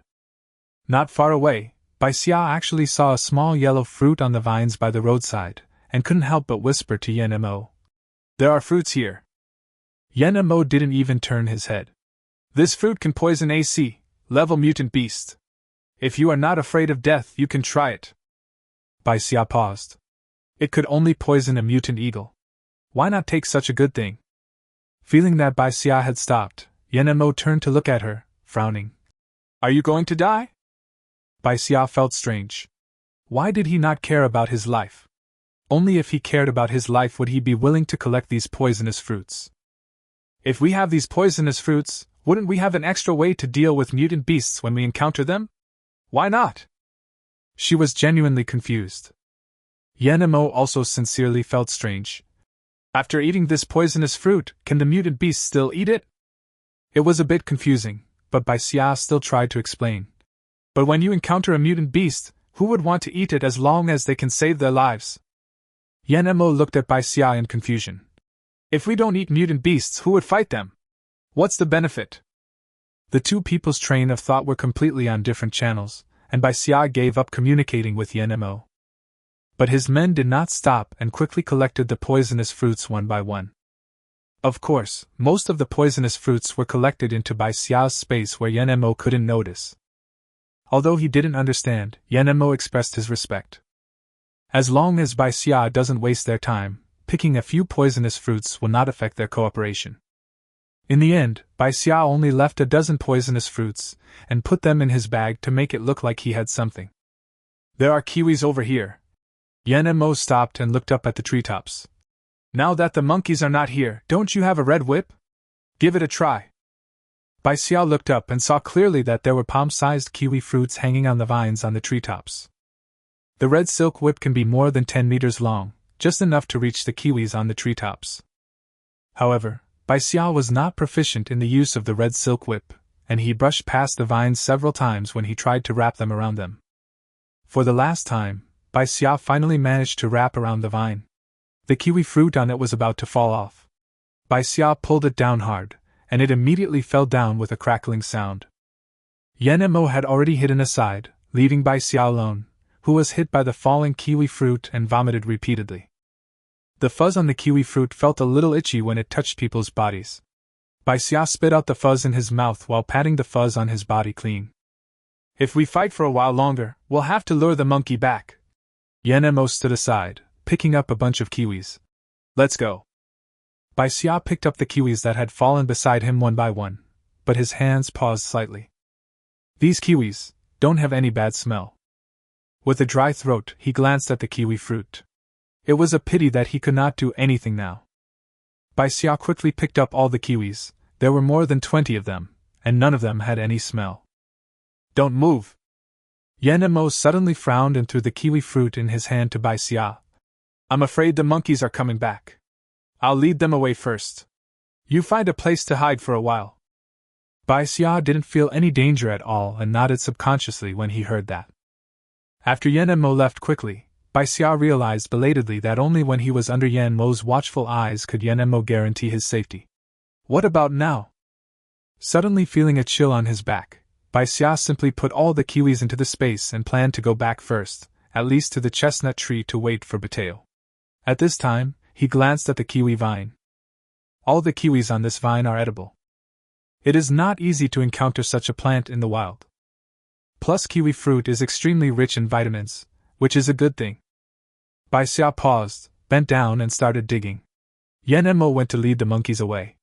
Logically, there should be no danger here for the time being. It doesn't take long to dig a kiwi vine yourself. The rhizomes of kiwi fruit are widely distributed. Bai Xia simply dug out a section of the main root and then pulled it off, leaving only more than 1 meter long vines. As long as you keep it in your own space, you don't have to worry about its survival. Bai Xia had just put the dug kiwi vines into the space. When he looked up, he was met with a pair of fierce eyes. Chapter 63 Mo is in danger. It was an old monkey with yellow fur, about the size of an orangutan, and was staring at Bai Xia angrily. It was covered in fur, and had sharp teeth hanging at the corners of its mouth. If it bit him, even the skin and flesh would be torn off. Bai Xia's heart suddenly skipped a beat, and he quickly looked around. There were no other monkeys. Most of the monkeys should have been led away by Mo, but this old monkey came back here for some reason. Bai Xia carefully took out the red silk whip and confronted the old monkey. The old monkey was also a little afraid of the red whip in Bai Xia's hand, but he still moved his steps, ready to find an opportunity to pounce and attack Bai Xia at any time. Bai Xia suddenly pulled out a kiwi fruit and threw it to the old monkey. I'll give it back to you! The old monkey subconsciously reached out and grabbed the kiwi fruit. The scent of the kiwi fruit made his nose twitch a few times, and his whole body relaxed a little. The moment he threw the kiwi fruit, Bai Xia ran back the way he came. Roar! Realizing that its prey had escaped, the old monkey stuffed the kiwi into his mouth and quickly chased after it on all fours. The person running nimbly in front threw something out again. The old monkey thought it was a kiwi fruit, so he took it and was about to put it in his mouth. The severe pain in his hand made the old monkey scream. He rolled on the ground and shook his hands continuously. Bai Xia took advantage of this opportunity and left the old monkey far behind. Fortunately, I picked up a few chestnut shells in the space, which caught the old monkey off guard. But Bai Xia did not dare to relax. He ran to the chestnut tree in one breath, then stopped cautiously and gasped. Mo and Bateo are not here, and the terrain here is wider, so there is no need to worry about sneak attacks by mutant beasts. It would be best to just wait here for them to come. Just now, with Yenemo around, Bai Xia didn't dare to hide anything.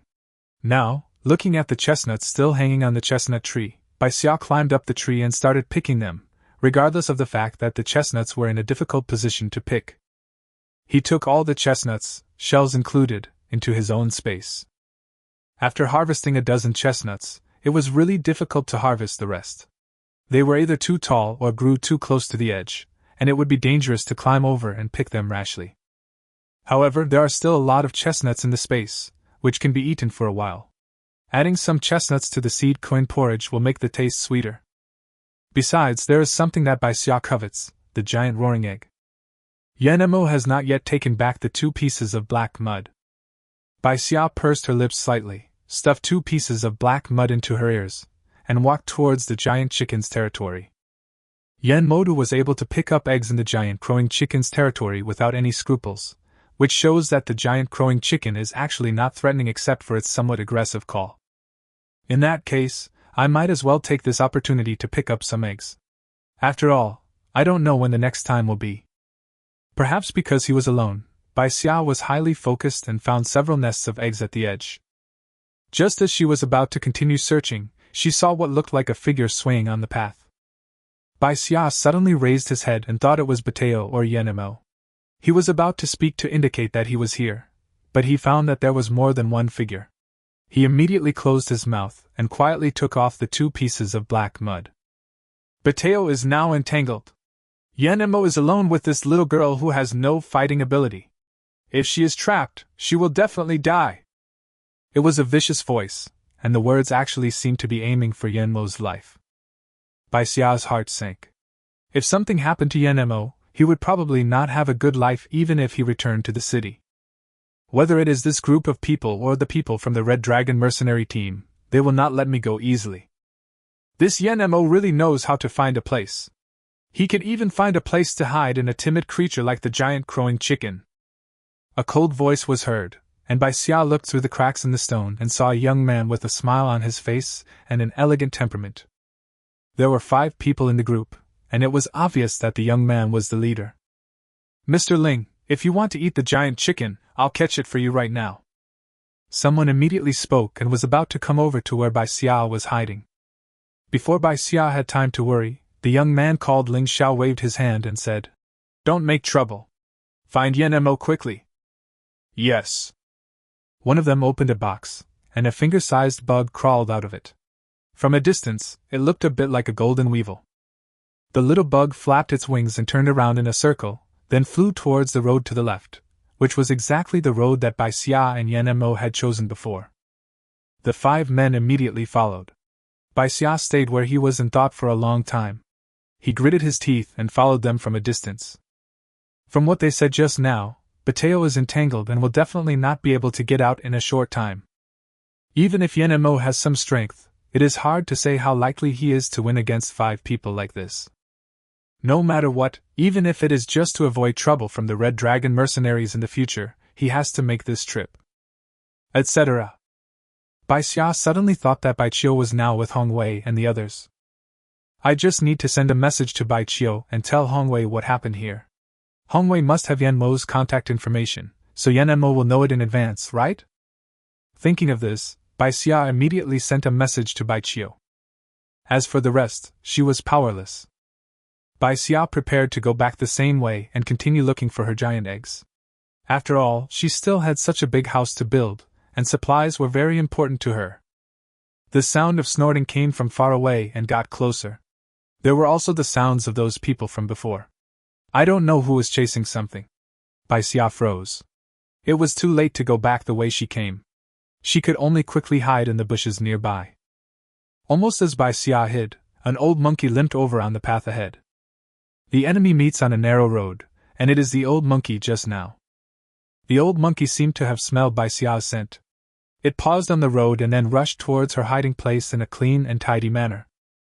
Bai Xia gritted his teeth as he looked at the old monkey who was clinging to him. Now he had restrained his brutality, and was just looking at him quietly. It looked like this guy had entangled me and it was too late for me to find a place to hide. Bai Xia took out a few kiwis from the space and threw them into the bushes across the road. One of them even broke into pieces on the side of the road so that people coming by wouldn't see it. After doing all this, she breathed lightly, hid herself in the bushes and stopped moving. The old monkey also stuck close to Bai Xia, and when Bai Xia looked at him with disdain, he even bared his teeth in a flattering manner, but this action seemed a little unbearable to watch. The sounds of pursuit outside were getting closer. This beast must have hidden itself. Here are the kiwis it dropped. The first person to chase after it chopped off the trees next to the kiwi fruit with a knife, frowned and looked inside. Young Master Ling, this thing is extremely cunning. Why don't we set up a few traps and force it into the traps? Ling Xiao was protected by 2 people and arrived late. He frowned as he looked at the motionless bushes. Although the monkey wine is very effective, we have more important things to do right now. Forget it, we will strangle these monkeys next time. Monkey wine? Chapter 64, Piranha Plant. Bai Xia subconsciously glanced at the old monkey next to him. The old monkey bared his teeth again, but this time with a hint of warning. This monkey wine sounds like a good thing, but Bai Xia has seen how strong the old monkey's vengeance is, so there is no need to offend this guy for this thing. After all, you can't beat them by yourself. Ling Xiao and his group outside finally left. Their destination was not monkey wine. Bai Xia waited for a while and stood up only after making sure that they had really left. But his legs were held down by the old monkey. Bai Xia looked over stiffly. No way, is this old monkey going to destroy the bridge after crossing it? After swallowing his saliva, Bai Xia had already placed his hand on the whip, ready to fight to the death with the old monkey at any time. The old monkey still looked at Bai Xia quietly, with no intention of taking action. He just pressed his hand down, as if asking Bai Xia not to leave. Bai Xia stood there hesitantly, watching the old monkey limping through the bushes and soon disappearing from sight. Could it be that this old monkey thought that he couldn't defeat me and went back to ask for reinforcements? Bai Xia had a lot of thoughts in his mind, but he just stood there without moving. Even plants like tree monkeys can develop a little consciousness and have their own ideas. How could monkeys, which are extremely close to humans, not have their own consciousness and emotions? Bai Xia didn't have to wait too long. The old monkey quickly rustled through the bushes and came in front of Bai Xia, holding a bamboo tube in his hand. He took the bamboo tube handed to him by the old monkey, and a scent of wine wafted over him, refreshing his heart. Bai Xia couldn't explain the feeling in his heart. Was this a thank you gift from the old monkey? Taking a look at the old monkey's injured foot, he must have been beaten by Ling Xiao and his group. Thinking of the medicine that Fuhua gave him in the space, Bai Xia hurriedly took out the medicine and placed it in front of the old monkey. It's a courtesy to return the favor. Not knowing whether the old monkey understood, Bai Xia pushed the medicine forward. The old monkey lowered his head and sniffed the medicine, then reached out his hand in a humane way and put the medicine into his arms. Squeak!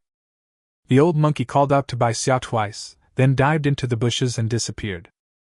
Bai Xia smelled the fragrance of the monkey wine in his hand and had a strong desire to drink it. However, this monkey wine was neither from a plant nor from a mutant beast, so she was not completely sure whether she could drink it directly. So Bai Xia suppressed this desire and put the monkey wine into his own space. In any case, this is definitely a good thing. After you have a chance to confirm the efficacy of this monkey wine, it will not be too late to taste it slowly. Now that the old monkey has left, Bai Xia looked at his wristband and found that Bai Chio had not replied to his message yet. Haven't you seen the message you sent yet? Bai Xia wanted to go back and pick up eggs, but he couldn't move forward. What if Bai Chio was busy collecting grass seeds and forgot to check his wristband, just like last time? Yan Mo is still in unknown danger. After taking a deep breath, Bai Xia did not take a step back. After I go back, I have to ask the Red Dragon mercenary team to increase my food share by 10%. She risked her life to save their boss. Fortunately, Yan Mo, Ling Xiao and their group passed by in a grand manner, and there was not even a bug on the road, which made it seem much safer. But Bai Xia walked extremely carefully. He didn't know where Yan Mo was, so he could only follow the traces on the road. However, could the direction the old monkey just went in be the direction where the monkey group is, and could Yan Mo be there? Bai Xia determined the direction and did not continue along the path, but instead went through the woods. The further you go in, the taller the trees become and the dimmer the light becomes. A fat little bug crawled over from the nearby tree, lowered its head and nibbled, leaving a hole in the trunk. Bai Xia glanced at the fat-headed bug and subconsciously tightened his sleeves. The tree monkey seemed to particularly like the environment here, and Bai Xia could clearly feel its excitement. After all, the tree monkey comes from Waming Forest, a place with tall trees and a dark environment, which is probably very similar to the environment in which it originally lived. Bai Xia simply took out the tree monkey and hung it on his arm as a danger warning device. The velvet stem would occasionally tap here and there, and when it encountered a fat-headed insect like the one just mentioned, the sharp thorns would easily pierce it, and in less than a second the fat-headed insect would be turned into a dried insect. This tree monkey has no particular taboos about food and has no indigestion problems. As long as there is food, it will not let it go. They kept walking forward like this until the tree monkey's lazy velvet stem suddenly stood up, sending a danger signal to Bai Xia. Bai Xia immediately hid in a dark place nearby and pricked up his ears to listen to the noise outside, but he didn't hear any sound from anyone for a long time. But the tree monkey was still a little restless, climbing and shaking its velvet stems slowly forward, as if observing the situation. "There's no one here, are you kidding me?" Bai Xia patted the knot on the tree and looked forward. If there was someone there, he would have discovered it long ago. The velvet stem seemed to be unconvinced and slapped an ordinary flower bud the size of a palm in front of it. The next second, the flower bud opened suddenly as if frightened, revealing densely packed sharp teeth inside, dripping with mucus, and biting towards the velvet stem. The velvet stem was retracted all of a sudden and circled around Bai Xia's hand twice, as if saying, "See, I didn't lie to you, did I? Piranha plant?" Bai Xia watched the big mouth slowly close after it failed to catch any prey, and then it stood there like a harmless flower bud, and the hairs on his heart stood on end. In this wasteland where all species have mutated, one's knowledge of plants is sometimes not only unhelpful, but may even lead to preconceived impressions, which can harm oneself. Bai Xia was deeply aware that he could not rely too much on past experience. "Let's go to another place." When Bai Xia took the tree monkey and was about to carefully bypass the man-eating plant, the tree monkey began to twist its body, looking quite unwilling. Bai Xia patted the tree monkey angrily. "Do you want to eat this man-eating plant? Alien plants can devour each other, and there is even a competitive relationship between alien plants and mutant beasts. But this does not mean that I have the strength to let the tree monkey eat wild food without any scruples." The tree monkey rubbed Bai Xia's hand in a flattering manner, and without waiting for Bai Xia to refuse, swam towards the carnivorous plant close to the ground. Bai Xia didn't dare to lag behind at this time, and could only stare and wait for the tree monkey to come back. I thought to myself, if the tree monkey was eaten by the carnivorous plant, and only a tree knot was left, if I used space to slowly nurture it, the tree monkey should be able to grow back. The velvet stem carefully went behind the piranha plant. It seemed that the piranha plant had just been awakened once, so it was extremely alert. The flower bud trembled a little and was about to open immediately. As fast as lightning, the velvet stem suddenly rushed forward and tightly wrapped around the bud of the carnivorous plant, and the sharp thorns also pierced into the stem. The carnivorous plant swung wildly, shaking the velvet stem so hard that it seemed like it would break in two immediately. Even the knot in Bai Xia's hand felt pulled. "Little monkey!" Bai Xia was a little anxious. After all, the tree monkey had protected him. It had been seriously injured before. If it was torn apart again, it would take an unknown amount of time to recover. Suddenly, the swinging of the piranha plant slowed down, and its entire body began to tremble, with the ground also vibrating slightly. A feeling of uneasiness came over Bai Xia, and he almost instinctively grasped the red whip in his hand. One step away from Bai Xia, the flat ground was suddenly broken, and a flower bud that looked exactly like the carnivorous plant emerged from the soil. Escape? Chapter 65, Mature Wind Butterfly. Or is it a branch of this piranha plant? Bai Xia didn't have the energy to think about it anymore and simply lashed out the red whip. The whip carried an electric current and hit the piranha plant. The piranha plant was about to open its mouth, but was shocked so much that mucus kept flowing out of its half-open mouth. Fortunately, this red silk whip is more effective against alien plants, so I will not be in danger for the time being. However, the next second, Bai Xia found that he was too happy too early. Because, next to this newly emerged carnivorous plant, another carnivorous plant began to emerge. This is never going to end, is it? While the carnivorous plant had not yet grown, Bai Xia tightened the whip, not caring about the nausea, and while lowering the current, he strangled the previous carnivorous plant hard, breaking it into 2 pieces. Bai Xia's hands were all covered with sticky mucus, and her hair stood on end because of the electric current. Because she often tore her opponents apart with her bare hands while the red whip was on, she felt that she was now much more resistant to electric current. Bai Xia was just about to turn around to deal with the other one when the tree monkey finally sucked the water out of the carnivorous plant over there. Its velvety stem approached quickly like a sharp arrow, entangled the carnivorous plant, and sucked it dry in a moment. The threats were lifted. Bai Xia took a breath, looked at the quiet surroundings, and shook his hands. He felt that his body was covered with mucus, and he always felt that there was a faint foul smell on his body. The tree monkey seemed to be eating very contentedly. Bai Xia even found a small bulge next to the knot. Could it be that another velvet stem was about to emerge? This is not impossible. The tree monkey has eaten so many tonics, so its strength should have increased. You didn't mean to take me this way. Bai Xia pinched the knot of the tree monkey, poked the bulge and asked. The velvet stem happily waved its branches to deny it, but it looked like it didn't take her words to heart. After a while, Bai Xia carried the tree monkey to the water's edge, rinsed the tree monkey all over, and then cleaned the places on his body that were stained with mucus. Fortunately, Bai Xia still remembered the direction of the river. After walking for a while, he heard the sound of flowing water and found the source of water. The tree monkey shook the water off its body listlessly. Suddenly, the branches began to tremble, and it rolled up Bai Xia and hid behind the tree. Bai Xia was caught off guard by the tree monkey and quickly reacted without making a sound. After a moment of silence, someone came over from the opposite side searching. She recognized at a glance that this person was one of Ling Xiao's group. He actually found his way here, which meant that her direction was correct. The man finally stopped by the water, observed the water marks left by Bai Xia and the tree monkey, sent a message with his wristband, and began to search around vigilantly. Bai Xia's heart skipped a beat. This person was most likely following the traces of the fight at the piranha plant scene. Now the clues were cut off at the water's edge not far away. As long as he was determined to look for him, it would only be a matter of time before he found him. And he had obviously informed other people, and when there were more people, he would have nowhere to hide. Bai Xia looked at the well-fed velvet stem.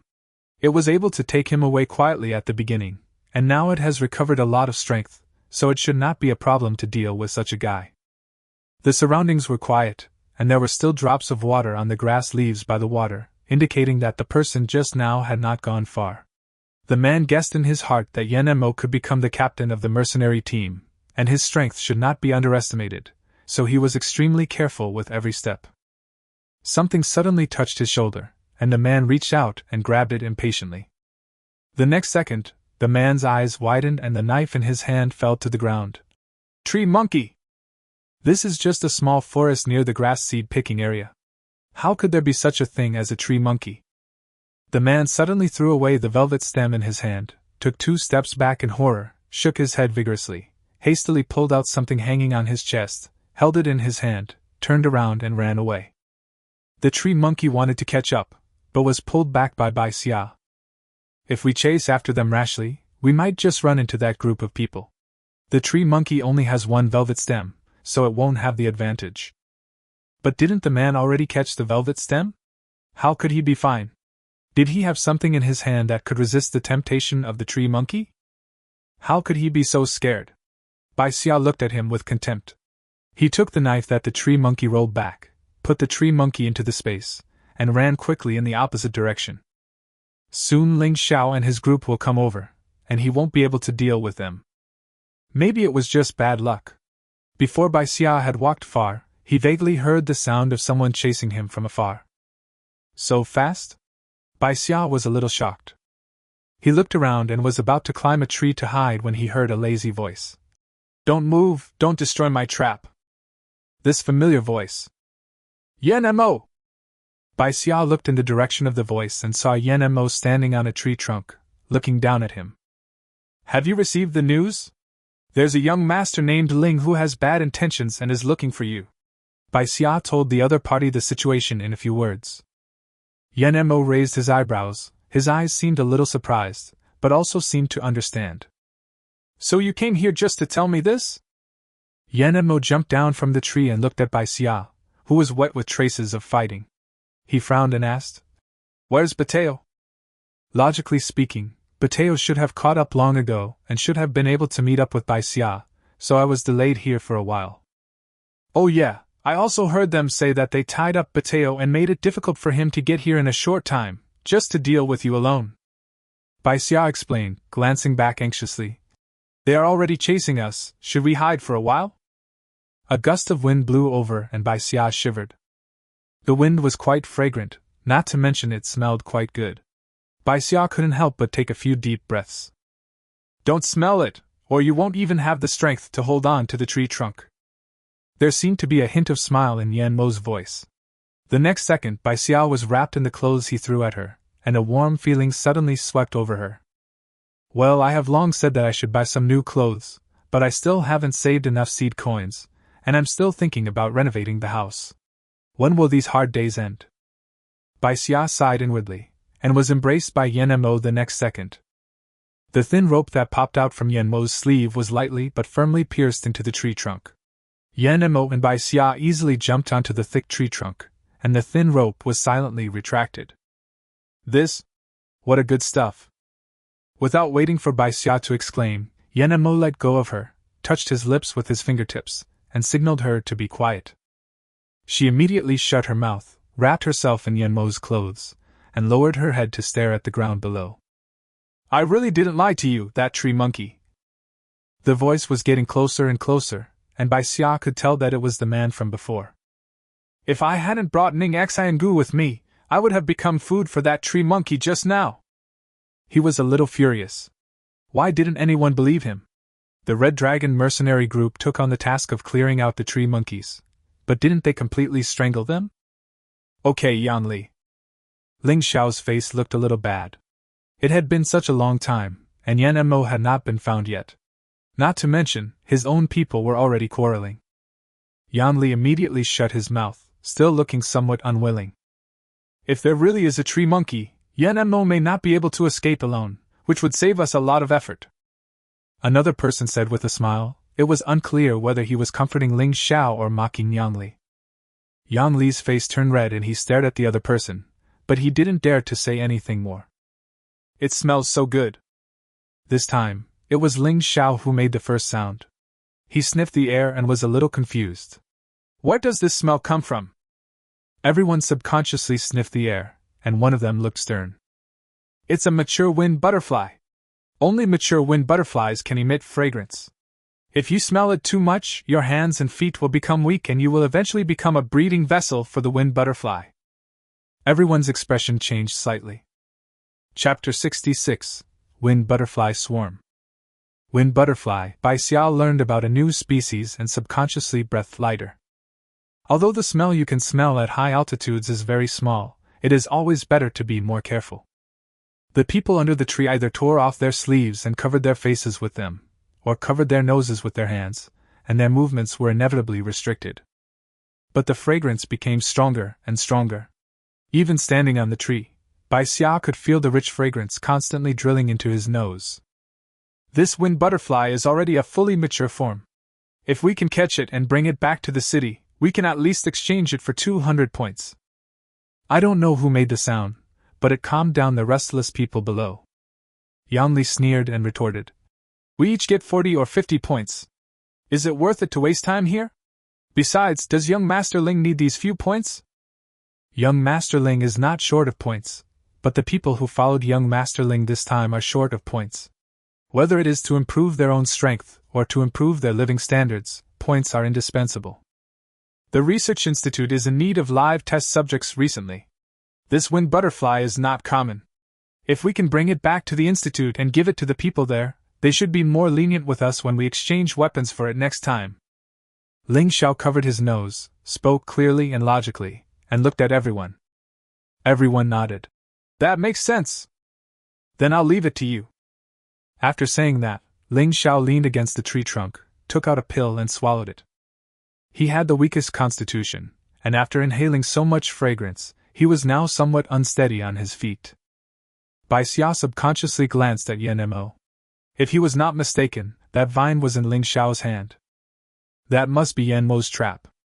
Yan-mo looked back following Bai Xia's gaze, raised his eyebrows, and lowered his voice very low, like a light feather brushing past. You want to eat too? Bai Xia stared at Yan-mo with wide eyes. There was indeed something wrong with this guy's train of thought. Seeing Bai Xia's expectant look, Yan-mo reluctantly took out a bottle from his arms and poured out a green pill. It's refreshing and sweet. As he spoke, Yan-mo handed the pill to Bai Xia's mouth. Some cold fingers accidentally touched Bai Xia's face, and both of them were startled. In order to hide his embarrassment, Bai Xia swallowed the pill in one gulp and commented, "It tastes like mint." Yan-mo narrowed his eyes slightly, and the awkward atmosphere just now quickly faded away. Do you know mint? Bai Xia pushed the pill with some toothache and bit it in half with force. Why is it so difficult to say something? This perceptive guy will notice something wrong if I am not careful. I saw it in the store when I went to the grocery store owner to exchange weapons. I don't know whether Yan Machine believed this excuse or not, but he didn't ask any further questions. It seems that I have to be more careful with what I say in the future. At least, I should not easily show that I know things that I have not seen in abandoned plantations and during land reclamation. Here it comes! Yan-mo spoke in a low voice, and Bai Xia breathed more lightly, trying to inhale as little of the ubiquitous fragrance as possible. The people under the tree were also on high alert, having already prepared the nets, ready to capture the butterfly as soon as it appeared. As the fragrance grew stronger, the winged butterfly gradually appeared. A palm-sized, colorful butterfly fluttered over. Fragile and harmless.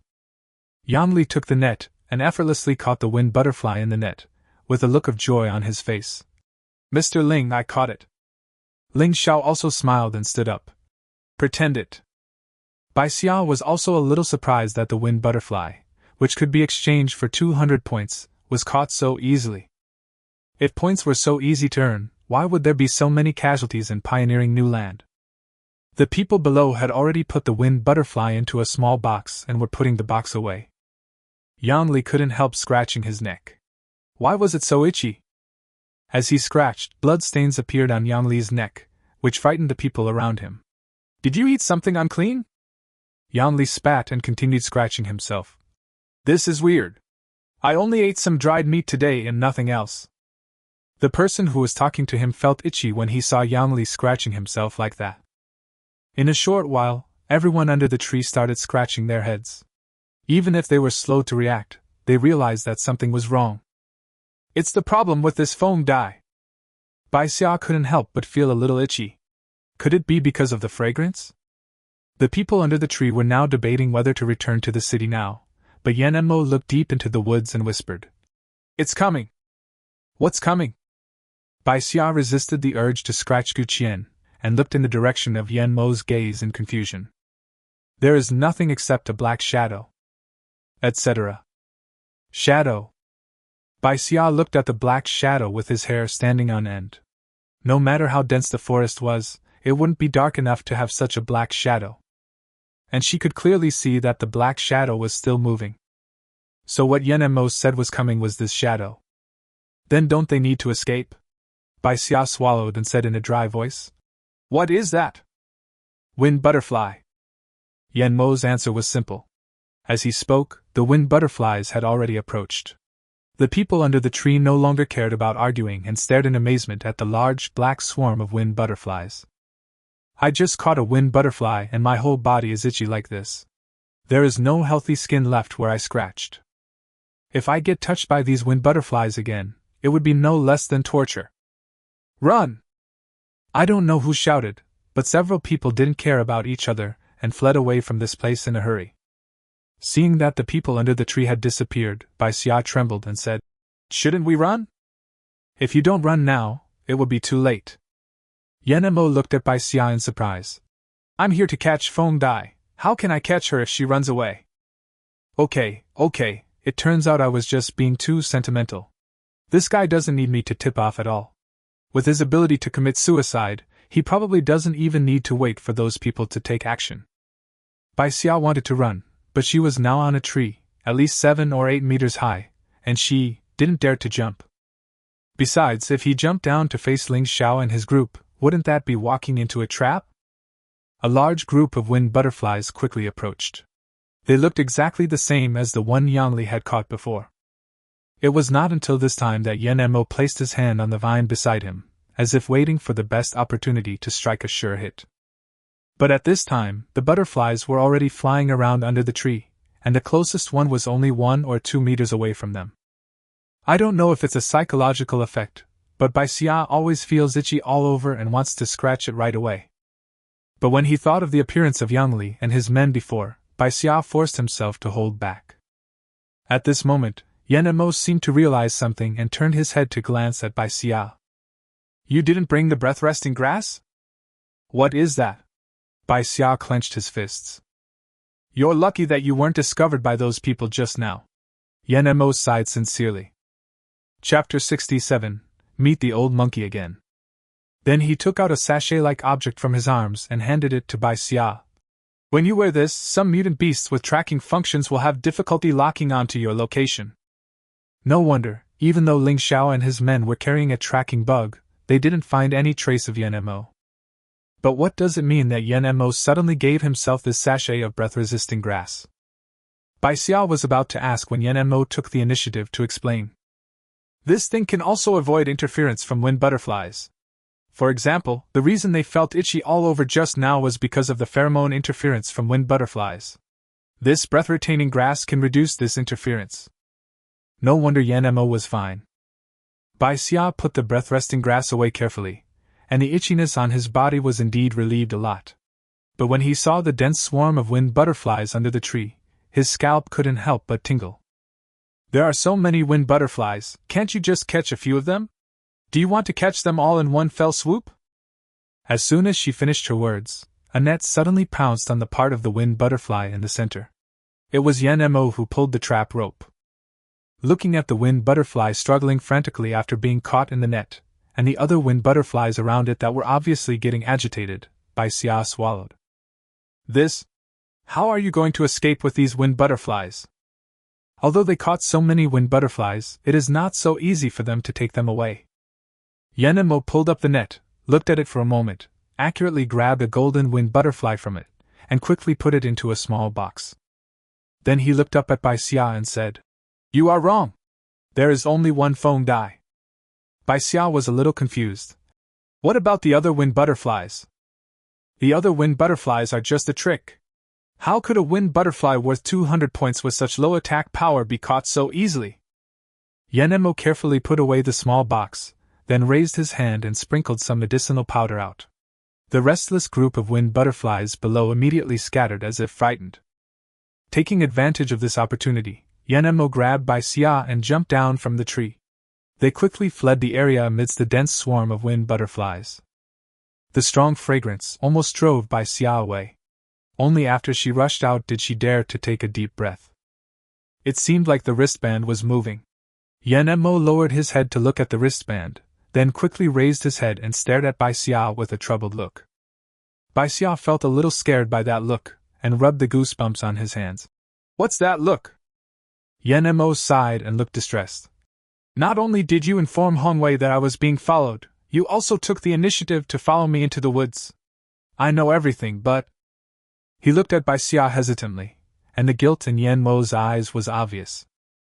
Very good, Bai Xia thought. Does this mean that even if the cooperation fails tomorrow, they can still use this favor to allow them to continue collecting seed coins with the Red Dragon mercenary team?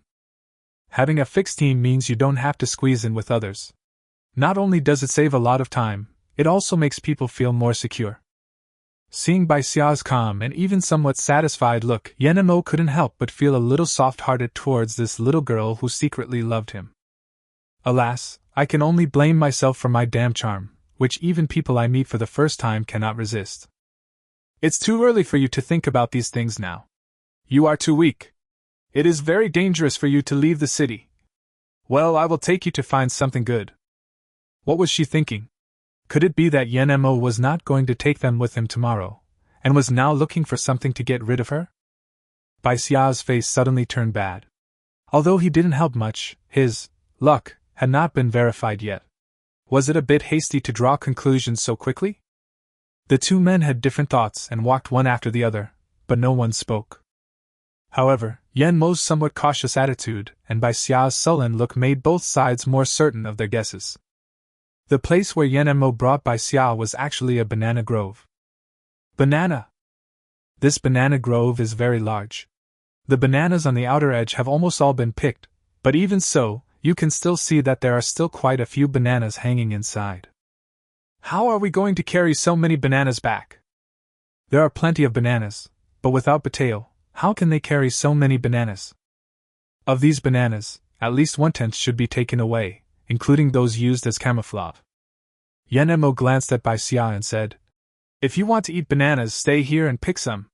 I have trapped the monkeys in the cave, and they can't come back for the time being. I'll get you some monkey wine." Monkey wine? Bai Xia was subconsciously shocked. Isn't this the good thing that the old monkey was guarding? Fortunately, Yen Mo did not doubt it this time, and explained to her. Although monkey wine is strong, it is very useful for improving people's physical fitness. As long as you can bear it, drinking some monkey wine will be of great help to you. Improve physical fitness? Bai Xia couldn't help but think of the bamboo tube monkey wine in his space. Not only could he drink it, but would it also be useful to Bai Xia? If you want to eat bananas, you can pick some. I'm going to get some monkey wine and will be back soon. Yen Mo's words brought Bai Xia back to his senses.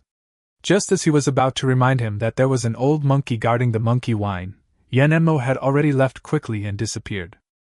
You'd better take the opportunity to pick bananas, as such opportunities don't come often. Bai Xia immediately reached out to touch the bananas he could get, and put all the edible ones into his own space. As for some bananas that he couldn't reach, Bai Xia didn't waste any more time. After all, it was impossible for him to pick all of them. Some angry squeaking sounds were heard. Bai Xia turned around quickly and met the angry gaze of the lame old monkey. The man and the monkey looked at each other, both a little stunned. The old monkey subconsciously glanced at the banana in Bai Xia's hand, scratched his head, thought about it, and simply jumped up the tree, sniffed around, picked a bunch of plump and sweet bananas, and put them in front of Bai Xia. Seeing this, Bai Xia gently reached out and put his hand on it, and a sweet smell came to his nose. It's edible. Was the old monkey just picking out bananas that he could eat? How does it know which ones it can eat, and how can it tell them apart? Or is it just a coincidence? Bai Xia was a little surprised. He held the bunch of bananas in his arms and whispered to the old monkey, "Thank you." When they saw that he was stealing their bananas, instead of driving him away or attacking him, they gave him bananas. Combined with the monkey wine he had drunk before, Bai Xia had no doubt that this monkey had an IQ no less than that of ordinary humans. The old monkey chirped twice, and there seemed to be some arrogance in his tone. Bai Xia smiled, but it was a pity that he had nothing on him to give back to the old monkey. Bai Xia!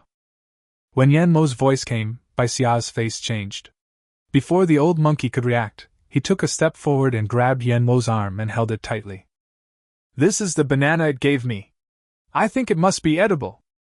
Bai Xia stuffed the banana into Yen Mo's hand, and saw a bottle in Yen Mo's arms, which could hold about 1 kilogram of wine, about the same amount as the old monkey gave him before. I breathed a sigh of relief. Fortunately Yen Mo was not greedy and only took these wines. When Yen Mo saw the old monkey, his aura suddenly changed. If these monkeys really fought, their fighting power would not be low, and they would be extremely cunning. Unexpectedly, there was still a monkey that escaped the net, and came directly to Bai Xia. If it wasn't necessary, Yen Mo would be most reluctant to confront this mutant monkey. The old monkey also took a step back and bared his teeth. He smelled the smell of alcohol on the man. The atmosphere was stagnant. Chapter 68, Want the Other to Die. But the old monkey was a little unsure. After all, there was no smell of alcohol on Bai Xia, and the two of them behaved very intimately. Was the wine stolen, or did he give it away by himself? Bai Xia had no doubt that Yen Mo would not be able to beat this old monkey. This old monkey had been chased by Ling Xiao's group before and had also injured his foot. If a fight really breaks out, the old monkey will be the one who suffers. But Bai Xia didn't want to see this situation, so she could only hold Yen Mo tightly. Let's go quickly, the monkeys will be back soon. At the same time, she stared at the old monkey, trying to prevent it from taking the initiative. Yanemo was pulled by Bai Xia and glanced at the old monkey. The other party didn't seem to have any intention of attacking him, so he followed Bai Xia's force and left the banana forest. Like he said before, he didn't want to fight with mutant beasts unless it was for food. So since the old monkey wisely did not take the initiative to attack, Yanemo naturally would not take action either. You still have some conscience. You didn't steal all the monkey wine. After leaving the banana grove, Bai Xia let go of Yanmo's arm and breathed a sigh of relief. Yanemo took out the bottle, and the aroma of wine immediately filled the air.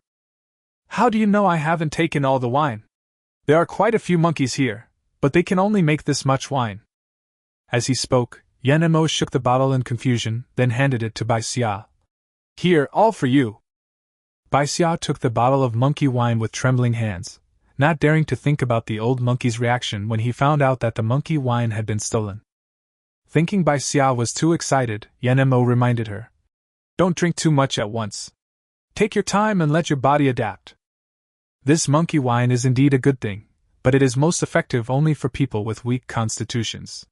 For the mercenaries, it can only be regarded as a delicious drink. Therefore, Yanemo did not feel any psychological burden when giving away the bottle of monkey wine. But Bai Xia felt a heavy psychological burden when he thought about the old monkey who trusted him so much. She felt a little guilty. Not knowing whether Ling Xiao's group had already left the forest, the two of them had a smooth journey back. Yanemo even had the mood to hit a few giant chickens with stones and carry them with him. This giant chicken is a little small, but it tastes very good when roasted. Bai Xia followed silently behind with a banana and monkey wine in her arms, and from time to time she consciously drove away the tree monkeys that were approaching the monkey wine in the space. This tree monkey really doesn't care about food. As long as it's good, it can't wait to try it.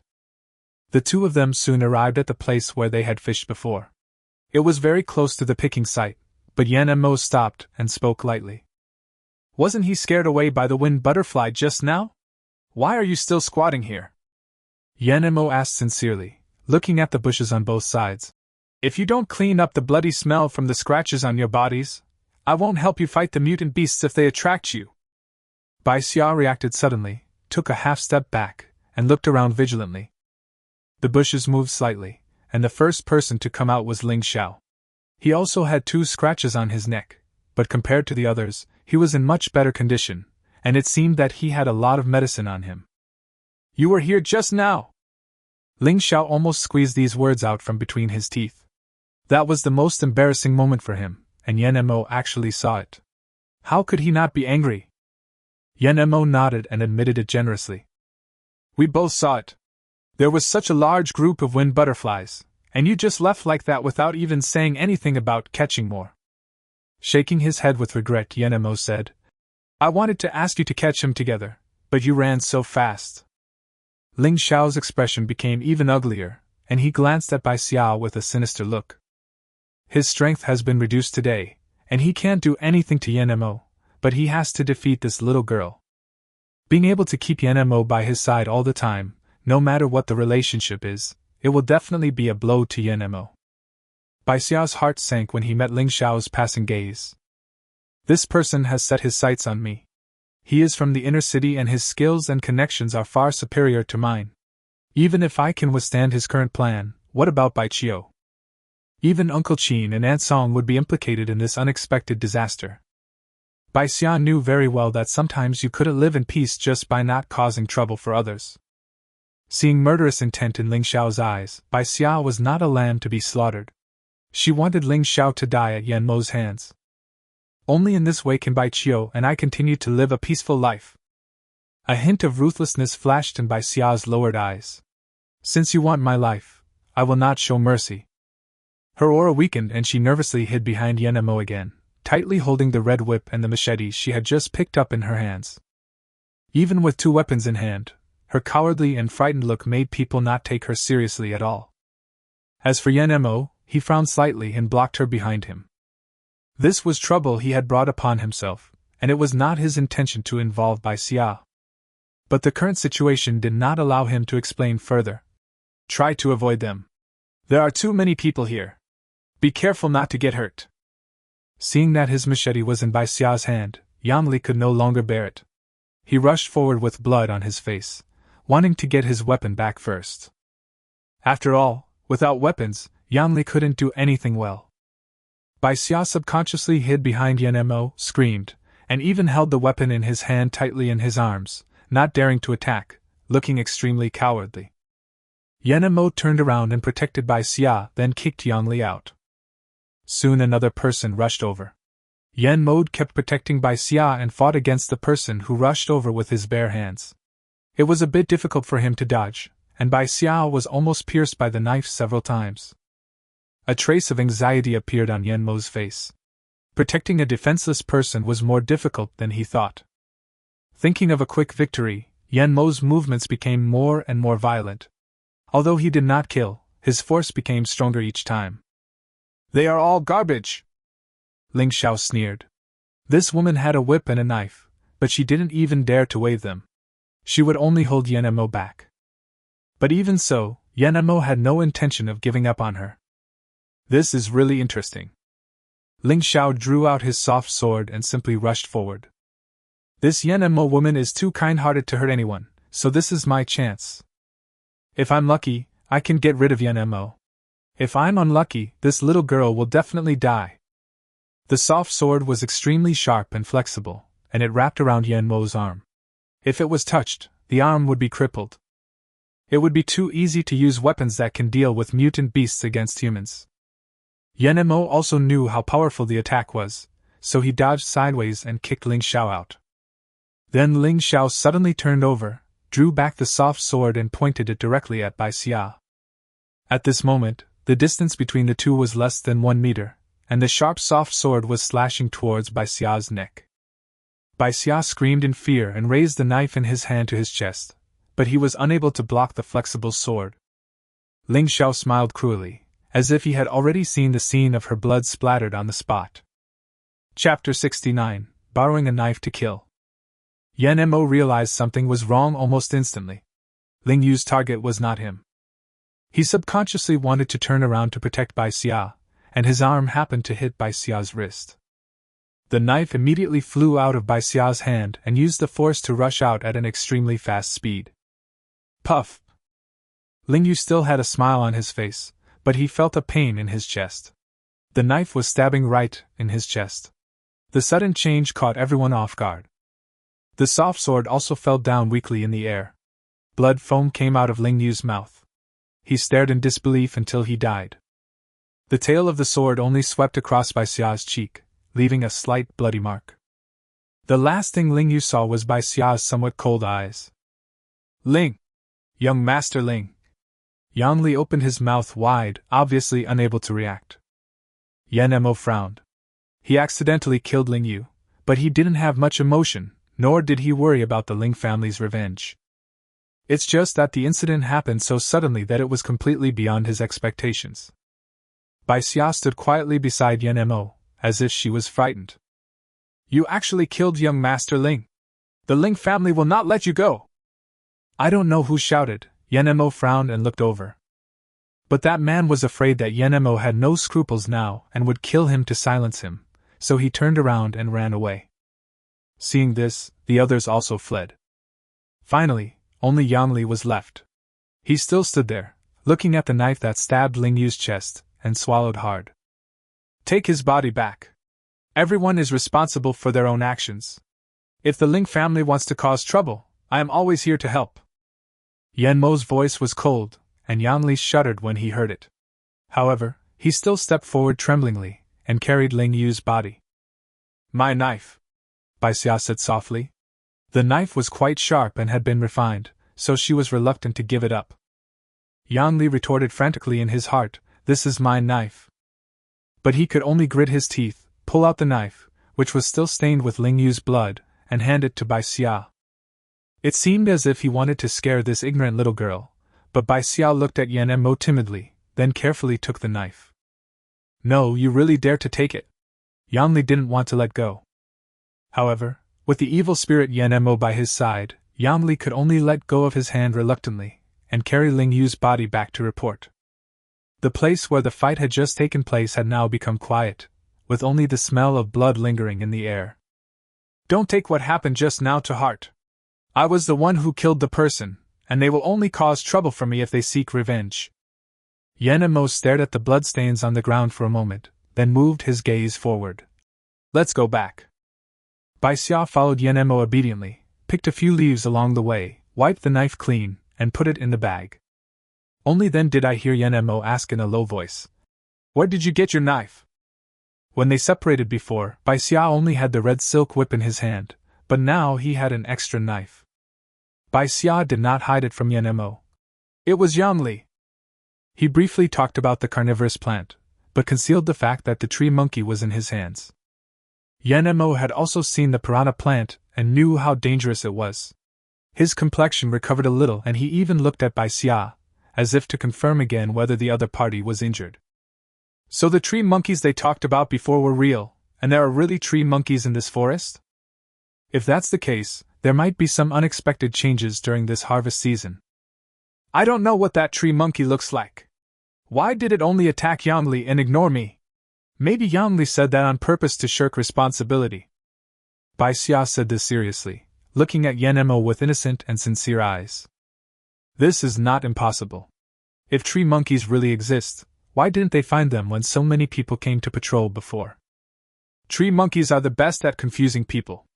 If you encounter one... Yenemo paused and smiled again. Forget it, if you meet him, there will be no more. This was a bit too much. Bai Xia glanced at Yenemo. You know, he had a tree monkey in his space. When the two returned to the caravan, it was still early and most people were still picking grass seeds and had not returned. Yenemo got into the car, leaned back in the last seat, and closed his eyes to rest. For some reason, Bai Xia always felt that Yenemo's aura was a little depressing at the moment. Is it because of killing Ling Yu just now? Bai Xia hesitated for a moment, sat down next to Yenemo, and said softly, Thank you for what you did just now. If it weren't for you, I'm afraid I would have died. Yenemo raised his eyelids and looked at Bai Xia. His eyes were somewhat deep, as if he was trying to see through her, or as if he had already seen through her. It's because of me that Ling Yu targeted you. What's there to thank me for? There is nothing wrong with this, Bai Xia thought to himself. Before she could say anything else, Yenemo interrupted her. Bateo will be back soon. If you want to get off the car and look for your sister, you can follow him. It was still early, and Bai Xia felt a little uncomfortable staying in the car alone with Yenemo. He nodded when he heard this. Go and see where the Red Dragon mercenaries are leading the picking. If necessary, I can find them the first time. Bai Xia got out of the car and waited for a while. As expected, he saw Ba Tao walking over with a grim look on his face. Seeing Bai Xia, he took the initiative to ask, Is the boss okay? After thinking for a while, Bai Xia answered seriously. If you mean external injuries, then it's fine. If it's emotional, then there might be some problems. Choked by her words, Bateo rubbed his brows and said, I'm going to pick up Hongwei and the others now, I'll go with you. Bai Xia quickly responded, saying that he had used Yenemo to solve Ling Yu's trouble. It felt a bit weird to be alone in the same space with Yenemo at this moment. Bateo did not object.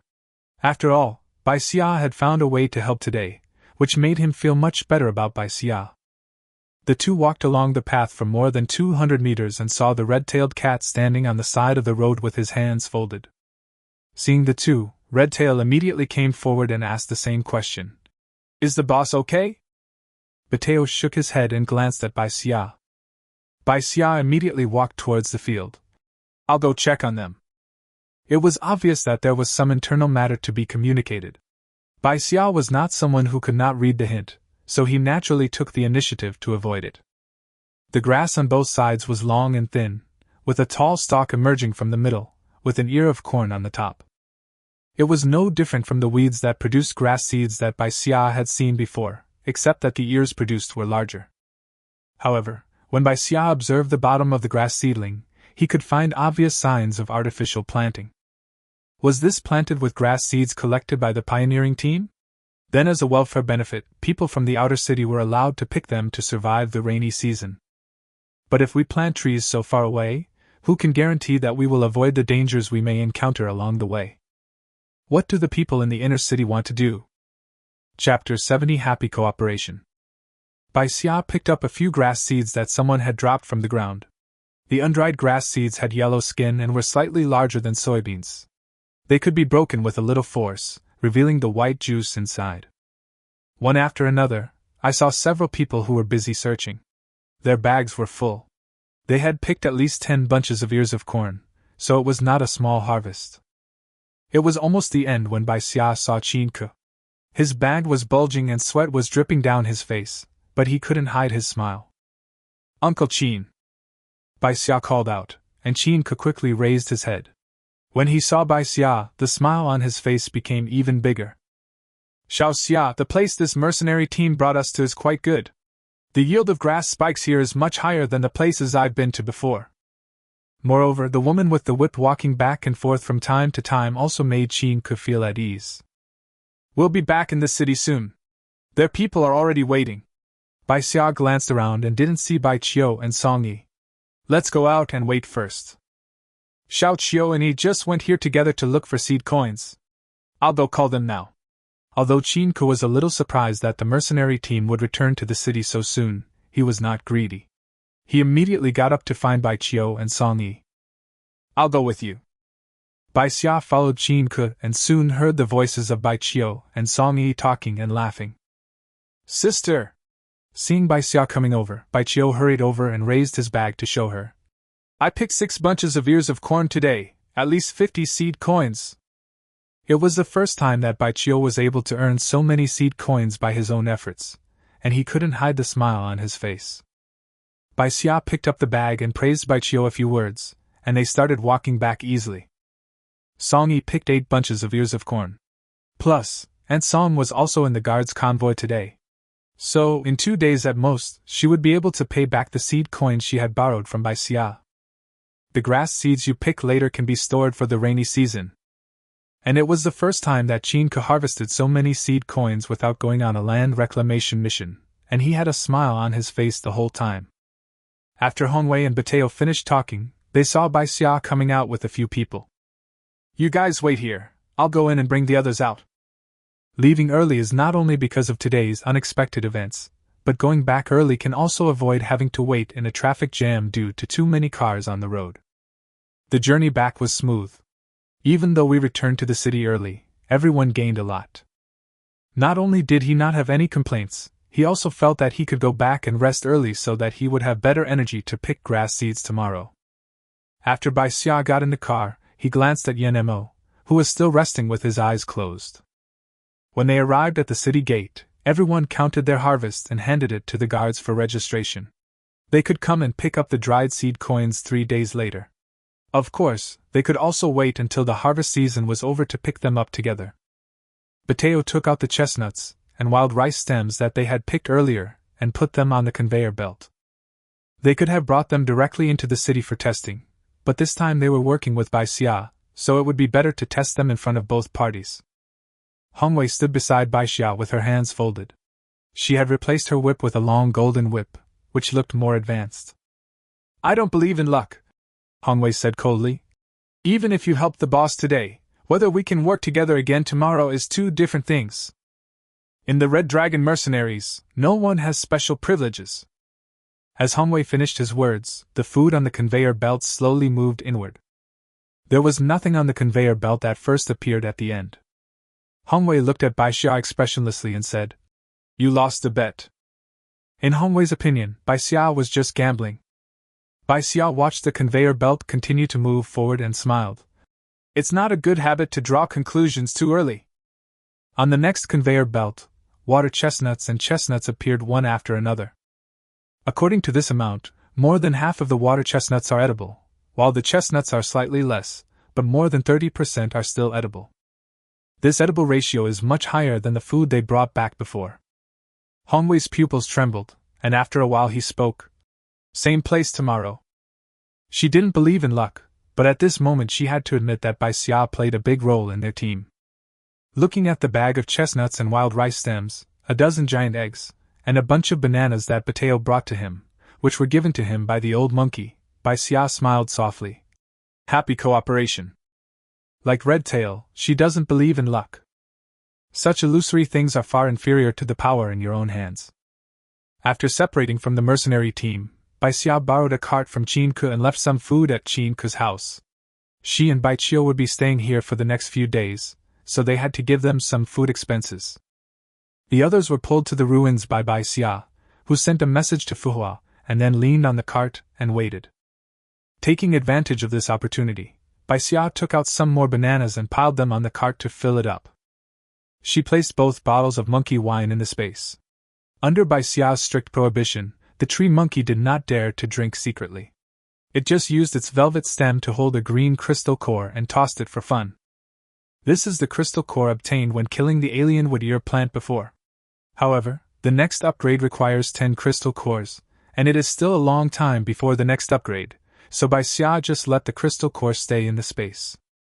There are dozens of giant eggs and a bunch of bananas in the space. If you exchange them all for seed coins, it will inevitably attract too much attention. It would be best if Fu Hua could directly exchange these foods for materials. After receiving the news, Fu Hua rushed over quickly, and I don't know if it was because he didn't go to the harvest season today. Seeing Bai Xia pushing a cart of food so brazenly, Fu Hua looked around cautiously and then hurriedly walked up to Bai Xia. "You are so brave!" As she spoke, Fu Hua's eyes kept glancing at the food. If life wasn't a necessity, who would want to keep eating those bland seed coins? Isn't it because seed coins are the most cost-effective and easiest to store? How many thermostatic plates can be exchanged for this food? This is the issue that Bai Xia is most concerned about. If it is appropriate, Bai Xia will start construction as soon as possible. Fu Hua straightened her expression, looked through the food in the cart, and said, "These foods are enough for you to build a house of more than 20 square meters with a constant temperature board, and the safety can be absolutely guaranteed." Only 20 square meters, that was far from enough, Bai Xia frowned. After telling Fu Hua about his plan, Bai Xia pointed at the food truck and said, "You can first find someone to clear the land and build the outline with wooden boards. The constant temperature board can be installed later." The main reason is that the constant temperature plate costs too much, and Bai Xia can't afford so much food and seed coins now. "This cart of food is all mine." Bai Xia's trust made Fu Hua straighten her back. "Don't worry, I will try my best to exchange these foods for a high price. Now that it's the harvest season, everyone has a lot of seed coins in their hands, so there will be more seed coins that can be exchanged. But it is also because of the harvest season that everyone is now going out of the city to collect grass seeds. Except for those who can't catch up with the convoy or can't leave the city, it is difficult to find workers and the wages will be more expensive. The pros and cons are obvious." But Bai Xia couldn't wait. Chapter 71 Buying Fur. Bai Xia explained her plan to Fu Hua in detail, and she gave Fu Hua a bunch of bananas in return. If you want people to work wholeheartedly, you have to give them the benefits first. By the time I finished communicating with Fu Hua, it was already getting dark. Fu Hua was surprised that the house Bai Xia wanted to build was so big, and she was a little excited, because this meant that she would not be short of work in the future. Fu Hua found a piece of plastic sheet to cover the cart, and pulled the cart away. Bai Xia also returned to Qin Ke's house very quickly and is now staying there. Bai Xia took the initiative to take on the task of cooking. Fortunately, the food is simple and the method is simple, so it is not tiring to do. When Bai Xia returned, she didn't see Qin Ke, so she asked casually, "Where's Uncle Qin?" There was a stove burning in the room, making it very warm. Bai Xia had just sat down when she heard Bai Xia say, "Uncle Qin said he was going to the abandoned plantation to get something and would be back soon." Bai Xia was slightly stunned and immediately thought of the grass seeds they had picked outside the grove before. Qin Ke was most likely going to get these grass seeds. Although it was getting a little dark now, the abandoned plantation was not dangerous. After thinking for a while, Bai Xia took a few roasted chestnuts and put them in his arms. "I'll go to the city gate and wait for Uncle Qin. Who knows if those people at the charity hall will seize every opportunity to cause trouble." The city gate is very crowded at this moment, and it is not as lively as the outer city on ordinary days. People kept getting off the cars, lining up with smiles on their faces, waiting to hand over their harvests to the guards. What is contained in those bags is their hope. Bai Xia leaned in a corner, peeling a hot chestnut and eating it. Being in such a lively scene seemed to make her heart warm. Although there are a lot of people, Bai Xia only needs to pay attention to those who come back from the abandoned planting area, so he won't be dazzled. After all, there are only a few people returning from the abandoned planting areas, and they are very conspicuous. At this moment, someone patted Bai Xia on the shoulder. Bai Xia tilted her head slightly, and saw a man wrapped in a thick fur coat looking at her. Fur, walnut? Seeing that Bai Xia seemed somewhat interested, the man opened his fur coat. Inside were various animal furs, but none of them were large, with the largest being only the size of 2 palms. What are these little pieces of fur for? Bai Xia frowned subconsciously, stuffed the chestnut into his mouth, reached out to touch it, and found that it was well tanned. Although it was small, it was very soft. The aroma of chestnuts made the man sniff involuntarily, and he began to introduce it with great enthusiasm. How many of us can afford such a large piece of fur? Look at this fur coat I'm wearing. He showed the fine stitches inside. You can't tell, this coat is also sewn with small pieces of fur. Bai Xia was a little surprised, but after looking carefully, he could indeed see traces of splicing. For those of us living in the slums, if we can buy some fur and make a coat, we will have a great time during the rainy season. The man took out a palm-sized piece of fur and said, This is the fur of a mutant rabbit. The big piece was made into a hat and scarf. What's the difference with this small piece? This softness, this warmth-retaining effect. My price is the most fair, 50 seed coins for 1 pound of fur, no picky. To make such a coat, you need at least 10 kilograms of fur, which means 500 seed coins. Not many people can afford it. Bai Xia frowned and said disdainfully, What if you give me the worst material? Seeing that there was hope, the man's eyes brightened. My business is all about repeat customers. I will never do something like this that will cut off my own business opportunities. Besides, no matter how small the fur is, it can be used just by sewing a few more stitches, right? 50 seed coins per pound, I'll pick the fur myself. If you're willing to sell it, then we'll make the deal, otherwise you can find someone else. Having said that, Bai Xia turned around and continued to stare at the people coming in from outside the city. The fur seller was a little confused. After hesitating for a moment, he gritted his teeth and asked, How much do you want? With the corners of his mouth curved, Bai Xia said softly, Don't worry, I won't let you suffer any loss. I want 20 kilograms. This is a big deal, the fur buyer said happily. Everyone jokingly calls me Mr. Pai, you can just call me Lao Pai. I can send these 20 kilograms of fur to you right now. 20 kilograms of fur is equivalent to 1,000 seed coins, and he can earn at least 100 seed coins. This makes Lao Pai want to complete this business as soon as possible to avoid any more trouble. Bai Xia thought for a moment and said, Wait here for a while. I'll get someone to go with you to get the fur. Maybe Qin Ke also needs to buy some furs, and we can choose them together then. Lao Pai immediately put his hands in his pockets and squatted next to Bai Xia. It was such a big deal, so what was the point of waiting for a while?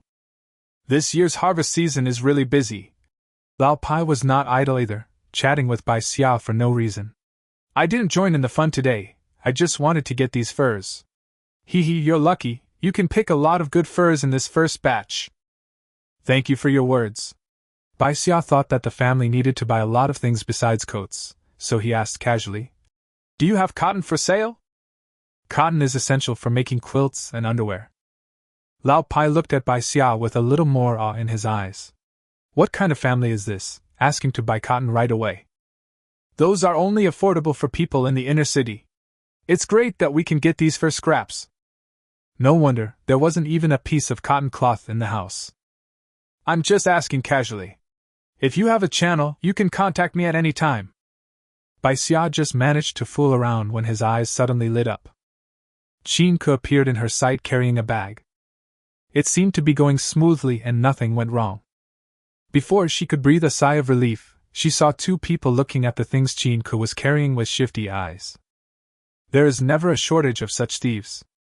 Bai Xia clenched the red whip and said to Lao Pai, Wait for me to come back. He hurriedly squeezed out of the crowd and squeezed out of the city gate. Uncle Qin! The two men had already squeezed next to Qin Ke and reached into his bag. Bai Xia shouted loudly. Qin Ke immediately looked up to find Bai Xia. This action naturally made him notice the actions of the two people. He raised his brows and asked, "What are you doing?" The two men panicked at first, but then they saw that there were no guards around and became bolder. "You have a good harvest. We brothers would like to borrow some seed coins to use." The robbery has come to him. Qin Ke sneered, threw the seed coin on his other shoulder, and stared at the two men. "You can borrow it if you want, but let's see what kind of capital you can come up with first." The rustling sound of the coins stimulated the two men. "Then let me show you what we two brothers are capable of." As he spoke, the two men actually started to grab the bag. Qin Ke was no match for four hands with his two fists. Even though he made the opponents suffer a heavy loss with his fists and feet, he was unable to protect the bag after all. Sizzle! The bag was torn open and the seed coins fell to the ground through the hole. Chapter 72: The Ling Family at the City Gate. This sound not only made the two men shift their target from Qin Ke to the ground, but also the people around them stared at him. Qin Ke hurriedly raised his hand to cover the hole in the bag, but at least a dozen grass seeds had already been scattered on the ground. Instead of continuing to gnaw on Qin Ke, the tough bone, it would be better to pick up the grass seeds on the ground. The two brothers pounced on the ground and picked them up like hungry tigers. Qin Ke cursed a few words and was pushed out by the people around him. "Uncle Qin, forget it. Bai Xia's pocket was torn just after he came here. If he tried to pick it up forcefully now, someone might take the opportunity to steal the seed coins in his bag." Qin Ke felt sorry for the small bag of seed coins, but he also knew that it was already dark and the guards were busy with the harvest season and would not bother with such a small matter. "If we continue to stay outside the city, we don't know what will go wrong." "Bah, these two beggar bones!" Qin Ke cursed angrily twice, held the bag of grass seeds to his chest with one hand, pulled Bai Xia with the other, and quickly entered the city. As soon as the two entered the city, Lao Pai came out from somewhere and stood in front of them in a dark mass. Qin Ke was startled, thinking that someone was here to steal the seed coins again, and raised his voice and shouted, "What are you doing?" Now that they have entered the city, these people will no longer dare to be so blatant. Even if the guards are busy, they will not let these people do what they want. Wouldn't that be chaos? "Uncle Qin, this is Lao Pai. I plan to buy some furs from him. Let him wait for me here." Bai Xia hurriedly explained, mentioned the price of the fur, and asked Qin Ke if he wanted to buy some. "The price is not expensive. Wait for me, I'll go back and ask Sanzi. I'll be there soon. The main thing is to be able to select furs. If you can pick some good ones, maybe you can even make a fur hat." Qin Ke went back in a hurry, and Bai Xia and Lao Pai found another place to squat and wait for him. "Do you harvest bananas?"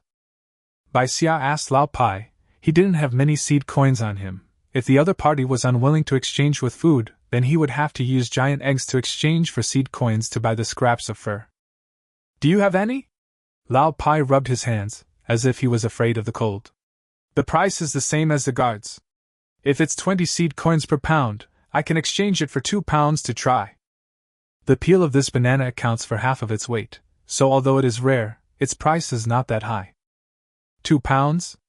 That's too little. It seems that Lao Pai is also running a small business, and it is not feasible to exchange food for supplies, so he has to think of other ways. "Wait for me." Bai Xia squeezed into the crowd and moved towards the guards. When she stood in front of the guards, she had a bunch of bananas, a bag of chestnuts, and a bag of eggs in her hands.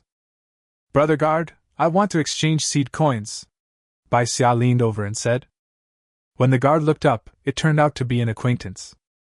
Zhou Min looked down at what was in Bai Xia's hand with a bit of surprise in his eyes. Today was the first day of the harvest season, and she got so much food?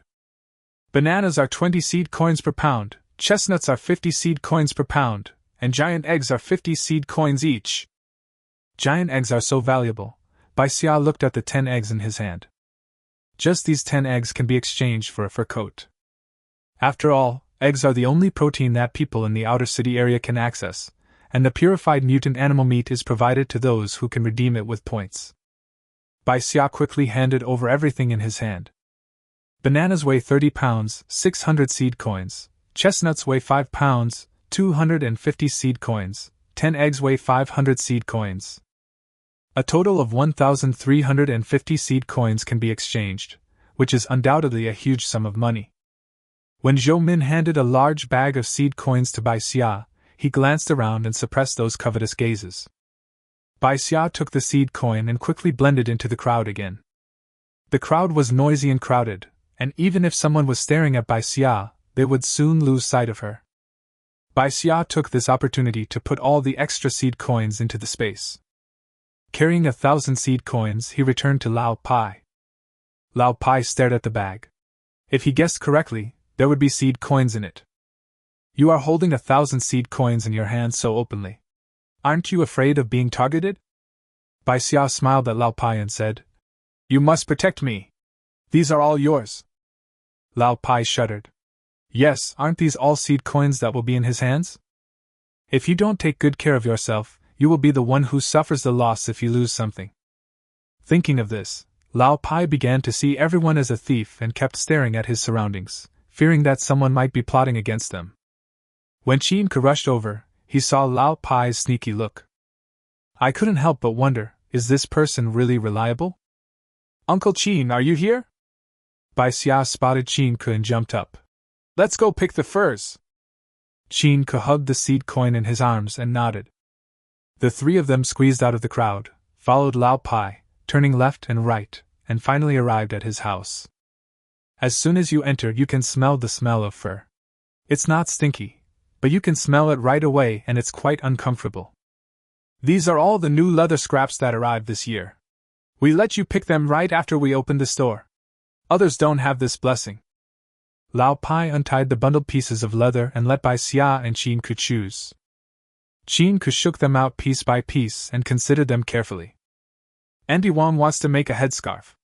This piece of material is longer and will suit you better. It's time to buy Sanzi a new pair of shoes. The material is strong enough and the size is right. Qin Ke selected the pieces one by one, muttering to himself from time to time.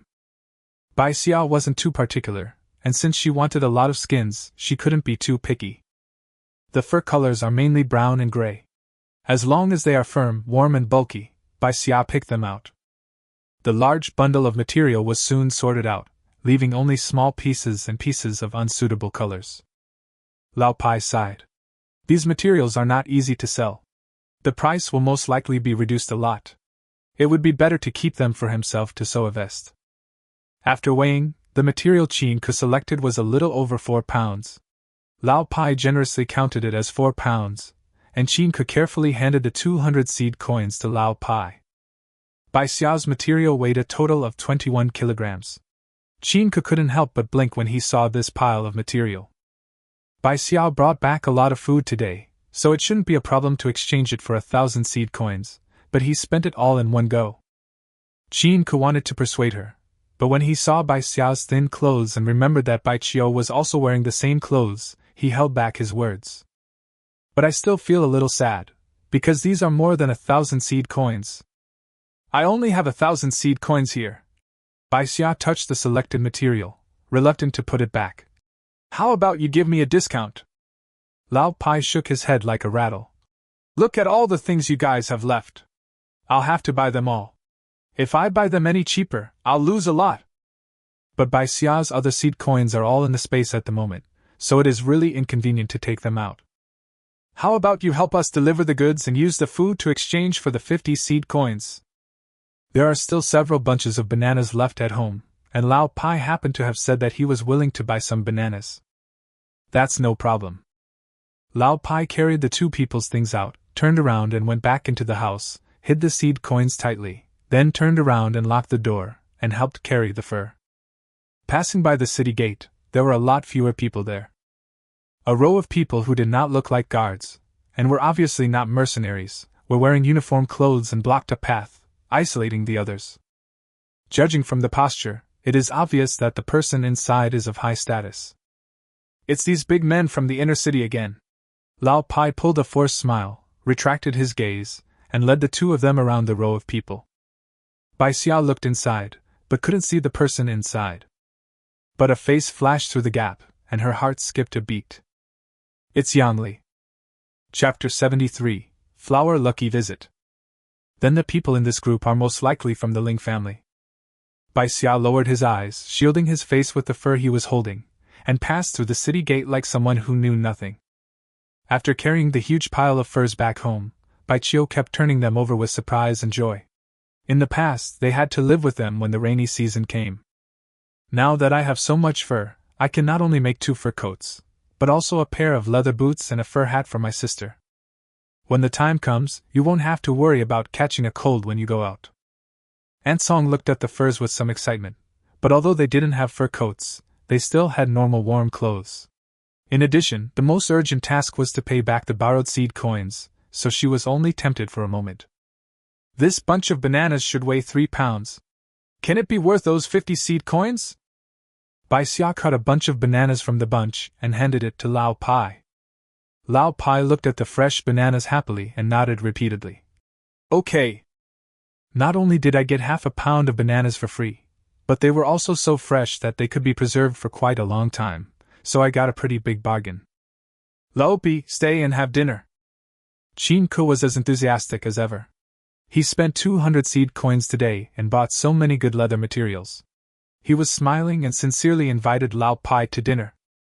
Lao Pai took a look at the chestnut porridge in the pot, the roasted seed cakes on the side, a large plate of chopped bananas, and even a pot of egg soup. Although there was little egg liquid, Lao Pai was sure that the white liquid in the pot was egg soup. Whose family can eat such a sumptuous meal? Lao Pai couldn't help but swallow his saliva. But he also knew in his heart that this meal cost a lot of money, and he had already made money from this business, so he couldn't be shameless anymore. No, I have to clean up those broken leathers when I get back. Lao Pai waved his hands and walked out. Next time you need to buy leather, remember to look for me.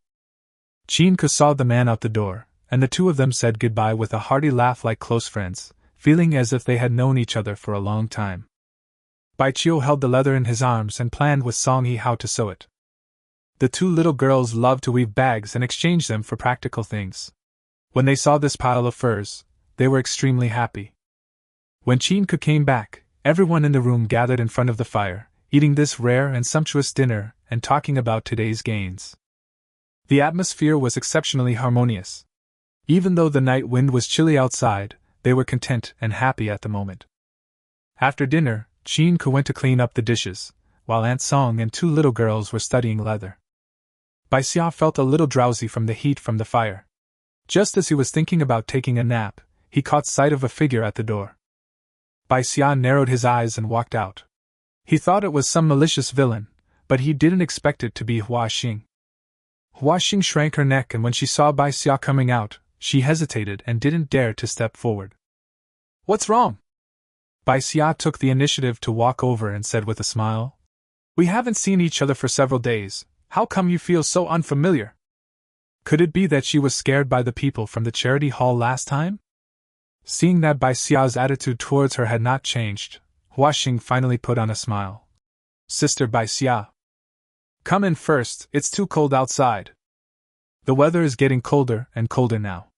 It is still okay during the day, but at night, a little wind can make people get goosebumps. Hua Xing hurriedly said.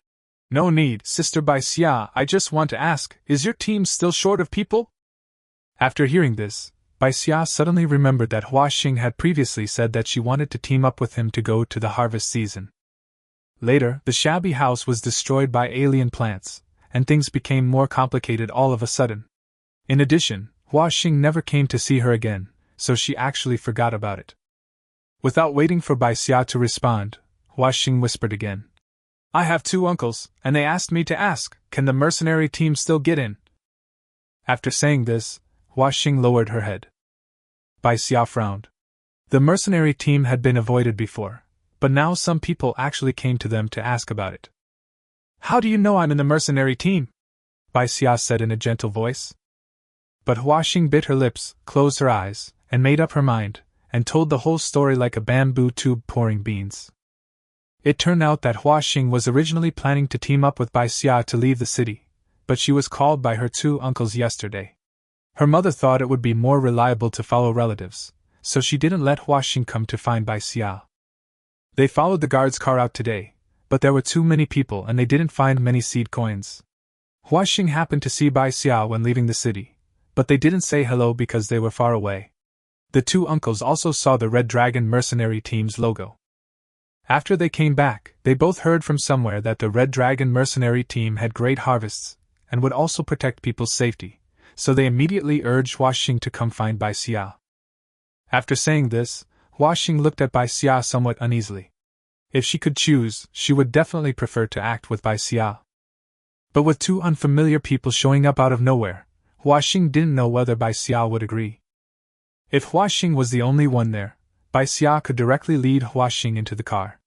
Anyway, in addition to the people she brought, the mercenary team would also accept other people into the car. With 3 more people, Bai Xia wouldn't be so shameless anymore. She couldn't feel so justified in expressing gratitude for other people's generosity. I only know that the Red Dragon mercenary team will continue to park at the same location tomorrow. If you get up early, you will naturally be able to grab it. Although Bai Xia did not agree explicitly, it was already very good to get this news. Huaxing thanked him quickly and went back in the cold wind. Bai Xia looked away as Huaxing's back disappeared among the overlapping houses. A good night's sleep. The next morning, everyone put a few seed coins in their pockets, filled a bottle of water, and set off in a hurry.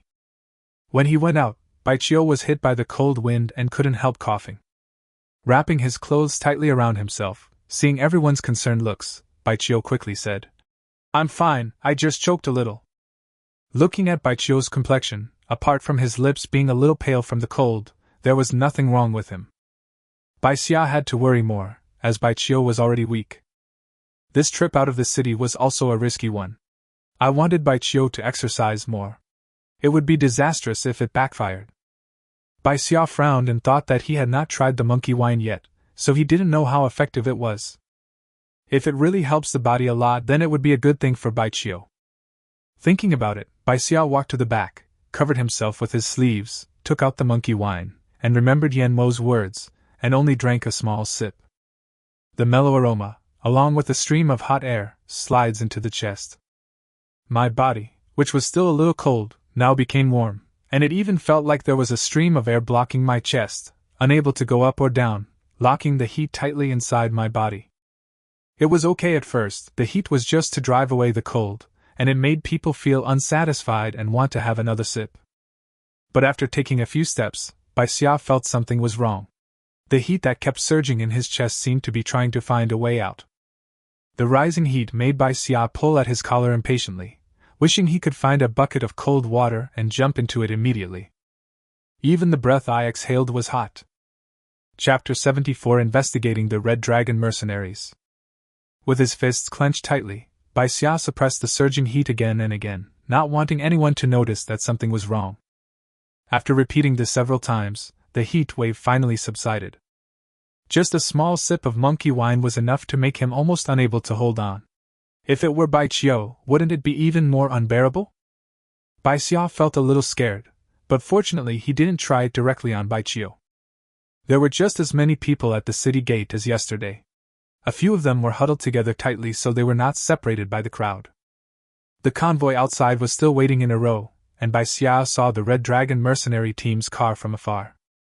The city gate is open! The city gates were opened and people poured out. Unlike yesterday, everyone deliberately avoided the mercenary team's vehicles. But today, I know a little more about the mercenary team. Except for a few mercenary vehicles that are still empty, most of the vehicles are now occupied. Bai Xia and the other two finally squeezed in front of the Red Dragon mercenary team's car. Hongwei was trying hard to stop others from getting on the car. That's enough people! You're lying. Don't you have 4 seats up there? Hongwei was in a state of panic, but couldn't take action against these people. He happened to see Bai Xia coming and waved to let him come over. Bai Xia squeezed to the door of the car, but the others were not happy. Why can they cut in line?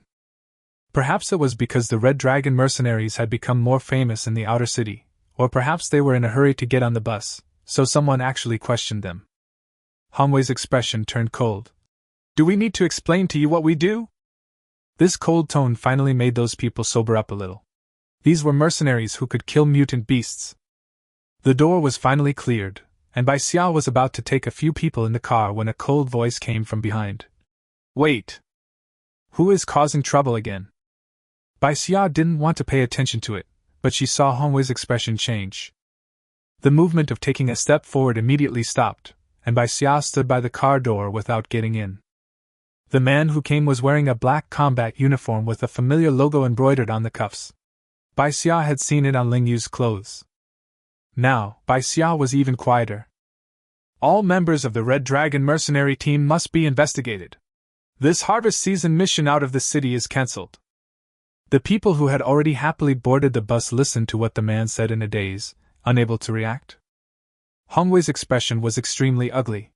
The harvest season is related to the survival of the residents in the outer city during the rainy season. The mission out of the city cannot be cancelled just because your family says so. The visitor seemed to find it a little funny and glanced at the people in the car. Residents from the outer city? The extremely contemptuous words made the out-of-town residents on the bus not even dare to feel the slightest bit of dissatisfaction. Do you really care? This sentence was said to Red Tail. Hongwei looked at the people in the car in panic for a moment, pursed his lips and did not refute. Time is running out. If you continue to waste time, you will be interrogated with everyone in this car. The other party stood in front of the car door in an extremely oppressive manner, just one step away from Bai Xia. Bai Xia stared at the other person's leather boots and raised his head slightly uncontrollably. But he happened to meet the other person's gaze, which was looking at him with interest. The extremely aggressive look made Bai Xia's heart skip a beat, and he subconsciously avoided it. This person obviously has bad intentions. I used Yanmo to kill Ling Yi yesterday. In order to evade responsibility, Yang Li will definitely explain everything in detail. Does that mean the other party has already begun to suspect me? But this is not right. If he really had doubts, he would have taken me away right now. Redtail, let the people get off the car, and we're going back to the city. It was Yan Mo's voice, and it was extremely cold. Standing at the car door, Yan Mo stared at the newcomer with a condescending attitude. Ling Xing, lead the way. This attitude of treating himself as a guide made Ling Xing grit his teeth, and suddenly he smiled again, as if he was sniffing the smell in the air. The wine smells good. Bai Xia's heart trembled. It was monkey wine. Although he only drank a little, the subtle taste was still hard to escape the attention of those who were paying attention. The other party targeted him because of the monkey wine. Bai Xia couldn't help but regret that he was too careless. When it comes to fine wine, what can compare to the jar of aged wine in your Ling family cellar? Yan Mo got out of the car, bringing a cool breath across Bai Xia's nose and blocking Ling Xing's gaze. Ling Xing looked at Yan Mo in shock and anger. Everyone had found out what was in his cellar. How could he not be fearful? Aren't you leaving yet? Yan Mo's urging voice brought Ling Xing back to his senses. After looking at Yan Mo coldly, Ling Xing waved his hand and walked ahead. After staying there for a moment, Yan Mo followed. Hongwei rubbed his brows and said in a cold voice, Everyone get out of the car, didn't you hear me? This car can't leave today. The panicked people looked at each other, wondering where there was room for other cars.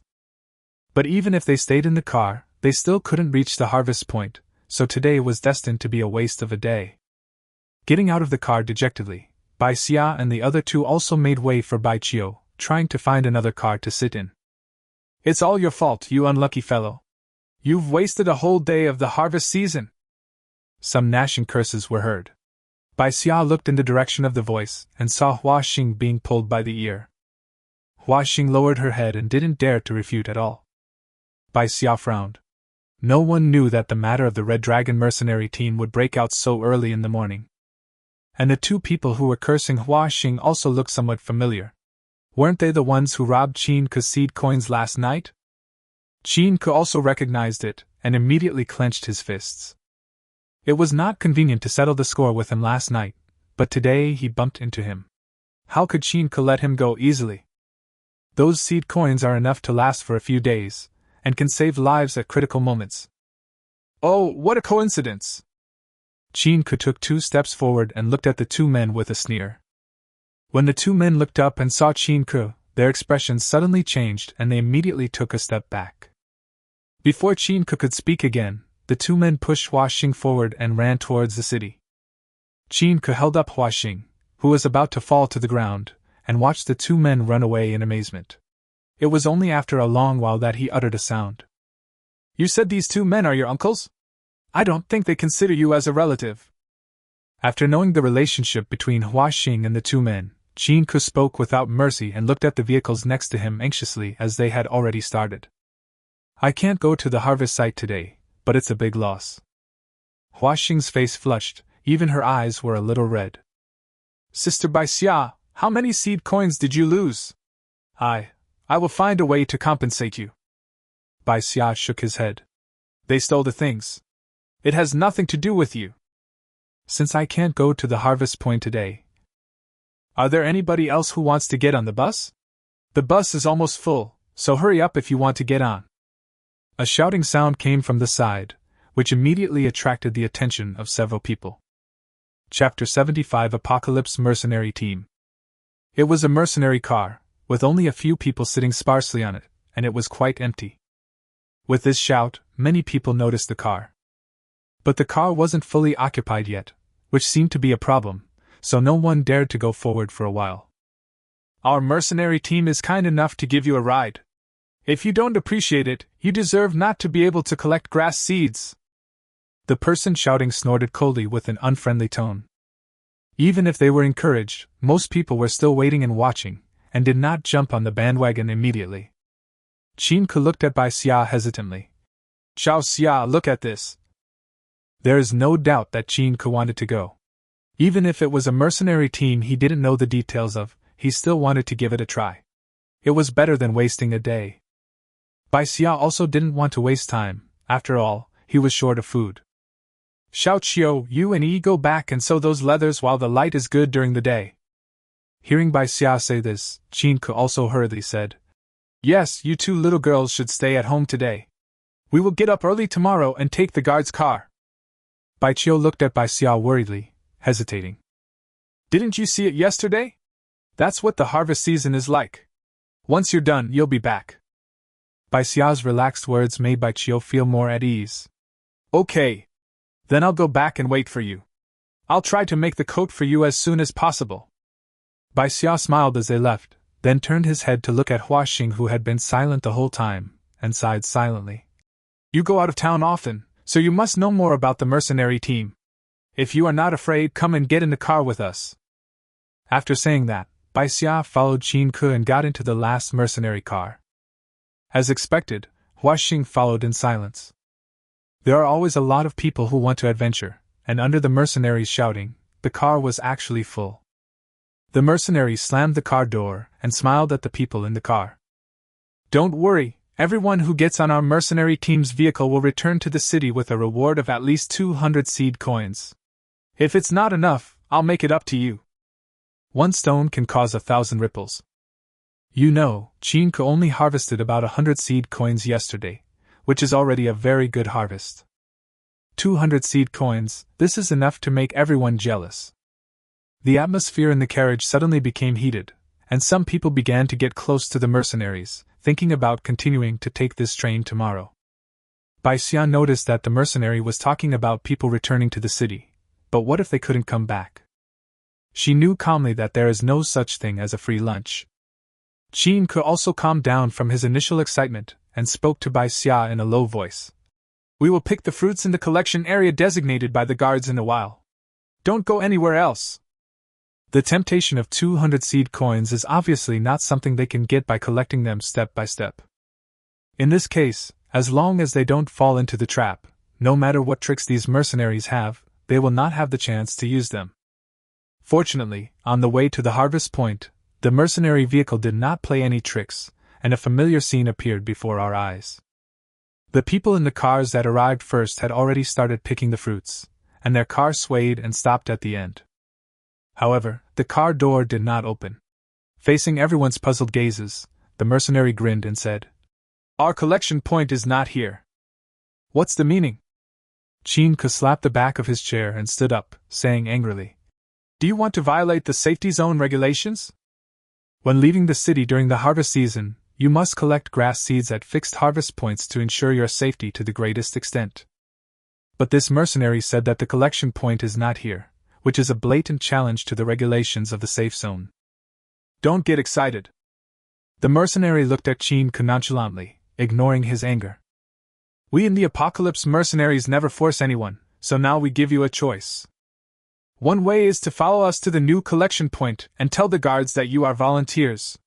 The other way is to collect here, but... The mercenary looked at everyone with ill intent. You'll have to figure out the way back home. This was a naked threat. Everyone gritted their teeth and clenched their fists, but they helplessly discovered that they had no third way. The journey takes 2 hours. Even if we tell the guards, they won't be able to make extra space. It takes 4 hours round trip. Who would make this trip just for them? Relax, the 200 seed coins I mentioned before are still valid. After scaring these people, the mercenary opened the car door with determination, called the guard over, and said a few words to him. The guard took a look at the car and seemed to be used to it. No one objected, so he waved his hand and signaled to let it pass. Qin was still a little angry, but he couldn't hide his panic. Bai Xia, be careful later, stay close to me, don't run around. No one knew what they were going to face, and an atmosphere of oppression and panic was spreading in the carriage. Huaxing tightly grasped the dagger in his hand, which was the weapon he got after being inspired by Bai Xia. Bai Xia took out 2 fruits and stuffed one into each of Qin and Huaxing. This is a poisonous fruit. It has no problem dealing with ordinary mutant beasts. Use it when the opportunity arises. I don't know how long it will take for this poisonous fruit to take effect, and it is not suitable to be used as a weapon for direct attack, but it is always more reassuring to have one more means at hand. The car swayed for nearly 20 minutes before finally stopping. As soon as the car door opened, I could hear the sound of flowing water. Was it the river I saw yesterday? Bai Xia looked out from the palm-sized window. There were a lot of wood propped up outside, with some nets covering them, which looked like fishing tools.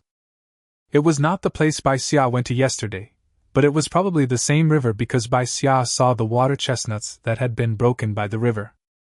Okay, everyone get out of the car. The mercenary opened the car door and drove them out.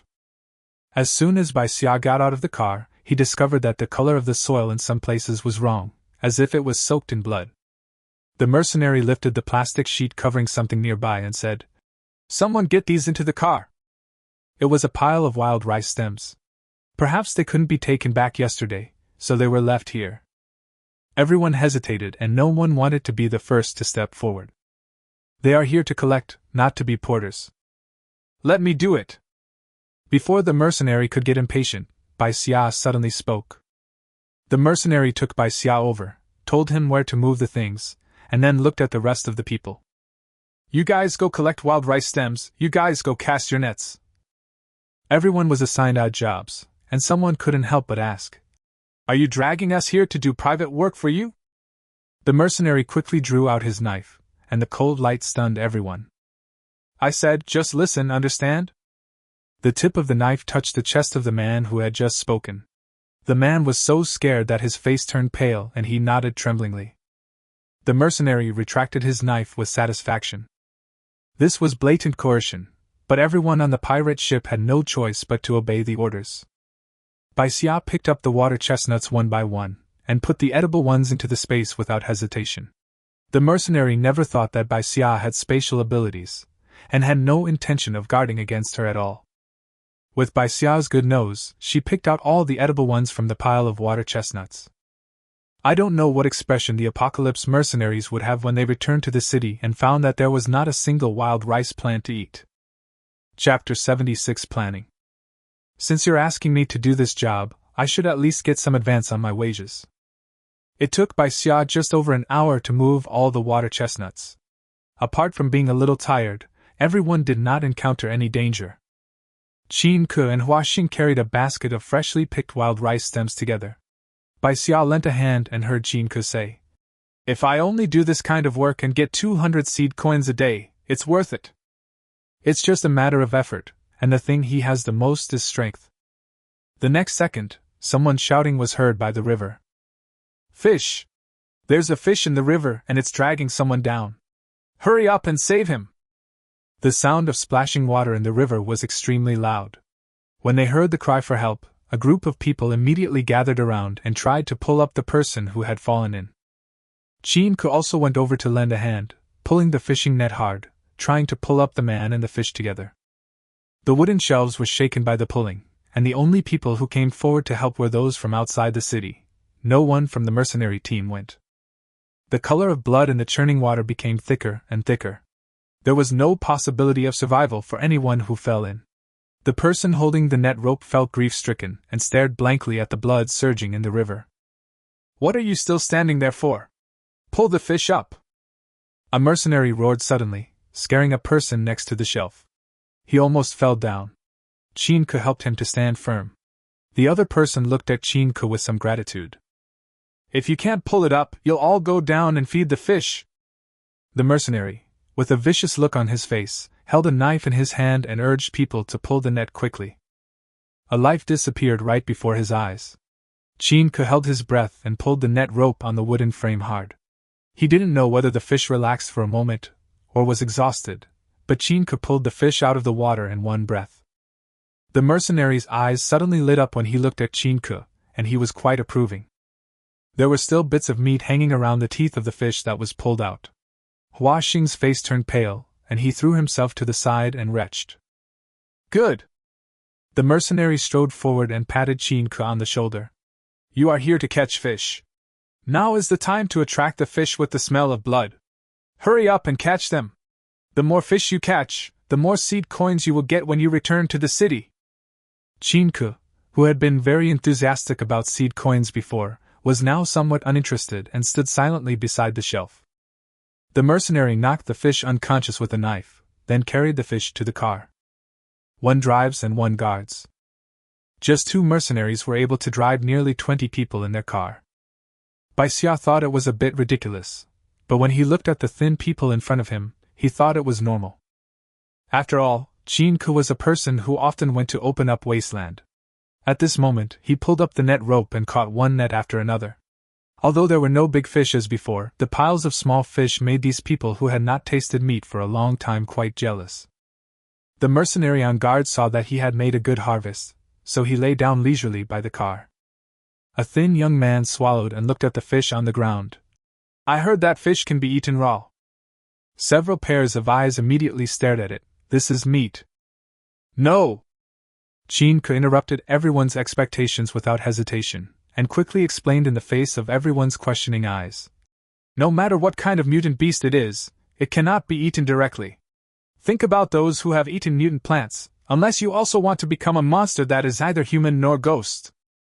It was like a wake-up call for everyone. "Only people in the inner city can eat this meat. We are lucky enough to be full." Someone sighed, and Bai Xia noticed that it was an old man with gray hair who had also left the city. There was a gleam of ruthlessness in Chin-ku's eyes. He threw the net rope away and swept his gaze over everyone's faces one by one.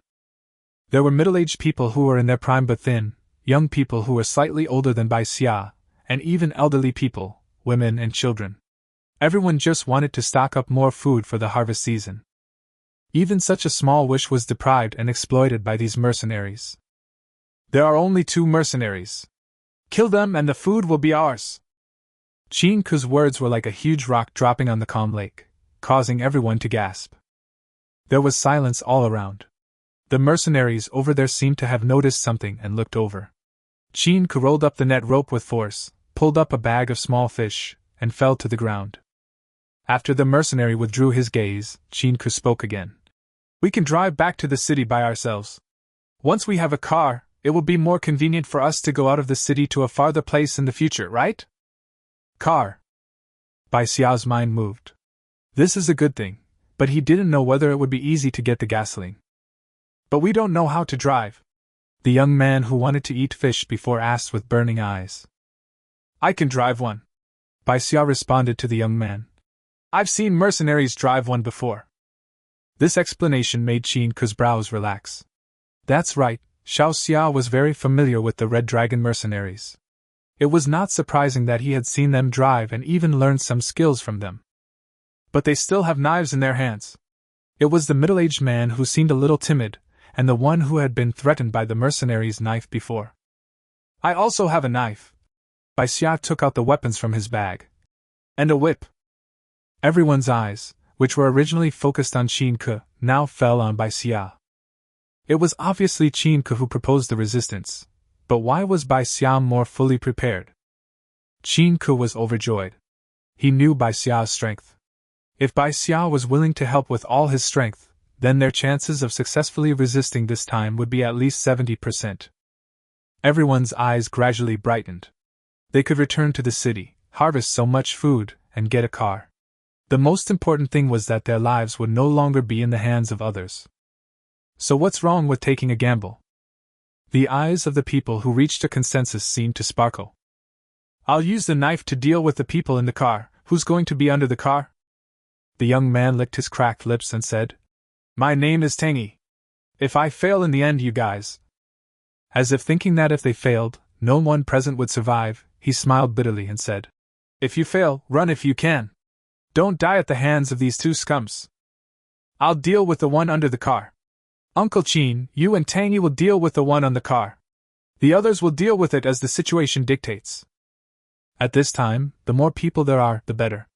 If there is poor coordination, it will easily become a hindrance and affect the situation. I'll go with you. Hua Xing's voice rang out. She took out the dagger from her arms and tried to put on an ugly smile. I have a knife too. After making the plan, the others continued to pull the fishing net. The four of them carried 2 bags of fish and moved towards the car. The fishy smell made the lying mercenary raise his eyes lazily. Just put it at the back. Perhaps because he was too nervous, when Tangy was carrying the fish to the back of the car, a piece of the knife tip slipped from his waist and was exposed. The mercenary's eyes were sharp. He tightened his knife and said coldly, Stop! Chapter 77, Vehicle Seizure. Tangy's hands began to tremble slightly, and he thought quickly in his mind, if he drew out the knife now, what chances would he have of winning against this mercenary? Or should I try to fool them first? But how can I fool him? Am I going to die here today? Before Tang Yi's confused brain could come up with a countermeasure, he heard a crackling sound of electricity, followed by the sound of a knife stabbing into flesh. When Tang Yi turned around, he saw the mercenary staring with his eyes wide open, already dead. Wrapped around his body was Bai Xia's whip, and the knife that was stuck in his chest was still held in Hua Xing's shaking hands. Qin Ke was covering his mouth tightly to prevent him from alerting the other mercenary. Without a sound, the mercenary was taken care of. Is it so easy? Tang Yi stared blankly at the scene in front of him. Before he could even move, the mercenary, whom they regarded as a scourge, had already lost his breath. Qin Ke silently put the mercenary to the ground and whispered to Tang Yi, Give me the knife. There is also a mercenary in the car to deal with, so you have to take a knife. When Tang Yi subconsciously wanted to hand over the knife, an inexplicable courage suddenly rose in his heart. I'll go! Facing Qin Ke's surprised eyes, Tang Yi said in a low voice, You guys wait under the car. If I don't kill him, you can do it again. Don't worry about my life or death. How could I admit defeat when even 2 little girls could do it? Even if I was really hacked to death by mercenaries, that was my own life. Qin Ke patted his shoulder heavily without saying anything, but it seemed like he had said everything. Bai Xia and Hua Xing stood aside and watched Tang Yi knock on the car door with a flattering look on his face. When the other party opened the door and got out of the car cursing, they suddenly pulled out a knife and stabbed him without hesitation. The mercenary, who had always looked down on these people, was stabbed before he could react and rolled off the car. Tang Yi's chest was pounding violently. He raised his head and wanted to smile at Qin Ke and the others, and he did it. But he saw Qin Ke's eyes suddenly widened, as if he wanted to say something. There was a sudden pain in his arm, and a piece of his arm fell to the ground. Tang Yi was a little confused. Whose hand was this? At that critical moment, Bai Xia swung the whip suddenly, blocking the knife in the mercenary's hand and deflecting the knife a little. Even so, the knife still cut off Tang Yi's left hand like cutting tofu. Qin Ke rushed forward, drew his knife and stabbed the mercenary several times. Seeing that the other party was motionless like mud, he looked at Tang Yi. His throat seemed to be blocked, and he wanted to say something but couldn't. Stop the bleeding first. Bai Xia's voice brought everyone back to their senses.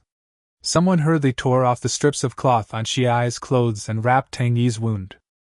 Qin Ku also hurriedly took out the medicine from his arms and sprinkled it on. After a while of struggling, the bleeding finally stopped. Tang Yi's face had turned pale with pain. He didn't feel anything at first, but after he recovered, he wanted to roll on the ground. It's all my fault. I let my guard down after I saw that I had hit him. Tang Yi looked at his arm on the ground, feeling somewhat confused, knowing that he would be disabled from now on. Next time, whether you're chopping people or mutant beasts, remember not to give him a chance to resist. If your luck gets worse, you won't be able to talk to us here. Qin Ku spoke in a deep voice and glanced at Tang Yi. Take good care of your injuries. We have a lot of supplies this time, enough for you to eat and wear during the rainy season. Tang Yi responded in a low voice, but his mood was still not good. It was enough for this rainy season, but what about next time?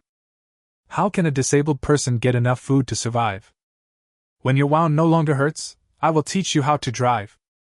Bai Xia stood up and carefully put away his knife and whip. Once you learn how to do it, we'll let you drive when we leave the city. Tang Yi's eyes suddenly lit up. Driving? Can I learn? Going out of town, does it mean that they will be willing to take me with them when they go out of town in the future, as long as I can learn to drive? That's fine, as long as your foot can hold the brake and your hands can control the direction. This time, Tang Yi responded heavily, and the decadence in his eyes disappeared. The crowd was also busy.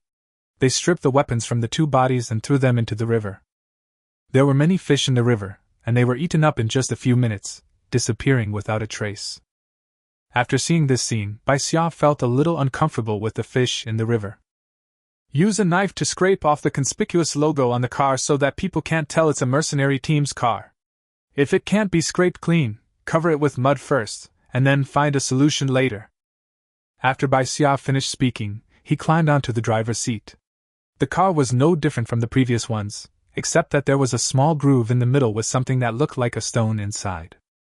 There was still some dim light, and when I took it out, I found it was actually a crystal core.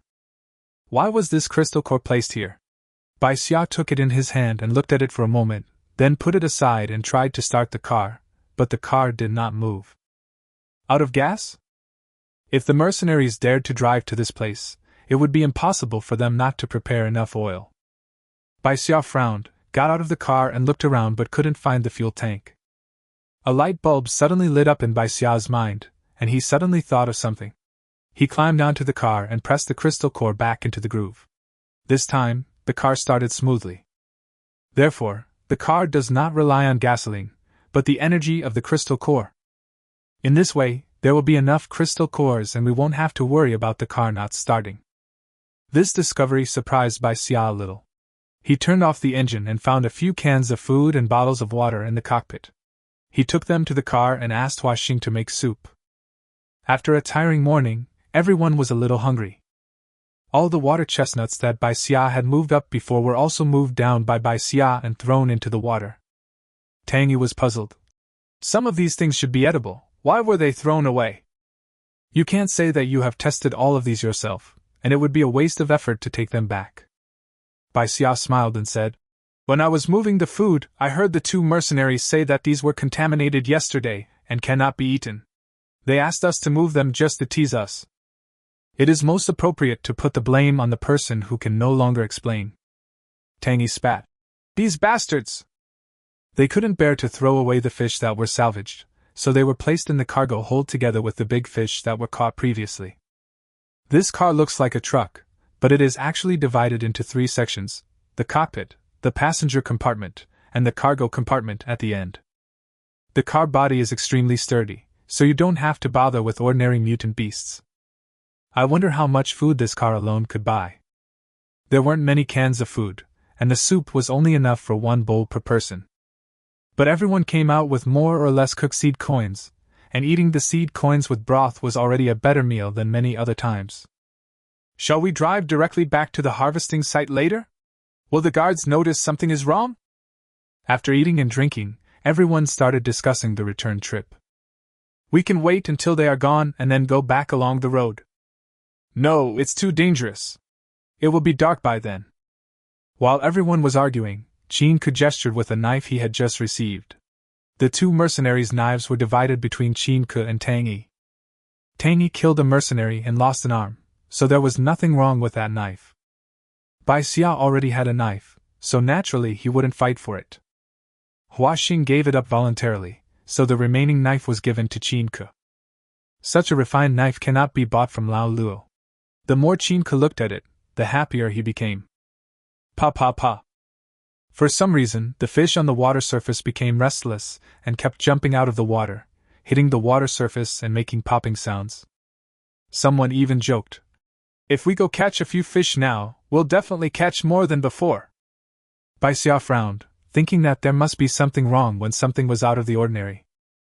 "Everyone get in the car first." Chapter 78 Selling Fish. After Bai Xia finished speaking, he immediately stood up. Everyone was stunned for a moment, their hearts skipped a beat, and they hurried to the car. Fortunately, everyone had almost finished eating and there was nothing to clean up. Chin-ke just went to the cargo hold and closed the cargo door tightly. Bai Xia climbed into the cockpit and immediately closed the door. Seeing Chin-ke had walked to the car door in the rearview mirror, he breathed a sigh of relief. Wow! The sudden sound of water breaking attracted Bai Xia's attention. Chin-ke, who was about to get on the car, also looked over subconsciously. A long khaki tail as thick as a man's waist broke through the water and headed towards the car accurately. Bai Xia shouted, "Uncle Chin, get in the car!" The shocked Chin-ke rolled and crawled towards the car, and the people in the car hurriedly pulled him, and only then did they manage to pull Chin-ke into the car before the long tail attacked him. The long tail hit the car with a thud, causing the entire vehicle to shake. "We have to get out of here quickly." Bai Xia immediately started the car and drove back the way he came.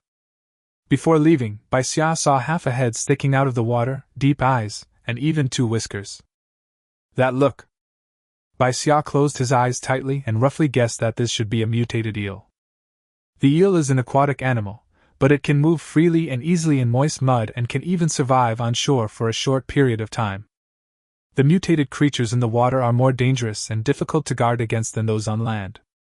Bai Xia drove the car to a place very close to the harvest point in one breath, and could see people at the edge moving around from afar. After stopping for a while and seeing no movement around, Bai Xia opened the car door and got out. Everyone in the car was frightened. The mutated eel was too terrifying. When Bai Xia went up to the passenger cabin, he saw that everyone's faces were pale. Normally they just looked for edible vegetables and plants in the abandoned planting areas, and would run away or ask the guards to clean up when they saw mutant insects. Now it was the first time they saw such a huge and ferocious mutant beast. How could they calm down? What is that? Is it a snake?" The middle-aged man had dull eyes and turned his gaze mechanically to look at Bai Xia.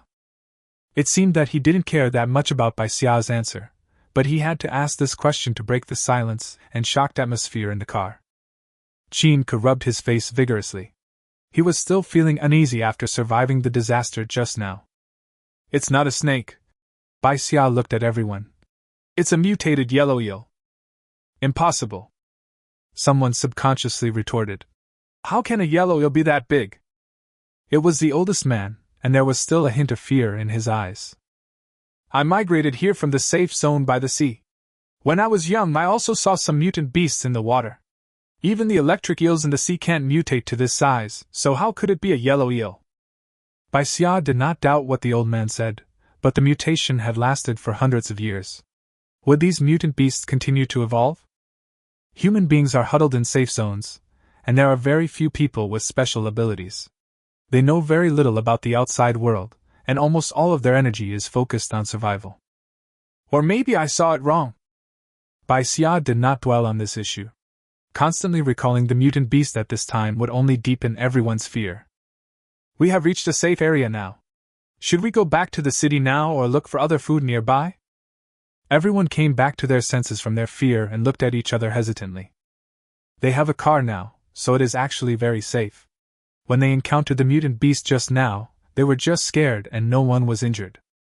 They would be reluctant to just go back like this, but where else could they go? "Let's go back first, walk slowly. If we come across suitable food on the road, it won't be too late for us to get off the car." No one refuted Chinka's words. This was a compromise. We have to go back to the city in batches to bring these fish into the city to exchange for supplies. Going back early can also avoid being seen by others, so as not to be caught by the apocalypse mercenaries. Bai Xia's words made everyone react all of a sudden. Yes. They also have to avoid the mercenaries and ensure that they are not tracked down. After the discussion, Bai Xia entered the cockpit again. She knew the general direction back to the city, so she drove directly into the wasteland, stumbling around the harvest point. When everyone was complaining about the bumpy ride, they finally turned onto a flat road. After 2 days of driving by the convoy, the road has been flattened, and you can return to the city by just walking along the road. However, there are very few supplies on both sides of the road. Bai Xia had a wider view in the cockpit, but even so, he didn't find any food to pick. When the car approached the safe zone, Bai Xia turned a corner and parked the car in a remote and secluded place. Xia, why don't you drive closer? We still have so many fish to move. You're so lazy that you have to steal. How can you not move such a short distance? The two people in the car had a few words, and Bai Xia helped open the cargo hold and explained. The car is moving too many times, so it is easy to leave traces. These 2 days may be the peak period for the Apocalypse mercenary team to investigate, so we better be cautious. Hearing this, 2 more careful girls quickly propped up the grass that was flattened when the car drove in and propped it up with small stones. In this way, unless you go to this remote place and crawl through the bushes, you won't be able to see the car. 2 large baskets of small fish and the big fish had to be taken in separately, and each person had to carry at least 10 to 20 kilograms to finish carrying them all. This is eye-catching no matter what. Bai Xia frowned and had an idea. Could these fish be sold directly to people in the inner city? Wait for me for a moment. Bai Xia hurriedly opened the wristband and clicked on the mall icon first. He saw the price of fish was 2 points per pound, which was not expensive. With an idea in mind, I clicked on the black icon. The forum was still very lively, but there were 2 posts on the homepage, both about the Ling family. After hesitating for a moment, Bai Xia clicked on one of them. The second young master of the Ling family returned to the city late at night, and it is suspected to be related to Yan Mo. What a headline-grabbing post! The dead are the greatest. Be careful that the Ling family will come to your door. You should worry about being punished by Red Dragon's people first. You dare to talk nonsense to his boss. Don't be afraid of shit. Even the Red Dragon is under investigation. I don't believe Yan Mo can come out safe and sound. Hey, don't disbelieve me, my brother Yan has this ability. The people upstairs are from the Research Institute, right? I heard Yan Mo brought you a swallowtail butterfly, no wonder you licked it so vigorously. Don't just bully others. Is there anyone who dares to fight with Yan Mo? I don't dare. I don't know where on his body an electric weapon might pop out. It would hurt like hell. Don't dare +1. Hong Long is still under investigation, and the Ling family is indeed of great importance. It seemed that he had really gotten into quite a bit of trouble this time. Bai Xia clicked on the second post. Top secret information, the Ling family is planning to hire someone to kill someone. Who to kill? Yan Mo? Bai Xia's heart skipped a beat, and his finger clicked in uncontrollably. Chapter 79, Strange Fish Crystal Core. However, when I clicked on it, it showed that the post did not comply with the regulations and had been deleted. She didn't know whether it was the work of the Ling family or whether it really violated some regulations.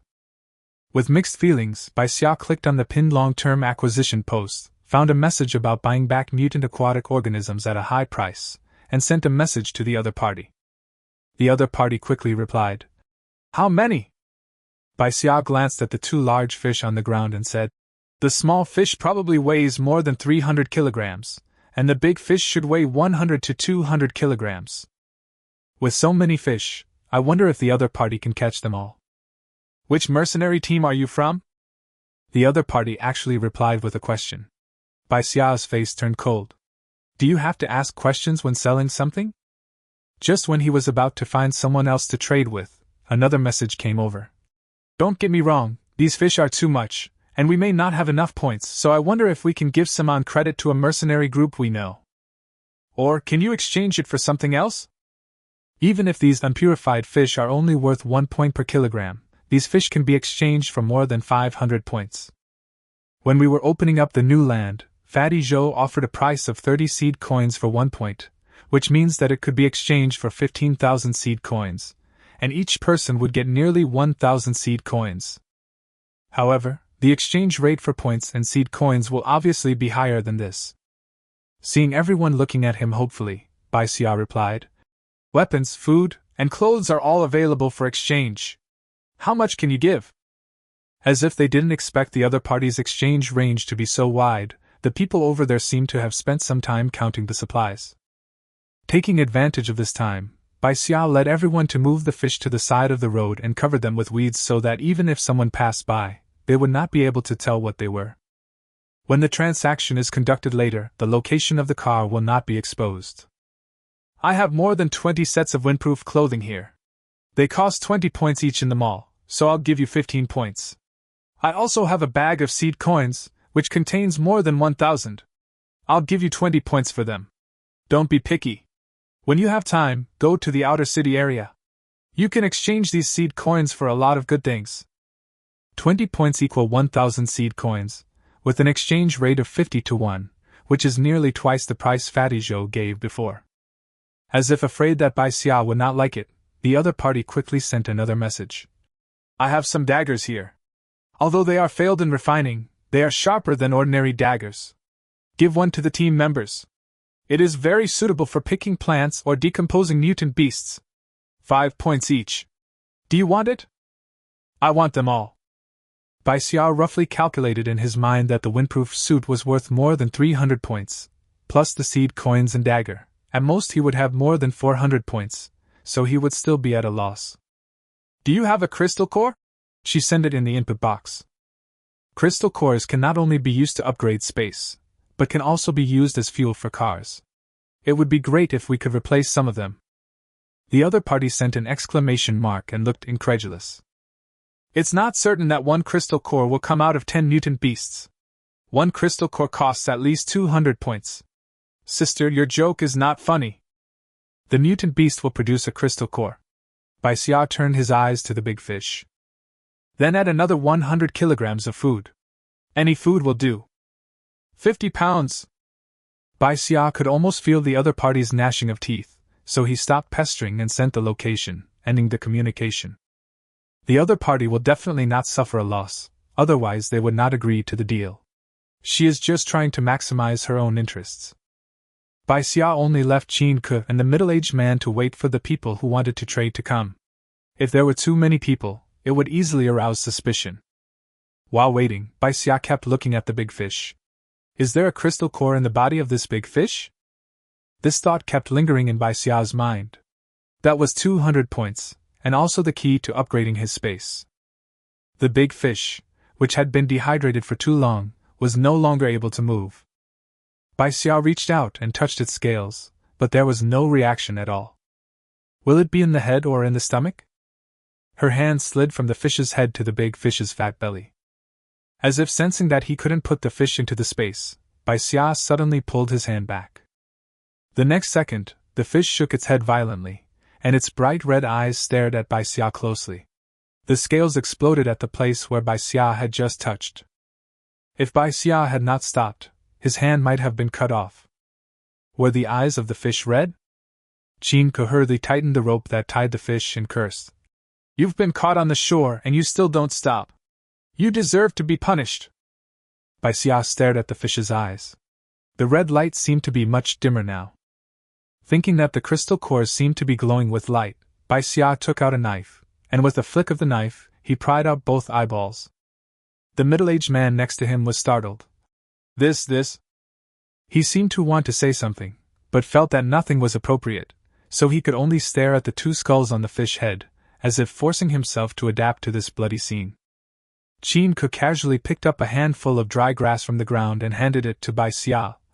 Wipe your hands. Bai Xia wiped the blood off his hands and eyeballs, and looked at them carefully. As expected, one of them was emitting a faint light and had no characteristics of an eyeball at all. It was just a red and transparent crystal core. The other one was actually a real fish eye, but it was impossible to tell the difference before it was taken out. This is? Chinka also saw the difference between the two fish eyes and asked subconsciously. Crystal core. Bai Xia didn't want to hide it from Chinka. The car belonged to everyone, and everyone would know sooner or later that driving would consume crystal cores.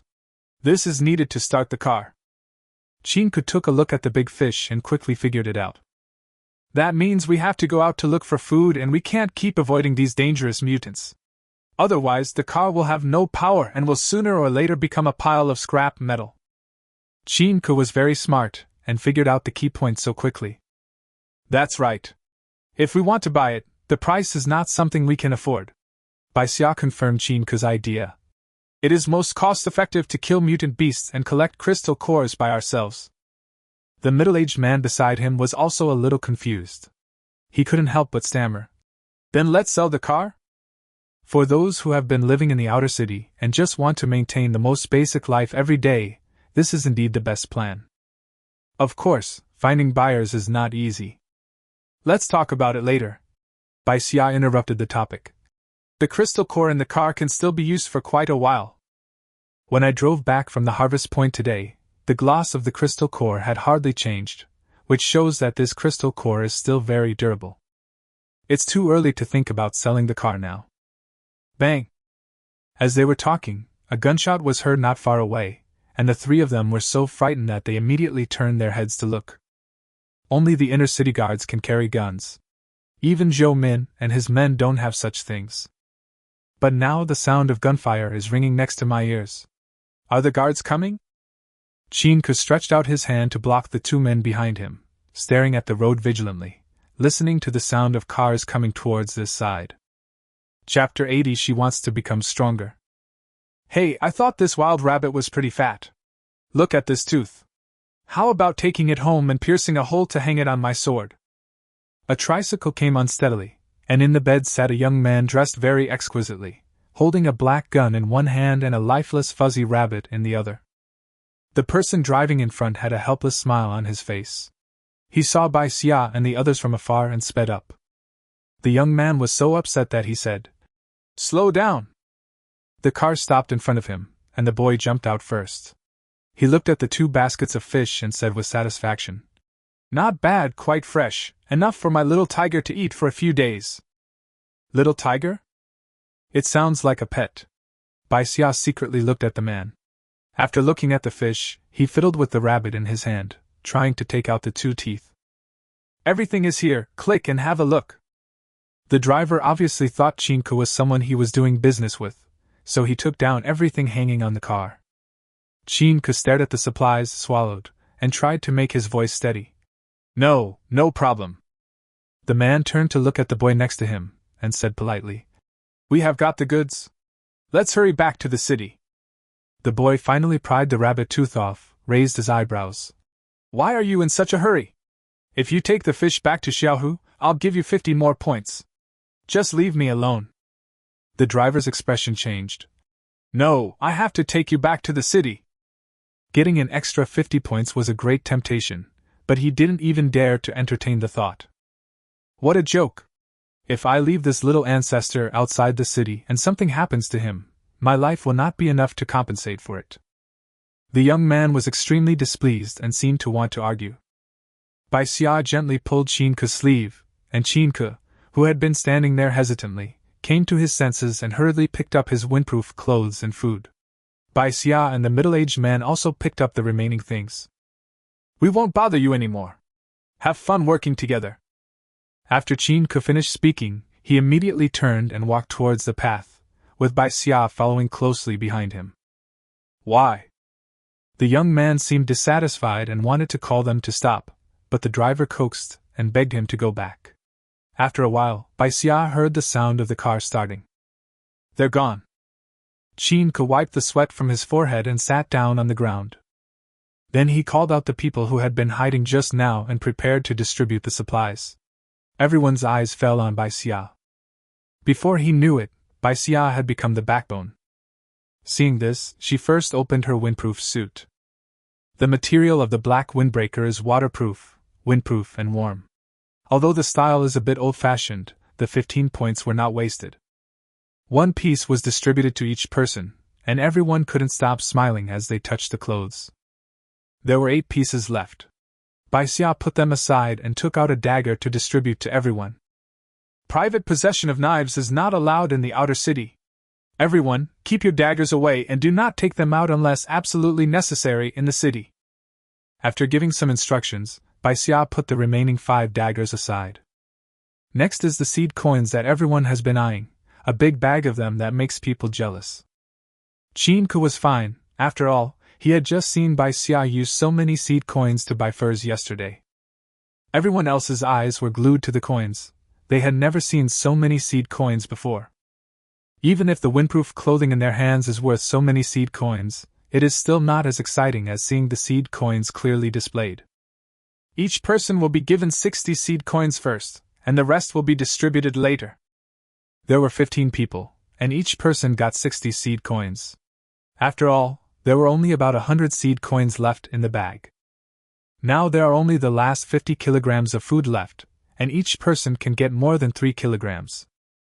This was the most difficult part to separate, as there was actually a large piece of fresh meat in the food, weighing at least 10 kilograms. The bright yellow meat did not arouse Bai Xia's appetite.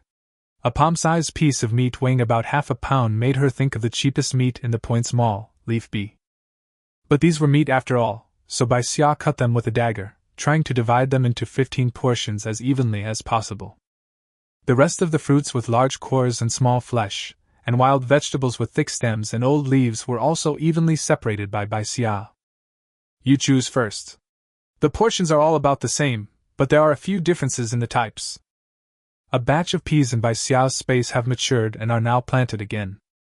The seeds that were dug out from the mutant rat hole before have sprouted, and one of them is actually a rice seedling. Now this seedling is Bai Xia's focus. The mutant cabbage has now entered the second round of cultivation. I don't know when we can eat the juicy cabbage.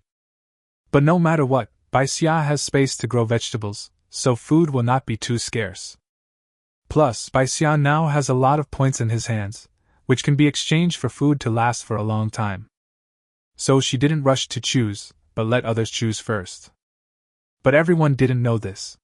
They just felt that Bai Xia was so selfless, which deepened everyone's belief in her. The older and the younger ones can choose first, the middle-aged man said, and took the initiative to stand at the back. Once someone set an example, everyone followed suit, some stood back, some gave way to others. Finally, the old man happily stood at the front and chose the one with more fruits.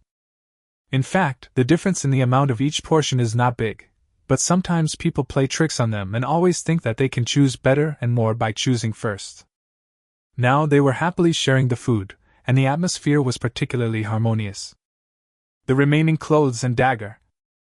Bai Xia was thinking about how to deal with it when she heard Tang Yi say, "We'll be leaving the city together in the future anyway, so why not put it in the car first, and use it when the time is right for an emergency?"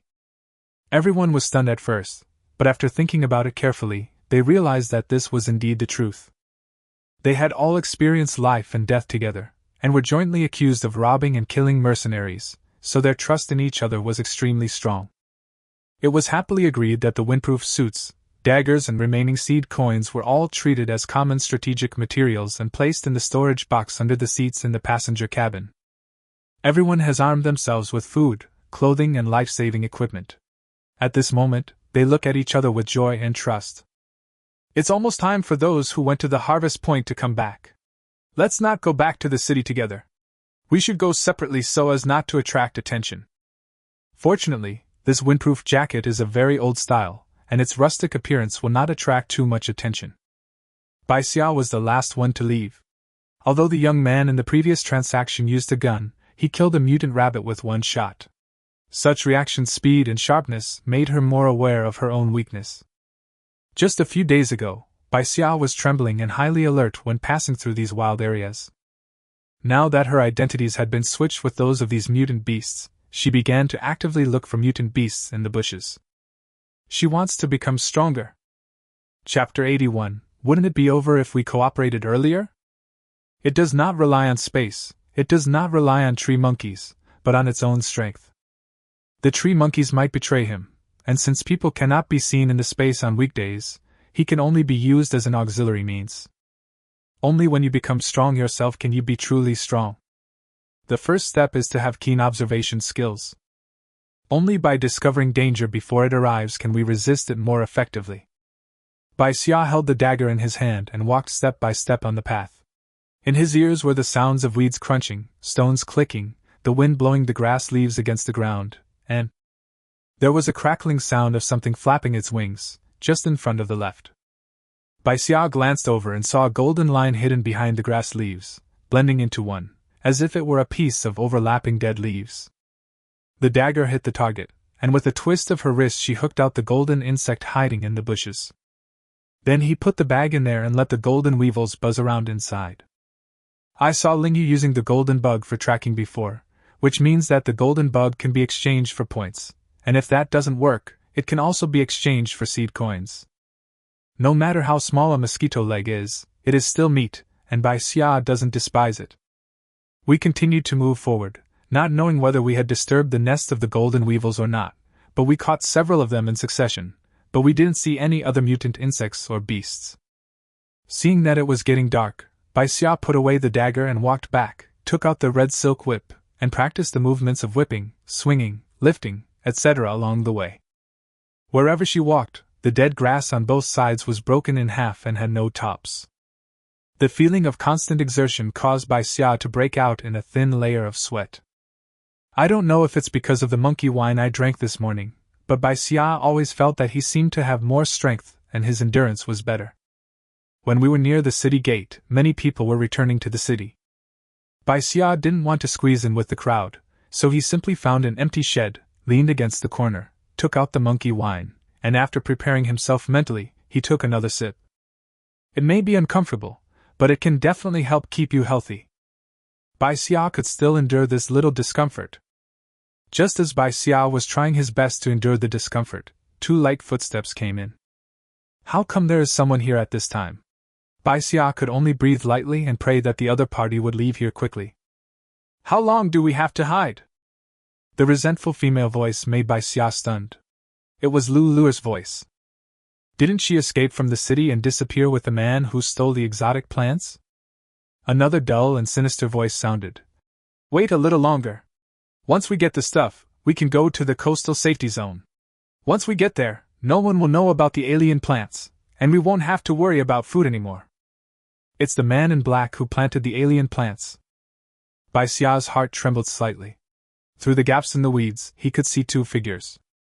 These 2 people have been hiding in the abandoned plantation area and have not left, and have not been caught yet. Come to think of it, how could the 2 of them possibly go anywhere else? They could only live in the relatively safe abandoned planting area. That sounds nice. You said if you gave the pill, the Ling family would give you a car. The pill has been given for a day, so why is there still no sign of the car? Lu Luer was angry. She didn't know how the man in black had deceived her, and made her abandon her family, and run away with him. Don't worry, the man in black said with a sinister smile. The pill is extracted with juices from several exotic plants. If used on a person, it will only make the person feel extremely itchy from the internal organs to the meridians. No method can relieve it. It will only subside after a day and a night of suffering. The man in black took out a green pill and sniffed it intoxicatedly. Perhaps the young master of the Ling family was trying someone and didn't have time to send a car over. Lu Luer's expression eased a little, but she took a step back fearfully when she looked at the green pill. You'd better not lie to me. It's the Ling family again, interrogating people? Is it Yen Mo and the others? If it was really Yen Mo, then he couldn't just stand by and watch. After all, he was partly responsible for him getting into this situation. Since this man in black is involved with the Ling family, I can find a way to dig some information out of him. Thinking of this, Bai Xia reached into the bag and took out a golden insect. At this moment, these golden beetles were probably tired and they all stuck to the bag and didn't move. She flicked the golden insect in her hand away, and the frightened golden insect immediately started buzzing and scurrying around, startling the 2 people over there. There's a mutant beast! Lu Luer screamed and immediately hid behind the man in black. The man in black took 2 steps back. The light was dim, and he couldn't see the location of the golden bug clearly. From the sound it makes, it must be a bug. Stop it! The man in black seemed a little impatient. He shouted angrily and walked towards the direction where the sound of the golden insect came from. Luluer followed the other person closely, fearing that she would be left alone. The effect of the monkey wine in Bai Xia's body was just beginning to wear off. Looking at the two people with their backs to her, she swung out the red whip without hesitation. A moment later, the two people whose hair stood on end due to the electric shock were trapped by the red whip and looked at Bai Xia with horror on their faces. You can't just do that to me," Luluer said weakly. "Otherwise, when I return to the city, the Lu family will give you a hard time." These bluffing words did not make Bai Xia put down the dagger in his hand. After all, in her opinion, the Lu family no longer posed a threat. "If you attack me, be careful that the Ling family will come after you," the man in black snorted. "It was you, a little girl, who ruined my business last time. You're lucky to have escaped. If you don't let me go, you won't even have a way to retreat when the Ling family comes. You know the Ling family, right? They are one of the 3 major families in the inner city. You are just a small ant in front of them." The man in black continued aggressively. "I have offended the Ling family a long time ago," Bai Xia thought to himself. Luluer didn't have anything valuable on her, but the man in black had a large bag of pills on him, which Bai Xia searched out without hesitation. "Give it back to me! You don't even know the efficacy of the medicine. It will be a waste if you take it." The man in black struggled hard. After stuffing all the pills into the bag, Bai Xia slapped the man in black's face with the dagger, looking like a complete rogue. "Answer whatever I ask." "As for the efficacy of the medicine, with the man in black here, we will know sooner or later." The knife was very sharp, and just by tapping it, it tore through the black cloth covering the man in black's face. Inside was a face that looked a little ulcerated, as if it was infected with some virus. The man in black gritted his teeth and stared at Bai Xia. "What do you want to ask?" "Let's talk about the Ling family first. How did they contact you?" "When Ling Yu got into trouble, the man in black had already left the city. How did the Ling family know about the existence of the man in black and contact him?" "I know more than just the Ling family." The man in black looked at Bai Xia with some pride. "You are still too young if you want to touch me. It seems that even the people in the inner city would give some respect to the identity of this man in black? Otherwise, I am in the upper hand now. Why is the other party still so confident?" "Then there's nothing to talk about. Call the guards." Bai Xia opened the wristband. The black-clothed man's expression did not change, but instead showed a hint of mockery. The test worked, but calling the guards was useless. It seemed that asking the guards to deal with the man in black would not work. Putting away the wristband, she glanced at Luluer and took out a red fruit. Yenemo said before that this red fruit was very poisonous, and he never had the chance to try it. Now, won't it come in handy? The man in black's expression changed when he saw the red fruit. He thought Bai Xia might not know the effect of the red fruit, and tried to hide his expression. "After thinking it over, I think it's better not to cause trouble for the guards. You all must be hungry. I'll peel some fruit for you." Bai Xia pinched the fruit into 2 halves. It was juicy and looked particularly sweet. In order to avoid getting the juice on her hands, she brought the fruit close to the man in black's mouth. The black-clothed man's somewhat terrifying face was full of resistance. Seeing that the juice was about to drip onto his face, he finally closed his eyes and collapsed. "What do you want to do?" Bai Xia threw the fruit aside and said, "It would have been fine if you had cooperated earlier." Chapter 82 Crazy Man in Black. As the night grew darker and the city gates were about to close, a car came out of the city, zigzagged towards the abandoned planting area, and stopped in front of a greenhouse. A man with scars and bloodstains all over his head and face got out of the car and walked into the shed. "The car is here." The gruff voice startled the man in black, who was resting with his eyes closed. The man in black glanced at the car outside the greenhouse and hummed. Yang Li was furious at the moment. Seeing the black-clothed men who had suffered a more miserable fate than himself, but were still acting so calmly, he could not help but sneer. "Your medicine is good, but it still didn't get any words out of those people's mouths. In the end, it's useless." The man in black glanced at Yang Li with a look of contempt, and said in a colder voice, "That's because you are incompetent. What does it have to do with my medicine?" "You..." Yang Li's face looked a little ugly. He was about to say something back, but he held it back because of something he thought of.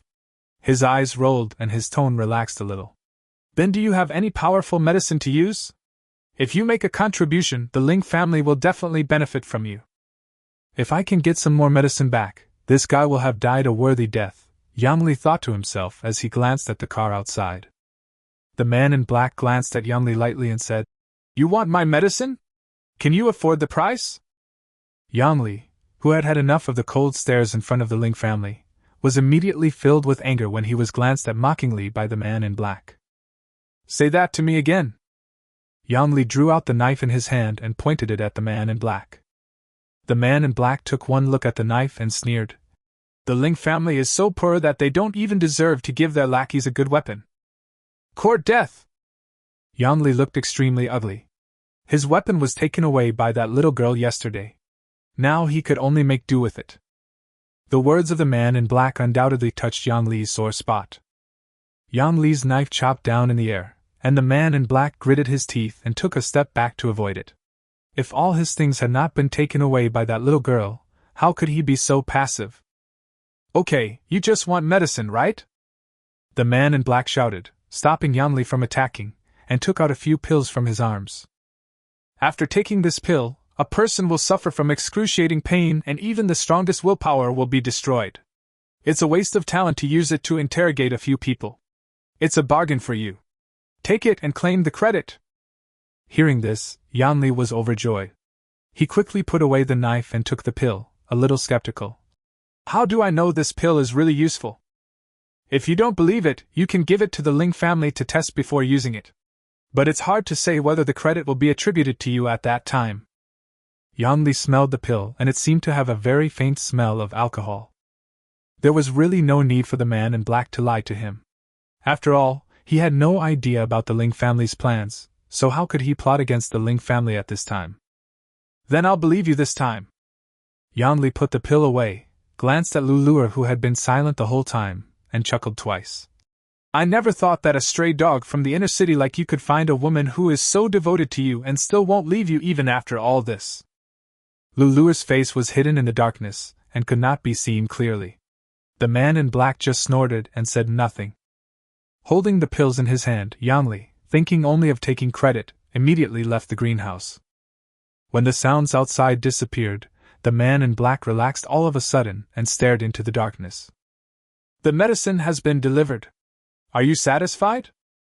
Bai Xia came out from his hiding place and looked thoughtfully at the place where Yanli left. "That pill has a healing effect. Although he doesn't know whether Yanemo and the others will be tortured in the Ling family, Bai Xia still wants to reduce the burden on the Red Dragon mercenary team within his ability. After all, this matter also has its own responsibilities. I'll take these pills as compensation for my house. By the way, tell me about the effects. I'll take out some pills right away to try out the effects, and maybe use them on you," Bai Xia said with a smile. "Just that little shabby house?" The man in black almost roared out. Those pills were what he had saved up with great difficulty over such a long time. But now that he is under someone else's control, the man in black can only turn his head away, out of sight, out of mind. Staring at the pills and telling Bai Xia the effects of the medicine one by one, the man in black's face became extremely ugly. "This shouldn't be the first time you've planted an alien plant in the outer city?" Bai Xia asked, playing with the red whip in her hand. "What conditions are needed to stimulate the growth of an alien plant crystal nucleus?" The black-clothed man's pupils shrank and he stared at Bai Xia. "Did you take the crystal core?" Bai Xia had thought about it many times before, and even tried to see if there was a crystal core in the tree monkey's body, but to no avail. Even if it is necessary to eat humans to produce crystal cores, the dangerous alien plants in the wild are almost all discovered at the cost of human lives. Wouldn't it be more efficient to directly obtain the crystal cores of these alien plants? Why go through all the trouble to raise it secretly in the outer city area and take even greater risks? After all, that alien plant doesn't have the consciousness to deliberately avoid harming its owner. Answer my question first. Bai Xia stared at the man in black, watching his expression change from shock to fanatical desire, and finally returned to calm. "If you give me the crystal core, I will tell you." The man in black licked his dry lips. "The crystal core is of no use to you anyway." "How can it be useless?" At least it can be used as a power source for cars. As soon as Bai Xia finished speaking, the man in black widened his eyes, his face looked a little ferocious. What a waste of resources! Could it be that this plant crystal core really has some uses that I don't know about? But the crystal cores in the space are only divided into grades, but not into different types. The more confused he was, the less change there was on Bai Xia's face. At least it can still be used for something. If I didn't know it could be used in the car, I might have thrown it away long ago. She looked at the man in black with a smile on her lips and said slowly. The man in black knew that Bai Xia was trying to provoke him, but he couldn't bear to part with the alien plant crystal core. You better not play tricks on me, the man in black threatened with a lack of confidence. After taking a look at Lulu, who was like an invisible person standing beside him, the man in black finally spoke. The use of crystal cores was developed by psychics. The energy contained in them has excellent effects no matter how it is used. Plant crystal cores were only discovered in recent years. Every plant that grows a crystal core is exceptionally powerful and cunning. Sometimes it seems like it can predict human behavior and react accordingly. It's like it has a mind of its own. At this point, the man in black had a bit of fanaticism in his expression. I found that the closer to where humans live, the more plants have crystal cores. Perhaps these plants have awakened their minds through contact with humans. It turns out that I was right. The man in black looked at Bai Xia fiercely. The crystal core in your hand is the proof.